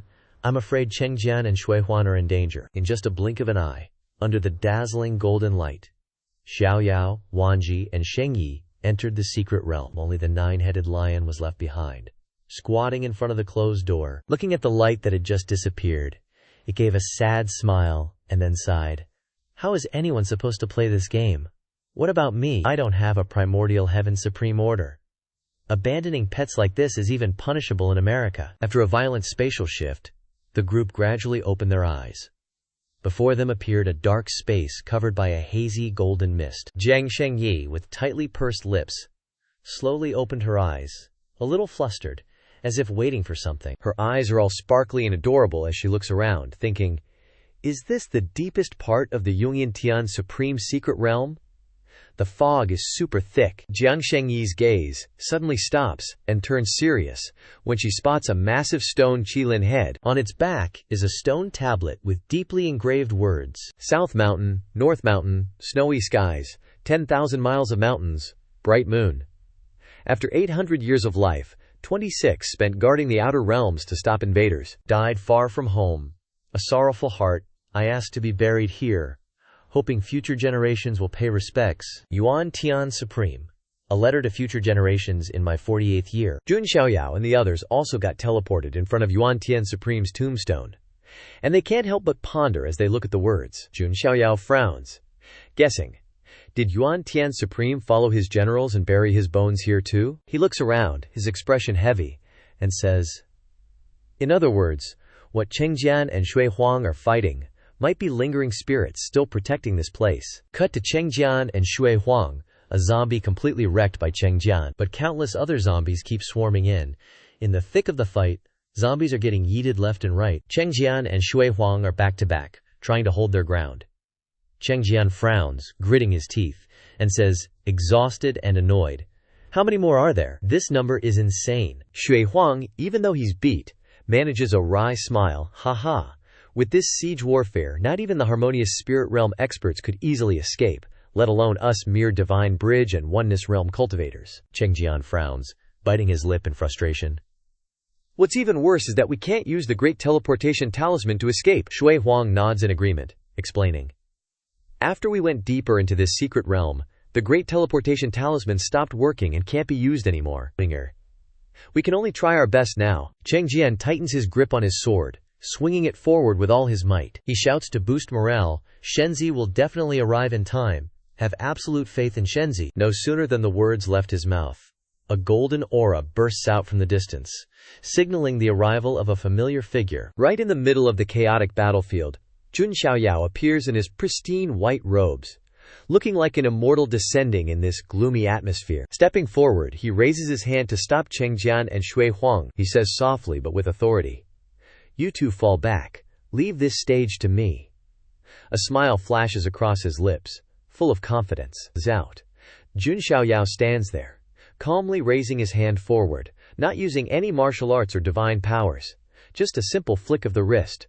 But the immense power sends the ferocious zombies flying back as if hit by a divine force. Chengjian and Shui Huang are stunned, exclaiming, Shenzi. Jun Xiaoyao gently raises his arm, revealing 3 azure battle flags in his hand, radiating a spiritual glow that flickers. With practiced ease, he flicks his hand, and the 3 flags fly straight up into the sky, then quickly plunge into the ground around the 3 of them, forming a brilliant azure ring that encloses the entire area. The battle formation deploys perfectly in an instant, the azure light spreading out to form a solid protective barrier. Chengjian and Shui Huang look up in astonishment, feeling the power of the battle formation enveloping them. Chengjian thinks, holy crap! Is that the 3 spirits' forbidden formation flags? It not only blocks and defends against external forces, but also helps people inside the formation recover their spiritual power. Lives up to the name. At this moment, a woman's light footsteps enter the formation. Jiang Shengyi steps in, elegant and regal, landing in a stunning pose. Shui Huang and Chengyian, just recovering from what they've been through, glance over at her and exclaim in surprise, Miss Shengyi is here too? Jiang Shengyi replies with a mesmerizing gaze, gently but persuasively. What are you two waiting for? Summer is here. Come here if you want to recover your strength. Her voice is melodious and teasing, as if she's just here to support them casually. I'm from the Jiang family. I may not be as strong in combat as the Imperial 3 families, but leave the healing to me. She raises her pale, elegant hand, channeling her spiritual power to create a gentle green circle of light that envelops Chengjian, who is meditating, helping him recover his strength. Chengjian is gradually recovering. He opens his eyes and looks at Jiang Shengyi, unable to stop himself from asking, Miss Shengyi, what is Xiaoyao Shenzi planning to do? At this moment, Jun Xiaoyao is still gliding through the zombie horde like a phantom, leaving no trace. His sharp eyes assesses the surroundings, following the lingering traces of that mysterious aura. Hearing this, Jiang Shengyi just smiles and replies, Xiaoyao is observing the situation. Didn't you see the big stone tablet on the turtle's back at the entrance? Chengjian is taken aback, sweating as he remembers. Ah, that's right, that stone tablet. But I was too focused on chasing the Xuan Qi at the time, so I didn't carefully read what was written on it. Jiang Shengyi nods and explains in a somber tone. The zombies you're facing are the generals under Yuan Tian Supreme's command. That they were once upright people who bravely sacrificed themselves to stop the forces from the outer realms. Jun Xiaoyao was checking if their souls were still trapped in their bodies, before deciding to just wipe them out. After careful consideration, Jun Xiaoyao couldn't help but sigh deeply. Xiaoyao stepped towards Chengjian and Xue Huang, his voice somber. It's a pity. Their souls are imprisoned by the gray mist within these decaying bodies. They haven't been able to rest in peace for centuries. Right now, they're still fighting against the inner demons created by the gray mist, and won't actively attack unless provoked. If that weren't the case, Chengjian bro probably wouldn't have survived these seniors' blades until now. Speaking of which, Xiao Gao glanced at Chengjian and gently suggested, Chengjian bro, if you don't mind, could I borrow your sword? Chengjian was a little surprised, because he had never seen Shenzi use swordsmanship before. Even so, he didn't hesitate to hand the precious green treasure sword over to Xiaoyao, respectfully saying, My sword is here, Shenzi. Xiaoyao took the sword, his eyes turning serious. He gripped the blade tightly and brought it down on his left palm, slicing a clean cut that caused blood to flow down. Chengjian and Xue Huang were dumbfounded at the sight. Xue Huang couldn't help but blurt out, Shenzi, what are you doing? Seriously. Just then, Jun Wanji appeared right behind them, his voice soft but firm. Don't worry, just watch closely. Remember who we're serving, and what kind of person he is. Xiaoyao began to move his hands, dancing with the sword, fresh blood from his palm spraying around. Each drop of blood that fell to the ground instantly burst into brilliant flames, causing Chengjian to exclaim in surprise, thinking, Shenzi's blood can actually turn into the ultimate yang flames. With a determined look, Xiaoyao stared directly at the corpse puppets, his voice resounding. Blood flesh, ancient sacred body, supreme yang and utmost righteousness, overflowing with yang energy, the bane of all evil. Today, I will be your opponent. Jun Xiaoyao pointed the sword at the corpse puppets, his entire body radiating the supreme yang flames of the blood-flesh ancient sacred body. He did all this with one single wish, to cleanse the lingering demonic energy within the souls of the generals under Yuan Tian Supreme, so they could peacefully rest and escape the torment they'd endured for so long. When the corpse puppets sensed this powerful aura, they slowly began to move again, rustling sounds echoing in the silent space.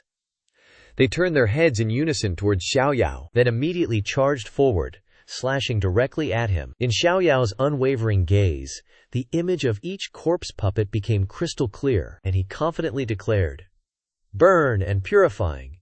Instantly, flames gathered around the sword in his hand, moving as if with a mind of their own, spreading according to Xiaoyao's will, and striking directly at each of the corpse puppets. Under the power of the ancient sacred body's blood flames, the corpse puppets were as if facing a hard counter. Their actions were restricted, one by one unable to bear it, and kneeling down, gradually losing the ability to resist. Among the corpse puppets being burned, one holding a great sword looked at Xiaoyao with gratitude, a faint smile appearing on its withered face, just before its body cracked and disintegrated into ashes. In a brief moment, Jun Xiaoyao had purified all the corpse puppets, leaving behind only the swords plunged deep into the cold earth of the secret realm. Xiaoyao approached and looked up, sensing something unusual. Above him, countless souls of the valiant generals were looking down at him with peaceful eyes. Thanks to Xiaoyao's cleansing blood flames, they had been freed from all impurities, radiating the noble golden light of the ancient sacred body. Chengjian and Xue Huang witnessed this solemn scene, and couldn't help but sigh in admiration, their hearts filled with respect for Jun Xiaoyao. Looking up at the souls gradually ascending, Xiaoyao softly said to everyone, These are all the souls of generals from hundreds of years ago. They were all seniors who had contributed significantly to the desolate heaven Xianyu. They deserved respect. And this release. In the sky, a soul suddenly noticed Xiaoyao's actions. He was respectfully clasping his hands in a salute towards them, which surprised both Chengjian and Xue Huang. They didn't hesitate either, immediately clasping their hands in a salute as well, still feeling a bit regretful for not realizing the truth sooner. The souls exchanged glances, and one of them nodded. Flying down in front of the group who were saluting, Jun Xiaoyao looked at the soul in surprise, as he saw the soul kneel on one knee, raising a radiant golden sword with an imposing aura, offering it to Xiaoyao. Xiaoyao quietly observed the sword, musing, "Could this be the gift that Yuan Tianjizun left for a fated descendant?" The soldier's soul nodded in confirmation, his eyes sincere and full of respect. Without further hesitation, Xiaoyao reached out and took the sword. The moment he touched it, a familiar system notification rang out. "Congratulations to the host for successfully logging in. Yuan Tianjizun is extremely grateful that you have freed his soldiers. Congratulations to the host for receiving the 5-star reward, Yuanhuang Daojian." As soon as the system notification sounded, streams of mystical cultivation techniques flooded Jun Xiaoyao's Shihai within the divine palace. A brilliant light of the divine lotus gradually condensed, radiating dazzling brilliance. The Yuanhuang Daojian, the renowned technique of Yuan Tianjizun, one of the 5 great divine techniques, and also the Jun family's Yuxian Jianzhu, famous throughout the 9 heavens and 10 earths, was now entirely Jun Xiaoyao's. Before Jun Xiaoyao's eyes, an illusion appeared. A majestic golden figure standing tall between heaven and earth, his might as awe-inspiring as a god. With just a single swing of his sword, he could shake the heavens and earth, reverse the cosmos, and shatter mountains and rivers in an instant. This small golden sword exuded an aura no less powerful than when the 18th ancestor wielded the Jun family's Liuxian Jianzhu. Truly a worthy 5-star reward. Between Jun Xiaoyao's eyebrows, a golden rule manifested, transforming into a shining divine lotus, ordering the Shihai within. Mystical cultivation techniques poured in like a flood, merging and surging into Xiaoyao's heart. He recalled the 18th ancestor's words when he imparted the Liuxian Jianzhu, mentioning 4 other great divine techniques, and the Yuanhuang Daojian was one of them. The Yuanhuang Daojian was not just a sword, but a divine lotus of order, possessing boundless transformative power and mystical abilities akin to the stars. Its terrifying power allowed Yuan Tianjizun to storm the ancestral dragon's nest, to seize the dragon bone, ascend the myriad emperor's spirit mountain, and even slay a divine emperor. The terror and dominance of the Yuanhuang Daojian made it famous throughout the 9 heavens and 10 earths. However, after Yuan Tianjizun mysteriously fell, the sword also vanished, becoming a lost legend, shocking and regretting the entire Xianyu. The old seniors in the Xianyu considered it a great loss when this invincible heritage was cut off, but no one expected that this seemingly lost divine technique would be recovered and acquired by Jun Xiaoyao. Jun Xiaoyao and his companions looked up at the sky, where the souls of the soldiers had vanished, leaving behind only tiny specks of light like sparkling stars in the dark night. Outside the Yuan Tianjizun secret vault, where the guardians were observing, a Ji family badge-bearer suddenly exclaimed anxiously, "What exactly is going on?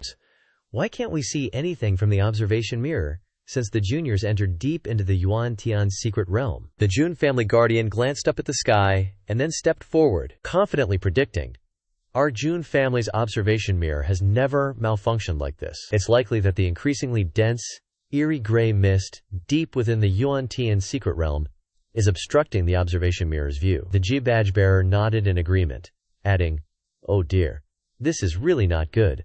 We've never even had the chance to explore deep within the secret realm. Who knows what dangers lurk inside?" But all the juniors who entered this vault are descendants of immortal Dabio lineages, each possessing protective treasures or major teleportation talismans. So, even though we can't see them, we can only worry. Their lives are definitely not in danger. However, inside this secret realm, even the observation mirror with its profound Dabio rules can't detect anything, let alone those crappy teleportation talismans. The 4 guardians standing nearby could only murmur to each other, knowing that this was the destiny and opportunity of the juniors, and they couldn't interfere. The 4 guardians stared at the observation mirror, helpless against the developments inside the secret realm. In the deepest part of the Yuan Tian secret vault, a vast ancient hall appeared, covered with zombie talismans, surrounded by numerous golden chains as if imprisoning something extremely eerie. With dim light reflecting from the talismans inside the hall, a male figure hurriedly jumped in, wearing an ornate robe and holding an ancient talisman, exuding a calm aura. Ji Xuan finally reached the deepest part, he thought, gazing ahead. The final great opportunity must be here. Before him appeared a divine pagoda, filled with ancient aura, pitch black and towering like a pillar supporting the sky, restrained by countless chains. He landed in front of the massive hall, his heart filled with joy. After all this scheming, He could finally obtain this great opportunity. Suddenly, from behind, an attack aimed straight at his neck. But Jixuan remained super chill, casually tilting his neck to dodge. Behind him was none other than Jun Chengjian, swinging his sword right at his neck, looking all cool and stuff. Jun Chengjian chuckled. If I remember correctly, didn't some dude get all cocky, saying if he survived those zombie dudes, he'd fight me for the title? Don't even think about running away this time, you little devil, Jixuan. Jixuan brooded for a moment before replying, didn't I tell you already? In the Yuan Tian Supreme's secret realm, you're not even in my league. Why bother struggling against me so hard? Just then, a cold, contemplative voice chimed in from behind. Brother Jixuan, don't get all caught up in wishful thinking. It was Jun Xiaoyao. He clasped his hands behind his back, looking calm and composed. His deep eyes narrowed. He continued icily. I've used some special techniques, so Chengjian is no longer affected by that weird gray mist. Brother Ji can freely exchange pointers with Brother Chengjian now. I wonder if Brother Jian is a man of his word, willing to keep his promise, and battle my Jun family's Chengjian. Jixuan's face changed slightly. Beads of sweat trickled down as he worriedly asked, Jun Xiaoyao, huh? But if I refuse, will your Jun family jump me? Hearing this, Jun Xiaoyao burst into hearty laughter. Ha ha! Brother Ji is joking. I know you possess the Saint Ruler bone, but even a Saint Ruler is just a saint. If Brother Jia knows about me, you must know I have the Supreme Bone. Supreme Bone literally means supreme. Compared to a saint, Brother Ji should understand. If I really wanted to make a move on you, do you think you could survive and leave this place? Jixuan clenched his fists, his eyes dark as he thought. Stay calm. Starting a conflict with the Jun family here won't benefit me, he thought to himself. Finally, Jixuan replied, looks like I have to accept this little spar. From this, he could also see the gap between himself and Xiao Chen. Although Xiao Chen had great luck on his side, his background was limited, while Jixuan came from an ancient family. Whether it was mindset or vision, Jixuan was one step higher and stronger than Xiao Chen. As soon as he finished speaking, Jixuan wasted no time activating his Saint Ruler bone. Forming a golden spirit energy claw with his hand, he turned and knocked away Chengjian's sword that was close to his neck. Jixuan looked at Chengjian and said, Brother Chengjian, please enlighten me. Chengjian smirked, replying, enlighten you? Too late for that, you little devil, Ji. With the confident aura of a killing god, Chengjian swung his sword at Jixuan, saying, little devil Ji, how about you take a moment to feel this, buddy? The collisions between sword energy and claw energy made the entire Yuan Tian Supreme secret realm tremble. Seemingly, after no longer being affected by the gray mist, Chengjian was able to fight evenly with Jixuan. The two fought fiercely, neither willing to back down. Chengjian's eyes darkened as he retracted his sword, and then unleashed a sudden strike towards Jixuan, forcing him to jump back to dodge. At this moment, Jixuan felt extremely flustered and surprised. Looking at where the sword energy had just swept past, he thought to himself, I underestimated him. After all, Chengjian was one of the top 10 on the Jun family's self-reliance list. His sword aura was indeed astonishing. Jixuan looked at Chengjian, who was radiating fierce energy, and decided he couldn't drag this out any longer.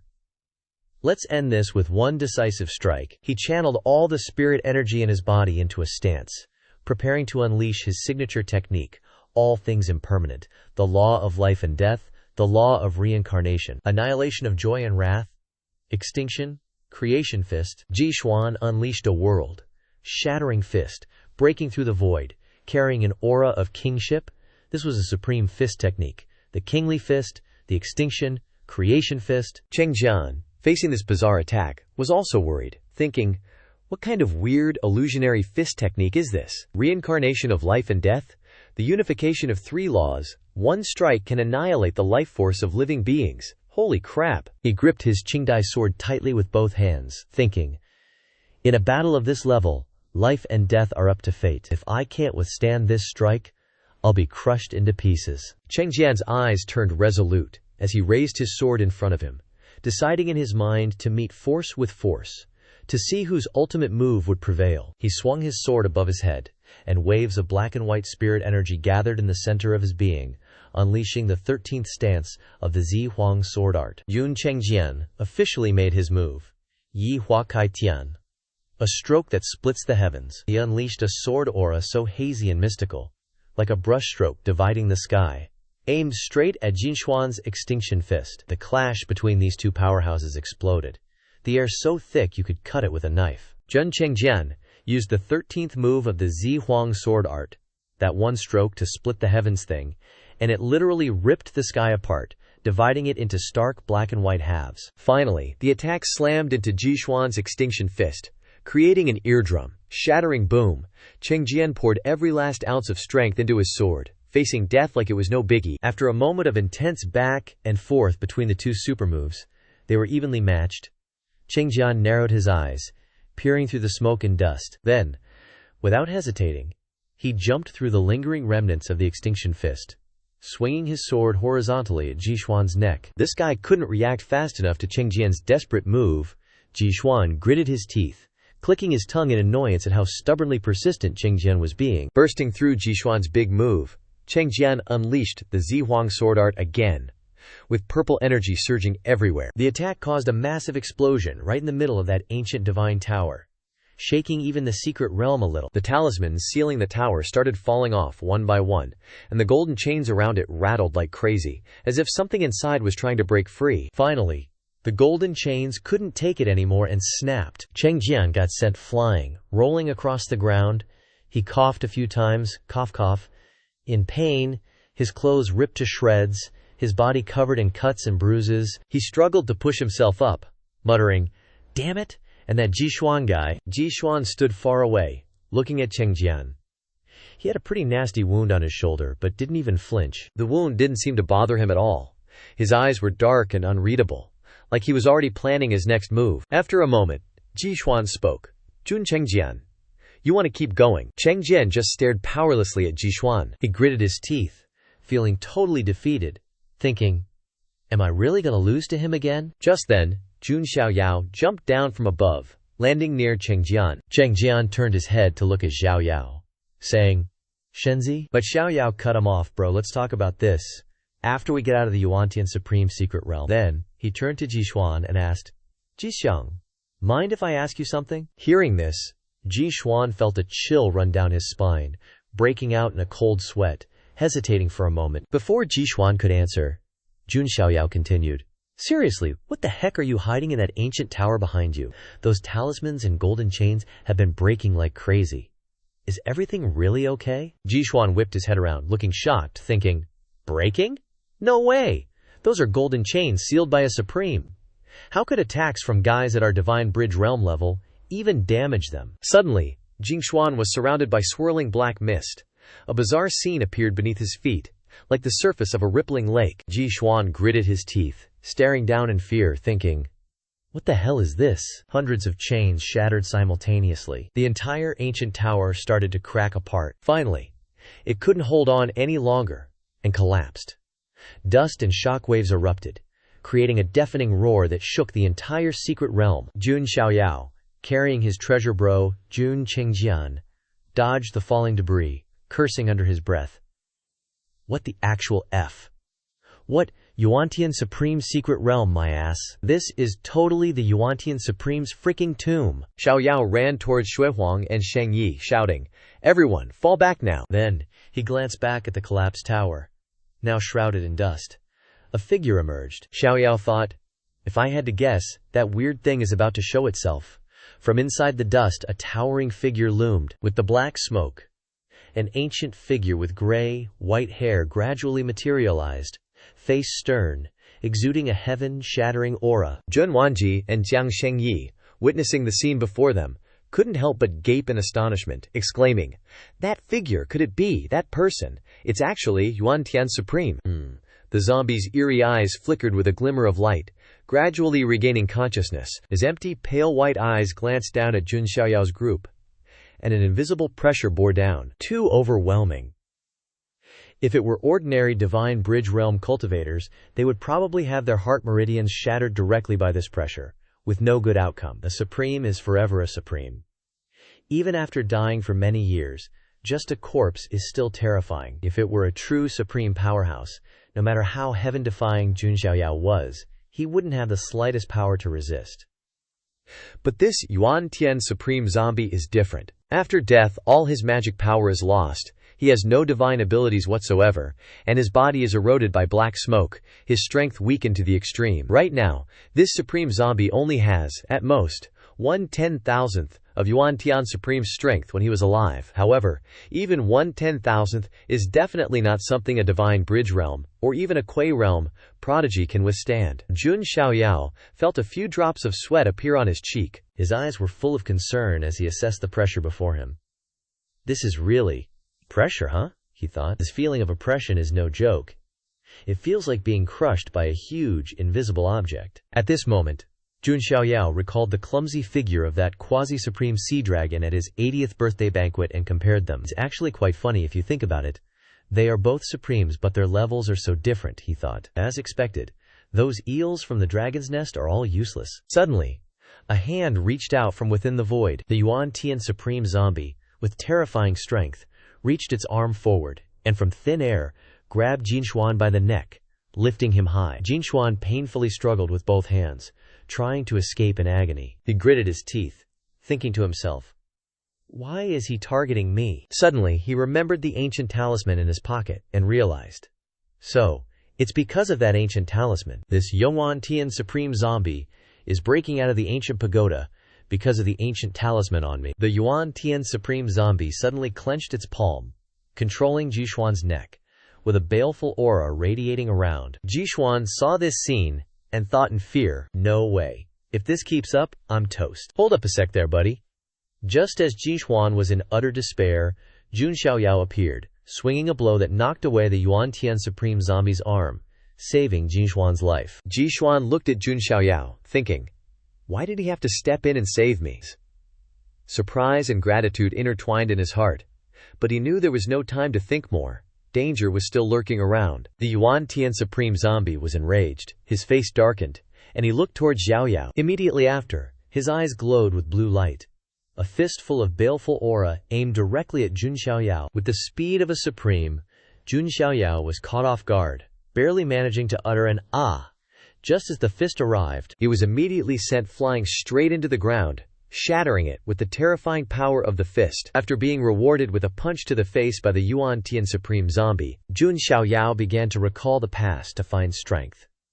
When he was young, he loved to eat cake, but because he didn't have enough money, he could only stand outside the glass door looking at the expensive cakes, filled with longing. Xiaoyao worked tirelessly, making efforts for more than half a year to earn money by all means, washing dishes, picking up scraps, selling newspapers, and delivering goods. Finally, he had enough money to buy the cake he had dreamed of day and night. The first time he had that cake was truly indescribable joy. He enjoyed every bite of the cake with the blind old man with a special sweet taste, deeply engraved in his mind. However, when Xiaoyao could easily buy cakes to eat, those sweet cakes became boring and tasteless. He realized that pursuing opportunities for cultivation was the same. Only by trying to get the fruit did he feel precious and enjoy what he had done. Back to the main event in the secret realm. Xiaoyao was punched down, causing the ground to shatter, along with a shocking shock. Jun Shuihuang was worried, wanting to rush over to support Jun Xiaoyao, but Jun Wanji waved his hand to stop him and shouted, "This is a battle at the supreme level, we can't help at all. Don't go there and cause more trouble for the Shenzi." "Little Ji," Jiang Shengyi exclaimed with worried eyes. Xiaoyao. Immediately after, her eyes became focused, intently staring at where Xiaoyao had fallen. A familiar golden spiritual energy, the ancient sacred body, surrounded Jun Xiaoyao's body with golden radiance. He was unharmed. With a calm face, only his eyebrows were slightly furrowed, carrying a hint of solemnity. Jun Xiaoyao glanced up at the Yuan Tian supreme corpse, the opponent provoking him. The Yuan Tian supreme corpse raised its hand in challenge. "Come on and fight." Jun Xiaoyao didn't hesitate. He immediately shot forward, throwing a fist straight at the Yuan Tian supreme. He knew that in this life, cultivation was easier than eating cake and drinking water. But it wasn't his arrogance. It was more like making up for the hardships of his previous life. Heaven had blessed him with so many opportunities. And the golden finger system, the fastest way to ruin a game and make a player feel bored. The Yuan Tian supreme corpse took the hit from Xiaoyao, but immediately retaliated. A fierce light flashed in its eyes, and it punched Xiaoyao squarely in the gut, dealing direct damage. Xiaoyao couldn't avoid getting hurt and coughed up blood. He realized this was the first time in his life he'd ever taken damage of this caliber. But Xiaoyao wouldn't allow himself to fall.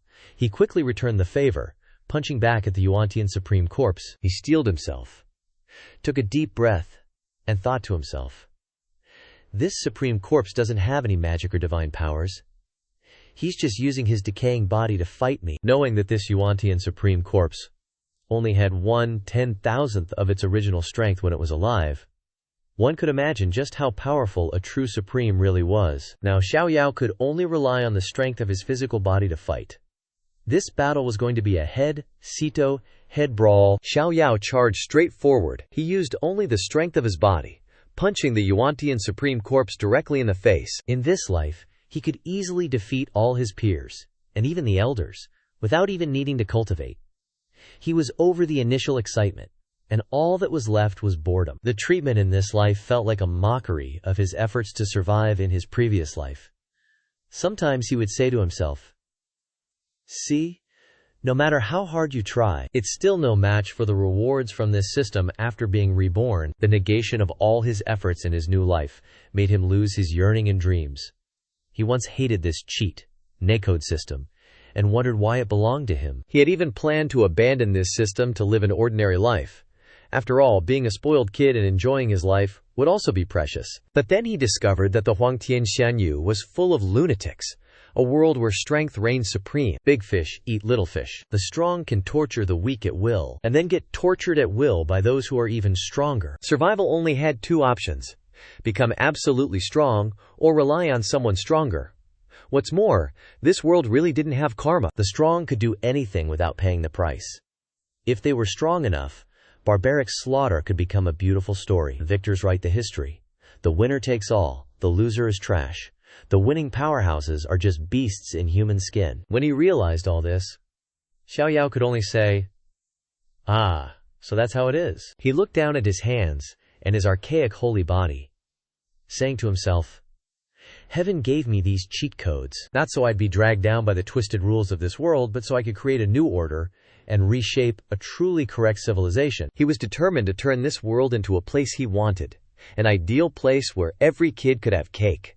Xiao Yao regarded this as his mission and began working towards it. Simply put, he needed to find a purpose to keep living. His fist collided heavily with the Yuantian Supreme Corpse, creating huge ripples that spread around them. Both sides went head to head, showing strength that couldn't be underestimated. The Yuantian Supreme Corpse gritted its teeth, determination showing in its eyes. From its waist, an ancient steel appeared, like Jishuan's, maybe a matching set related to the obsession within the Yuantian Supreme's body. He, even as just a steel at the entrance of the secret realm, or as the souls of the generals resting like stars in the sky, had endured 81 self-imposed shackles, suppressing the obsession within his own corpse. The Yuantian Supreme was the first opponent Xiao Yao had faced since being reborn, and he took it seriously. The Yuantian Supreme was a hero of the Huangtian Xianyu, and a hero shouldn't have such a tragic ending. Xiao Jiao was dead set on freeing him.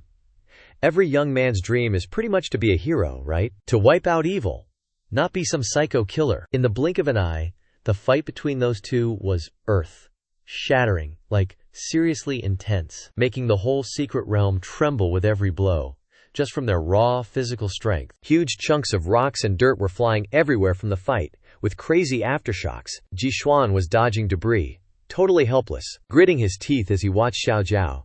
His eyes looked kinda messed up, like he was blinded by some obsession. He didn't even recognize the people around him anymore. Xiao Jiao, eyes glowing gold, was thinking, "Gotta give this hero a proper ending." Jun Xiaoyao and the Yuantian Supreme Corpse were beyond caring about anything else. Their eyes were blank, just focused on beating each other up. Xiao Jiao was getting used to the Yuantian Supreme Corpse's speed, and with the pure physical power of his ancient sacred body, he started to gain the upper hand and actually hurt the Yuantian Supreme Corpse. The Yuantian Supreme Corpse then used chunks of the secret realm to attack, easily hurling a massive piece at insane speed with his Supreme Realm body. Jun Xiaoyao wasn't chickening out, easily jumping to dodge. But, because his mind was clouded by obsession, he only cared about the fight in front of him, not realizing there was a dangerous attack coming from behind. The attack was too sudden, catching Jiang Shengyi completely off guard. She could only watch as the debris flew straight toward Jun Wanji, the guy Xiao Jiao told to protect her. Wanji and the crew, determined not to back down, gritted their teeth, using their martial arts and the eighth thunder forbidden annihilation divine power to resist the pure physical strength of a supreme realm cultivator with all their might. But in just a breath, the power made blood start to trickle down the corners of Junwanji's mouth. "This is insane. I feel like my insides are about to explode," Wanji thought. But he managed to block the debris. Even though it caused him serious internal injuries, Jiang Shengyi rushed over from behind, worried sick. Meanwhile, outside the secret realm, somewhere else, a bunch of cultivators were arguing about a spirit herb. "Even though this demon spirit herb is super valuable, I'm not going to risk my life fighting for it," one of them said. "So why don't we just split the herb evenly?" another suggested, their eyes gleaming with greed. One of the cultivators crossed his arms and yelled, "Split what? Are you nuts? Look, there are only 2 mature spirit flowers. How are we supposed to divide 2 flowers among all of us? Dumbass, useless trash." While the group was busy figuring out how to divide the herb, they didn't notice the secret realm above them shaking. 2 guys standing off to the side, spacing out, suddenly felt something was off. They glanced at each other and said, "Hey, you feeling what I'm feeling? Looks like the whole secret stash is shaking." Right after they said that, the whole secret stash shook even harder, and the ground started to crack. The ceiling was no different, with rumbling sounds echoing everywhere.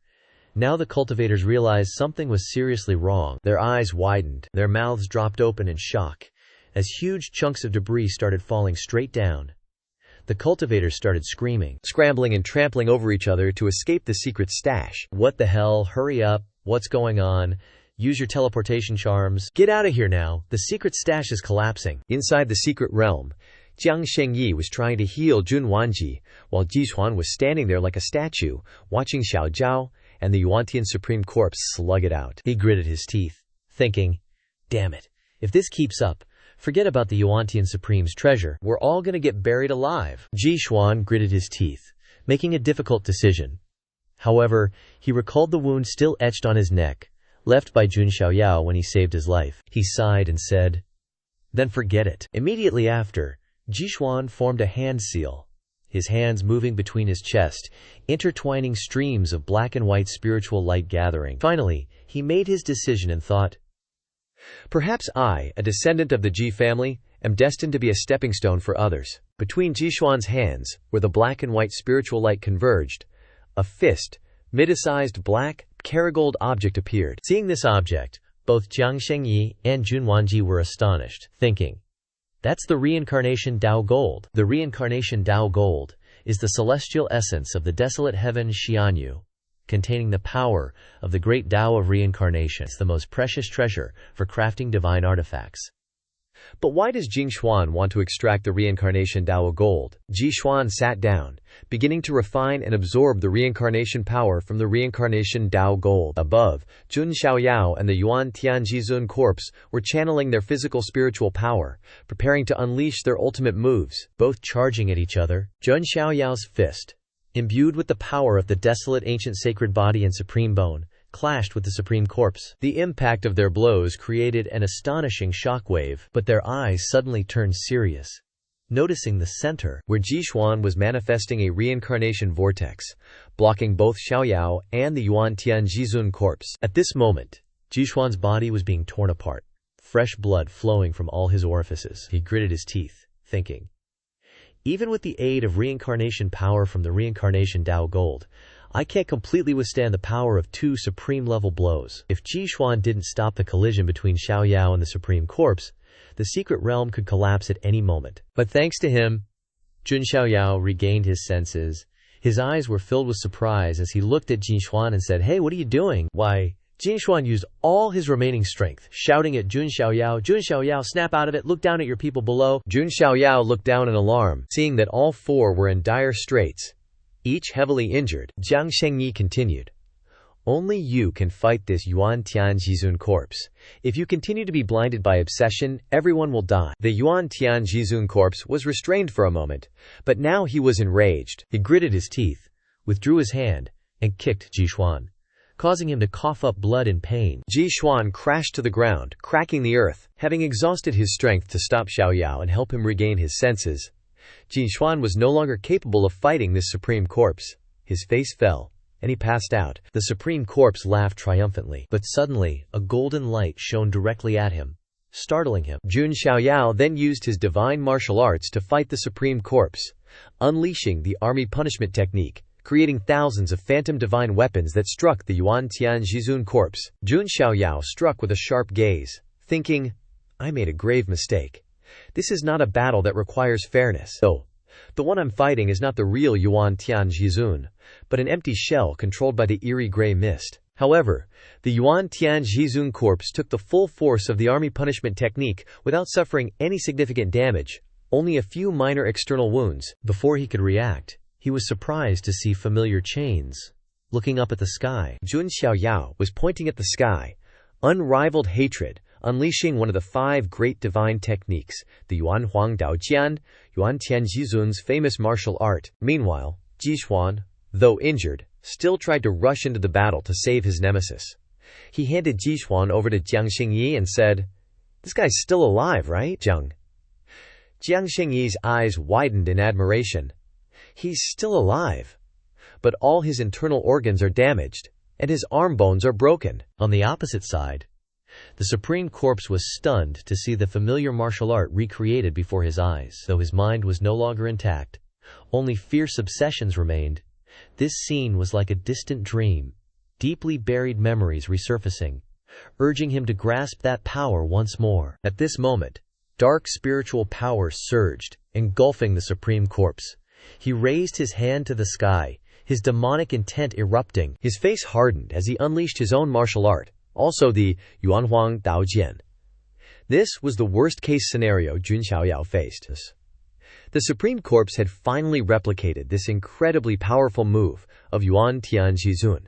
Under the power of the Yuanhuang Daojian, anyone, be it a divine bridge cultivator, a dual return to one cultivator, or a genius, would be crushed instantly. Only Jun Xiaoyao, with his extraordinary, unfathomable power, could resist that move. The two-sword, Raidao, unleashed an earth, shattering pressure, colliding to create a violent explosion, shaking the ground and making the world seem like it was about to collapse. At the same time, outside the entrance of the Yuantian Supreme's secret realm, 2 cultivators were struggling to carry huge rocks to block the entrance, constantly complaining. One of them hissed, That damn blue dragon girl!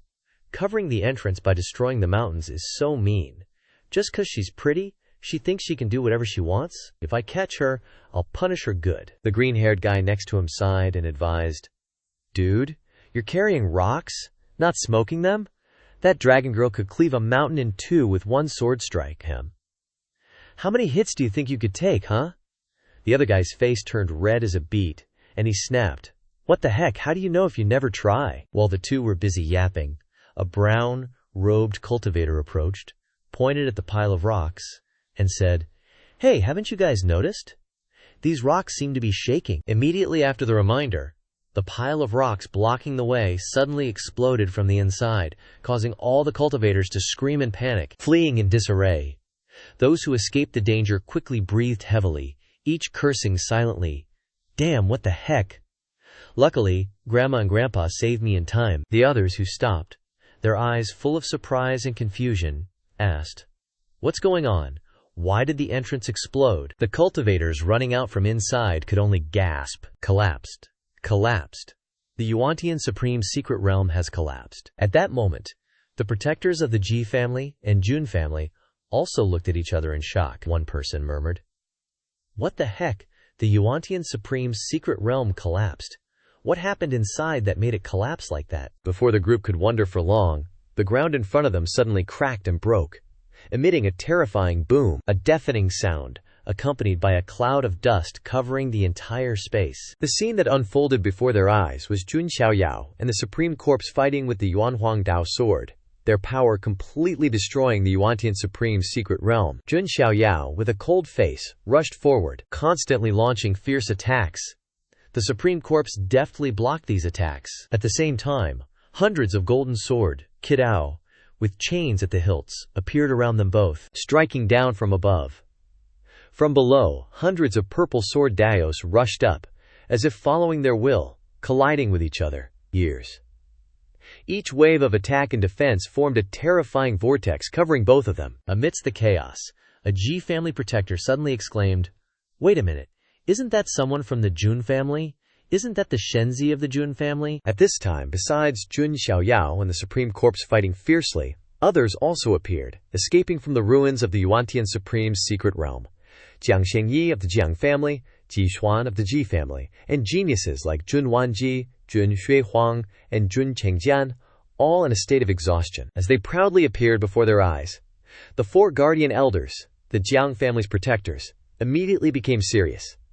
He quickly assessed, could it be that the corpse fighting the Jun family's Shenzi is the Supreme Corpse? All four elders immediately got into a fighting stance, preparing their spiritual power, and said in unison, "This is bad! A supreme level isn't something that geniuses who have only reached the Shenqiao realm can fight.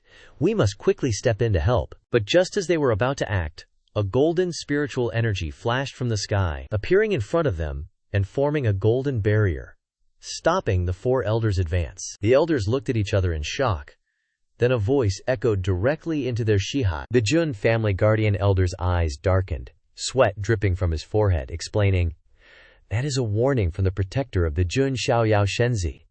The senior has ordered us not to interfere." Jiba, next to him, looked incredulous and questioned, "What do you mean? Does your Jun family want to let a kid who's not even 10 years old fight a supreme-level corpse by himself?" The Jun family elder also couldn't believe the situation before his eyes, but replied, "Yes, this is the order from the senior. We cannot interfere. We can only put all our faith in Jun Xiaoyao." Meanwhile, Jun Xiaoyao stood before the supreme corpse, his eyes firm and sharp like a high and lofty immortal. He controlled countless glittering golden swords around him, like chains of sword davos that followed his will and shot straight towards the supreme corpse. Jun Xiaoyao at this moment thoroughly unleashed the power of the ancient sacred body around him. Supernatural and divine shadows began to appear in the void. Each divine shadow carried a majestic sacred aura, like ancient sacred rulers manifesting in space. If one observed closely, there were tens of thousands of saintly figures floating, creating a magnificent scene. The guardian elders witnessing this scene could only gape, exclaiming in astonishment, "Jun Xiaoyao, you little brat! Is that the sacred body phenomenon? The worship of 10,000 saints? Jun Xiaoyao? After so many battles, you finally had to use your ultimate move." His ancient sacred body not only possesses unparalleled, ultimate physical power, but also a terrifying, yet to be awakened, sacred body phenomenon that makes people shudder. He's never needed to use his sacred body phenomenon before. Not because he didn't want to, but because no one was strong enough to force him to. But the Supreme Corpse Fiend is a worthy opponent for this heaven-shaking phenomenon. 10,000 majestic holy figures simultaneously bowed to Jun Xiaoyao, as if before heaven and earth, he were the only god. The terrifying pressure from the myriad saints descended. Golden divine light spread in all directions, engulfing everything. Even the Supreme Corpse Fiend, with its earth-shattering power, was heavily suppressed, its strength reduced by 40%, and was forced to stand still for a moment. Jun Xiaoyao's ancient sacred body has the effect of restraining all kinds of evil forces, and he didn't miss the opportunity, focusing all his mental strength. Jun Xiaoyao's gaze became more determined than ever, full of decisiveness and killing intent. He poured all his strength into unleashing a lightning-fast sword strike at the Supreme Corpse Fiend, making everything around him seem to freeze, while his sword shone brightly, its power soaring to the heavens, aiming directly at the immobile body of the Supreme Corpse Fiend. Golden cracks began to appear on the Corpse Fiend's body, spreading across the surface, creating radiant lines of authority. Suddenly, Primordial Heaven's Supreme Corpse Fiend turned its head, its voice echoing slowly, "Little brat, you have freed me." "Who are you?" Jun Xiaoyao paused slightly, then replied with a firm expression, "Jun family of Huangzhou, Jun Xiaoyao." On the face of the Primordial Heaven Supreme Corpse Fiend, a dark, viscous substance began to flow from the golden cracks, gradually spreading to its gaunt face. 2 points of light, like dying candles, lit up inside its eye sockets, emitting a faint spiritual radiance. Jun Xiaoyao understood that before him was only the last remnant of the Primordial Heaven Supreme. Strands of divine thought emanated from the soul fire in Primordial Heaven Supreme's eye sockets, transmitting to Jun Xiaoyao, "Little brat Jun Xiaoyao, you greatly resemble an old friend of mine. He is in the different dimension of origin, the dark region at the very end." The mysterious voice continued in Jun Xiaoyao's mind. An image of a figure in white standing in the cold night sky, lonely, suppressing eternal darkness, suddenly appeared. The mysterious words of the remnant soul of primordial heaven supreme seemed to be a piece in a larger puzzle that Jun Xiaoyao couldn't yet understand. Elsewhere, Jun Linglong and Long Biqi were happily shopping for souvenirs in South Heaven City. Linglong blushed, holding a sparkling ball, asking, "Is this pretty?" Long Biqi, embracing a shimmering quartz, exclaimed, "So cute!" Meanwhile, the guardian elder of the Long lineage was secretly crying in pain as he looked at the bill for the not-so-cheap items. Back at the ruins of the primordial heaven supreme, there was a sudden movement from the rubble. A simple wooden box, without elaborate patterns, unexpectedly flew up. It was wrapped in primordial heaven supreme's mystical purple spiritual energy, hovering in mid-air. At that moment, the ancient talisman that Jixuan always kept in his inner pocket suddenly lit up, emitting a layer of mystical light. It slowly flew towards the primordial heaven supreme. Primordial heaven supreme, with a look full of emotion, gazed at the wooden box and the ancient talisman, then turned to Jun Xiaoyao and said in a deep but authoritative voice, "In your glabella, I sense the original owner of the primordial sovereign Dao sword. In other words, little one, you have freed my generals. Accept it. This is the opportunity you deserve." With each word of the primordial heaven supreme, the wooden box and the ancient talisman simultaneously flew towards Jun Xiaoyao. Jun Xiaoyao solemnly accepted them, using both hands to hold the wooden box and the ancient talisman, feeling both respect and a heavy responsibility. Primordial heaven supreme continued to explain, "This is currently only half. The other part is currently in the lower realm. This ancient talisman is the keepsake of someone important to me, representing her family. If you are fated to be with me, I hope you will take care of her family a little." The words of the primordial heaven supreme were like strands of weak soul thought, like a candle in the wind, unable to last much longer. Jun Xiaoyao tried to remember every word, feeling the profound meaning hidden within, suddenly understanding why Jixuan wasn't attacked by the corpse fiends when holding the ancient talisman, realizing that it was the keepsake of the primordial heaven supreme's Dao companion, and that her family still existed in the lower realm. The cracks on the primordial heaven supreme's body widened, and the sound of cracking echoed repeatedly. In his final moments, he clenched his hands, looking up at the sky with a nostalgic expression, his voice sounding softly like a farewell to life. "Is this the end? Is that her?" Yuan Tian Supreme's eyes blazed, staring straight at the horizon, where the scarlet sunset seemed to await a familiar figure in his eternal dream. From afar, a female phantom appeared in Yuan Tian Supreme's mind, possessing unparalleled beauty and a gentle smile. His Dafayo companion. Before the figure of his late partner, Yuan Tian Supreme couldn't contain his emotions, his whole body trembling, eyes filled with tears. He choked out, She's here to take me away, right?" He reached out as if to touch the beautiful scene before him. Then, Yuan Tian Supreme's body gradually dissolved, turning into dust that scattered in the wind. A lifetime of Supreme ended in silence, dust to dust, earth to earth. Jun Xiaoyao watched, a hint of sorrow and respect in his eyes. He bowed his head slightly, muttering to himself, "Senior, rest in peace. This junior will do my best to ensure you depart peacefully." A few days later, in the bustling marketplace of Nantian City, a constant buzz filled the crowd. One person excitedly exclaimed, "Hey, have you heard? The Jun family's Shenzi sealed and annihilated the Yuan Tian Supreme zombie using the Yuan Huang Dao sword." Another chimed in, "That's right, the Jun family's Shenzi is a rare genius. Rumor has it he even has a supreme lion as a mount, keeping it like a pet." "How awesome!"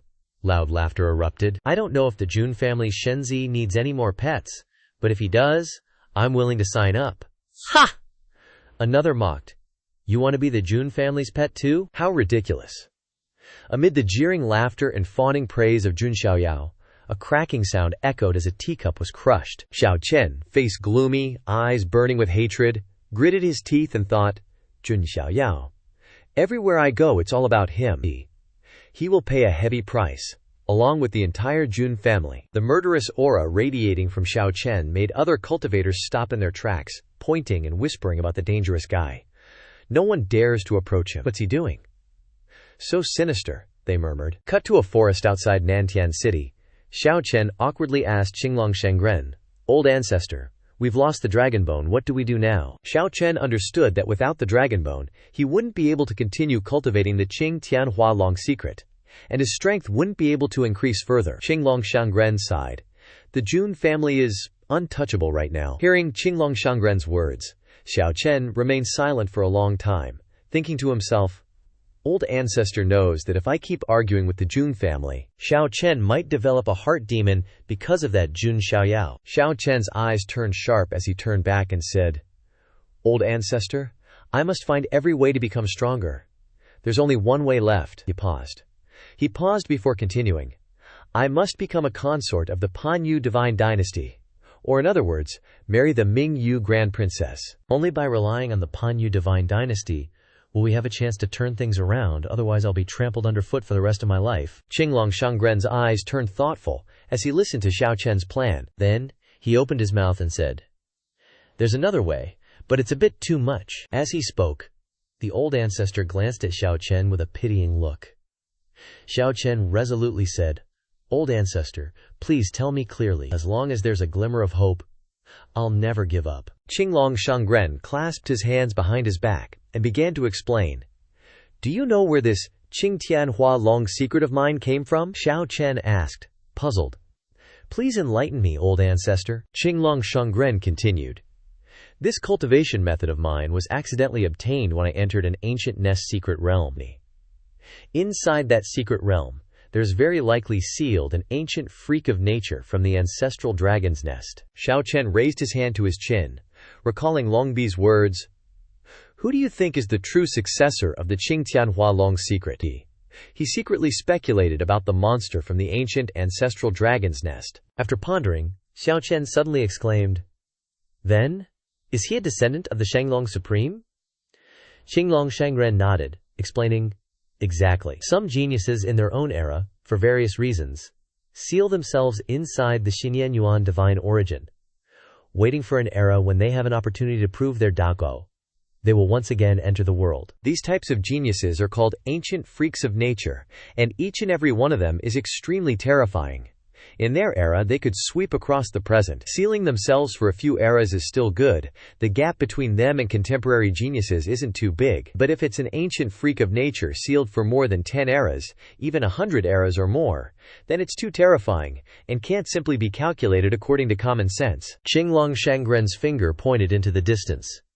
That one in the ancient nest secret realm, the origin of the sealed freak of nature, is extremely astonishing. You should be able to find the Shanglong lineage's supreme blood inside. With that supreme blood, you can complete the Qing Tian Hua Long secret. He paused for a moment, then continued. Of course, you must be very careful. If you awaken that freak of nature, I'm afraid the entire Huangtian Xianyu will be shaken. No young genius of the current era can defeat that ancient freak of nature. At the same time, in a grand hall of Nantian City, Jiang Shengyi gazed thoughtfully into the distance, thinking to herself, I really can't do anything. This time, going on a training journey with Jun Xiaoyao and everyone, I felt very happy. But what if I'm alone? Not to mention the primordial heaven supreme corpse, but also little Saint Jishuan, Longbi, the ancestral dragon nest, and even the 9-headed lion. Can I really beat those guys alone? Seeing Jun Xiaoyao going all out, Jiang Shengyi's Dao heart seemed a little unstable. Suddenly, Jiang family's protector stepped forward and said gently, Don't worry too much, child. That's just reality. Not everyone can be as strong as the Jun family's Shenzi and defeat a primordial heaven supreme corpse. Even if I personally took action, I'm afraid I couldn't win without some injuries. So don't develop a heart demon over such a small thing. Jiang Shengyi's eyes were a little sad, but she understood and replied, Yes, I understand. The protector continued. By the way, about the engagement between the Jun family's Shenzi and Luo Li, I'm afraid I'll need you to handle some minor details to help them get along better. As you can see, the Jun family's Shenzi is a one-of-a-kind genius. Befriending him wouldn't hurt our Jiang family. Hearing the protector's instructions, Shengyi could only give a forced smile and obey. But in her heart, Shengyi was thinking, oh geez, how should I put this? Back when we went to the primordial heaven supreme secret realm, Jiang Luoli was all like, nah, I hate that guy. And he clearly didn't like me either. Will the fact that we clearly hate each other really bring the families closer together?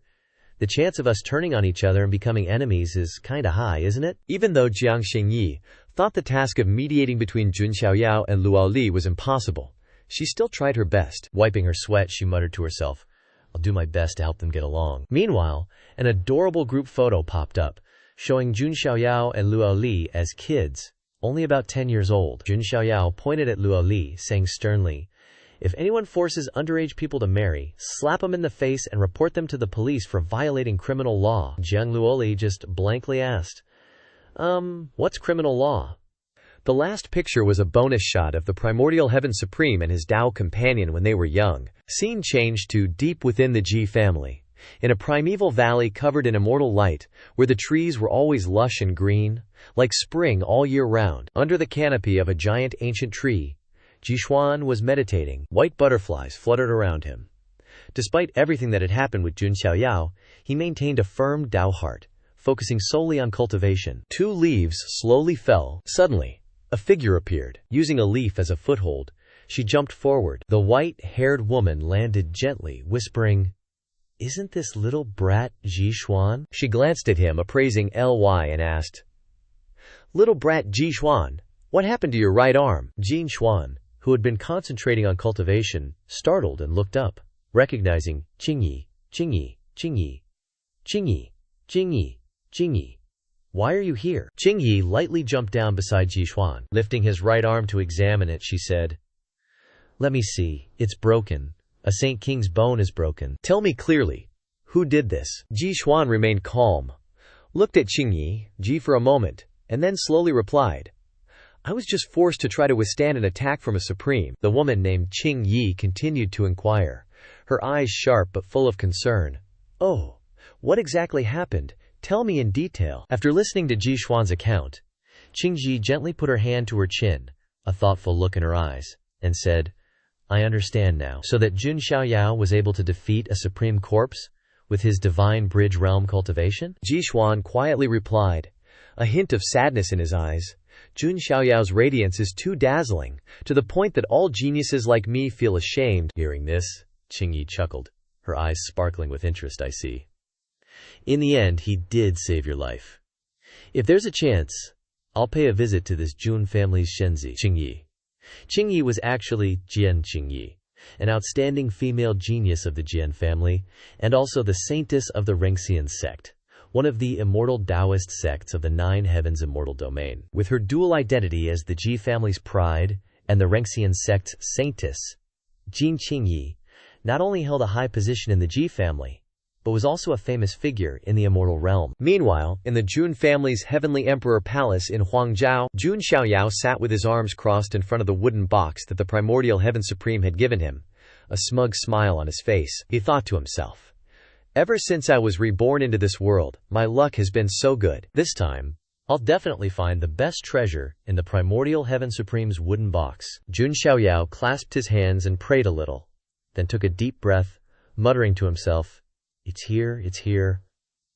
The thrilling and exciting moment of unboxing, he slowly opened the wooden box, and a mysterious golden light burst out, illuminating the entire room. Outside the Jun family's martial arts arena, a large group of disciples were gathered. Some were so surprised they broke out in a sweat, exclaiming, "Is that Kong Yi?" Ranked 10th on the self-ranking list, and Jun Wanji, ranked 5th, and even the one ranked 7th, Jun Shuihuang.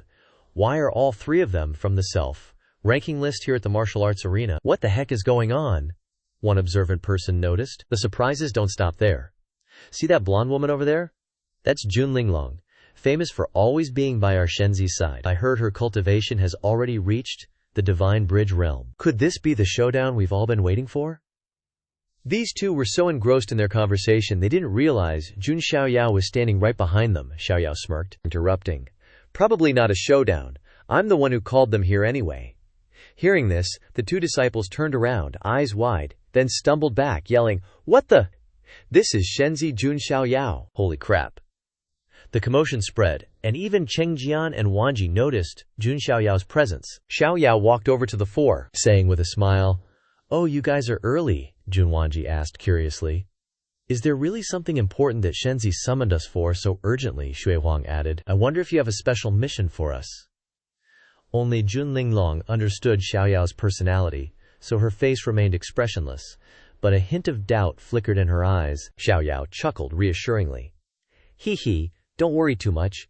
It's just something good." Then, he happily took out 4 red storage pouches, handing one to each person. Jun Wanji opened his pouch and gasped. This is ancient dragon bone." Cheng Jian's eyes widened, and he made an admiring face like a child, teasing, "Shenzi, are you really giving us such a precious treasure?" Xiao Gao raised his hand to signal them to stop, saying calmly, "No need to praise me yet. You're receiving this ancient dragon bone, but tell me, how long will it take you to successfully refine it?" Jun Wanji pondered for a moment, answering, "At the fastest, 3 months. At the slowest, it could take several years." Xiao Yao nodded, his eyes full of determination, and raised a finger, pointing. 1 year. I'm giving you 1 year to refine this ancient dragon bone and break through to the Unity Realm. Exactly 1 year from now, you must return here." Jun Xiaoyao clenched his fist, his eyes full of resolve, and declared, "By then, anyone who can't withstand a single punch from me will be severely punished." Jun Shuihuang and Jun Wanji, upon hearing this, broke out in a cold sweat, thinking, "It seems like Shenzi is expecting something terrifying." Cheng Jian hid behind them, teary-eyed, and whispered, "Shenzi is so scary." Soon after, all 3 quickly returned to their cultivation, leaving only Xiao Yao and little Lingzi behind. Little Lingzi looked around, seeing that the other 3 had left, and whispered close to Xiao Yao's ear, "Shenzi, you opened the box already? Did you get any treasures?" Xiao Yao narrowed his eyes, crossing his arms in a mysterious pose, and replied, "Oh? Why would little Lingzi ask that?" Linglong winked slyly, answering, "If Shenzi hadn't found anything good, why would you be so willing to give away those ancient dragon bones?" They both looked at each other and burst out laughing. "Ho ho ho, just as expected. Little Lingzi really understands me best." Little Lingzi responded, smiling, "He, that's because I've always thought Shenzi was stingy since we were little." Xiao Yao cleared his throat and said seriously to Linglong, "What I got from the wooden box will be a secret for now. When the time is right, little Lingzi will know what it is." He changed the subject, asking, "Oh, by the way, does the Jun family's treasury have Xian Yuan?" Jun Linglong replied, "Xian Yuan? That stuff is rare. As far as I know, even the Jun family doesn't have much of it." Jun Xiaoyao stroked his chin thoughtfully upon hearing that. So, there's still some left after all. Jun Linglong sighed softly, thinking to herself, "I reckon those things will disappear sooner or later." Meanwhile, outside the Heavenly Emperor Palace, Lan Qingyao was still kneeling, looking pitiful, muttering, "How long do I have to kneel here? No one cares about my plight."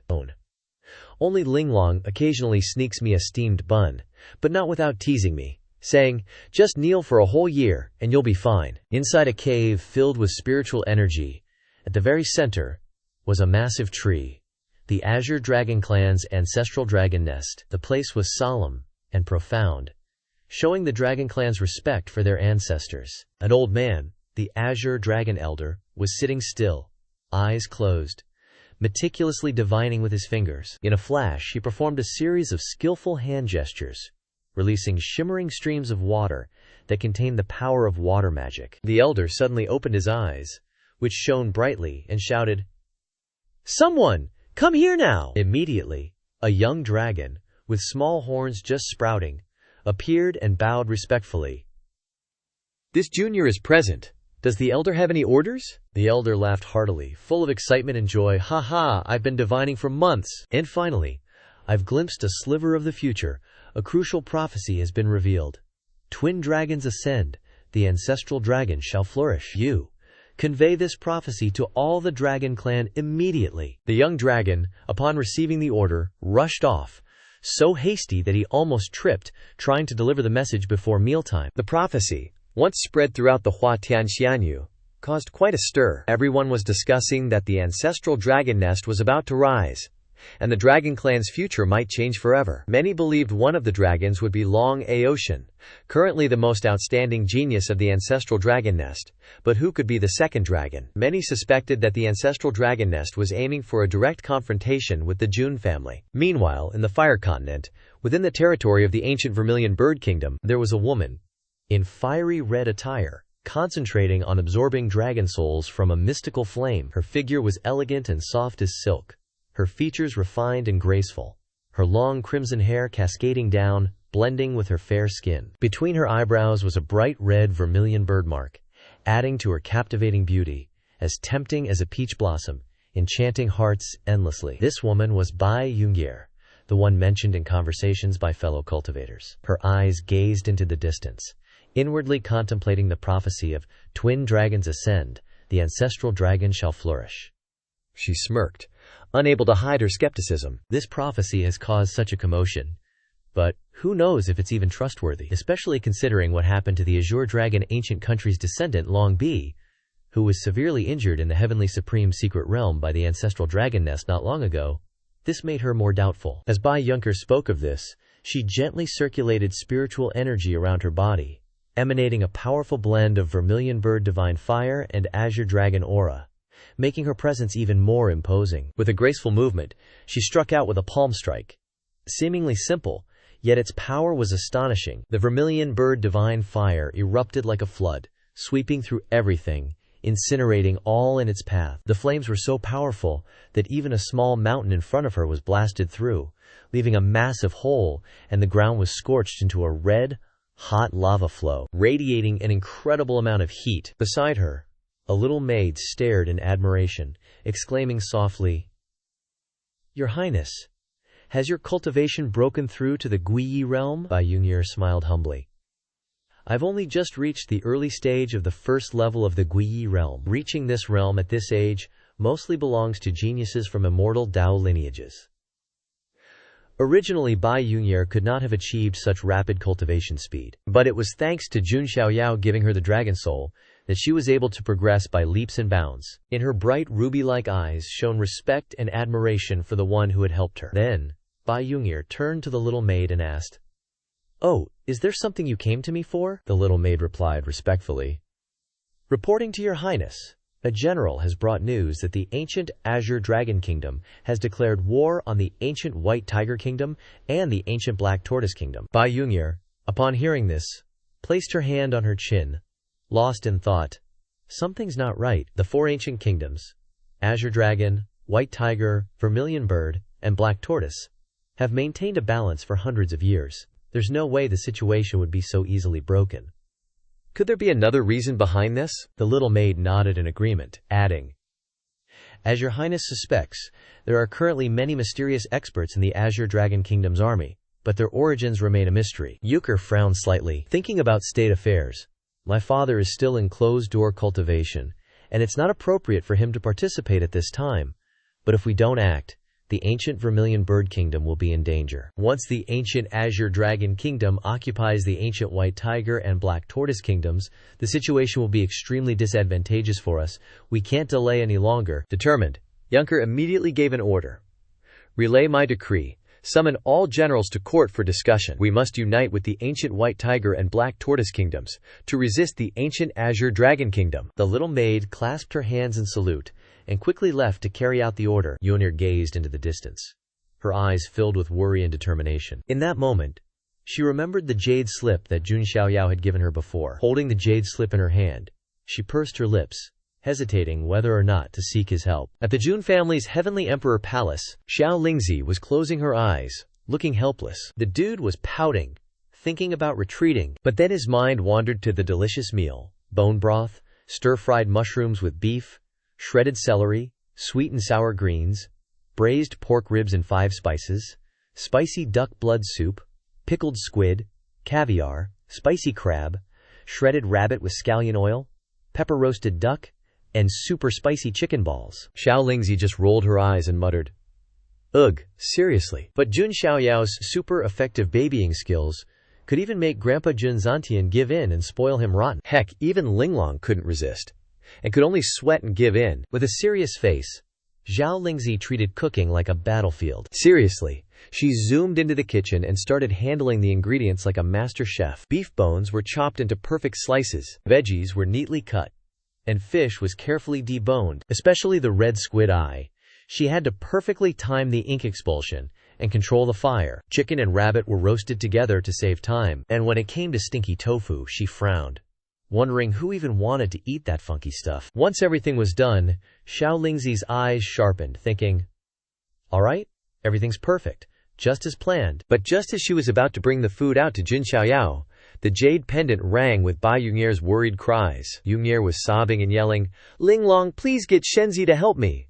The Qinglong ancient kingdom is going crazy. Some bestie leaving me to fend for myself. Xiaolingzi was so surprised that she tripped, sending the whole tray of food flying everywhere. She fell flat on her face, staring at the mess of food, and sighed in disappointment. I know, younger. You're such a pain.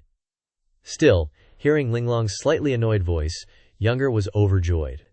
The Jun family's 7-aperture exquisite heart had never broken a promise, which made her feel a lot more at ease. Finally, while Xiaolingzi was still cleaning up the mess, the 9-headed lion cub appeared, happily gobbling up the scattered food. The lion cub was super excited looking at the mountain of food in front of it, making Xiaolingzi smile helplessly. Cut to Jin Province, inside the imperial palace of the Baihu ancient kingdom. The main palace was now just a pile of rubble, with smoke from the battle still smoldering, creating a scene of horror. Bloodstains were everywhere, with only a few guards holding on in fear. Suddenly, a huge explosion rang out, and the main gate of the Baihu imperial palace was blown to smithereens. Inside, 3 tense men exclaimed in fury, "Damn it, we fell for their trap." The sound of the gate being broken showed the other side's powerful strength. Following that were the thunderous footsteps of people rushing in. Leading the way was a guy in a green robe, looking imposing and smug. Behind him, a long line of warriors in black robes completely covering their bodies, their faces all wearing weird masks. The leader was none other than the Qinglong Kingdom Lord, a powerful Saint Realm expert who laughed triumphantly. "Ha, long time no see, my 2 good friends." At this time, the Baihu Kingdom Lord and the Xuanwu Kingdom Lord stood there with pale faces. Obviously both had been through a fierce battle and were seriously injured. Although they were both Saint Realm experts, on par with the Qinglong Kingdom Lord, their bodies were covered in wounds, and their eyes couldn't hide their shock and anger. The Xuanwu Kingdom Lord quietly glanced at the group of black-robed people behind the Qinglong Kingdom Lord, full of suspicion. Who the hell are those guys? He thought that in the recent battle, it was the presence of these guys that had created absolute dominance, making both Baihu and Xuanwu unable to resist, leading to their armies being scattered and unable to protect their kingdoms. The Baihu Kingdom Lord and the Xuanwu Kingdom Lord gritted their teeth in resentment, suppressing their anger. They both knew that if they didn't vent this hatred, it would eat away at their fighting spirit. But now, in this difficult situation, they could only silently watch their opponents enter, their hearts aching at the thought of their entire army being wiped out. The Qinglong Kingdom Lord still maintained his victorious expression, a playful smile appearing on his lips as he said softly, "My 2 good friends, why bother trying to resist?" The Baihu Kingdom Lord's expression suddenly tightened, veins popping out clearly, and he quickly retorted, "Old Qinglong, what the hell do you want?" The Qinglong Kingdom Lord glanced at them, a faint smile appearing, and he replied in a smug tone, "Haha, why do you guys need to know so much? Just know that I'm only following orders from that young master." Hearing that, the 2 Kingdom Lords simultaneously showed surprise. They couldn't believe their ears. A dignified Kingdom Lord working for someone else? Moreover, hearing the Qinglong Kingdom Lord call that person young master, they felt even more bewildered. The 2 Kingdom Lords looked at each other, their eyes full of suspicion and unease. The Qinglong Kingdom Lord calmly continued, not paying attention to their surprise. "No need to doubt, these black robes are also people from that young master. The young master instructed that you only need to meet 2 conditions. First, hand over your compass pieces. Second, the entire country must submit to the young master. Meet these 2 conditions, and I'll spare you a path to survival. Otherwise, there's only death." Hearing that, the expressions of the Baihu Kingdom Lord and the Xuanwu Kingdom Lord became even heavier, especially when mentioning the compass, which was a sacred inherited object, a symbol of the power and honor of an entire country. The 4 great ancient kingdoms each had a piece of this compass. Yet now, the Qinglong Kingdom Lord was demanding they hand it over, and the fact that the entire country had to submit to that young master was nothing short of an unacceptable humiliation. As the 2 Kingdom Lords were pondering, a powerful voice cut through their thoughts. "Shut your traps." The voice was full of spirit, and a figure appeared. The great general of the Vermilion Bird Ancient Kingdom, Qi Ri, with a sturdy build and determined eyes. He was a void divinity cultivator, a towering realm. Qi Ri, with a resolute expression, declared loudly, "We of the Vermilion Bird Ancient Kingdom are born of blazing fire, and we shall die for blazing fire. I will never be slaves to you lowly dogs." In the arena, a black, robed figure, hearing Qi Ri's words, chuckled mockingly, and stepped forward to face him. Chi-Ri clenched his fists, his eyes firm, pouring all his strength and resolve into a powerful attack. But the black-robed figure looked at Chi-Ri as if he were a child playing, and with a single blow, easily pierced through the general's chest. Fresh blood poured from Chi-Ri's mouth, his eyes still filled with unwillingness. But he was powerless. The White Tiger Kingdom Lord and the Black Tortoise Kingdom Lord, witnessing this scene, were terrified and horrified, unable to believe the death of such a valiant general as Chi-Ri. The black, high-robed figure laughed scornfully, glancing at the two kingdom lords, then tore Chi-Ri's body in half with one hand. Flesh and blood splattered everywhere, fresh blood staining the ground red. Both kingdom lords felt deep fear and lost their will to fight. Even as sage cultivators, they were powerless against the black-robed figure's strength. Looking down from above, it was clear that a single mysterious black-robed figure had easily suppressed the aura of both of them. The arena was deathly silent. No one dared to breathe loudly. The Azure Dragon Kingdom Lord maintained his despicable expression, a cold smile on his face. He loudly said, "How about it? Do you brothers want to die like him? Blazing fire is just child's play." Meanwhile, in the Vermilion Bird Ancient Kingdom, Bai Yunger was so angry that she slammed a book on the table, the room echoing with the sound of splintering wood. "Damn Azure Dragon Ancient Kingdom, they're going too far!" she exclaimed angrily. The little maid standing beside her, seeing the princess's actions, gaped, her eyes wide as a frog's. "Princess, watch your hands!" Bai Yunger sighed, regaining her composure, telling herself, "Phew, calm down. Getting angry won't help her. The urgent matter now is to find the mastermind pulling the strings behind the Azure Dragon Kingdom." As Bai Yunger was thinking and looking for a solution, someone gently lifted her hand. Bai Yunger thought it was the little maid helping her, but when her eyes met the other person's, they gazed at each other affectionately. Bai Yunger blushed, stammering, "Linglong, what are you doing here?" Jun Linglong looked at her, surprised, and replied, "What's so surprising? Didn't you call me here?" Bai Yunger was confused for a moment, then turned joyful, hugging Linglong. "It's so good you're here." Jun Linglong was slightly taken aback, then hugged Bai Yunger back, her eyes a bit strange. After calming down, Yunkir asked, "Did only you come, Linglong?" Linglong quickly replied, "I did plan to come alone, but that's not the case." Finishing her sentence, she glanced behind her. A male figure approached, piquing Younger's curiosity. She asked, "Who is this gentleman?" Linglong replied, "This is number 10 on the Jun family's self-reliance list, young master Jun Chengjian." You could say he's Jun Xiaoyao Shenzi's introducer. Chengjian froze for a moment, then blurted out, "Just could say." He then looked at Bai Yuer with a slightly surprised expression. Yumer, hearing this, was overjoyed. This gentleman is on the Jun family's self-reliance list. Does that mean Shenzi Jun Xiaoyao is willing to help our Vermilion Bird Ancient Kingdom? Chengjian nodded, explaining, "Shenzi is enclosed, crew door cultivation, so he doesn't know about this yet, but you, Vermilion Bird Ancient Kingdom, have pledged allegiance to him. How could he let others bully you?"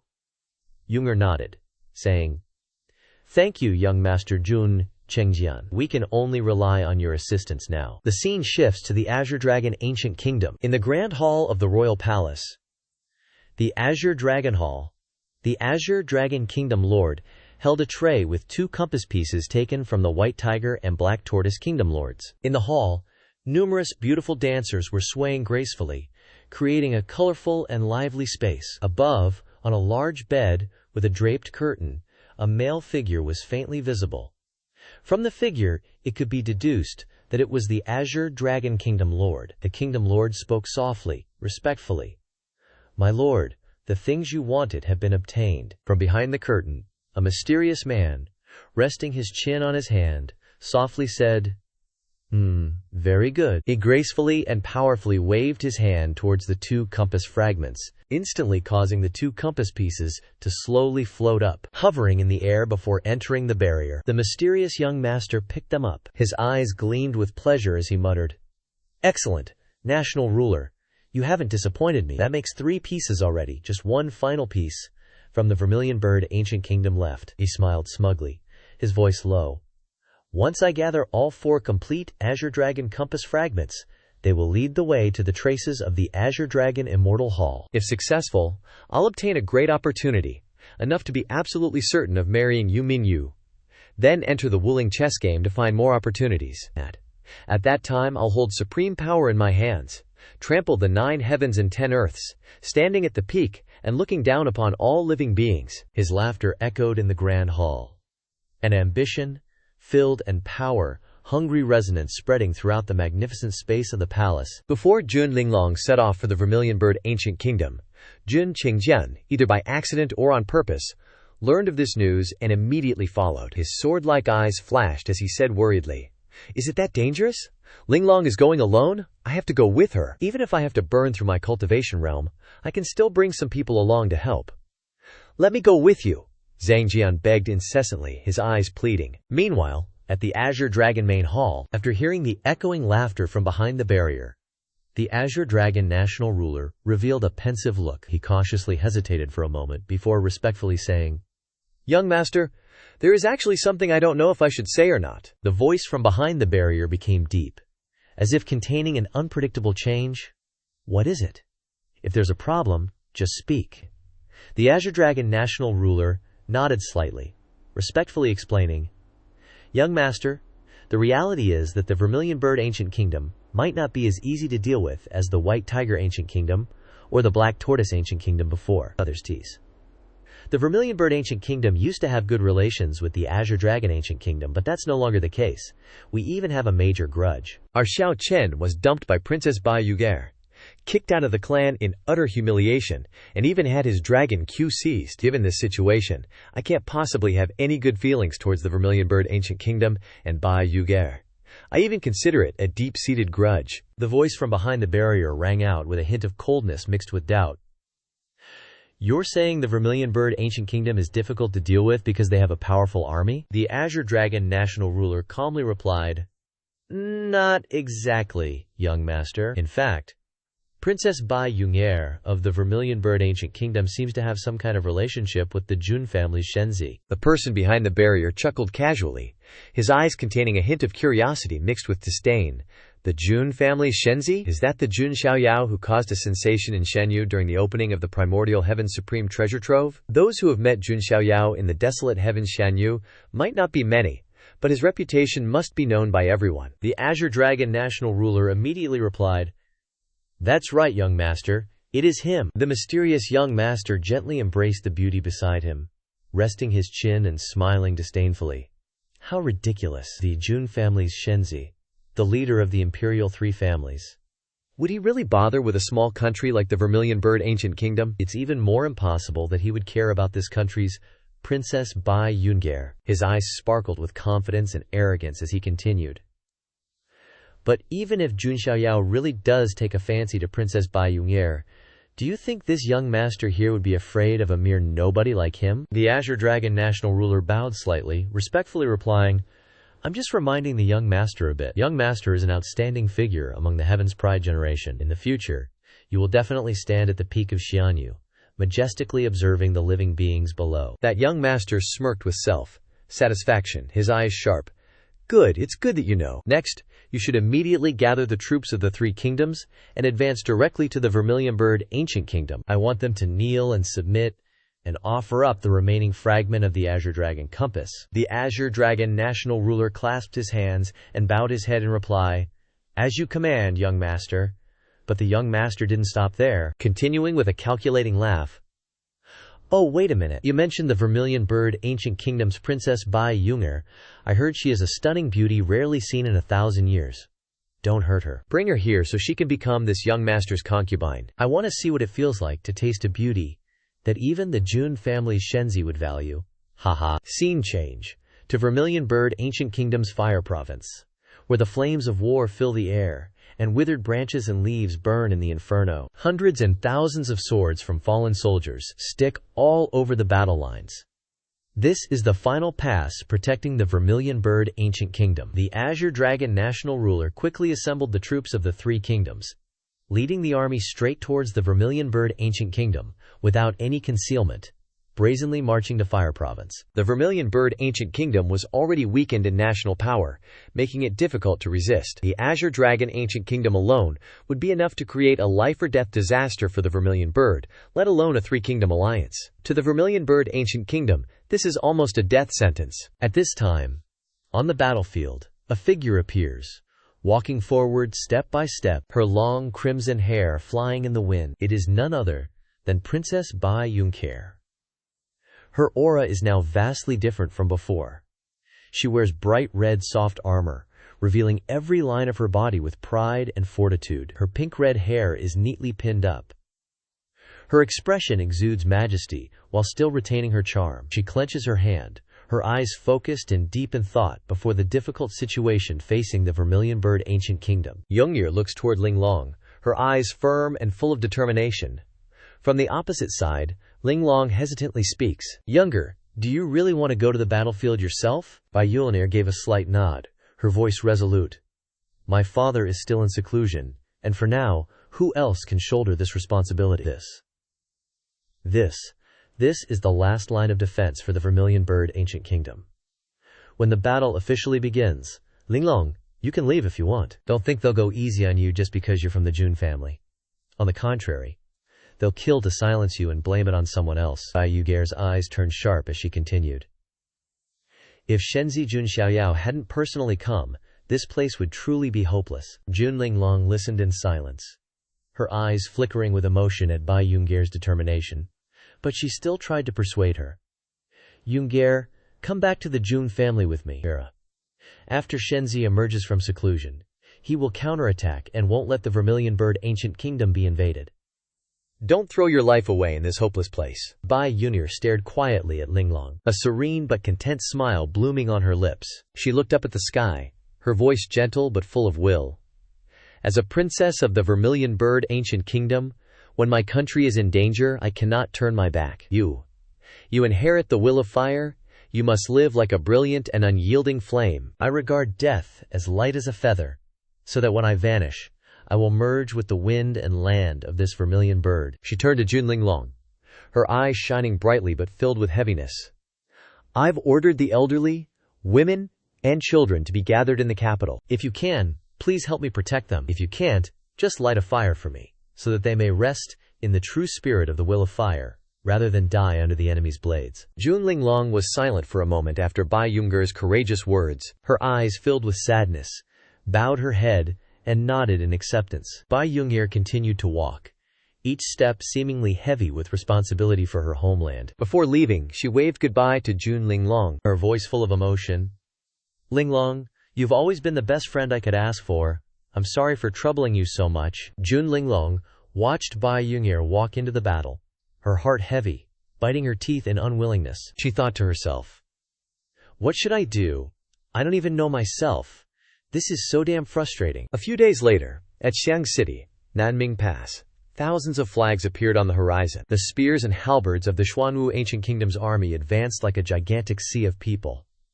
Bai Yunge stood on the city wall. Despite having prepared herself for battle, she couldn't help but feel a sense of despair at the sight of the endless army advancing, each pounding step of the horses, the resounding war drums echoing like a dark tide engulfing everything, the crowded figures seeming to obscure the entire horizon. Bai Yunge was stunned for a moment, not expecting the Xuanwu Ancient Kingdom to submit to the Azure Dragon Ancient Kingdom so easily. Beside her, a general reported, Your Highness, that's the Xuanyue army of the Xuanwu Ancient Kingdom. Bai Yunge gritted her teeth and replied, looks like the Xuanwu Kingdom Lord isn't in good shape anymore. Before the dense ranks of the Xuanwu army, a general stepped forward and spoke in a solemn voice. Vermilion Bird Ancient Kingdom, I am Xuan Er, the great general of the Xuanwu Ancient Kingdom. I give you an offer. Lay down your weapons and surrender. You can avoid useless slaughter. Bai Yunge stood firm on the city wall, loudly retorting, General Xuan Er, you should know that we were once allies. Why have you submitted to the Azure Dragon Ancient Kingdom? Is this your virtue?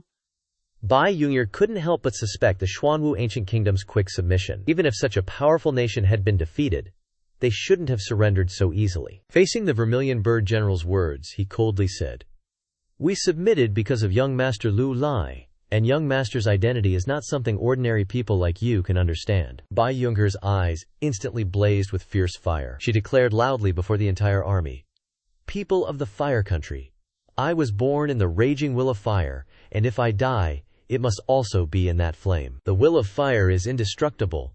The vermilion bird flame will never be extinguished."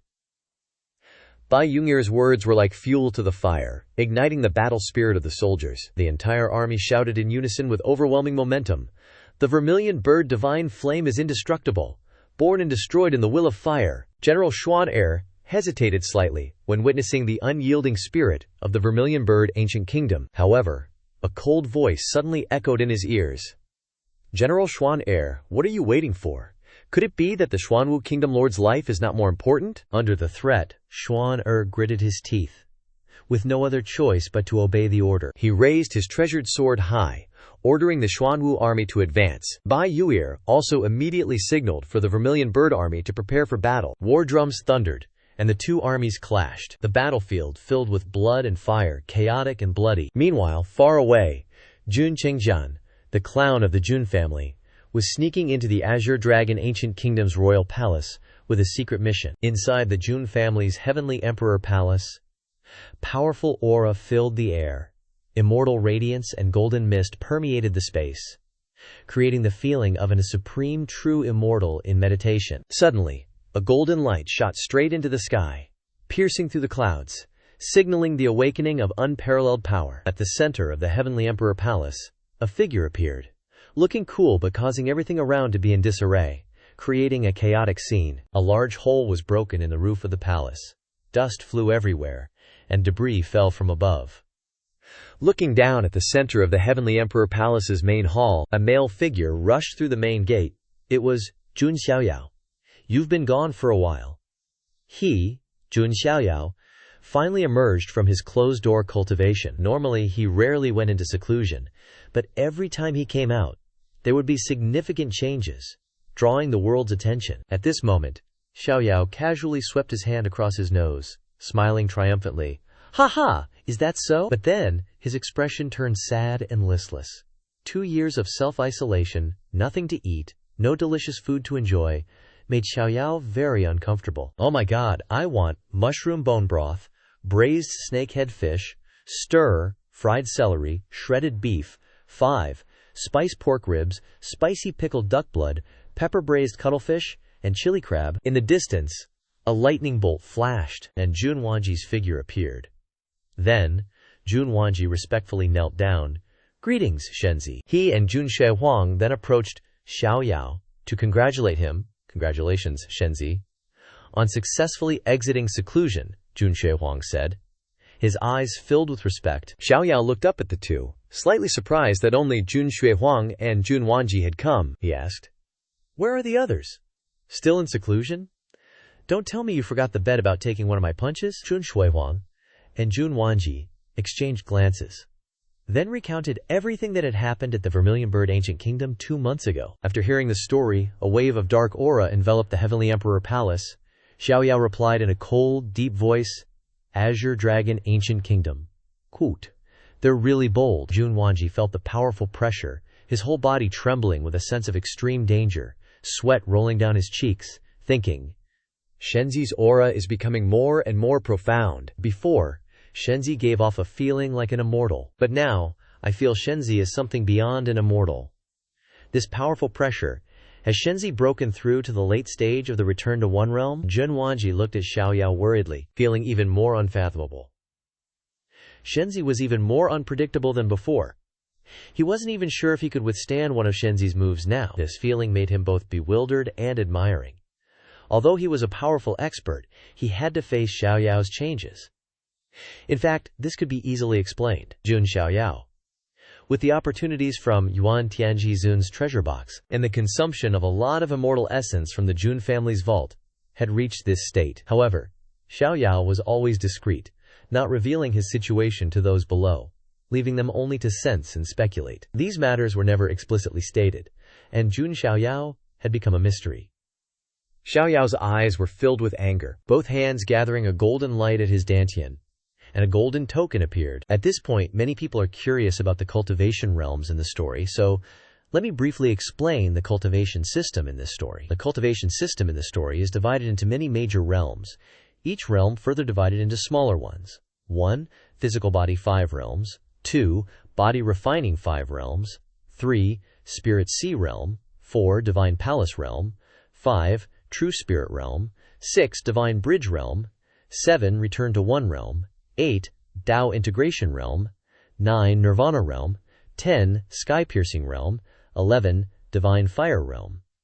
From the Divine Bridge realm to the Divine Fire realm, there are 6 major realms, each major realm divided into 5 minor realms: early stage, middle stage, late stage, lesser perfection, and greater perfection. Regarding higher realms such as the 9 stages of Divine Sage, the 7 realms of Supreme, and the Emperor realm, I will explain in more detail in future videos or parts of the story. Returning to the story, Jun Xiaoyao handed the golden token to Wanji. When Wanji saw it, his eyes widened in surprise, and he thought, "This is the Shenzi token, symbolizing Jun Xiaoyao's Shenzi status."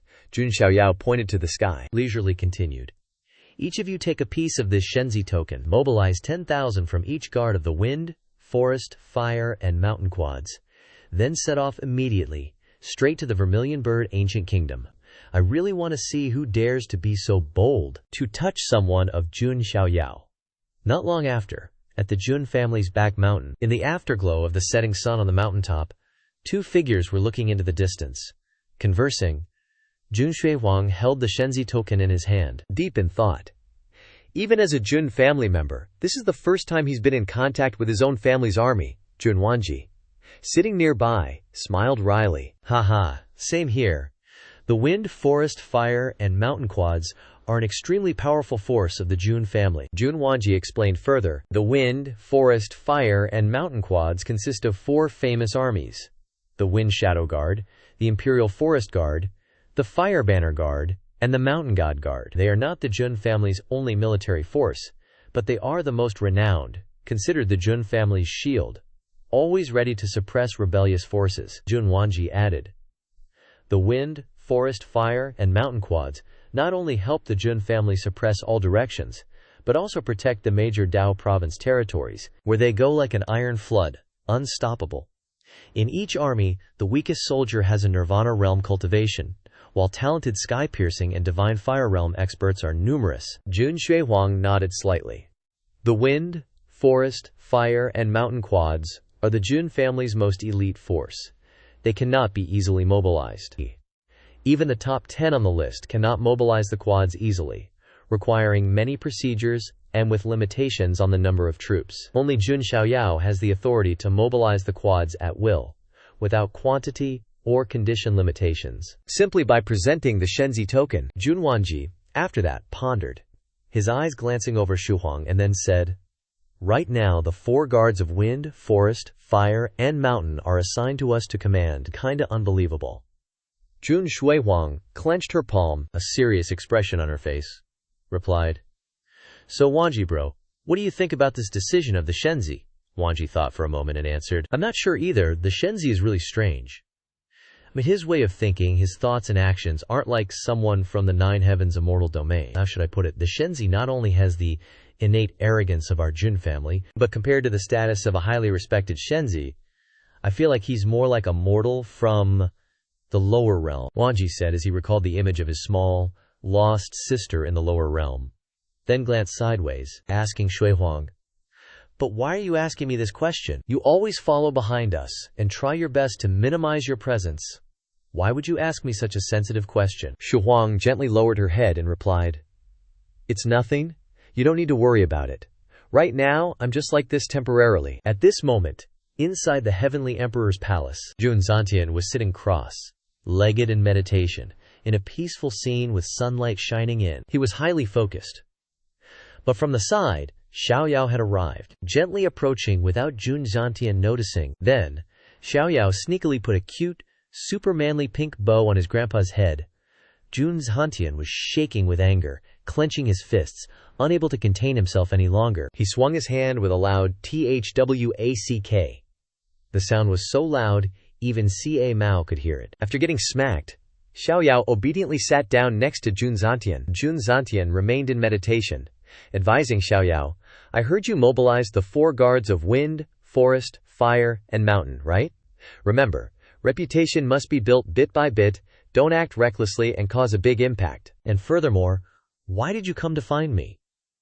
Xiaoyao continued to use his super-level charm, teasing his grandpa, "Grandpa, can't I come visit you?" At the same time, Xiaoyao's sparkling eyes and pouty lips made the atmosphere even more adorable, but it made Jun Zantian unable to resist. He shook with anger and flicked Xiaoyao's head again, saying, "I know your personality all too well. You've already gone to the 3 Treasures Palace and taken all the treasures the Jun family accumulated, haven't you?" Jun Zantian said while assessing Xiaoyao, his grandson, who now had the appearance of a 12-year-old, but the aura of someone far beyond his years. Even he couldn't judge his true strength.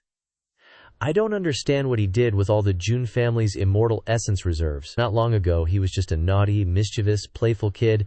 Now he looks more mature," he worried. But to his grandpa, Xiaoyao would always just be a baby. Xiaoyao grinned and looked up, asking, "Grandpa, I have something I want to ask you." Jun Zantian was slightly surprised. His grandson had something he didn't know? Pexrets. "Try telling me. I'll know what it is." Xiaoyao took something out of his sleeve. When Jun Zantian saw the object, his expression immediately became extremely serious. Xiaoyao held up a fragment of a bronze shard and asked, "Grandpa, do you know what this is?" Jun Zantian quickly exclaimed, "Xiaoyao, where did you get this fragment? This thing is very dangerous." Xiaoyao replied, "Oh, I got this fragment from the wooden box that Yuantian Supreme left behind." Jun Zantian lowered his head and thought, "Yuantian Supreme's secret stash, huh? Could it be that old man Yuantian Supreme brought this thing back from the exotic realm? So, Yuantian Supreme's ancient corpse really came back from the exotic realm?" His voice turned somber. "Xiaoyao, have you ever heard of the 7 inconceivables of the immortal domain?" The original text is a little difficult to understand, but it can be understood as the 7 bizarre legends of Xianyu. This story seems to continue a series of mysteries. After returning from Yuantian Supreme's secret stash, the Black Thought was finally released and returned to Jun Wanji's embrace. Black Thought sobbed uncontrollably, tears streaming down its face, and hugged Jun Wanji, its voice choked with emotion. "Master, I suffered so much. That hellish furnace was terrible. It was dark and scary, boo-hoo." Black Thought's cries echoed through the space, making Jun Wanji sigh. Knowing that what Black Thought had been through was not easy at all, Jun Zantian now continued to talk about the 7 inconceivables of the immortal domain, the bizarre legends that had existed for thousands of years. These legends had only ever been circulated within the immortal domain, and they were all incredibly mysterious and dangerous. The 7 inconceivables are 7 bizarre legends, each carrying a particular horror. One of the famous legends is the Starry Sky Ghost Ship. It tells of a strange ship at the very end of the starry sky. Whoever sees this ship, no matter who they are, even if they are a saint, will be enchanted and unable to resist its call, pulling them onto the ship and taking them to the end of the Yellow Springs, a place full of mystery and danger. Another legend is about the beheaded swordsman. This is a headless figure, holding a rusty sword in his hand, blood dripping from the blade, wandering through the alleys of the immortal domain. Any cultivator who encounters the beheaded swordsman will meet with bad omens. Some cultivators will fall to a lower level of ordinary cultivators, while others, even supremes, cannot escape its influence. These kinds of legends have contributed to the formation of the 7 great inconceivables of the immortal domain, Jun Zantian said. Go on. I can say, each one of these legends is unimaginable. They represent the most bizarre, mysterious, and dangerous things in the immortal domain. They can be called taboos. No cultivator wants to get involved with them, because they are too mysterious and scary.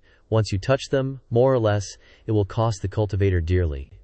Then he slowly added, among them, there is a legend about the Bronze Immortal Palace. Throughout countless eras, who knows how many great cultivators have tried to discover the secrets of the Bronze Immortal Palace. But very few have been able to survive and return, and those who did return were almost completely ruined beyond telling. Jun Zantian looked at the shard in Jun Xiaoyao's hand, his eyes showing seriousness. This shard emits an extremely ominous aura. I fear it's closely related to that Bronze Immortal Palace. Jun Zantian solemnly continued to explain about the Bronze Immortal Palace, one of the legends within the 7 unfathomable mysteries of Xianyu. This Bronze Immortal Palace, though called an immortal palace, isn't actually a normal palace. Despite the name, there are too many secrets inside. You could say it's like a tomb of a mysterious cultivator, a place where no one can be sure what will happen. Most of the powerhouses who enter can't come back out. Jun Xiaoyao listened, curiosity mixed with caution in his eyes. Jun Zantian continued.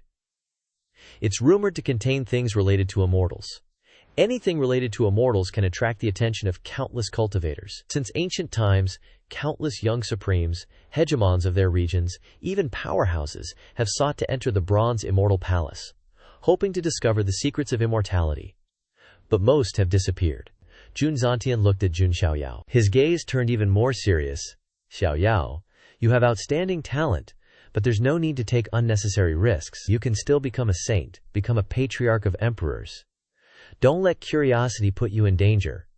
Promise, Grandpa, don't let your curiosity lead you to danger. His grandpa's words made Jun Xiaoyao feel a touch of emotion, but he understood that Jun Zantian was just worried about him. He thought for a moment, then smiled, and raised his hand in response.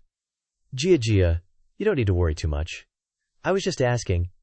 Didn't expect this shard to have such a history. Just as he finished speaking, a sound from the system suddenly rang out, like a notification. Congratulations, host. A new check, Frenian location, has been scanned at the Bronze Immortal Palace. Host, please check in at this location. Are you surprised or excited? Jun Xiaoyao muttered angrily. This system, is it digging a pit for me? Is the Bronze Immortal Palace a place anyone can go to? His eyes were sharp as knives, a sense of annoyance rising in his heart. This is really too bizarre. The system immediately retorted in an unfriendly tone. The host cannot physically attack or seduce me, you know. Jun Xiaoyao turned purple with anger, truly unable to bear the way this system always acted like it knew nothing. Jun Xiaoyao sighed and decided to summarize the check-in locations he currently had to give himself a clearer picture. Currently, I have 3 check-in locations. Wuling Bamboo Raft, Vermilion Bird Ancient Kingdom Imperial Palace, and finally, the Bronze Immortal Palace. He looked at these locations and thought to himself, the Vermilion Bird Ancient Kingdom Imperial Palace can be resolved quickly. The Wuling Bamboo Raft will take some effort but isn't too difficult. But the Bronze Immortal Palace is a mystery, with no information at all. How am I supposed to find my way? Scene change to Vermilion Bird Ancient Kingdom. Flames raged fiercely. Smoke billowed. The Vermilion Bird Ancient Kingdom's army was in a fierce battle with the Black Tortoise Ancient Kingdom. The sound of clashing weapons. Fresh blood flowed across the ground. The warriors fought tirelessly, but the battlefield was gradually being overrun. A powerhouse in the Void God realm, a general of the Vermilion Bird Ancient Kingdom, fiercely eliminated enemies. But he couldn't help but worry. Even as a Void God realm powerhouse, I can't change the current situation. He gritted his teeth, sweat beading on his forehead. Can the Vermilion Bird Ancient Kingdom overcome this tribulation? On Bai Younger's side, the situation wasn't any better.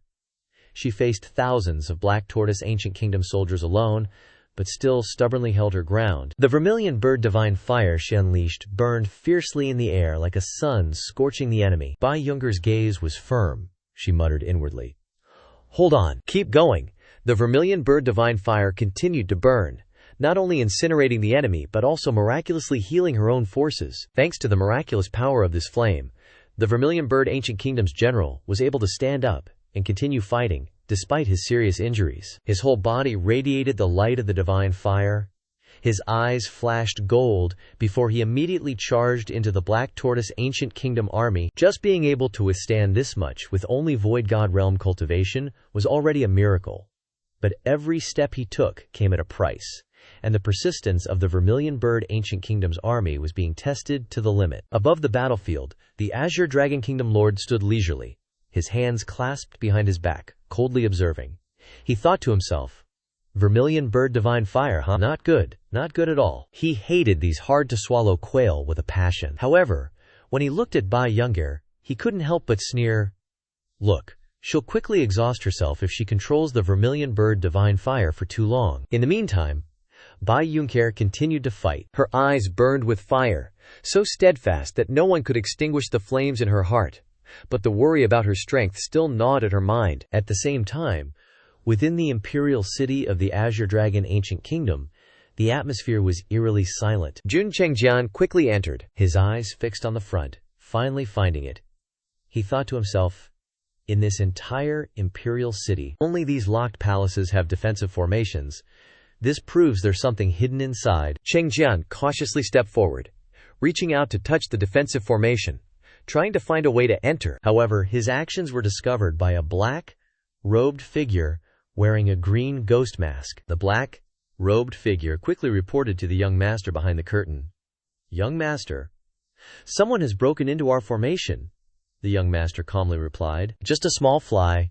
Deal with him quick." Right away, the black-robed dude took the order and vanished into the shadows. Meanwhile, Cheng Jian kept moving deeper into the palace. His aura was super well hidden, and he was radiating confidence. But suddenly, Cheng Jian frowned a little, sensing something was off, and his eyes narrowed.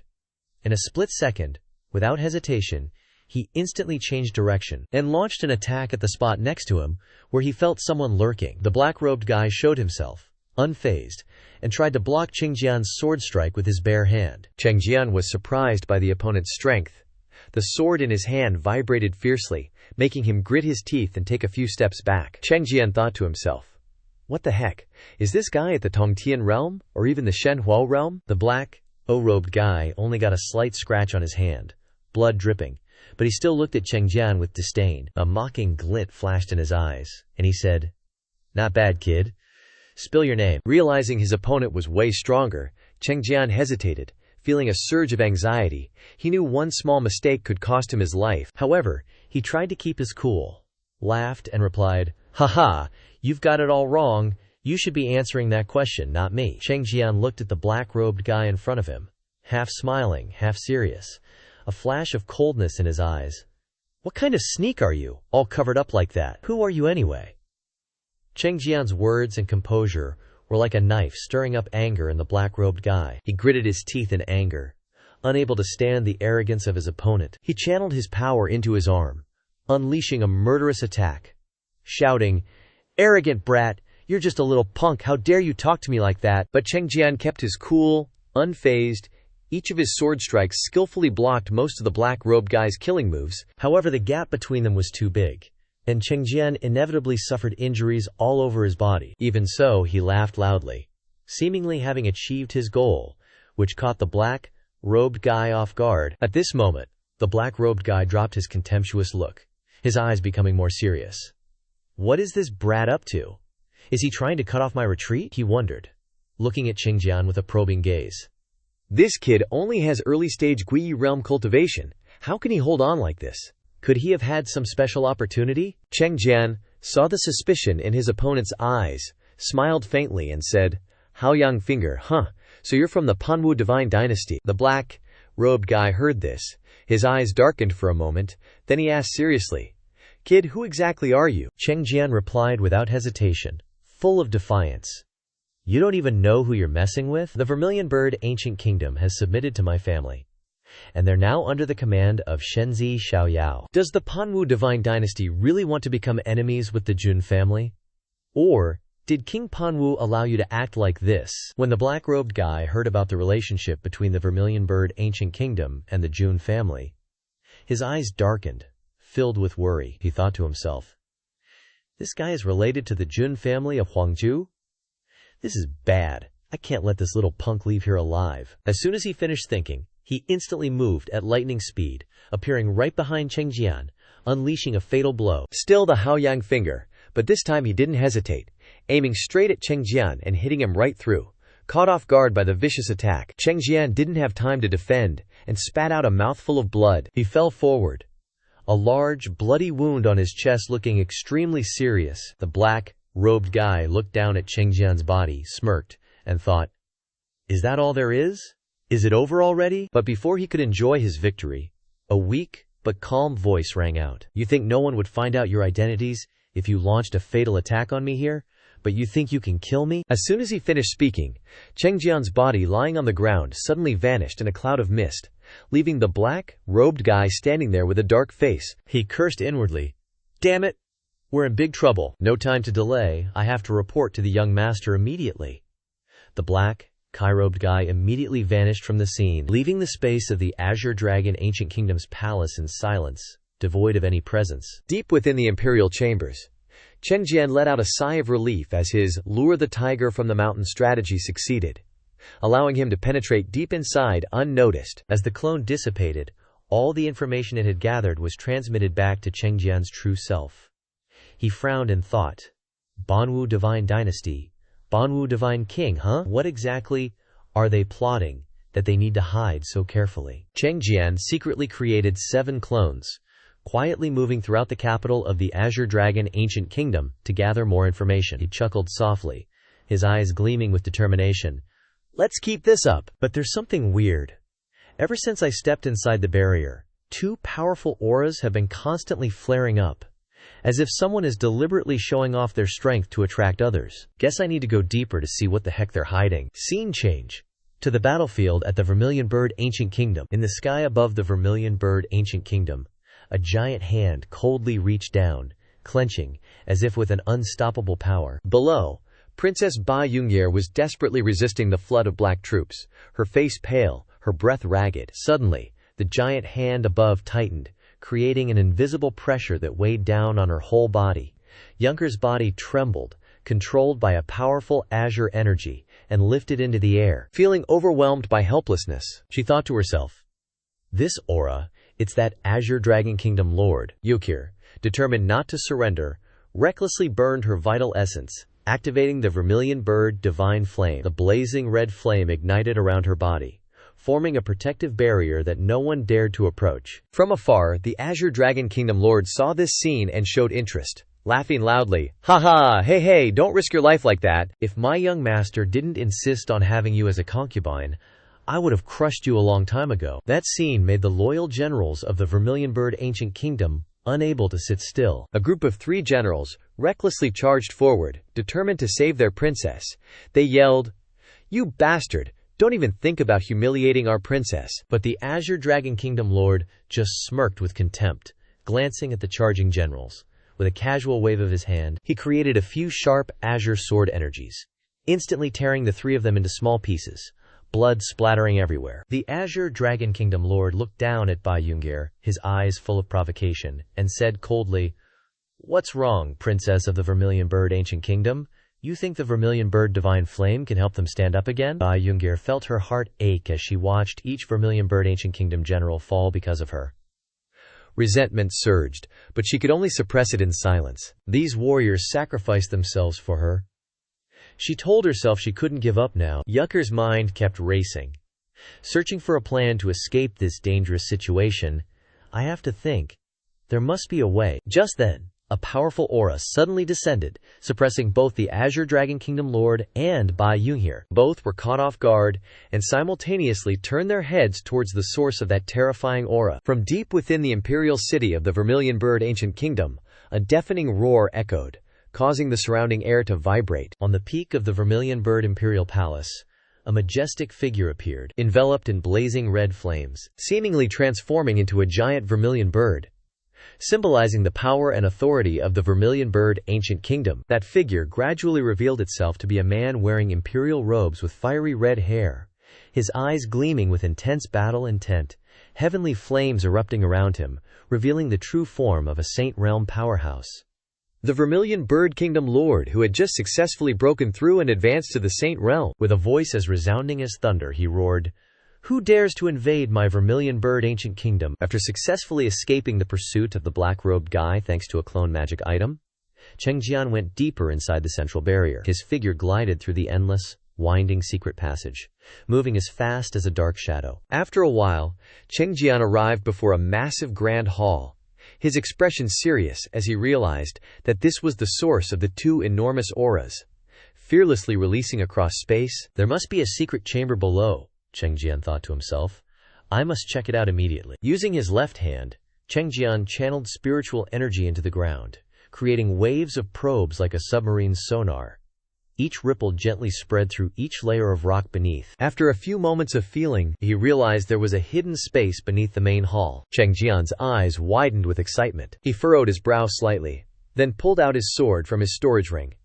Carefully trying not to make too much noise, Chengjian unleashed a series of sword techniques, sending sharp bursts of sword Q straight down at the ground, slicing the earth and stone into neat, square blocks, creating a large hole leading down to the secret chamber below. As he jumped down, the falling rocks and dirt kicked up a cloud of dust, just enough to obscure vision, but not enough to make a loud noise. As the dust settled, Chengjian landed safely and looked around. But the moment he saw the scene in front of him, he was so shocked he couldn't hide his expression. Before him was a familiar face. This person, with obvious wounds both large and small, had clearly endured prolonged torture. That person's desolate eyes made Chengjian's heart ache, realizing that the one lying here was someone he never expected. On a massive pillar in the center of the secret chamber, a white-haired man covered in blood hung suspended, his body pierced by 4 chains, blood dripping down the cold pillar. It was the White Tiger Sovereign, his body riddled with wounds from brutal torture. Sensing Chengjian's ki, he immediately unleashed a powerful pressure and intense killing intent, his hoarse voice filled with rage. "Which brat is this? Who the hell are you?" The killing intent from the White Tiger Sovereign pressed down on Chengjian, making him feel immense pressure. He gritted his teeth, enduring it, his heart pounding in terror. What terrifying pressure! Is this the power of a Saint Realm expert? Suddenly, a voice from the opposite side spoke, softening the White Tiger Sovereign's pressure. "Old friend, put away your killing intent. This kid isn't from the Azure Dragon Ancient Kingdom, nor from the Panwu dynasty." Hearing the voice, Chengjian glanced over and saw another person hanging suspended, suffering torture no less than the White Tiger Sovereign. It was the Black Tortoise Sovereign, his eyes calm, also enduring numerous wounds all over his body. Thousands of questions suddenly popped into Chengjian's head. How could this be? Why are 2 Saint Realm experts imprisoned and tortured so cruelly? Calming himself, Chengjian respectfully clasped his hands and introduced himself. Junior Jun Chengjian greets the 2 seniors. May I ask who you 2 are? Hearing the name, Jun, the White Tiger Sovereign's eyes lit up with surprise. "You're a Jun, kid. Do you know Jun Xiaoyao? He's the Shenzi of the Jun family in Huang Province." The Black Tortoise Sovereign beside him glanced over, advising the White Tiger Sovereign in a calm voice, "Old friend, calm down. You're a Saint Realm expert after all. Don't let this make you lose your composure." The White Tiger Sovereign angrily retorted, "Damn it, you damn old geezer. We're both hanging here like smoked meat, and you're worried about face?" After his outburst, both sovereigns turned to Chengjian, their eyes filled with sorrow. They began to explain, "Kid, I'm the Black Tortoise Sovereign, and this is the White Tiger Sovereign. We're imprisoned here because we failed, and our countries and armies fell into the hands of others. I've also heard of the Jun family's Shenzi. The Vermilion Bird Ancient Kingdom is currently aligned with the Jun family, under the command of that Shenzi. I'd like to ask, does the Jun family's Shenzi intend to intervene in the affairs of our 4 great ancient kingdoms?" Hearing the name of the Jun family's Shenzi, Chengjian's eyes lit up, filled with pride. "Are you talking about Xiaoyao Shenzi? I'm his loyal fan. Shenzi is a magnanimous person who always cares for his subordinates. He definitely won't sit idly by in this situation." Hearing this, the Black Tortoise Sovereign exclaimed joyfully, "Excellent! So there's hope for us." The White Tiger Sovereign, still maintaining his stern tone, ordered Chengjian, "Kid, hurry back and report this news. If the Jun family's Shenzi can intervene, we have a chance to regain control of the 4 great ancient kingdoms before the Panwu dynasty can send their troops here." Meanwhile, in the imperial palace of the Vermilion Bird Ancient Kingdom, the Azure Dragon Sovereign was facing a relentless assault. Although he gritted his teeth and braced himself, he was still being overwhelmed, step by step being pushed back and falling into a disadvantageous position, blood trickling from the corner of his mouth. And in front of him was none other than the Vermilion Bird Sovereign, who had just emerged from seclusion and broken through. In the Vermilion Bird Sovereign's hand was Bai Yuker, who looked like a small, young girl, but radiated a special cue that made the Azure Dragon Sovereign wary. The Azure Dragon Sovereign roared angrily, "Vermilion Bird Sovereign, you're actually still alive?" The Vermilion Bird Sovereign, after his breakthrough, looked several decades younger, his eyes filled with disdain as he looked down on the Azure Dragon Sovereign and replied, "Not only am I not dead, but I also turned misfortune into fortune, successfully breaking through to the Saint Realm." Hearing this, the Azure Dragon Sovereign smirked, intentionally probing, "So you just broke through. Your realm must still be unstable, right?" The Vermilion Bird Sovereign coldly retorted, "You worry too much? Even if my realm is unstable, I'm still better than a tail wagging dog who licks boots like you." The Vermilion Bird Sovereign's taunt enraged the Azure Dragon Sovereign, causing him to lose his composure and launch an attack. The Vermilion Bird Sovereign gently pushed Bai Ymir aside, his other hand meeting the Azure Dragon Sovereign's attack. The two powerful pressures collided in mid-air, creating a fierce and intense battle. Bai Ymir landed safely, right next to the soldiers of the Vermilion Bird Ancient Kingdom. Many of them were completely spent. She quickly raised her hand in front of her chest, cast the Vermilion Bird Divine Flame, and shouted, "Rise and fight with me, soldiers of the Vermilion Bird Ancient Kingdom!" The Vermilion Bird Divine Flame immediately released its miraculous power, helping the soldiers recover so they could continue fighting. Divine fire blazed across the battlefield, mingling with the roaring shouts of the entire army.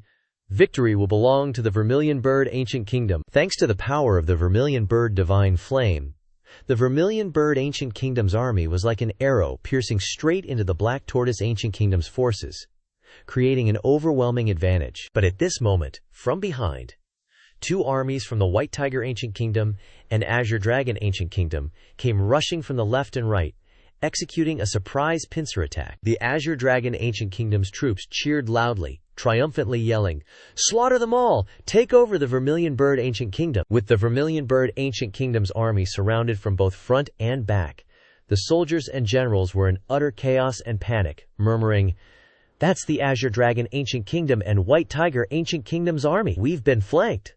The Black Tortoise Ancient Kingdom was just bait." The Azure Dragon Kingdom Lord, who was fighting with the Vermilion Bird Kingdom Lord, saw his dirty plan succeed and laughed triumphantly. "Haha, Vermilion Bird old friend, you might as well just accept defeat." The Vermilion Bird Kingdom Lord gritted his teeth, his eyes flashed coldly, and retorted, "You alone aren't qualified to make me submit." But at that moment, from behind the Vermilion Bird Kingdom Lord, a black-robed figure suddenly appeared, swinging a metal claw at the Vermilion Bird Kingdom Lord's back for a sneak attack. The black-robed figure's surprise attack seriously wounded the Vermilion Bird Kingdom Lord. Fresh blood sprayed from his mouth, his face showing obvious pain. Meanwhile, elsewhere, the Jun family's Jun Xiaoyao, a mysterious and powerful figure, was still on his way to the battlefield. This Shenzi was moving so fast that the entire army couldn't keep up. Even though the Vermilion Bird Kingdom Lord had a breakthrough, his cultivation level hadn't stabilized, and he wasn't strong enough to withstand the pressure from both great saints, not to mention the danger from the mastermind pulling the strings. Bai Yunker's heart was filled with despair, seeing her father, the Vermilion Bird Kingdom Lord, cornered and hit by a sneak attack from a black-robed figure. The Vermilion Bird Kingdom Lord immediately coughed up blood, painfully staggering backward. Before he could stabilize himself, another black-robed figure quickly rushed forward, unleashing relentless battle techniques.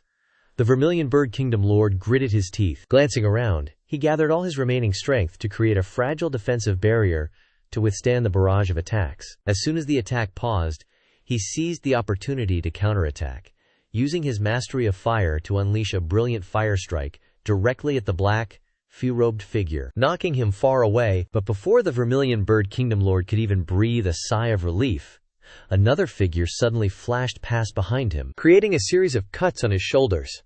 Feeling his body getting weaker and weaker, his breath gradually fading, the Vermilion Bird Kingdom Lord muttered in shock.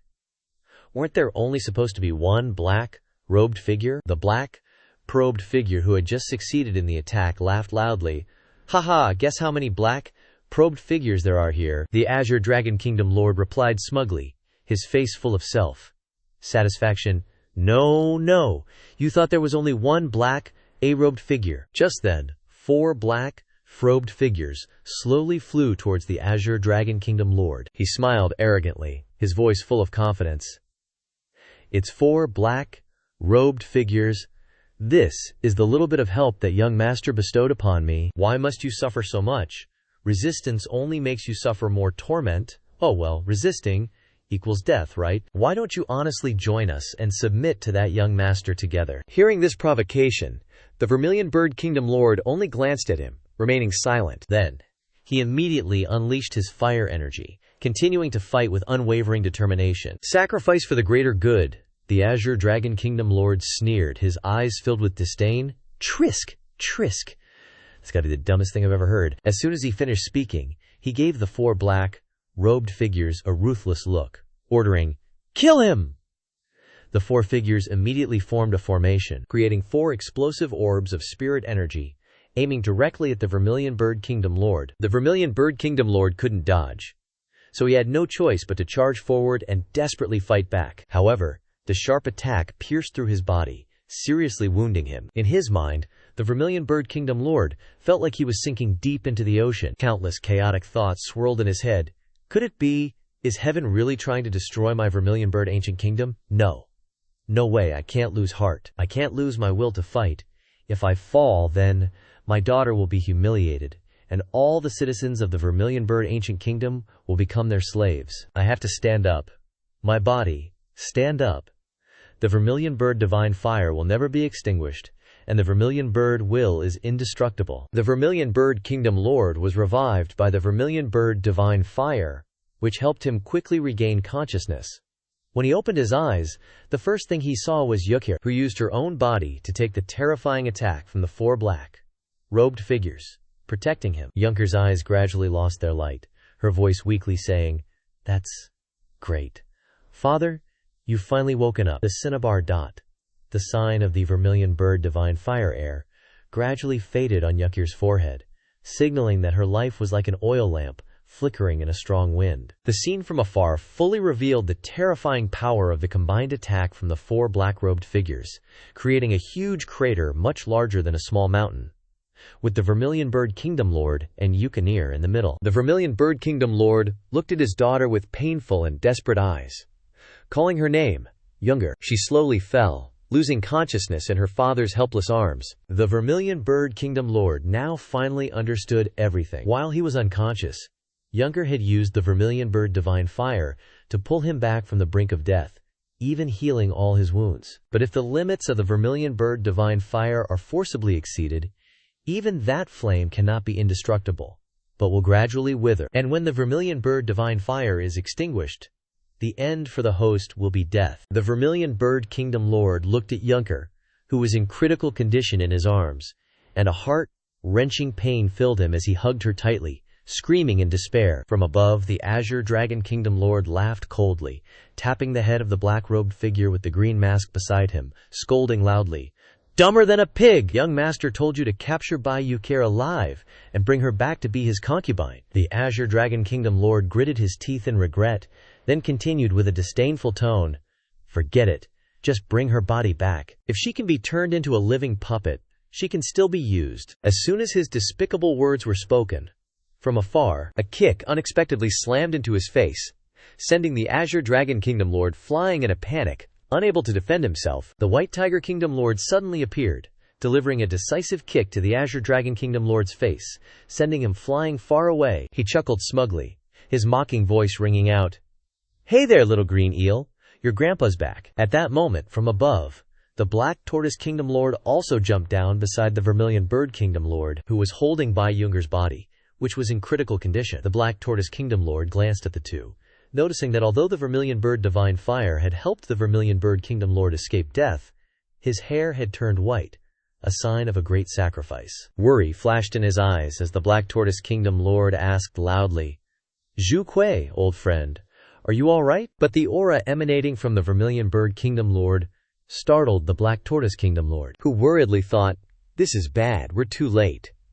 Just then, from afar, Jun Chengjian suddenly appeared, smiling brightly and saying loudly, "It's not too late, it's not too late, friend.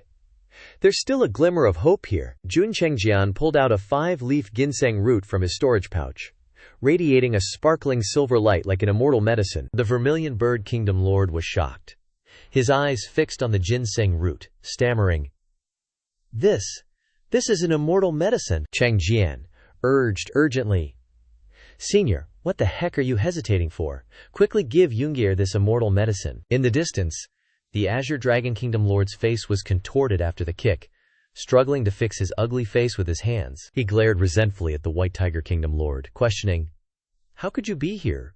Both of you should be suffering under the secret chamber." The White Tiger Kingdom Lord smiled mockingly, his voice full of innuendo. "Isn't it thanks to my little green eel for bringing all 4 of those black-robed Saint Realm guys out here? If not, how would we have had the chance to escape?" From behind, the Black Tortoise Kingdom Lord stealthily approached, step step, closing in on the Azure Dragon Kingdom Lord. Seeing this, the Vermilion Bird Kingdom Lord revealed a smug grin, jeering, "Old man Azure Dragon, the tables have turned. Now it's 3 against 1. You're going to be crippled at best." The Azure Dragon Kingdom Lord remained calm, chuckling faintly. "Turned what? Just the 3 of you? With your half-baked Saint Realm cultivation, what can you even do?" The moment he finished speaking, the 4 black, sure-robed figures charged forward in unison. A chaotic battle erupted instantly between the 8 Saint Realm powerhouses, shaking the very space around them. From afar, Chengjian was cautiously helping Yumier recover with the elixir. He sighed softly, thinking to himself, "Everything is still proceeding according to plan. Hopefully, the 3 Kingdom Lords will be all right while fighting the 5 Saint Realm experts." The 3 Kingdom Lords felt immense pressure. The Azure Dragon Kingdom Lord laughed arrogantly, continuing to provoke them. "Knowing that I brought 4 Saint Realm experts with me, you still want to resist. Facing 5 Saint Realm powerhouses at once, you think you have a chance to win." On the other side, Chengjian, while helping Yukare consume the immortal medicine, lamented inwardly. "My only immortal medicine root is a treasure bestowed by the 18th generation ancestor. Now, I don't know how I can ask for another one from the green token in the future. Such a pity." The White Tiger Kingdom Lord and the Black Tortoise Kingdom Lord had managed to arrive at the battlefield in time, but their armies showed no signs of stopping. The armies of the White Tiger Ancient Kingdom and the Vermilion Bird Ancient Kingdom were still caught in the heat of the battle, engaging in fierce, sword combat.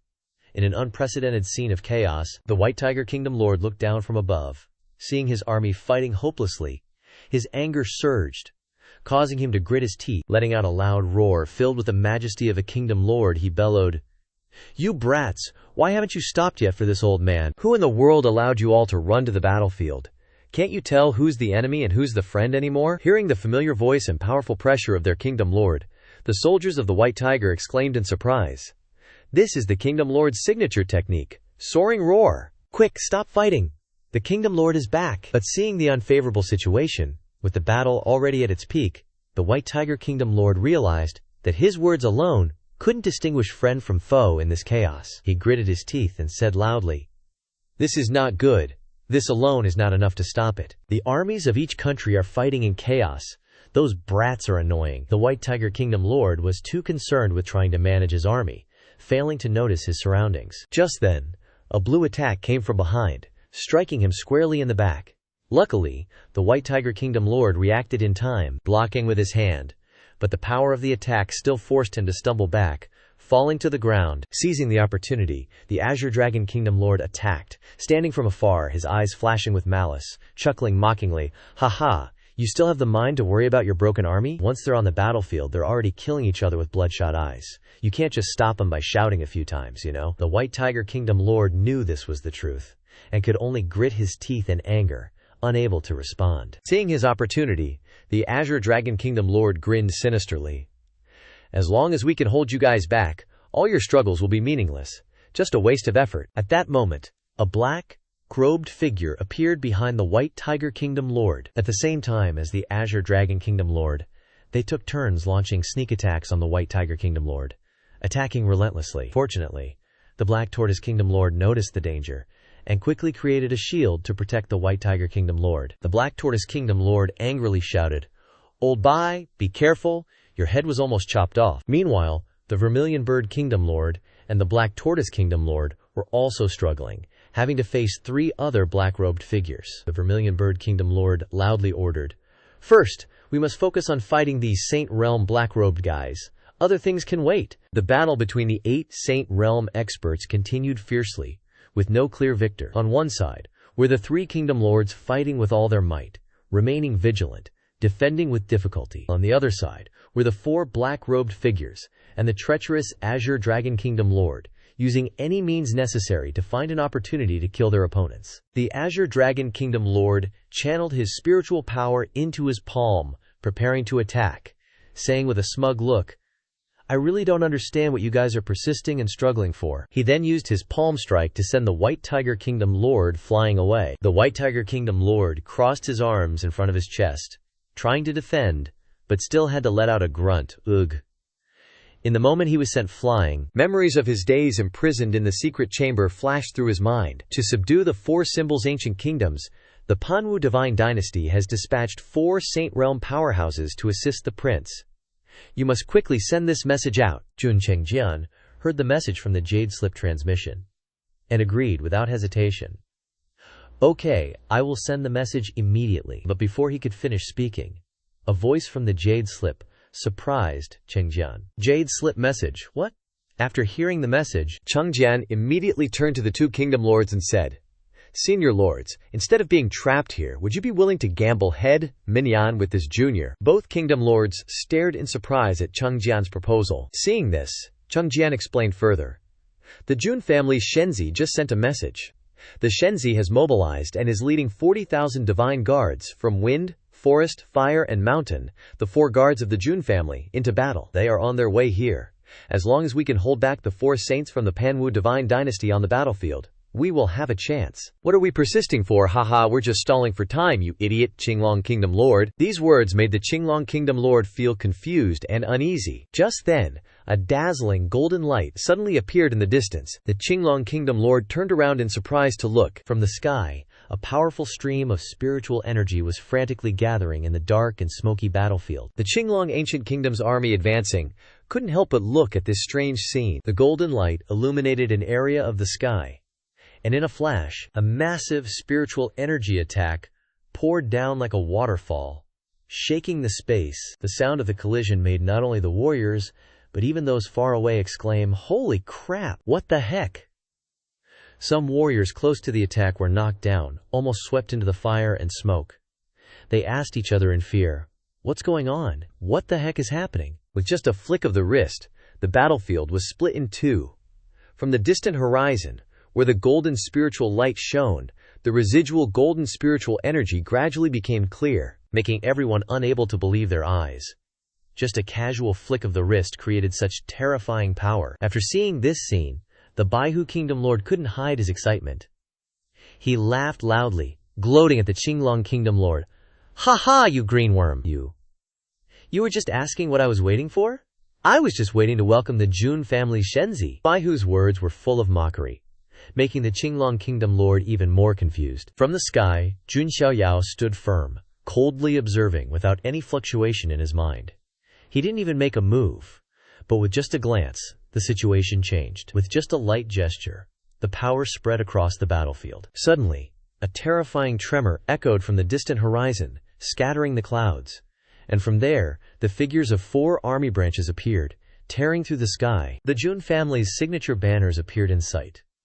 And anyone who had lived in the desolate heaven immortal domain knew that when they saw these symbols, they should be terrified. Not only that, but as soon as these armies landed on the battlefield, the ground shook violently. The warriors in the Qinglong Ancient Kingdom's ranks couldn't help but feel a chill, as if they were standing in an ice cellar. These 4 armies carried terrifying killing intent, as they landed on the battlefield like descending majestic beasts. From the guard army appeared golden 9-headed lions roaring at the sky, instantly punching out, sending a group of Qinglong Ancient Kingdom generals flying into pieces. A soldier, after being blown away by the shockwave of the attack, fell to the ground and painfully propped himself up. His eyes were filled with horror when he saw a person with a lion mask in front of him, wielding a great saber that radiated fierce battle intent. He couldn't believe his eyes and wondered, "What kind of monster is this? Am I dreaming?" A faint laugh echoed in his head, but it wasn't comforting. It only increased his fear. In the sky above, beside Jun Xiaoyao, a 9-headed lion appeared. It unleashed its innate divine power, roaring, "Listen up! The Zuxi Ancient Kingdom is under the command of the Jun family's Shenzi. Anyone who dares to attack will be shown no mercy." The lion's roar sounded like a thunderclap, making the soldiers below unable to bear it, and they had to cover their ears with both hands. However, in contrast to them, the Zuxi Ancient Kingdom's army didn't care about the pain at all. They cheered excitedly. "The Jun family! The Jun family is here! The Jun family Shenzi has come to help us." The Qinglong Kingdom Lord, seeing that his plan was about to fail, was extremely annoyed. He gritted his teeth, looking unwilling. Right then, Jun Xiaoyao lands right in front of him, eyes icy but voice all casual. "Qinglong Country Lord, wanna explain to me what's going on here? 'Cause if I ain't happy with the answer, Qinglong Ancient Country is gonna be wiped off this Xianyu map. Capiche?" Next up, the masked leader of the Jun family's Feng Ying Guard, rocking red eyes and blue hair, unleashes some seriously sharp wind blades, slicing and dicing the Qinglong ancient country's soldiers before they even know what hit them. Whoosh! Not far away, there's this fiery spear showing off. It's the Jun family's Huo-Chi guard leader. Left hand's got the spear, right hand's got a longsword. He's strolling through the battlefield like it's a park. Barbecue, manning Qinglong soldiers left and right. And finally, the leader of the Jun family's Yulin guard, eyes glinting with battle lust, hoists up his massive shield, yells a battle cry of kill, and slams that shield into the ground, making a huge crack and sending soldiers flying. Feng, Lin, Huo, and Shan guards are cutting through the million-strong army of the three ancient kingdoms like a hot knife through butter, fighting like raging waves against a cliff. 40,000 soldiers going up against 1 million? Nobody saw this coming. The difference in power between Jun Xiaoyao's crew and the Qinglong ancient country is just insane. The whole battlefield's a bloody hurricane. No way the Qinglong ancient country can stop Jun Xiaoyao's 4 squads from charging through. Every few steps Jun Xiaoyao takes, bam! He's crushing the Qinglong army's formations. After a few rounds of this, over 100,000 soldiers from the Three Kingdoms Alliance are down for the count. Soldiers are freaking out, running for their lives, leaving behind a mess of bodies. Screams are everywhere. Is that the Jun family's Feng Lin Huo Shan 4 guards? They're too strong. This can't be real. They're demons. Monsters! Run! We can't beat them! Right nearby, the Qinglong country lord is frozen solid, face pale as a ghost, gritting his teeth. He's thinking, the quality of these armies is totally off. This is what an ancient immortal family's army is like? We don't stand a chance. 40,000 dudes just wiped the floor with 1 million of my guys. In despair, the Qinglong country lord looks at Xiaoyao and asks in a low voice, Jun family, Shenzi, what do you even want? Xiaoyao gives him a side. Icy as ever. What do I want, you're asking me, really? You're the one who started this whole mess? The one who got all aggressive? And now you want to know what I want? Xiaoyao smirks, eyes flashing with killer intent. I want your whole family, 9 generations of them, wiped out. So get to it, will ya? Xiaoyao. Xiaoyao drops that bomb, and the whole crowd of 1 million people is stunned. That's the kind of talk even emperors like the Qinglong country lord usually don't dare say. The Qinglong country lord's face goes through a rainbow of colors, from white to green. His whole body's radiating saint aura. But he can't hold back the rage bubbling inside. You dare? The Qinglong country lord shouts, chest heaving, ready to explode. Don't push it too far. I got a young master backing me up. You can't stay cocky forever. Xiaoyao shoots back, cold as ice. I'm the one pushing it too far, who ordered their army to invade other ancient countries and cause countless casualties. Bullcrap, who planned to slaughter a whole city and destroy the foundation of an entire nation? Was it me, Jun Xiaoyao, who did all that? Xiaoyao finishes, eyes blazing with murder. He raises his sword, golden spiritual energy gathering fast. One wave, and that sword can slice through anything. The sword shining like crazy, draining the spiritual energy around it, leaving a trail of light in its wake. So who's backing you? Ha! I want to see who in the entire wasteland immortal domain can handle Jun Xiaoyao's rage. Xiaoyao's words hang in the air as the sword energy surges up, forming a divine tornado heading straight for the Qinglong country lord. Xiaoyao flicks his hand, and the sword energy becomes a blinding flash. The 6th immortal sword art, first form, immortal fall sword light. It screams through the air, like a beam of light, attacking Qinglong country lord head-on.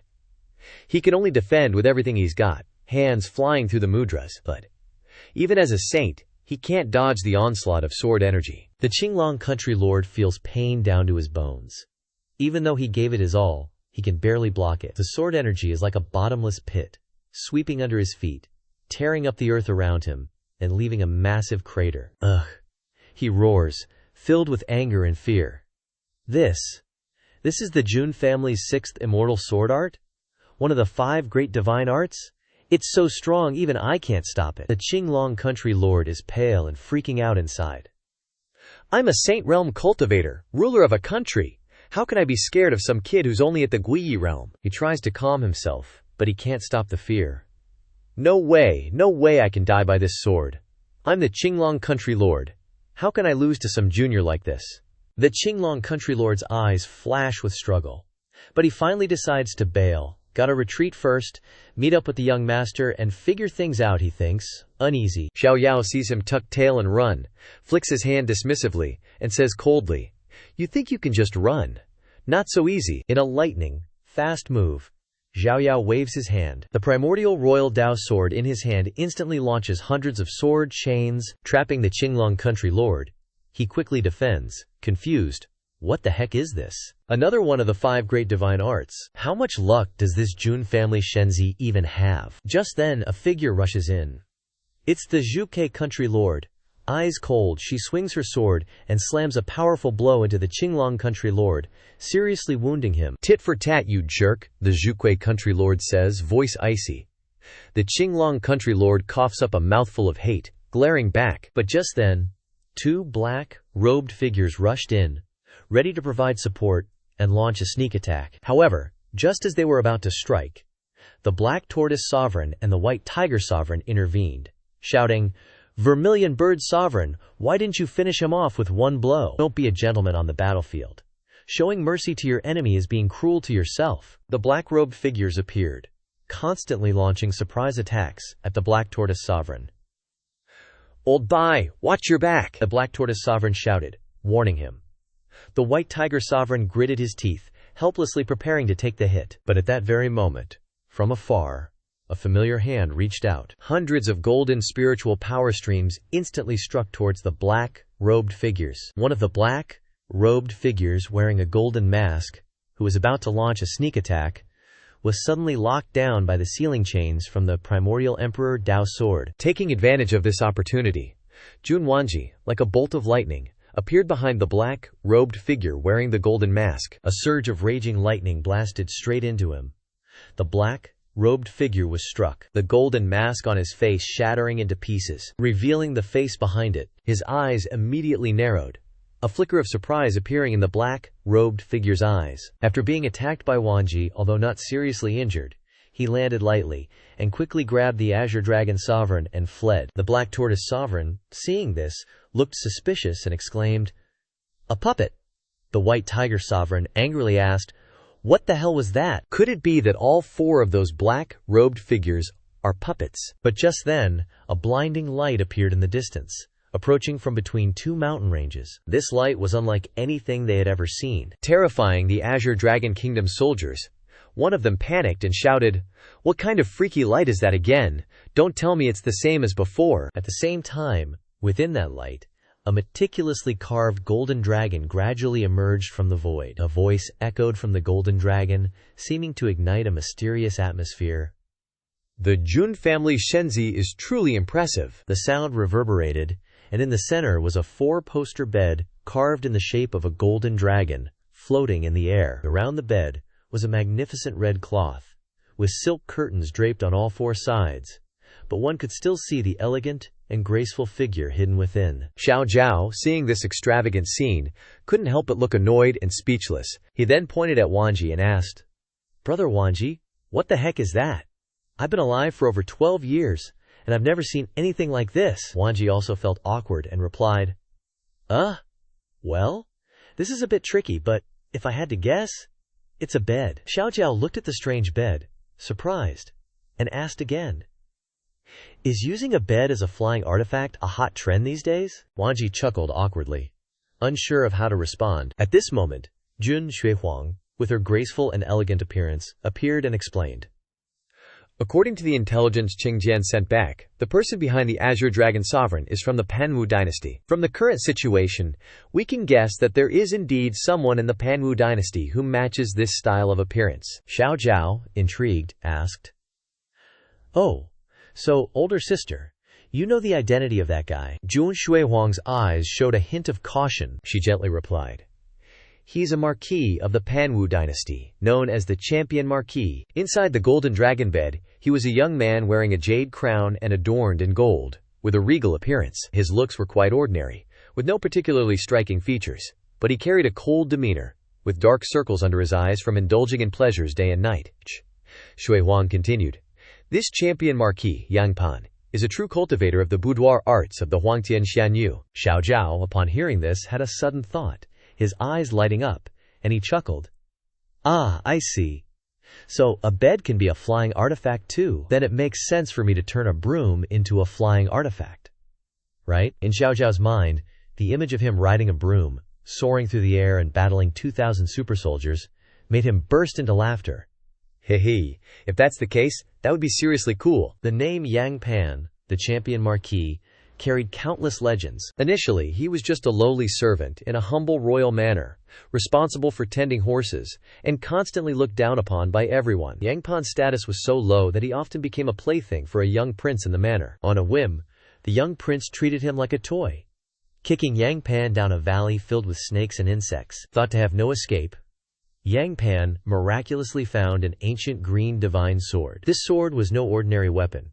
It was the Panhuang Life Spirit Sword, one of the 3 divine swords forged by Emperor Panwu, the founder of the Panwu dynasty. With the power of the Panhuang Life Spirit Sword, Yang Pan instantly changed his destiny. The first thing Yang Pan did after getting power from the sword was wipe out the entire royal family who had stepped all over him. Didn't matter if they were good or bad, young or old, big or small, even pregnant women or breastfeeding moms, nobody was safe from him. Even the horses Yang Pan used to take care of weren't spared. Yang Pan's massacre shook the entire Panwu divine dynasty. Even though everyone was pissed about his brutality, because the sword he had was a relic of the Panwu great emperor, he didn't just get away with it, but the current Panwu emperor even favored him. So, Yang Pan shot straight to the top, becoming the champion marquis of the Panwu divine dynasty. Rumor had it that Yang Pan might just be the reincarnation of the Panwu great emperor. Even though that was never confirmed, nobody dared question Yang Pan's position in the Panwu divine dynasty. Plus, word on the street is that the eldest princess, Wu Mingyue, had already picked Yang Pan as a candidate for the Panwu divine dynasty's future, showing mad respect for Yang Pan here. He was seen as a top-tier, rebellious prodigy from the desolate heaven Xianyu, with scary power and born from the lowest class. He had this crazy, decisive, and unpredictable personality.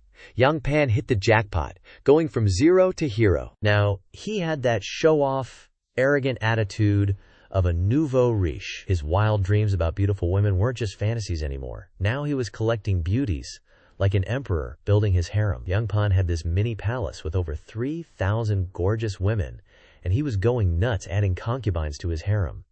He didn't hesitate to crush anyone who dared to resist. So, in the eyes of Xianyu women, he was considered a total scumbag. Seeing Xiaoyao staring into space, Jun Shuihuang asked, "Shenzi, what's on your mind?" Xiaoyao squinted and replied, "Nothing much. Just wondering when the rule of law is going to get a push in the desolate heaven Xianyu." Tu Huang chuckled softly.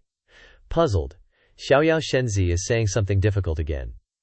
Xiaoyao explained, rule of law is like good and right regulations for everyone. Like banning emperors from partying with the palace girls, an eye for an eye thing, but I guess I'll have to become a great emperor to set up these rules. Just then, the golden dragon carriage flew right up to the battlefield, radiating an insane pressure. Inside, you could make out 10 figures. Yang Pan, on the golden dragon carriage, smirked when he saw Xiaoyao. He thought, "So, that's just the Jun family's Shenzi, huh? Let's see how he handles it when I provoke him." Then, he looked down at the Zuxi Kingdom ruler, and boomed! "Zuxi Kingdom ruler, you had your chance. Now just hand over that piece of the bronze compass, and swear loyalty to me, and I might consider not wiping out your Zuxi ancient kingdom." Yang Pan chuckled coldly, looking mockingly at the Zuxi Kingdom ruler. "Plus, I might even let your princess, Bai Yun'er, become my concubine. Isn't that a huge honor?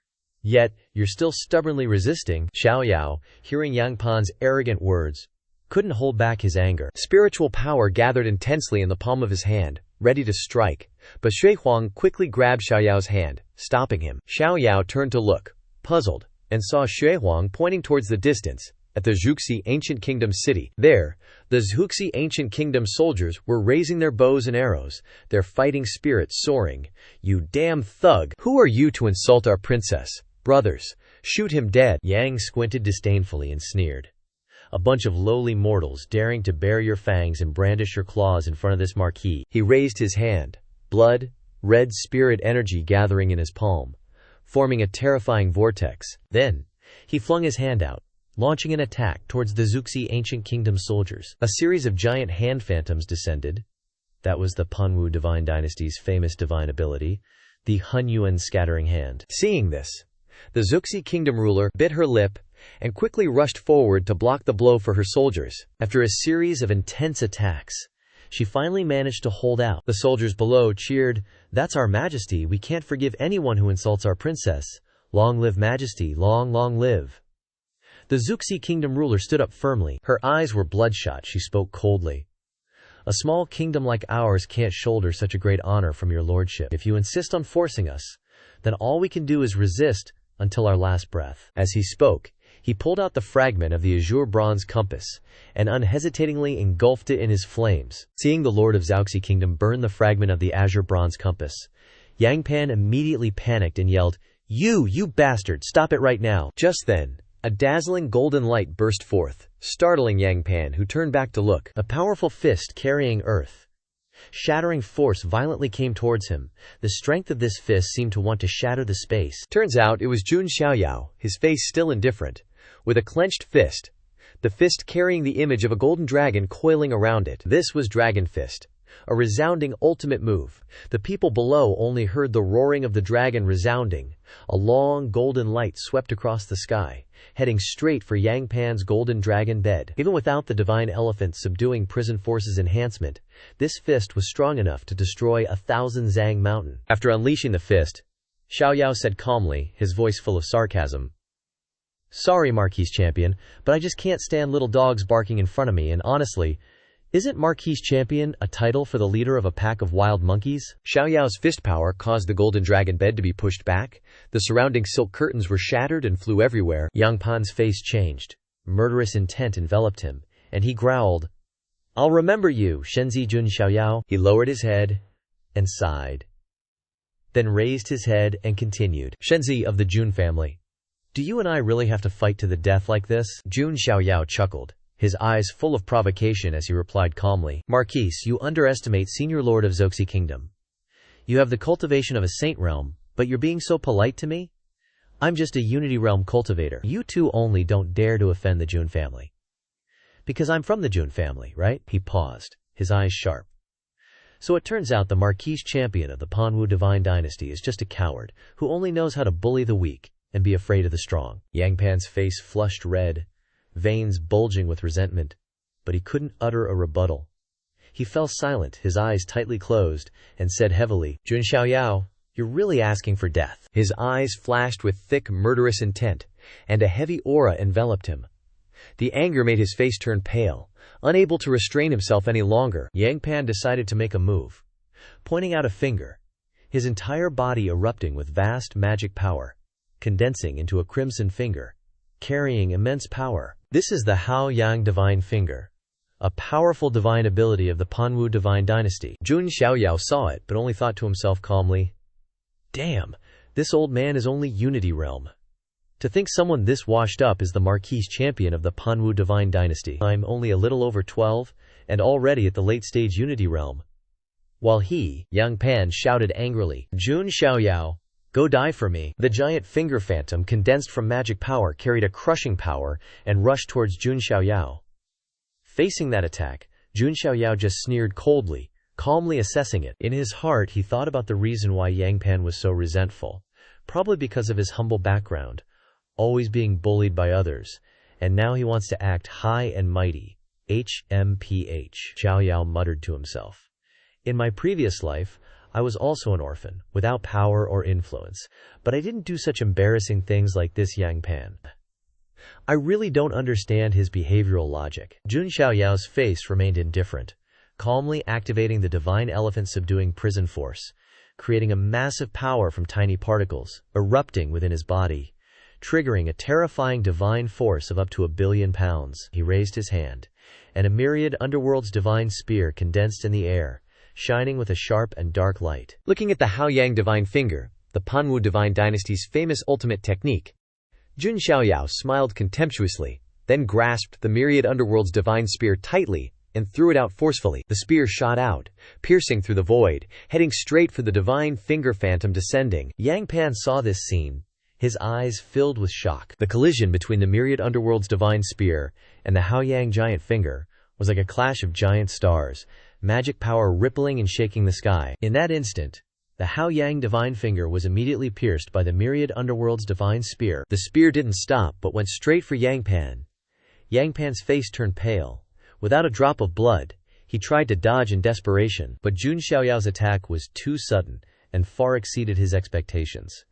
Just as the myriad underworld's divine spear approached, Yang Pan was forced to raise both hands to block it. However, the terrifying, penetrating force of the spear, blessed with spiritual power from Jun Xiaoyao, was not something he could easily stop. Both of Yang Pan's hands were severely injured, and his body flew away like a kite with a broken string due to that terrifying power. But Jun Xiaoyao, along with Wan Ji and Shui Huang, still didn't show any joy, but instead a pensive and inexplicable expression. Down below, the soldiers were freaking out at the insane scene. Some were like, "No way! That's Champion Marquis Yang Pan! Dude's a legend in the immemorial divine dynasty. How could he get one-shotted like that?" But a Chu Shi ancient kingdom general was straight up fanboying. It's not that Champion Marquis is weak, it's that Jun family's Shenzi is just that OP. The Chu Ji ancient kingdom folks were even more in awe of Jun Xiaoyao. Easily crushing Champion Marquis made them see Jun family Shenzi as the ultimate badass of this generation. Still, some were side-eyeing the whole thing, like something's not right. Jun Wanqi, after giving it the old squint, hand, stare, seemed to have clocked something sus. He calmly sized it up and respectfully reported to Jun Xiaoyao, "Shenzi, that ain't the real Yang Pan, or at least, not his main body. I've gone keto-toe with Champion Marquis before, and felt some serious pressure. Even though your current power is off the charts, straight, lot up one, shotting Champion Marquis seems kinda sus. Plus, he hasn't even pulled out his ultimate trump card, the Pan Huang Life, Devouring Sword." Jun Xiaoyao stroked his chin, all thoughtful. "Ah, so that's the deal. Could be just a clone. Yang Pan, are you just too cocky or too dumb to come at this Shenzi with just a clone?" Yang Pan was fuming, his voice dripping with ice.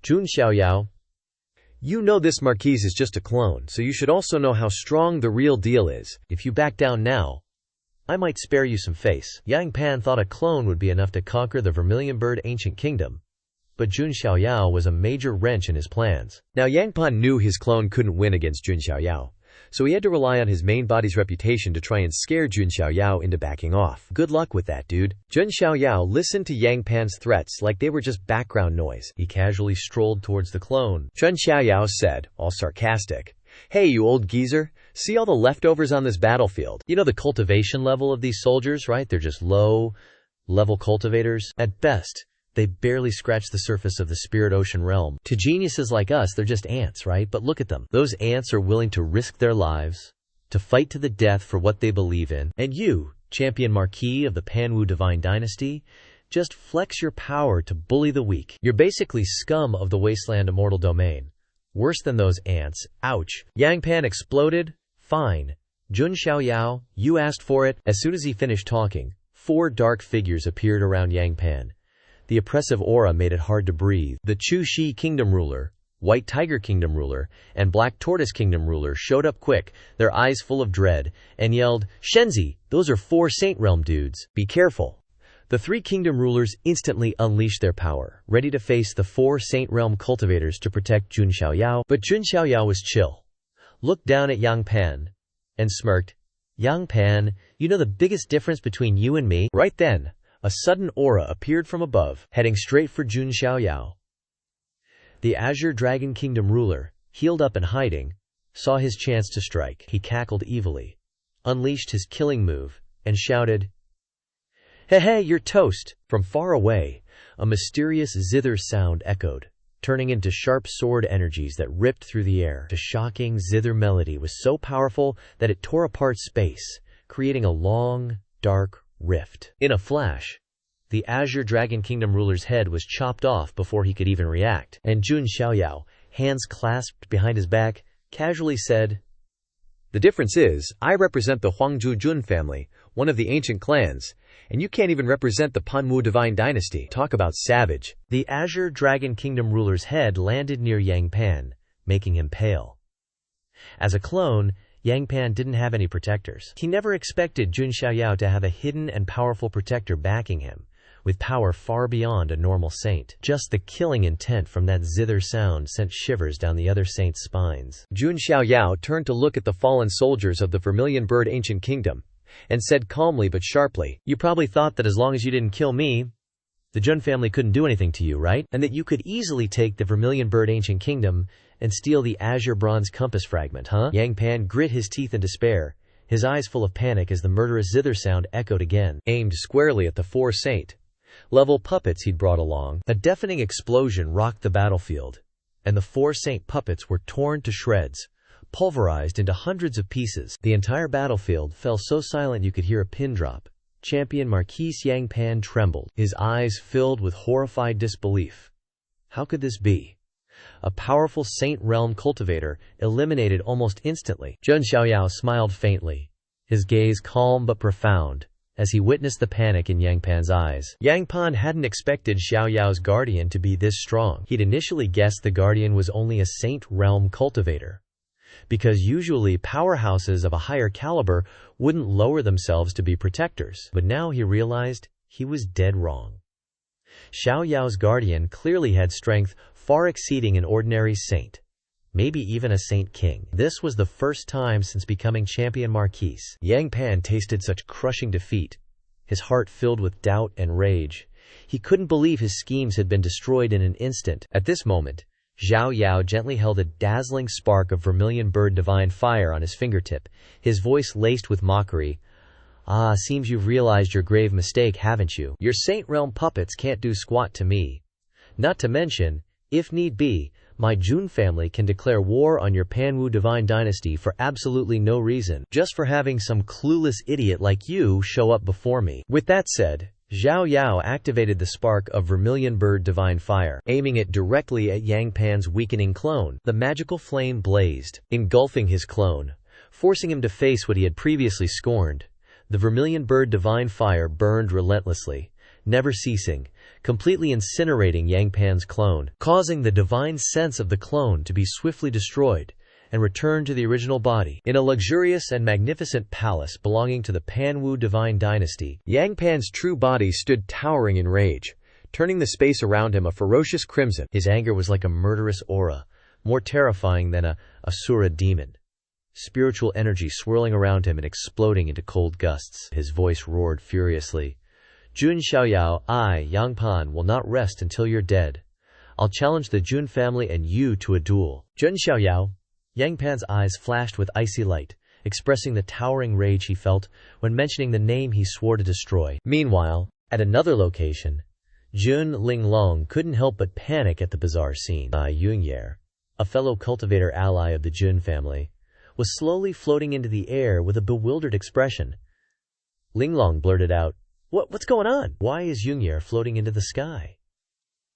Jun Chengjian, standing beside her, tried to explain awkwardly. "Probably because Yunker used too many recovery pills to maintain the Vermilion Bird Divine Fire for the army, so her cultivation is leveling up." Not long after, in the Vermilion Bird Imperial Palace, Jun Xiaoyao was meticulously piecing the 4 compass fragments together. In his heart, he couldn't help but wonder, and turned to the 3 national rulers for answers. What exactly is this compass, that Yang Pan would go so far as to destroy a nation to steal it? The Vermilion Bird national ruler shook his head slightly, sighing as he replied, "Actually, we also don't know what this compass does. We only know that it's closely related to the predecessors of the 4 ancient nations, an ancient dynasty that once had contact with an immortal force." Pausing for a moment, his expression turned serious as he continued. "The founder of the 4 symbols ancient nations was an unparalleled supreme being, known as the 4 Symbols Supreme. Our 4 ancient nations were all established by the disciples of this supreme being. It's said that the 4 Symbols Supreme once obtained this treasure, the bronze compass, but because of it, he was besieged by countless powerhouses. In the end, he had no choice but to split it into 4 pieces, entrusting them to his disciples to safeguard. From then on, the fragments of the compass became our heirloom." Jun Xiaoyao listened, his brow furrowed, muttering to himself, "This compass, I feel like I've seen it somewhere before." Suddenly, a flash of insight hit him. He immediately took out a small bronze shard from his spatial storage, bringing it up for a closer look. He said seriously, "Here it is, Aries." If I'm not mistaken, it should be placed in the center of the compass. And with that, Jun Xiaoyao carefully fitted the bronze shard into the middle of the compass. As soon as he finished, he blurted out, "As expected, this compass is very likely related to the Bronze Immortal Palace." The three sovereigns were shocked to hear this. They repeated in unison, "The Bronze Immortal Palace!" Then, their expressions immediately changed, revealing clear worry. One of them said in a panic, "No wonder this treasure is so coveted by countless powerhouses. We really can't hold on to this thing. What do we do?" Seeing their helpless expressions, Jun Xiaoyao could only remain silent, feeling utterly awkward. Before he could even speak, the three sovereigns bowed deeply, saying in unison, "Since young master has saved us, we naturally offer this item to you." Realizing he'd been handed a hot potato, Jun Xiaoyao couldn't help but complain inwardly, "Isn't this just pushing this huge trouble onto me? Can't you three have any ambition? No wonder you've been bullied to this extent." Jun Xiaoyao, after a moment of thought, finally accepted the compass. However, he quickly changed the subject. "Alright, let's put this aside for now. Have you all finished discussing?" His question made the vermilion bird and black tortoise sovereigns hesitate, not responding immediately. The white tiger sovereign looked at the other two blankly, clearly still not understanding what was going on. Jun Xiaoyao frowned, his voice becoming more serious. "I'll ask again. Have you finished discussing who exactly will lead the Four Symbols Ancient Kingdom after it's unified?" As soon as he finished speaking, his gaze swept over the bewildered expressions of the three sovereigns. Jun Xiaoyao couldn't help but think to himself in frustration, "These three seriously haven't even considered this problem? How can they be sovereigns? They're complete idiots." Shifting the scene to a quiet canyon, where Jun Zhangjian was holding a coin between two fingers. Looking at the two people opposite him, Bai Yong'er and Jun Linglong, he emphasized, "This is just practice, not a real fight. Don't overdo it, you two." Bai Yong'er and Jun Linglong didn't say anything, just looked at each other with a knowing glint in their eyes. Jun Zhangjian, seeing this, flicked his fingers, sending the coin spinning in the air before it landed on the ground with a soft clink. At that very moment, both of them quickly retreated, increasing the distance between them. Bai Yong'er unleashed a blazing divine fire, her sharp eyes assessing her opponent. "She's really fast, but I can't lose either." She clenched her fists, gathering brilliant fire energy in her palms, and then charged forward. But just as she approached Jun Linglong, her opponent suddenly vanished. In an instant, Jun Linglong appeared in the air. From there, she launched a massive blast of divine fire downwards, causing the ground to explode violently. Bai Yong'er, in a rage, her eyes turning red, unleashed several more blasts of divine fire at Jun Linglong's position. The intense streams of fire energy zipped through the air, creating a series of explosions below. Jun Linglong, swift and elusive like a phantom, dodged every attack by a hair's breadth. But then her eyes suddenly contracted. Realizing she couldn't dodge in time, countless streams of divine fire were converging on her from all directions. Boom! A massive explosion shook the entire canyon. Bai Yong'er stood on the ground, her eyes hazy, as she looked at the pillar of smoke rising high into the air. She thought to herself, "Did I hit her?" But a feeling of unease suddenly welled up inside her. Her eyes widened as she looked up at the sky. Then she gritted her teeth and muttered to herself, "No, she's still higher up." Indeed, even higher up, Jun Linglong was gracefully gliding through the air. Bai Yong'er's eyes lit up, as 7 golden spheres of spiritual power appeared before her, different sizes, linking and revolving around each other. The spheres began to glow intensely, and without waiting another second, they simultaneously fired 7 powerful beams of spiritual power. These beams shot down like lightning bolts, aimed directly at Bai Yong'er. The ground beneath each point of contact exploded, sending rocks and dirt flying, creating deep craters. Bai Yong'er was freaking out, constantly dodging, sweat beading on her forehead, as she tried to escape the fierce attacks. Jun Chengjian watched from afar, unable to help but marvel, "Wow, that move ain't bad at all. I want to try it too." Just then, Jun Xiaoyao appeared from behind. He crossed his arms, his eyes calmly observing the two going at it, and asked, "What's the sitch? Why are they fighting?" Jun Xiaoyao's sudden appearance startled Jun Chengjian a bit. He bowed respectfully. "Young master." After that, he explained seriously, "The compatibility between the immortal spiritual medicine and the vermilion bird divine flame exceeded expectations. This little princess is actually blessed in disguise this time because she leveled up. Linglong is fighting her to test her current power level." Hearing this, Jun Xiaoyao smirked with satisfaction. Not bad, not bad. He suddenly recalled something that happened not long ago, remembering when Jun Linglong stood before Jun Xiaoyao with a hesitant look, softly asking, "Young master, can I leave for a while?" Jun Xiaoyao raised an eyebrow in question. Why? Jun Linglong looked straight ahead, her eyes full of determination, but her voice carried a hint of helplessness. This incident made me realize I'm too weak. Without the young master's rescue, I could barely do anything. I want to train, to find a way to stand on my own, even without relying on the young master. As your maidservant, I know this thought is very selfish. But Jun Xiaoyao didn't say anything more, just stood up and nodded slightly. If you want to go, then go. Jun Linglong raised her head, her eyes wide with disbelief. Jun Xiaoyao looked at her seriously, reminding her, "Remember to bring the sound transmission jade talisman. You can call me anytime, you know. And unless I'm in secluded cultivation, I'm always pretty idle." Jun Linglong listened to Jun Xiaoyao's instructions, a feeling of indescribable emotion welling up inside her. But she quickly pursed her lips, trying to suppress her feelings. Finally, she bowed her head and said a thank you, her voice low but sincere. Seeing her serious and sincere attitude, Jun Xiaoyao couldn't help but be a little surprised. He paused slightly, and then laughed awkwardly. "What's there to thank me for? Isn't it a given?" After that, he deliberately raised his voice half-jokingly, scolding, "Linglong comrade, aren't we childhood sweethearts who grew up together since we were little? You dare to be so distant with me? It's really hurtful, you know?"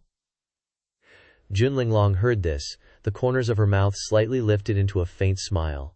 Yes, I apologize." But her gaze gradually turned towards the distance, looking up at the clear blue sky. In her heart she wondered. A given. In this era, weakness is a sin. The weak are not worthy of being called human, only ants. If you don't want to become an ant, you must pursue strength by any means necessary. Recalling the old days, when Jun Xiaoyao was still a small child, he once looked at her kneeling before him, and asked in surprise, "Why do you always kneel before me like this?" Good. Jun Linglong calmly replied at that time, "I am your servant, young master." Jun Xiaoyao frowned then, his face showing a hint of embarrassment as he asked back, "It's not wrong to say that, but you work for me, not as my slave. We didn't sign any contract of indenture or anything, right?" Jun Linglong shook her head slightly. Hearing this, Jun Xiaoyao smiled brightly, his voice filled with ease and sincerity. "Then stand up, we are equal, why kneel?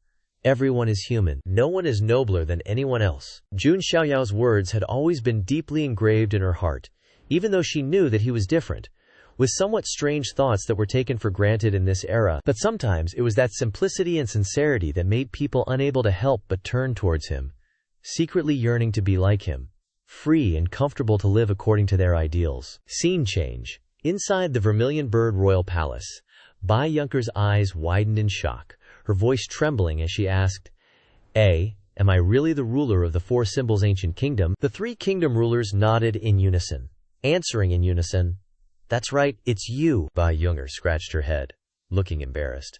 "But I'm just—" Before she could finish speaking, the Black Tortoise Kingdom ruler cut her off sternly. "Youngir, don't refuse. Who doesn't know that old Vermilion Bird is in secluded cultivation? You're the one who held up the entire Vermilion Bird Ancient Kingdom." The Black Tortoise continued, his voice decisive.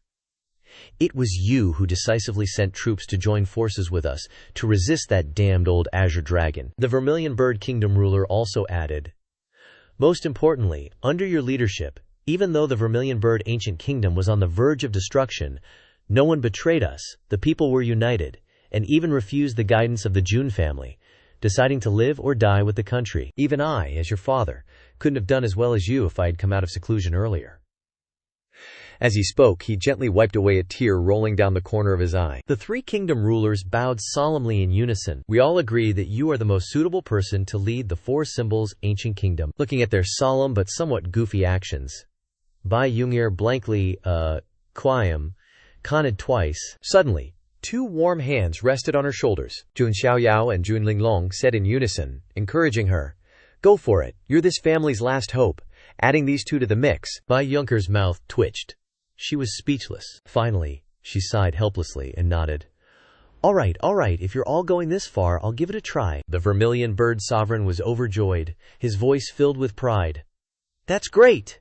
As expected of my good daughter, the vermilion bird sovereign, smiling broadly, very smoothly pulled out a thick stack of lists from his sleeve, and with a thump, they landed on the table with a loud bang. The other two sovereigns also simultaneously held Bai Yungyar in place, their eyes serious. The vermilion bird sovereign extended his hand without a shred of shame, smiling brightly. Sovereign? Shouldn't it be called Vermilion Bird County now? This is the list of soldiers who died in battle from Vermilion Bird County, the post-war relief table, and also the reconstruction plan for the war zone. It's all yours. His actions were so quick that Bai Yungyar could only stand there dumbfounded, her face full of question marks, before she could react. The other two sovereigns also placed their lists on the table, their voices filled with glee. Good niece, this is the list for Black Tortoise County and White Tiger County. Bai Yungyar still maintained her dazed expression, but this time her face was drenched in sweat. Just then, Jun Linglong also appeared, placing another equally thick stack of lists. And there are also the remaining issues of Azure Dragon County to deal with. Hearing this, Bai Yungyar was so angry she trembled, her voice strained. Jun Linglong was startled. Her hair standing on end, she smiled awkwardly, her eyes darting away. Do I look like some kind of vengeful spirit to you? No, I wouldn't dare.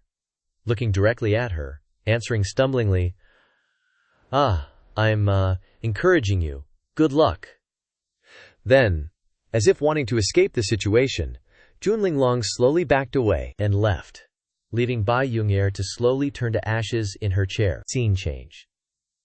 At the Jun family's leisure pavilion, a group of people were gathered, laughing and chatting.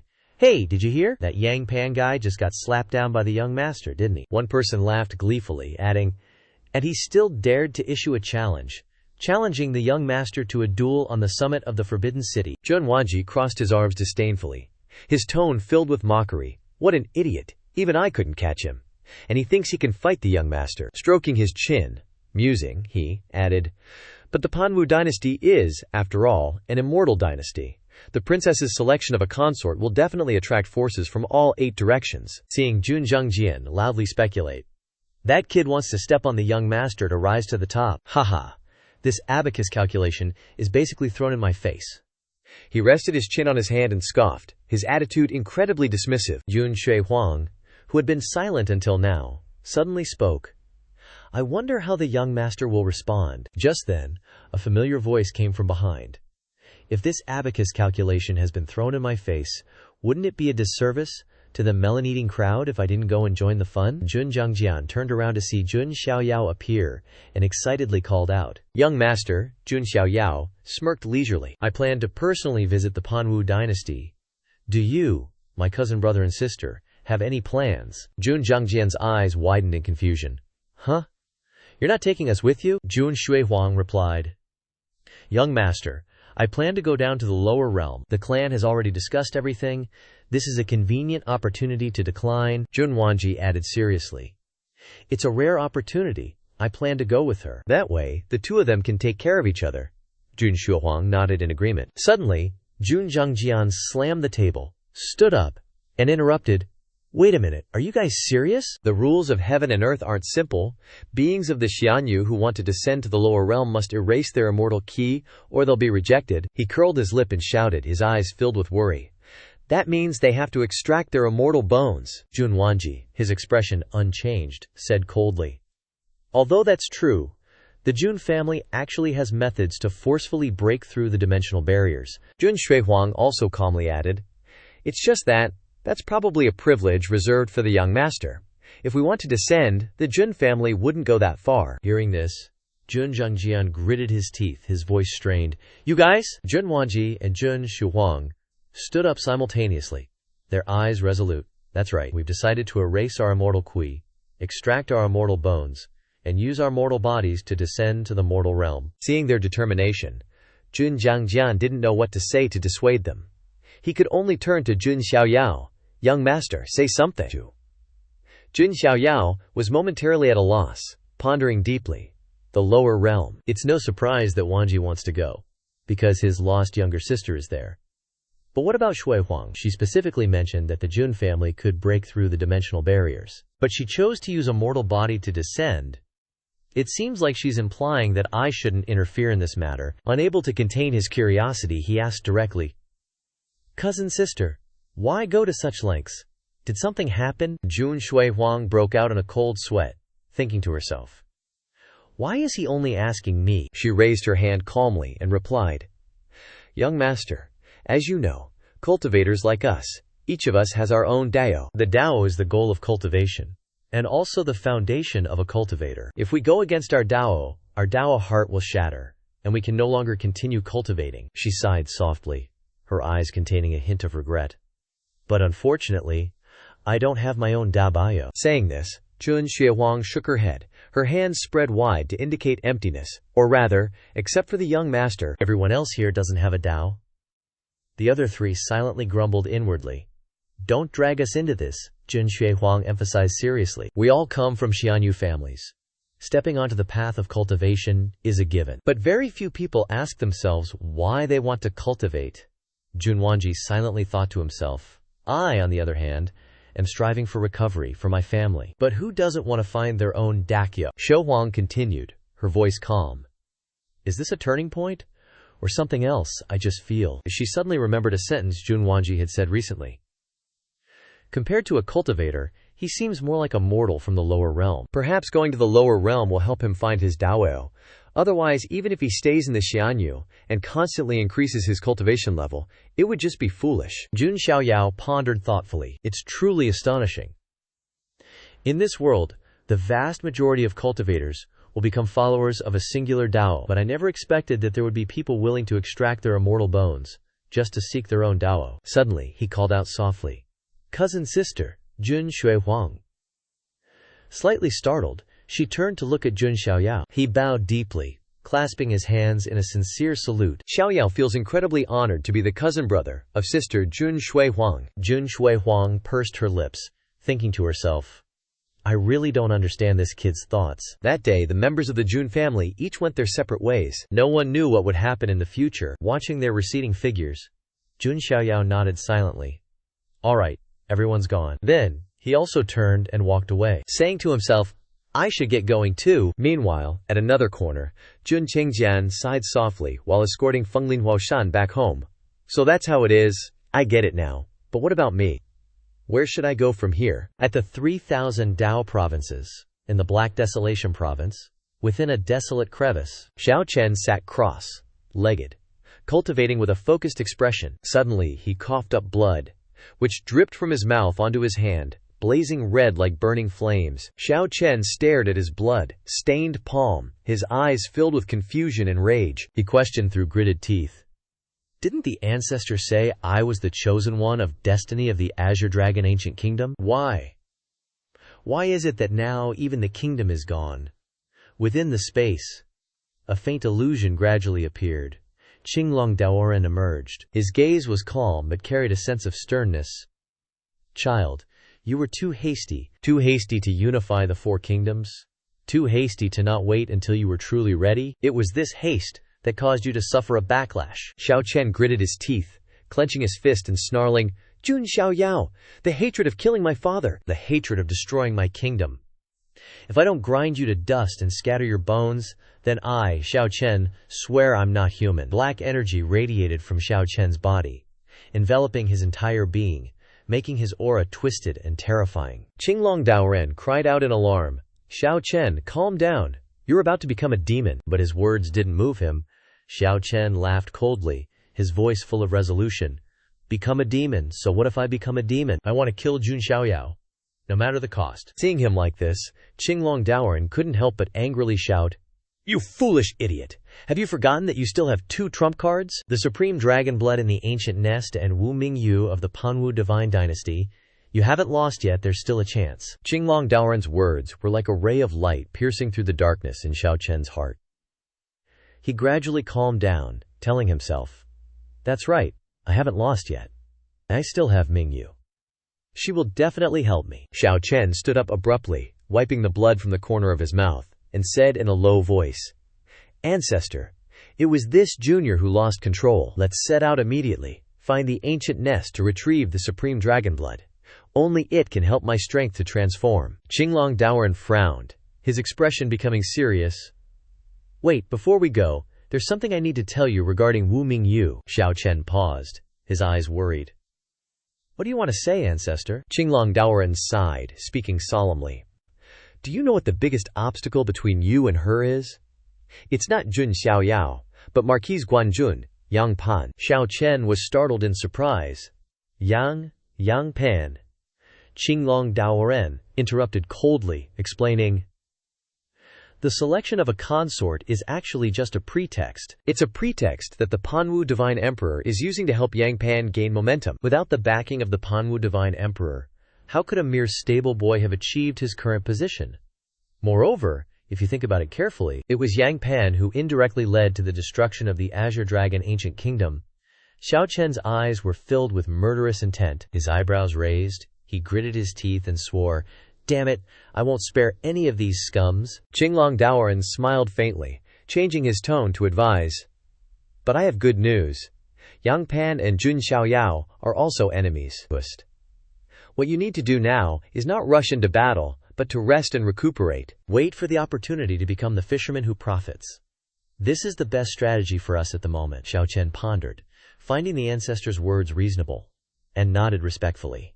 "This junior understands. I will follow your instructions." At the Jiang family secret realm, in a quiet garden, Jiang Shengyi and Jiang Luoli were sitting leisurely under the gentle sunlight. Suddenly, a small bird flew over anxiously, carrying a bamboo tube tied to its leg, landing on Jiang Shengyi's shoulder, drawing the attention of both sisters. Jiang Luoli, who was lying with her head on her sister's lap, asked curiously, "The family is sending a message. What's going on?"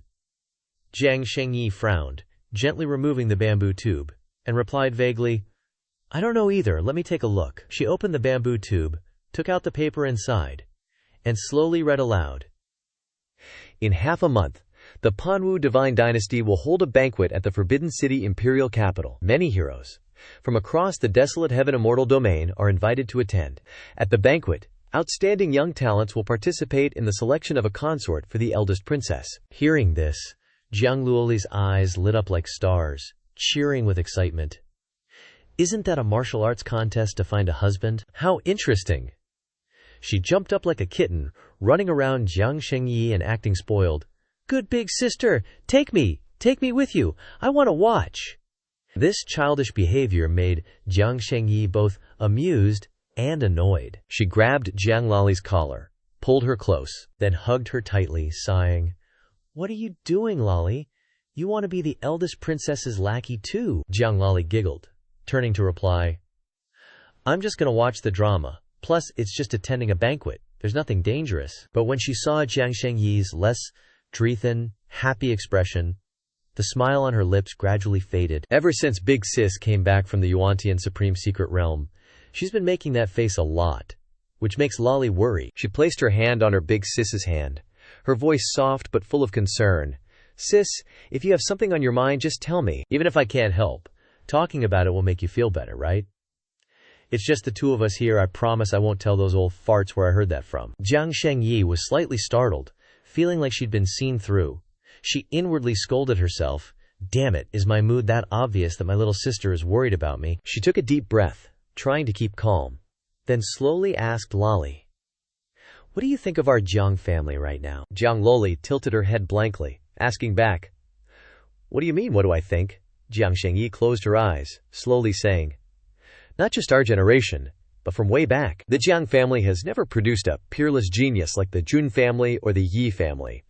But we've always been ranked among the imperial three families of the desolate Heaven Immortal Domain. Because our relationships with other powerful families are pretty good, right?" Jiang Lali nodded in agreement.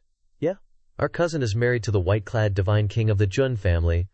We have marriage ties with the Ya family too, and I even have a betrothal already." Hearing this, Jiang Shengyi unconsciously tightened her grip on her little sister, hugging her close, her voice lowered with self-reproach. "You're only how old? If I were stronger, could we end this twisted method of relying on marriage for the Jiang family?" Jiang Lali was momentarily silent, a thoughtful look flashing in her eyes, but then she couldn't help but burst out laughing. This reaction made Jiang Shengyi even more sulky. She glared at her little sister, her voice playfully resentful. "Lali!" Jiang Lali pouted, pretending to cry. "Wah, sorry, but I couldn't help it." She then quickly jumped out of Jiang Shengyi's embrace, turning back, with a smile as bright as a flower, asking, "Big sis, how old are you anyway?" Without waiting for her sister to answer, Lolly seriously continued, but with a teasing tone, "I'm still just a kid, aren't you? You were only born a few years before me. Kids should do kid things." right? Trying to carry the whole Jiang family at this age is a bit much. If something happens, isn't there still someone to hold things down? She shrugged, looking nonchalant, then continued, "Besides, I have my own way of living. You don't need to worry too much, Lolly." Lolly then raised 2 fingers, pointing at her face, acting serious as she asked, "Do you think I look like an idiot?" Jiang Shengyi didn't answer, only silently looking at her little sister. But the expression on her face had softened, her eyes full of helplessness mixed with affection. Jiang Shengyi sighed softly, her voice becoming lighter. "All right, we'll do as you say, but the important thing right now is to prepare to go to the Panwu God Dynasty to watch the drama." At night, in a quiet forest within the Yek family, Butler Fu stepped out from inside the forest. He silently observed the young man standing in the middle of the lake, his eyes calm but sharp. The young man didn't turn around, his voice drifting out lazily. "I'm not interested in the Panwu God Dynasty's invitation. Butler Fu helped me decline." Butler Fu smiled, not rushing to answer. He took a few more steps, his voice calm but with a deeper meaning. "This banquet is actually quite interesting. Young master really doesn't want to go." Ye Xingyun raised an eyebrow, asking back with some curiosity, "What's so interesting?" Butler Fu slowly replied, "Rumor has it that Panwu God Dynasty's champion Marquis Yang Pan wants to use the banquet as an opportunity to challenge the Jun family's Shenzi to a duel on the Purple Forbidden City's peak." Hearing the familiar name, Ye Xingyun's eyes flickered slightly, his azure pupils contracted slightly, then gradually returned to normal. His lips curled up, a flicker of interest in his eyes. "Uncle Fu, prepare to depart. We're going to the Panwu Dynasty."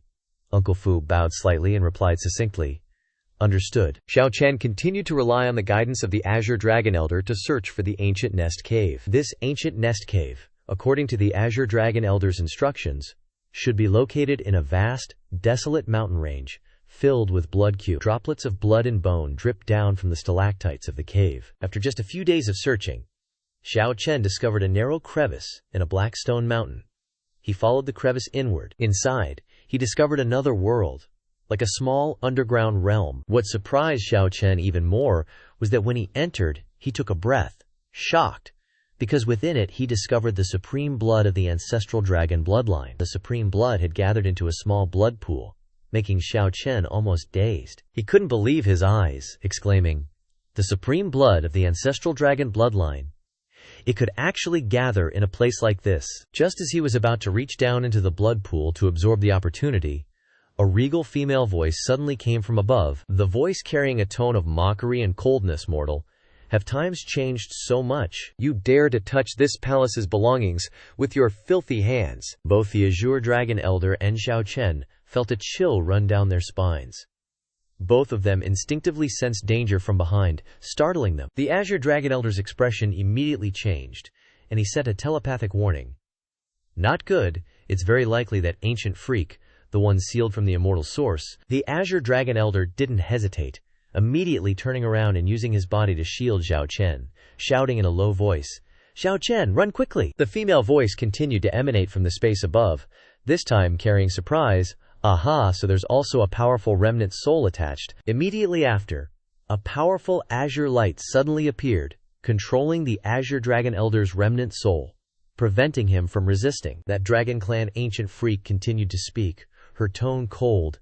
"This palace finds this one's remnant soul dry, coarse, and tough, not tasty at all." Xiao Chen, who was currently absorbing the supreme blood, saw the ancestor's remnant soul helplessly being absorbed, and his heart grew even more anxious. Sweat poured down like rain as he tried to channel his spiritual power into his hands to resist. But in this situation, he was like a fly caught in a trap, unable to do anything but be suppressed under the power of that Dragon Clan ancient freak. The overwhelming force knocked him down, face-planting him onto the ground. Xiao Chen felt his mental state shatter. He gritted his teeth, unwilling, thinking to himself, "Damn it, why is it always like this? Her killing intent has locked onto me. Can I really only go this far?" That Dragon Clan ancient freak gently clasped her hands and said with a mocking tone, "Ah, How interesting. A mere mortal like you doesn't run away, but instead dares to think of resisting. You have some courage. Suddenly, the eyes of the Dragon Clan ancient freak narrowed, staring intently at Xiao Chen, and then she let out a surprised, "Oh, Xiao Chen, you've actually activated the Azure Dragon Blood Q in your body." Two faint illusory dragon horn shadows appeared. Xiao Chen pushed himself up with his hands, slowly getting to his feet. The Dragon Clan ancient freak assessed. So it's the Azure Heaven Dragon transformation art. When was this art of mine secretly learned? Then she laughed contemptuously. But mortal, you are not the one who obtained the true inheritance. You probably thought that just by entering this cave you could steal the supreme blood. But you never thought that the owner of this ancient nest cave had awakened, did you? The appearance of that Dragon Clan ancient freak was also revealed, causing Xiao Chen to be startled. It turned out to be a petite female, her slender body covered in ancient azure script patterns, with the characteristic long blue hair of the ancient Azure Dragon Clan, and especially the pure white dragon horns, emitting a faintly discernible, powerful aura. Xiao Chen's eyes revealed a clear look of fear. The Dragon Clan ancient freak seemed to have read his thoughts, and thought to herself, "The owner of this ancient nest cave? So this is that Dragon Clan ancient freak?" The voice of the female from the Dragon Clan ancient freak sounded gentle yet full of authority.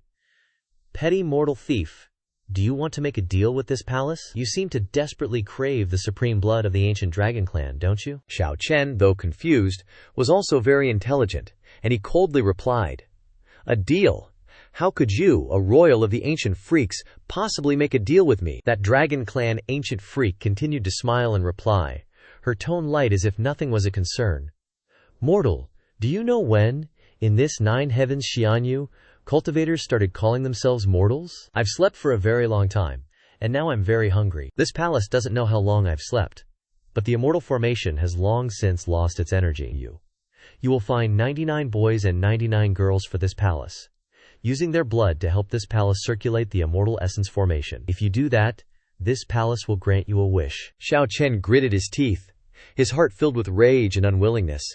He thought to himself, "This ancient Dragon Clan creature actually wants to eat people." He resolutely shouted, "Even if I'm killed, I won't do such a crazy thing. I can't agree to that." That Dragon Clan ancient freak pondered for a moment and then asked herself, "Strange, strange indeed. Why am I, a Dragon Clan who craves human blood, considered a savage? Crazy, huh? Aren't you mortals always absorbing our dragon race's chi and blood, even slaughtering other clans? So why aren't you considered crazy? Or should I say, you guys go even further than we do." The great freak dragon race member continued to sneer, his words dripping with sarcasm. "Our dragon bones are refined into magical artifacts by you humans. Our dragon scales and horns are used to make battle armor, and you consume dragon livers, dragon hearts, and top-grade essence blood. Moreover, you keep sucking those things to the marrow, without a shred of shame. And have you already forgotten your main objective here?" Xiao Chen felt somewhat perplexed by the seemingly illogical yet persuasive words of this great freak dragon race member.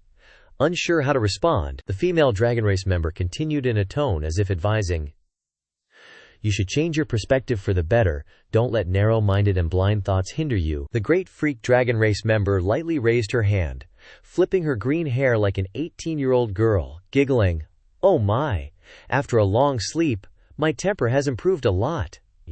Even after being robbed by a mere mortal like you, and hearing such unpleasant words, I can still maintain the graceful and charming aura of a young lady. Only I can do that." This big sister descended closer to Xiao Chen, continuing, "But I still advise you to think carefully. You only need to put in the effort to find a little bit of human race essence blood, and your future will be unprecedented. Think about which is more important." The words, combined with the pressure from this old lady, made Xiao Chen feel his Dao heart tremble intensely, yet he still tried his best to maintain his spirit. Meanwhile, Qinglong Shangren, who was sealed above, noticed Xiao Chen's unstable situation, and his expression turned extremely grim. Not allowing the situation to worsen, Qinglong Shangren decided to use force to break free from his confinement, even knowing it would affect his primordial spirit. He shouted, "Xiao Chen, don't let her bewitch you. This is definitely not her true form. She is being restricted by the seal. Don't let her deceive you. If she could truly escape, Why would she waste time trying to persuade you like this? Xiao Chen, despite harboring deep hatred for Jun Xiaoyao, was still a genuine and unyielding man inside. He shouted, his eyes revealing his unyielding spirit. I am of the human race. I will stand tall, unyielding. I myself will fulfill my own wishes, without needing to rely on anyone. I will not be bewitched by a great freak dragon race member like you. The great freak dragon race member looked at Xiao Chen with surprise, then praised him. Oh, mortal, you're quite brave, huh? Ha ha, take what you need this time, but next time, you'll have to pay double. Every word of the ancient dragon race member echoed like mysterious incantations. Purple Q gradually entered Xiao Chen's body. Initially he felt pressure, but then gradually felt nothing at all. He raised his head, exclaiming, so it disappeared. Qinglong Shangren stepped forward to explain. That great freak dragon race member definitely never truly appeared here. What suppressed us just now was just a trace of spiritual consciousness leaked from the seal. Currently, that ancient dragon cannot awaken anymore. He continued in a serious tone. Xiao Chen quickly absorbed the supreme blood of the ancient dragon race. Xiao Chen was stunned for a moment, then gradually awakened. He nodded in agreement, and the scene changed. As the scene changed, Xiao Chen appeared in the Forbidden City imperial capital of the Panwu divine dynasty. From a distance, in the bustling crowd, familiar figures of Jun Xiaoyao could be seen. Xiaoyao chuckled and said, it's really crowded. The imperial capital of the Panwu divine dynasty, worthy of being an immortal divine dynasty, the atmosphere is truly impressive. It seems this trip will be very lively. The young man stood on the mountain, looking down at the entire scene of the Panwu divine dynasty's imperial capital, his eyes full of seriousness, assessing that this trip would be anything but simple. The scene shifts to the center of the storm in Panwu divine dynasty. A little girl was strolling along the bustling street when she suddenly noticed a fat cat sitting in the corner of the road. Looking at its plump appearance, she couldn't help but be surprised, and exclaimed inwardly, "Ah, a fat cat." Without hesitation, she quickly approached, sat down in front of it, and asked, "Do you want to eat dried fish?" The cat looked at her with glittering eyes. Without waiting for it to nod, the little girl took a piece of dried fish from her bag and brought it to its nose. The cat sniffed it a few times and then opened its mouth to bite. While eating, it wagged its tail non-stop, making the little girl laugh with delight. Suddenly, her eyes widened in surprise, exclaiming, "Huh!" The cat, after finishing eating, stood up and began to walk around the little girl, looking very comfortable and happy. Seeing that, the little girl couldn't help but grin from ear to ear, then whispered to herself. Her hand trembled as she reached out to the cat. It likes me. It wants to come home with me. It'll definitely love my yellow sack. Just as she was lost in thought, a stern voice echoed from behind, startling both her and the cat. Well, I've been looking for you all day, and you're hiding here?" Jun Xiaoyao appeared, his face gloomy, his eyes full of reproach. He glanced at the cat, then scolded, "I told you to lose weight." The cat lowered its head upon hearing this, not daring to look up, its posture full of guilt. Jun Xiaoyao then turned to the little girl, his voice softening. "I'm sorry, miss. This one has caused you trouble again, hasn't he?" The little girl quickly shook her head, smiling. "No, not at all." Her eyes shifted to the cat shuffling away in front of them, then curiously asked, "Is this young master's cat?" Jun Xiaoyao nodded, his voice calm. "Yes, this one sneaks out as soon as I take my eyes off him." The little girl asked again, her voice full of interest. "Is young master also here at the Panwu divine dynasty to attend the banquet?" Jun Xiaoyao shrugged, replying simply, "You could say that. Someone invited me here to have some fun." Suddenly, the little girl's eyes widened, her mouth agape in surprise, her expression as if she'd just discovered something. Seeing her reaction, Jun Xiaoyao couldn't help but feel puzzled. The little girl's eyes were now shining as brightly as golden coins, and she thought to herself, "Just one look, and I can tell this guy's loaded. My chance has finally come." The little girl immediately ran around Jun Xiaoyao, flashing a bright smile, and began to coax him. "Do you need a guide? I'm not gonna lie. I've grown up in this imperial city since I was little. Anything related to the Panwu divine dynasty, there's nothing I don't know." Seeing Jun Xiaoyao slightly nod, the little girl raised a finger and started calculating, putting on a serious face. After a few seconds, she held up 3 fingers, grinning broadly and shouting, "Just 3 Singzagrade Divine Origin Stones, how's that, isn't it a steal? Jun Xiaoyao looked at the little girl's lively appearance, and a hint of nostalgia couldn't help but rise in his heart. He used to work as a guide himself, just to earn a little money to survive. That familiar feeling made him chuckle, then he nodded. All right, I do need someone to take me around and learn about some things in the city. With that, Jun Xiaoyao pulled a top-grade Divine Origin Stone from his pocket, glittering with a brilliant golden light, and held it up, asking, "Is this enough?" Seeing the Divine Origin Stone before her, the little girl couldn't help but be shocked. A top-grade Divine Origin Stone? She pretended to be dazzled by it, but internally she was overjoyed. "I've met a big customer," she loudly replied. "Enough, absolutely enough.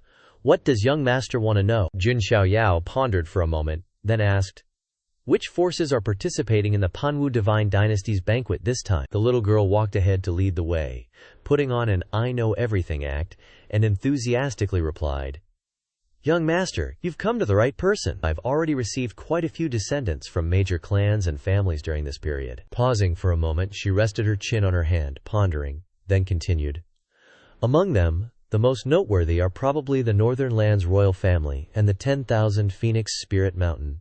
Hearing this, Jun Xiaoyao softly repeated, his voice full of thought, "Northern Lands royal family. Ding. That name sounds a bit familiar." The little girl walked and explained, her voice full of excitement. The Northern Lands royal family is located in the far north of the desolate heaven immortal domain, occupying more than 3 vast provinces. They're an ancient royal family with a resounding reputation. People are talking a lot about the geniuses within their clan, especially the royal family's young emperor, Wang Teng. Hearing this name, Jun Xiaoyao suddenly sneezed loudly, startling the little girl, who stared at him blankly. "What's wrong, young master?"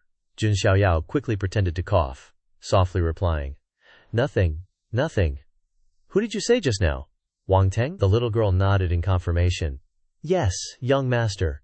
Do you know the royal family's young emperor?" Jun Xiaoyao didn't answer immediately. Instead, he suddenly raised his voice. "My son Wang Teng has the bearing of a great emperor." The little girl was stunned after hearing this, then revealed a look of worship. "Amazing! Young master, how did you know that the young emperor's father often says this phrase?" Jun Xiaoyao only smiled silently, a sense of amusement rising in his heart. With his deep understanding of this world, he knew exactly where that rumor originated. Suddenly, Jun Xiaoyao's eyes focused intently on the front. From afar, 2 figures, both familiar and strange, were approaching. Upon closer inspection, he recognized them as none other than Ye Xingyun. Jun Xiaoyao immediately stepped in front of the little girl, instructing in a low voice, "Little one, step back. Dai Huang, you protect her." The little girl was bewildered, not understanding what was happening, while Da Huang, the chubby cat, immediately puffed up its fur, looking extremely vigilant. Ye Xingyun advanced slowly, each step carrying an oppressive aura. In the blink of an eye, he stood before Jun Xiaoyao's group. Without the slightest fear, Jun Xiaoyao met his gaze with a cold stare. Ye Xingyun flashed an arrogant smile and spoke, "Young Master Xiaoyao, long time no see." Jun Xiaoyao raised an eyebrow, puzzled, and thought to himself, "Wait a minute, who are you?" Today, Dai Huang will explain a little about origin stones. Origin stones are the common currency of Xianyu,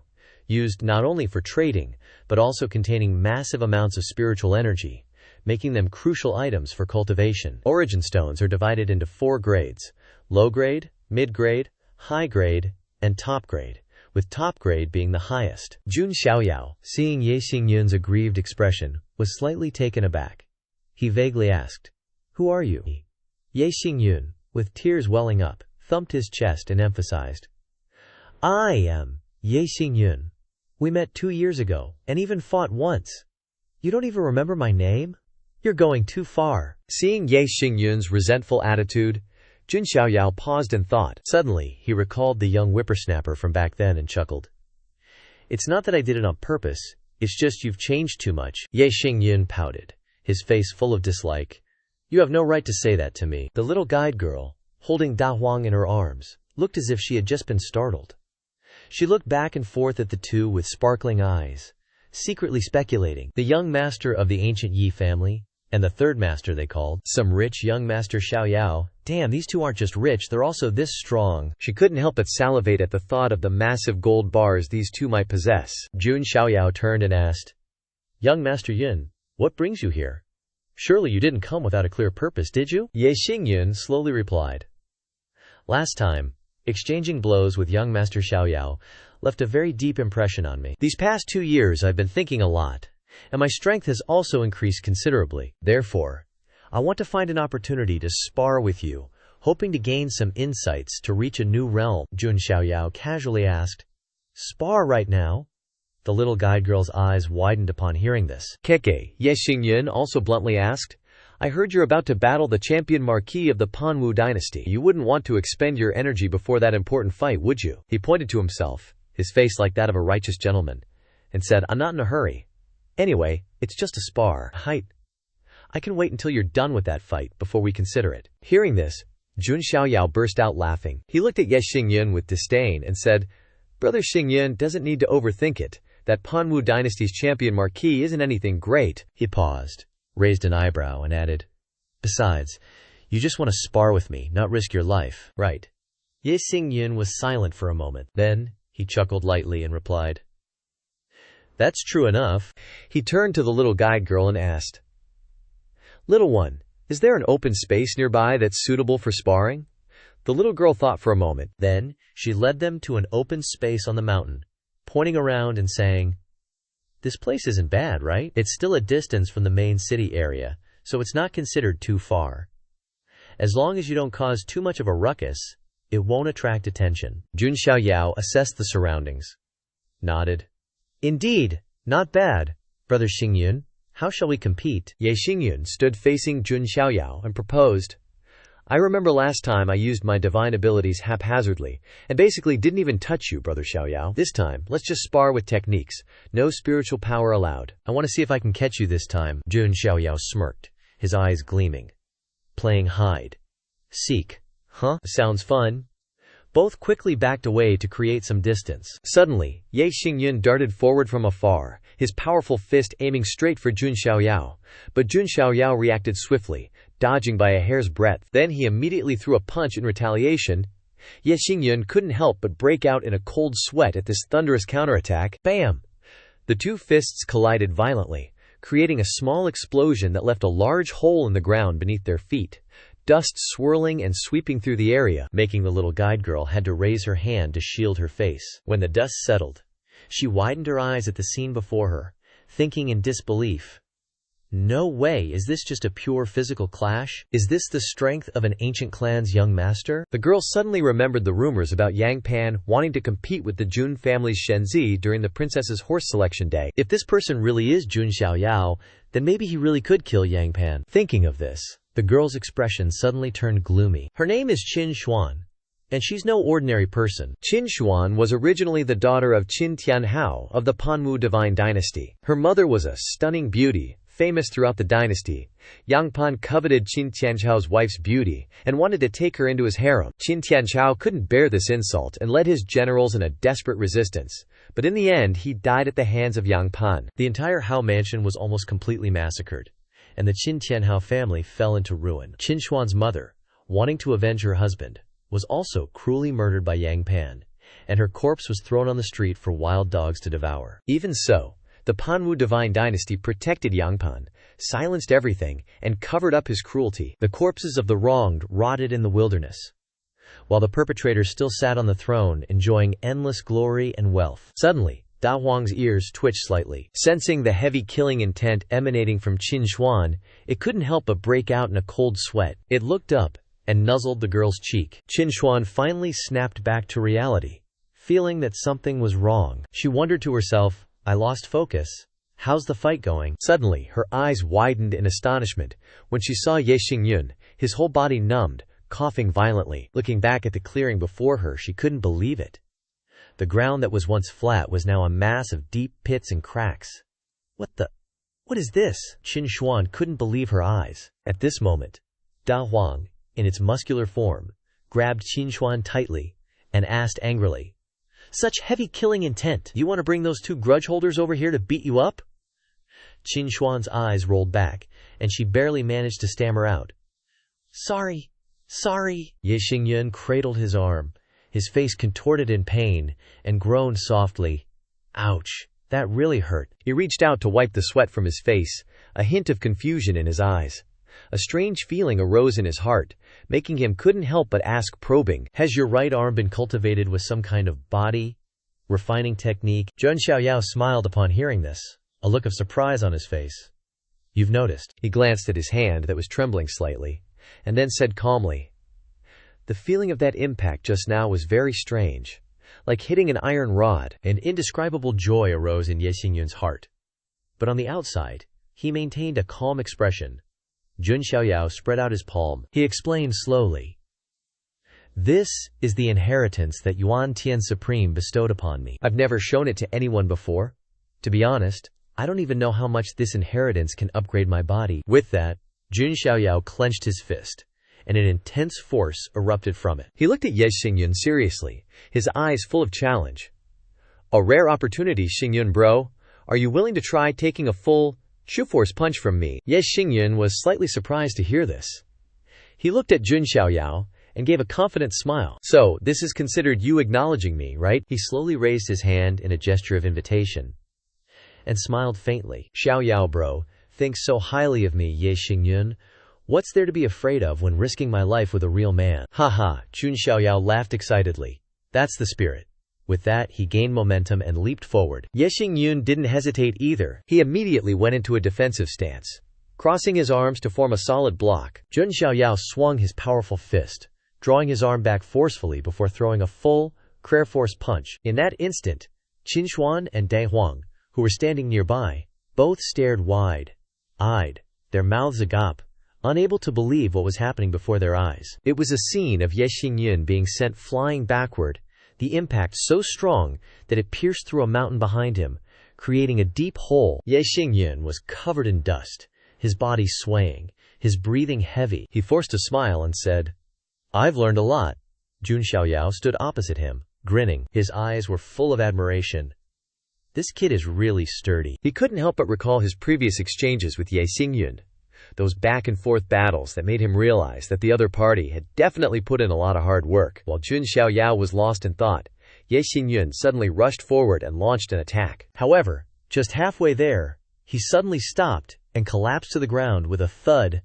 "I can't do it, I can't fight it, Xiaoyao bro is really amazing." Ye Xingyun sighed, but a hint of confidence flashed in his eyes. He stood up, brushed the dust off his body, and said with a calm expression, "Using this strength as a basis to display divine powers, I'm afraid even a simple move can't surpass you. Maybe even the little yang pan in your hands can't withstand 3 moves." Zhun Xiaoyao chuckled, pulled out a bottle of elixirs from his body, and opened the stopper modestly. "It's just good luck that I obtained the inheritance of Yuan Tian Supreme." He held out a pill and explained, "This is a qi preservation pill. After using it, you can quickly regulate your body." Ye Xingyun swallowed the pill without hesitation and replied casually, "Luck is also a part of strength, although it's a bit different from you. I've also received some special inheritances during this time." As he spoke, he circulated his spiritual power to regulate his body. During this time, his eyes suddenly narrowed, and he turned to ask Zhun Xiaoyao, "Xiaoyao bro, do you know if there are people in this world who can awaken the memories of their past life due to a chance encounter?" The sudden question shook Zhun Xiaoyao's heart. He paused slightly, looking at Ye Xingyun as if searching for an answer. Ye Xingyun continued slowly, his voice calm but containing something profound. "I am one of those situations. Although I don't know exactly who I was in my past life, he left me a star palace. Every time I dream, I can see a corner of that star palace and receive inheritance from my past life." He paused for a moment, looked at Zhun Xiaoyao with a serious gaze, and added, "It sounds unbelievable, but isn't there also Ye Gushen, who claims to be the sword devil reincarnated, in the Ye family besides me? His situation doesn't seem to be much worse than mine." Zhun Xiaoyao suddenly burst out laughing, breaking the silence. "What if I said that I also awakened the memories of my past life?" Ye Xingyun's eyes widened in surprise. He asked back, "Really? Xiaoyao bro, who were you in your past life?" Zhun Xiaoyao's face showed a hint of sorrow upon hearing the question. He pondered for a long time before answering. "Just a street beggar, that's all." Ye Xingyun asked again, voice laced with disbelief. Are you pulling my leg or something? Jun Xiaoyao just chuckled softly, not giving a straight answer. His silence made Ye Xingyun even more suspicious, a whirlwind of questions swirling in his mind. How could someone like Jun Xiaoyao have been a mere beggar in a past life? It was mind-boggling. Suddenly, a loud whoosh from afar cut through their thoughts. Wutong leaves started raining down from above. Ye Xingyun and Jun Xiaoyao both looked up. Simultaneously, on the horizon, a gigantic bird was soaring towards them, wings spread wide. Wutong leaves fell wherever it went, as if the bird carried the entire autumn sky on its back. And there, faintly, the silhouette of a majestic woman. Ye Xingyun bent down, picked up a wutong leaf, examined it closely, and sighed. Someone from Wanhuang Lingshan is here too. Jun Xiaoyao frowned, curious. Wanhuang Lingshan? Ye Xingyun explained, eyes still tracking the giant bird. It's a Taigu Huang clan, on par with Zulongqiao. The Wutong tree is their symbol. Whenever they appear, Wutong leaves fall, like, they're announcing their presence, loud and clear. Jun Xiaoyao fell into thought, his sharp gaze following the bird's trajectory, then asked, where are they headed, do you think? Seems like they're not going towards the imperial city. Qin Xuan, who was standing nearby, gently offered, they're heading to Xianchenglu. Xianchenglu? Ye Xingyun turned to Qin Xuan, surprised. Qin Xuan explained slowly. Recently, Tianqin Nu of Xianyu Qinzong is hosting a zither competition at Xianchenglu. Rumor has it, anyone who can defeat her in the art of the zither will receive 300 Xian Yuan as a reward. So, yeah, it's attracted quite a few Tianjiao. Hearing the number 300 Xian Yuan, Jun Xiaoyao's eyes instantly lit up, like they could pierce the heavens. He grinned, practically drooling. 300 Xian Yuan, you say? Qin Xuan, standing beside him, saw that intensely excited look and felt a pang of familiarity. She raised an eyebrow, already guessing his intentions. Jun Xiaoyao scratched his chin, trying to look serious, and cleared his throat. Ahem, Xingyun bro, fancy joining me for a little trip to this zither competition? Ye Xingyun blinked, a bit stunned, and replied, confused? Huh? I don't know how to play the zither. Jun Xiaoyao immediately gave him a thumbs up, patting Ye Xingyun's shoulder with utter confidence. No worries. Your bro here is a zither master. You just need to tag along to help me look impressive. Ye Xingyun, even more bewildered, stammered.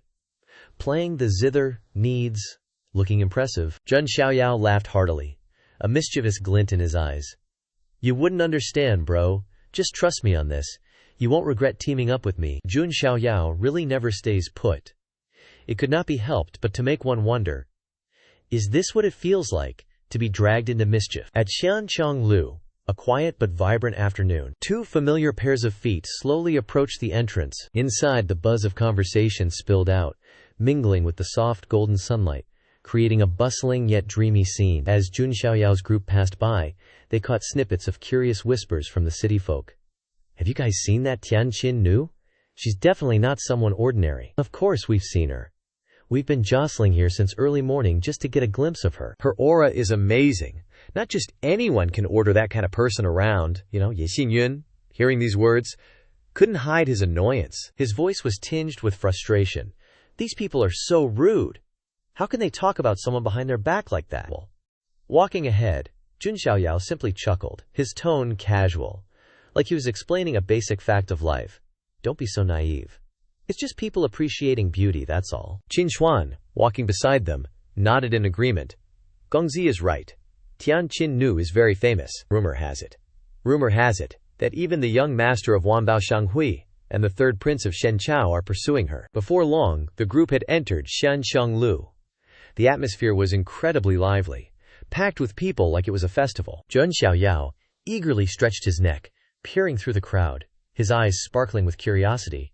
Let's see what this Tianqin Nu is all about. His gaze quickly landed on the center of the hall, where a woman sat amidst the shimmering lights. At first glance, her face seemed a bit blurred, but looking closer, her exquisite beauty became clear, making Jun Xiaoyao gasp inwardly. However, her expression held a hint of melancholy, like a beautiful yet sorrowful flower. Jun Xiaoyao lowered his voice, his eyes flashing with a mix of surprise and delight. Whoa! That Y-level quality? Not just anyone can have people like that at their beck and call. Just then, A booming voice cut through the lively atmosphere. The madam on the stage cleared her throat and announced, "Today's zither competition officially begins." The madam on the stage looked around and said loudly, "Does anyone want to try?" Immediately, a hand shot up, accompanied by a powerful shout. Whoosh! A beam of golden light shot down from above, like it was shattering the peaceful atmosphere. A pair of brilliant golden wings unfurled.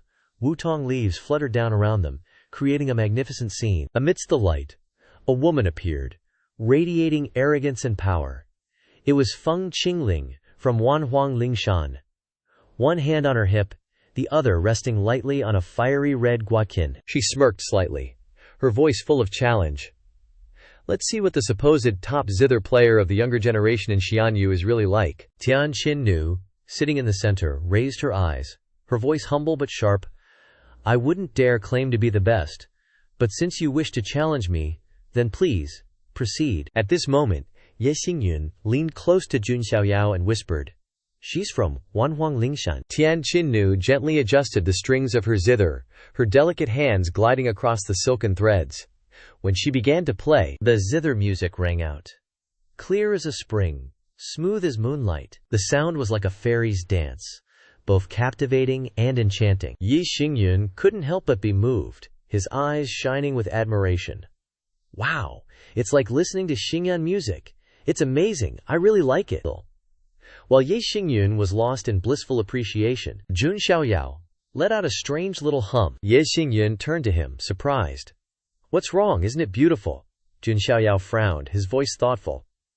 "It is beautiful, it's just, it sounds like the Nishang Yu Yi Kwa." Yi Xingyun's eyes widened, his hand clenching as if he'd just realized something. "So that's it! This is the Nishang Yu Yi Kwa? I heard it's the signature piece of Shan Yu Qinzong." Jun Xiaoyao nodded, his gaze thoughtful. Shan Yu Qinzong? Sounds about right. But why would she play this piece in a place like this? The sound of Tian Qinnu's zither gradually faded, leaving a sweet, lingering echo in the air. It was Feng Qingling's turn to step up. She adjusted the strings of her zither. Each movement was sharp and powerful, a complete contrast to Tian Qinnun's gentleness. Tian Qinnu suddenly stopped playing. Her sharp gaze fell on Jun Xiaoyao, causing him to break out in a cold sweat. "Chillin'." On the stage, the powerful sounds of Feng Qingling's zither soared like a phoenix's cry, flying freely through the vast blue sky. The sound was full of majesty and freedom, captivating the listeners. Ye Xingyun once again exclaimed in admiration, "This is so liberating, it's like hearing a phoenix call from a secluded valley." Suddenly, he noticed Jun Xiaoyao was biting his lip, trying to suppress a laugh. Confused, Ye Xingyun tilted his head and asked, "Xiaoyao bro, what's up with you now?" Jun Xiaoyao covered his mouth, his voice low but unable to hide his amusement. "Xingyun bro, can't you hear it? The piece that young lady is playing is Feng Qi Huang." Ye Xingyun was bewildered. "Feng Qi Huang? What does that mean?" Jun Xiaoyao put on a dramatic expression and explained in an equally dramatic voice. "There's a type of beauty you see them once and can't forget. One day without seeing them, you miss them like crazy. The phoenix flies across the four seas, seeking its soulmate. Alas, the beloved is not near, so it expresses its longing through the zither's song, hoping one day to be a match in talent and virtue, and to be united with her. If not, I'd rather die." The people standing nearby couldn't help but blush and steal glances at the two women on stage. The connection between the meaning of the song and the two women competing made their gazes undeniably awkward. Ye Xingyun's face was now burning red, almost steaming. He covered his face with his hand, stammering, "Xiaoyao bro, this... could it be?" Jun Xiaoyao kept a straight face, as if it were the most serious matter. He nodded firmly. "That's right. This is a song used to find a life partner." Ye Xingyun, even more embarrassed, exclaimed in amazement, "The Taigu Huang clan is really direct and so intense." As Feng Qingling was engrossed in her playing, suddenly, a PFFT sound rang out. A string on her zither snapped unexpectedly, causing the music to abruptly stop. Feng Qingling froze, her eyes flashing with a flicker of confusion. But it was quickly replaced by her usual pride. She slowly stood up, her expression calm, but her voice tinged with a hint of regret. "As expected of the top zither player of the younger generation in Xianyu, I concede, Tianqin Nu replied humbly. You were too kind, young lady. Then, she gently reminded her, her tone polite but firm, please have your zither repaired. Feng Qingling remained silent, her gaze as arrogant as ever. She turned and walked away. Ye Xingyun and Jun Xiaoyao now displayed a rare seriousness. Jun Xiaoyao nodded slightly, his tone contemplative. Looks like this Phoenix lady has failed. Yeah. Ye Xingyun agreed, whispering, yeah, in this kind of situation, succeeding in front of so many people, it's really not easy. Then, Jun Xiaoyao suddenly slung an arm around Ye Xingyun's shoulders, his eyes sparkling with excitement, and said with a grin, Xingyun bro, next up, it's our turn to shine. Ye Xingyun, startled and anxious, asked, are we really going up? Without wasting any more time, Jun Xiaoyao didn't say another word. He immediately leapt onto the platform. His figure landed gracefully in front of Tianqin NV, gently but full of confidence. Jun Xiaoyao smiled, his tone challenging. This one wishes to challenge. I wonder if the young lady has the strength to continue. Tianqin NV was momentarily stunned but quickly regained her composure, nodding, I'm fine, please, young master. Jun Xiaoyao chuckled, his voice filled with excitement. If that's the case, take this. As soon as he finished his sentence, he suddenly produced a strange scale. At the same time, he lightly plucked at the ancient zither that had just appeared in his hands. The crowd below immediately gaped, and a commotion erupted everywhere. What kind of zither is that? Everyone's eyes were fixed on Jun Xiaoyao. In his hands, an ancient zither with the majestic aura of a divine weapon, named Feng Ming Qishan, appeared. Its brilliant light enveloping everything as if declaring its superior power. Feng Qingling couldn't hide her shock. Her eyes widened as if she couldn't believe what she was seeing. Even Tianqin NV, known for her composure, couldn't help but sweat a little. Jun Xiaoyao maintained his smug smile, cradling the zither in his arms, and began to play. The zither's melody was graceful yet powerful, like a phoenix soaring through the heavens. He played and laughed loudly, his laughter blending with the music to create a scene of madness and excitement. Haha, let's enjoy this madness together. In a corner, Feng Qingling clenched her fists, her eyes following Jun Xiaoyao with a complex expression. The Phoenix clan's wings were their pride, but they were only revealed during special occasions. About half a year ago, at the Huangzhou Heavenly Emperor Palace, Jun Xiaoyao's zither music exploded like a nuke, causing a mess. Each discordant note was like tearing through space, causing all nearby disciples to hold their heads in pain. Even Jun Zantian couldn't stand it, feeling a headache from the terrible music. He went to where Jun Xiaoyao was playing and irritably called out to him. Jun Xiaoyao innocently looked up and asked, What's wrong, old geezer? Jun Zantian advised, We don't have that kind of talent, so don't force it. Your cotton-padded zither will cause trouble and complaints sooner or later. Jun Xiaoyao pouted and replied, But I'm quite interested in it. Jun Zantian heard that, sat down next to him and suggested, If you really like it that much, why not seek a master? Jun Xiaoyao asked in surprise. Does our old Jun family have a predecessor who is skilled in zither music? Jun Zantian laughed heartily. Your protector is the one who entered the Dao through the zither. If you want to learn, you must go and find her. Immediately afterwards, a strange scene appeared in Jun Xiaoyao's mind. The picture was a quiet forest at night, with the full moon shining brightly. A woman sat opposite him, holding a zither in her hands, her eyes serious, her skillful hands gliding over the strings, creating sounds that reverberated through the space. Jun Xiaoyao listened attentively to each melody, until a sonic shockwave suddenly shattered the space, making everything around him sway. Both were silent. The woman stopped playing, looked at him, and spoke. What's the matter? Jun Xiaoyao sincerely replied, I want to ask the senior to teach me how to play the zither. The woman asked again.